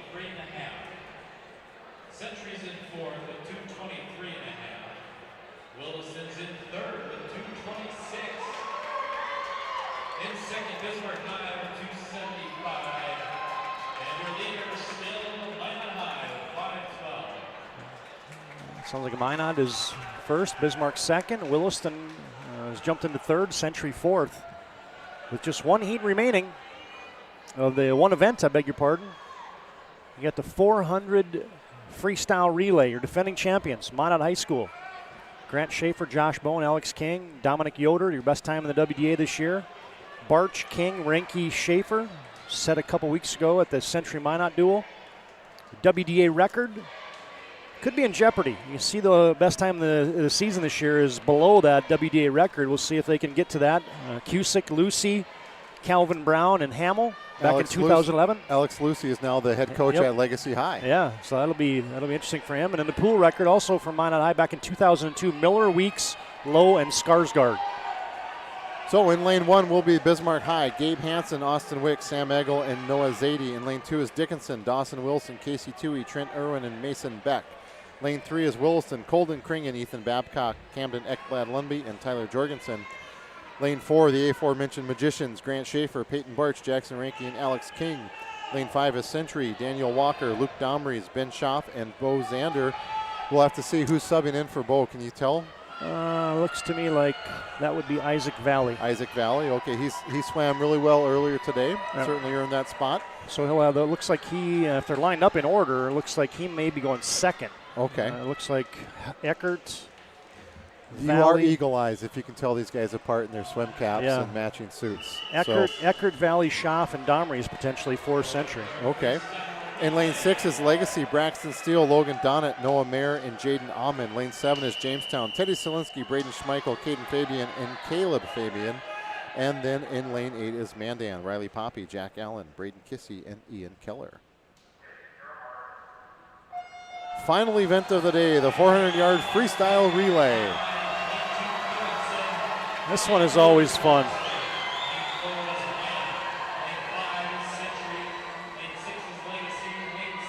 Relays are always a great way to start the meet and end the meet. You hear the fans come to volume, both the teams and the fans underneath us here in the Crow's Nest. We got Grant Schaeffer leading the way for Minot High with a 23-12-50 split coming into this first 100. We got Colden Kringen next to him in lane 3. He's certainly not going to let things get out of hand right now. We've got Century out in lane 5. Battled closely by Legacy, Braxton Steele in lane 6. We got Schaeffer coming in for the exchange. He's coming in with a split of actually making the exchange with Peyton Barch. It's 48-75 for the split for Schaeffer in that. So in the pool now for the Magicians is Peyton Barch. We just saw him on the podium for the backstroke. He's now in the pool for the 400-yard free relay. We have Williston. That's Ethan Babcock in the pool for Williston. For Century, it's Luke. That's now, Valley. You say that's Isaac Valley. Yep. Okay. Changing up that order a little bit. And we've got Legacy out in lane 6. That's Logan Donnett. Up in lane 2 for Dickinson is Casey Toohey. In lane 1 for Bismarck is Austin Wick. In lane 8 for Mandan is Jack Allen. Braden Schmeichel for Jamestown in lane 7. Barch coming in. He's going to make the exchange. It's going to be Jackson Ranke for Minot entering the pool. Then we've got Williston's Camden Ekblad Lundby entering. Did you see who that was for Century? Is that Luke on this one? That's Domres, yep. Okay, Luke Domres for Century in the pool in lane 5. Up in lane 2, it's Trent Irwin for Dickinson. It's Noah Mayer for Legacy in lane 6. Caden Fabian for Jamestown in lane 7. Braden Kissy for Mandan in lane 8, and Sam Eggle for Bismarck in lane 1. Jackson Ranke leading for the Minot team in this third leg of the 400-yard freestyle relay. Again, Todd mentioned they may have a chance at a WDA record today. But we've got Williston swimmer Camden Ekblad Lundby in lane 3. Domres in lane 5 for Century. The final swimmer for Minot is Alex King. He is in the pool, and he's churning away. Now the final swimmer for Williston, that's Tyler Jorgensen. Century's final swimmer, would that be Ben Schaff? Ben Schaff, yep. Okay. King for Minot making his final turn. He's in his final 50. We've got Noah Zadie for Bismarck up in lane 1. Mason Beck for Dickinson in lane 2. Jaden Alman for Legacy in 3. Caleb Famian for Jamestown in lane 7. And Ian Keller for Mandan in lane 8. King's coming in. It's going to be tight here for this record if that Minot team can get it. They're at 3:15, 3:16. Here we go. He's going to touch. We're going to wait for the final time for the Minot team. Looks like they're going to get 3:16.54. That will be a new WDA record. That looked like a record swim right there. Yeah, they did a nice job. Williston coming in second at 3:26.16, followed by Century at 3:28.31. Then it was Dickinson at 3:34.65, Legacy at 3:35.69, Jamestown at 3:35.71, Bismarck up in lane 1 at 3:42.27, and Mandan at 3:45.71. So your let's flash those up there again. Winning team for the 3:16.54 was the time for Minot High School today, so that does eclipse the previous WDA record held by Cusick, Lucy, Brown, and Hamill back in 2011. But they'll be just shy of the pool record. So the 2002 team will crack a little bottle of champagne tonight. The pool record will stand. For Aaron Weeks, Matt Lowe, Brock Skarsgård, and Brian Miller. So we've got the winning members holding a new WDA record for the Minot Magicians of Grant Schaeffer, Peyton Barch, Jackson Ranke, and Alex King. That brings us to the end of the competition. We've still got a couple podium shots for you. You got the 100-yard breaststroke. Yeah, and there'll be a few announcements as well. You'll have the West Region Coach of the Year. You'll have the West Region Senior Athlete of the Year. You'll have the team presentation of the championship, and you still got 2 podium things left for the 100 breast and the 400 free. So a few things to take care of yet here on the PSP Network. And then a reminder, we'll take a very short break. Following the conclusion of that, we'll have our post-meet show brought to you by the Planning Team Financial Advisors. We have our player of the meet and our move of the meet today. As I think we'll get a chance here to take a quick commercial break, and we'll be back with the award presentation for the 100 breast and the 400 free relay. As that is the end of the competition in the pool today. So much more to come here, as we've got a couple award presentations, some particulars to bring you, and much more here as we wrap up the day from the Mandan Aquatic Center on the PSP Network.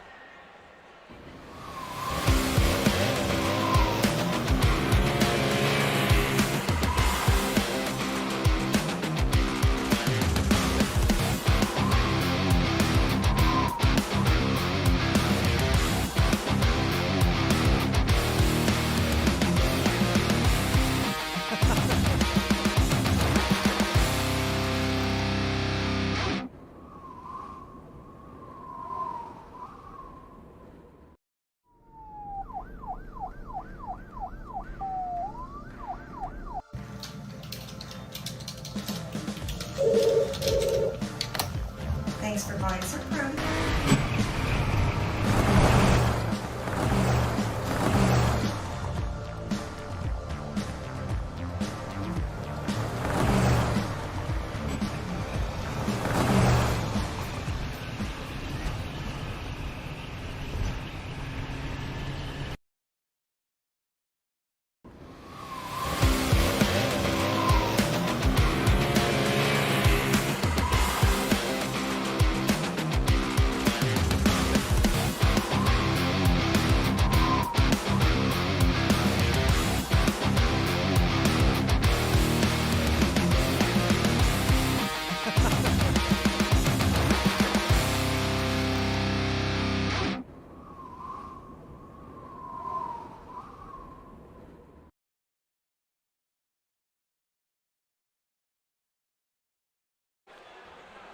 We're on the podium now for the 100 breast. So our top 16 swimmers in the 100-yard breaststroke. In 16th place, Zach Budd of Williston. 15th place, Benjamin Harris of Minot. 14th place, Austin Wick of Bismarck. 13th, Zach Cagle of Dickinson. 12th place, Jackson Ketterling of Bismarck. 11th place, Hunter Hart of Williston. 10th place, Ben Nassett of Legacy. 9th place, Bodie Haglund of Jamestown. 8th place, Griffin Osborne of Minot. 7th place, Teddy Solinsky of Jamestown. 6th place, Nathan Sagsveen of Bismarck. And 5th was Bismarck's Garrett Witt. 4th place was Minot's Matt Bowen. 3rd place, Noah Mayer of Legacy. In 2nd place, Logan Hill of Minot. And your 2022 100-yard breaststroke champion for the WDA regional meet is Minot's Oliver Rungen with a time of 102.99. Congratulations, Oliver Rungen.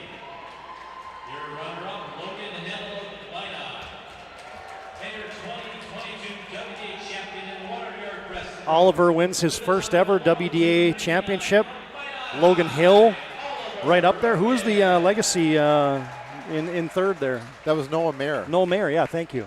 I missed you saying that, but I should have recognized him. So on this podium, we got Rungen's a junior, Hill's a freshman, Mayer's a freshman, Bowen's a sophomore, Wick's a sophomore of your top 5 placers. So, and we'll have Bo Zander swimming, hopefully swimming next year as well. So going to be a crowded podium again next year. Yeah. I think we're going to keep focus right on the podium here, Eric, as we're going to have morph right into the 400 free relay, which Minot High School, as we mentioned, just eclipsed that WDA record. And indeed we are just going right into the 400 free relay on the podium. After our 400-yard freestyle relay awards, we'll name the all-conference team, senior athlete of the year, coach of the year, and our final team. We got one other thing to take care of, the all-conference team too. That's right. Top point getters from today's meet will be named all WDA. So as they gather to the podium, we've got our 8th place team, the Mandan Braves, at 3:45.71. Then it was Bismarck Demons at 3:42.27. The Jamestown Blue Jays at 3:35.71 in 6th place. In 5th place was Legacy High at 3:35.69. In 4th place was Dickinson at 3:34.65. Then the Century Patriots in 3rd at 3:28.31. 2nd place, the Williston Coyotes at 3:26.16. And your 2022 WDA champions for the 400-yard freestyle relay with a new WDA record, the team from Minot High School. Team members are Grant Schaeffer, Peyton Barch, Jackson Ranke, and Alex King. Who do they rotate who gets to hold the sign? You know, here you got Alex up there. I think it was Barch earlier, and then he had, I think Grant had it earlier for one of them. So just take turns. Is that maybe some paper, rock, scissors, a little Rochambeau, I'm not sure, but Alex is certainly deserving of holding that sign. Well, that's as excited as you can get Alex King to look right there. He's cool as a cucumber, folks.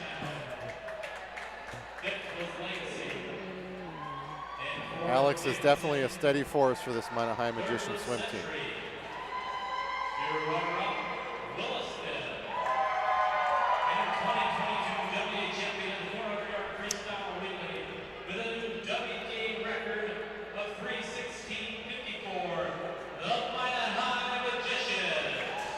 There's Minot High again.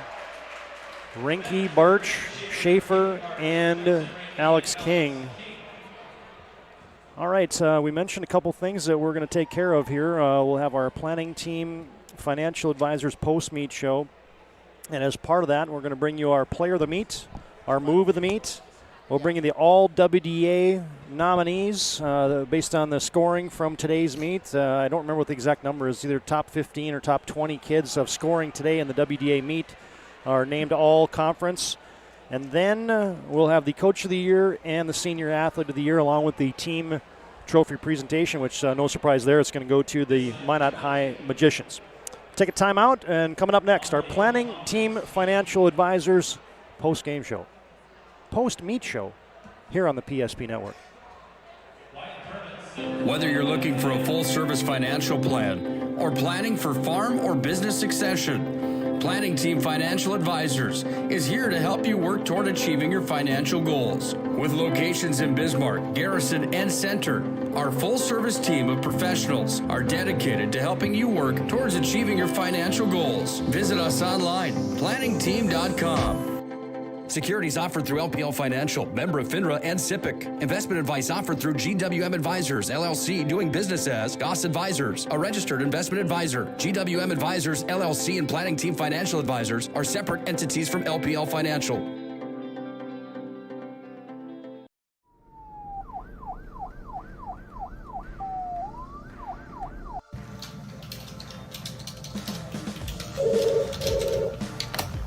Thanks for calling Supreme.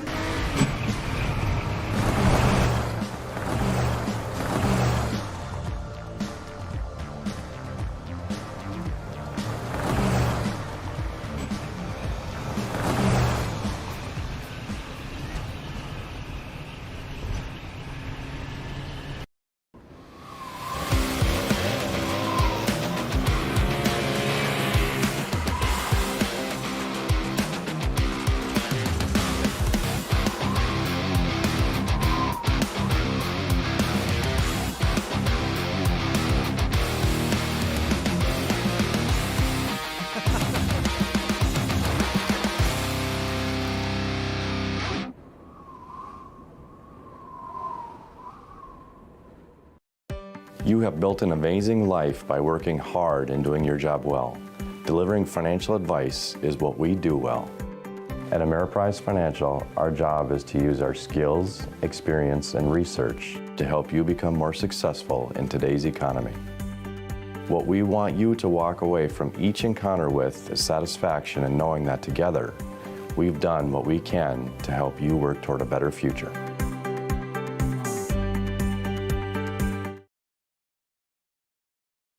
You remember where this goes? I don't know. Are you sure it was a clicking and not a zzz, zzz? I think your quash litter valve's stuck. Do you even have insurance? If we soak it, it should be good. No matter how much you know or don't know about your vehicle, trust the experts at Tires Plus. Real answers from real mechanics. Purchase 4 eligible Firestone tires and receive up to $120 in a prepaid Visa gift card. Thinking service? Think Tires Plus.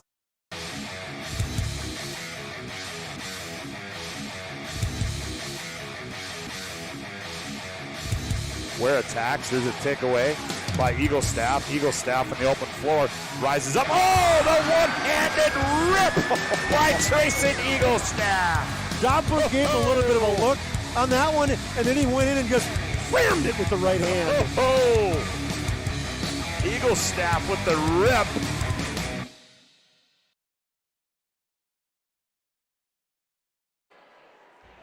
There you get a glance. So they just dispersed, but we're going to bring you the all WDA nominees.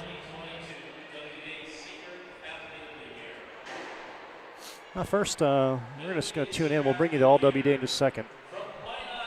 Can have the all. Oh, there you go. The Senior Athlete of the Year from the West Region, and well deserved. Grant Schaeffer, double winner today.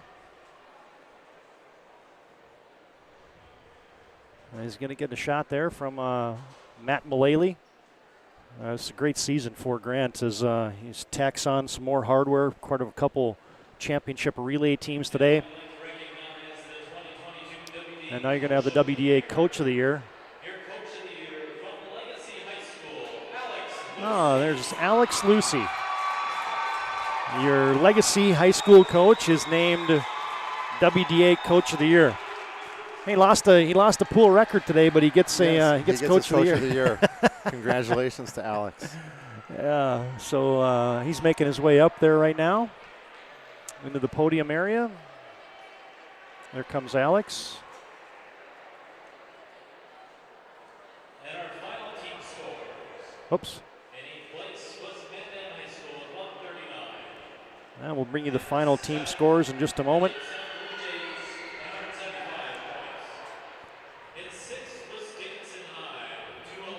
Here's your all WDA team.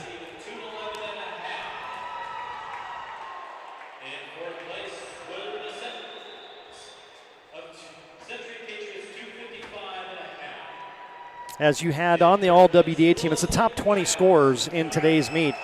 Teddy Solinsky from Jamestown is on your All-WDA team today, as is Isaac Valley from Century. Kalen Hill from Minot High School.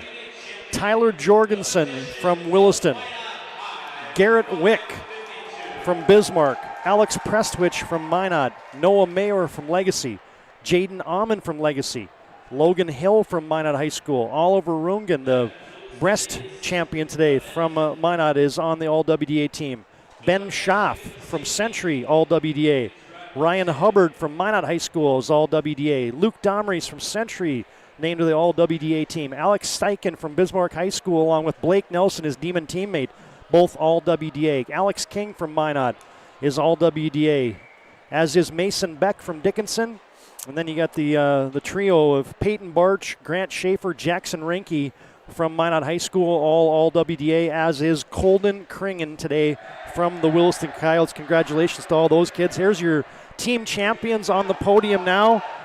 6 straight, folks, for Minot High School.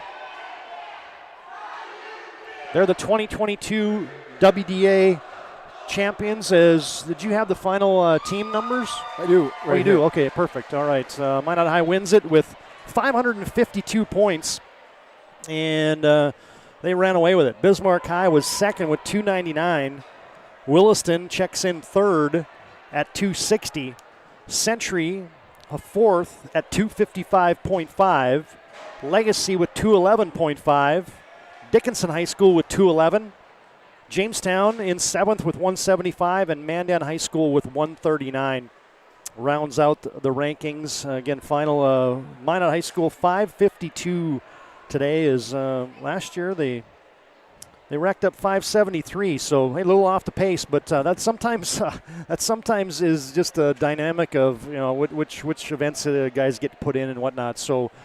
All right, a couple things left to announce. We mentioned the Senior Athlete of the Year. We mentioned the coach, Alex Lucy, West Region Coach of the Year from the West. You got your All-WDA team, Minot High, getting their photos now over in the podium area. And a couple things to bring you yet on our Planning Team Financial Advisors Post-Meet Show. We're looking for a full-service financial plan or planning for farm or business succession. Planning Team Financial Advisors here to help you work towards achieving your financial goals. Visit us online at planningteam.com. All right. I guess first up, let's talk about our upcoming schedule here quickly on the PSP Network. As got District 12 basketball on the air today on the PSP Network up in Minot. That continues next week. You got a Region 5 state play-in game or Region 5 qualifying game on Tuesday night on the PSP Network, and next Thursday. The big one starts, the WDA basketball tournament from the Bismarck Events Center. Well, there's your boys' first-round games, your girls' first-round games. You're going to catch all that coverage right here on the PSP Network. We couldn't be more excited to bring you that WDA girls and boys basketball tournament. Every game, folks, online, live, and streaming on the PSP Networks. Be sure to follow us on Facebook and Twitter and our social media channels for all the information on the upcoming tournament coverage. You got District 12. You got Region 5, you got Region 6 boys, Region 5 boys, WDA, and state tournament coverage upcoming on the PSP Network. All right, couple particulars left for us here, Eric, and the first one is the move of the meet, brought to you by Jobbers Moving and Storage. They're located in Bismarck, Minot, Fargo, and Aberdeen. Find them online at jobberswarehouse.com. And hey, man, when you had a drop today in the 500, like Colden Kringen did, and he's a double winner today. That in my book qualifies you for the move of the meet today. He definitely made a very strong move in that 500. Flexed his muscle a little bit, like we talked during that race. Went from a 5-minute to a 4:56, and folks, that's not easy to do. No, it may only think, well, that's only 4 seconds, but he's averaging under 30 seconds a split for that entire 10 splits that he's swimming today. So, an excellent. The Jobbers move of the meet going to Colden Kringen is an excellent choice today, and congratulations to Colden Kringen. He's also moving into his 18th year of life. He has a 17th birthday today. Yep. So, and a lot of good moves for Colden today. Yeah, absolutely, including he goes back to back now in the 500 at the WDA, and so he's a 3-time defending champion there. He'll have a chance to go 4 for 4 next year here at the WDA. And, oh, by the way, that's just now 5 WDA individual championships for one Colden Kringen. He's your Move the Game, brought to you by Domres Moving and Storage, where they focus on the details of the process without ever losing sight of the big picture. They got checks, comprehensive checks, proactive checks to make sure every detail of your move gets taken care of. Locations in Bismarck, Minot, Fargo, and Aberdeen. Find them online at jobberswarehouse.com. All right, one last thing to do here. Boy, we want to say thanks to a couple sponsors, as we couldn't have done it without Western Steel and Plumbing today, David and Andrea Sagsveen, Security Plus, and Mark and Carrie Kringen helping bringing you the WDA Boys and Swimming and Diving Championship meet, along with Gooseneck Implement, 701 Cycle and Sport, Frontier Precision, and Subway. Those 3 are title sponsors today: Subway, Frontier Precision, and 701 Cycle and Sport. You saw them in all of our graphics and all of our social media presentations for the WDA Swim and Dive meet. Couldn't have done it without those 3. Again, Subway, Frontier Precision, and 701 Cycle and Sport. All right, Eric, last thing for us to do, it's our MVP of the meet, brought to you by Sport Clips. They bring you today's MVP. They're located at South 3rd Street in Bismarck. They're the home to the MVP Haircut Experience. Sport Clips brings you this game's MVP, this meet's MVP. And it's none other than, hey, your senior athlete of the year, Grant Schaeffer. He's going to double up today, winning the 200 and the 100. And, oh, by the way, he was part of a couple relay championships today, the 200 free relay and the 400 free relay. And not only did he win, and it was a part of 4 winning things today, they were record-setting in all 4 of them. That just doesn't happen very often. That's qualifications right there for MVP of the meet. Congratulations, Grant Schaeffer. Well, thank you very much. I'm beaming very much today. Yeah, it's a big dad moment. I try not to dwell on that during the meets, announcing a lot of these swim meets the last couple of years, but that's one of my 3 sons, and we've got a younger daughter, and couldn't be more proud. Yeah, that's good stuff, man. And hey, Erica, he didn't show it today on the broadcast, but there was a couple dusty moments up here as when your son's a senior and he's having a meet like he was having today. You dang right, you got a proud dad up in the broadcast booth today, so that's cool stuff. Big day. I'm going to go down and share some hugs with the family. And, right on. I will see you at the WDA basketball on Thursday. I'll be down. I've got another son playing in that next week. That was awesome today. I had a lot of fun. And then we'll be together in Fargo at the state swim meet next week, watching your son Luke swim, and my son Grant swim, and all these great swimmers from the West region. Yep. And you know that state meet now you're bringing in the East kids. There's going to be a little bit of a shake-up in some of these events, and it'll be a great dynamic. And the Hulbert, with that Olympic pool that they got in there, that's a great place for a swim event, and West Fargo does it up right. Not every day you get to go swim to a place where you see pool records, you see the Fargo Flyer records, and then you see Michael Phelps and Ryan Lochte and these guys. For the pool records, exactly, because this is the same pool that was in the Olympic qualifying, I think down in Kansas City or something. They brought the pool up to Omaha. Omaha, yeah, that's what it was. 2016. Yeah, so that's cool stuff. Those kids get a blast out of swimming in that. All right, there's your meet MVP, Grant Schaeffer. You can be the MVP to go to Sport Clips for their MVP haircut experience, located at 411 South 3rd Street in Bismarck. Puts a wrap on our broadcast this afternoon. Boy, couldn't be happy with our sponsors. Hope you enjoyed the coverage today. For my partner, Eric Schaeffer, Todd Domres, saying congratulations to the Minot Magicians. They are the 6th-time now defending champions of the Western Dakota Association Conference meet. They've won 19 of the last 21. They'll look to go 5-time state champions next week. They're the 4-time defending champs going into next weekend's Friday and Saturday State A meet from the Fargo Hulbert Aquatic Center. That was fun, folks. Hope you enjoyed it. Until next time, so long from the Mandan Aquatic Center. Whether you're looking for a full-service financial plan or planning for farm or business succession, Planning Team Financial Advisors is here to help you work toward achieving your financial goals. With locations in Bismarck, Garrison, and Center, our full-service team of professionals are dedicated to helping you work towards achieving your financial goals. Visit us online, planningteam.com. Securities offered through LPL Financial, member of FINRA and SIPC. Investment advice offered through GWM Advisors, LLC, doing business as Goss Advisors, a registered investment advisor. GWM Advisors, LLC, and Planning Team Financial Advisors are separate entities from LPL Financial.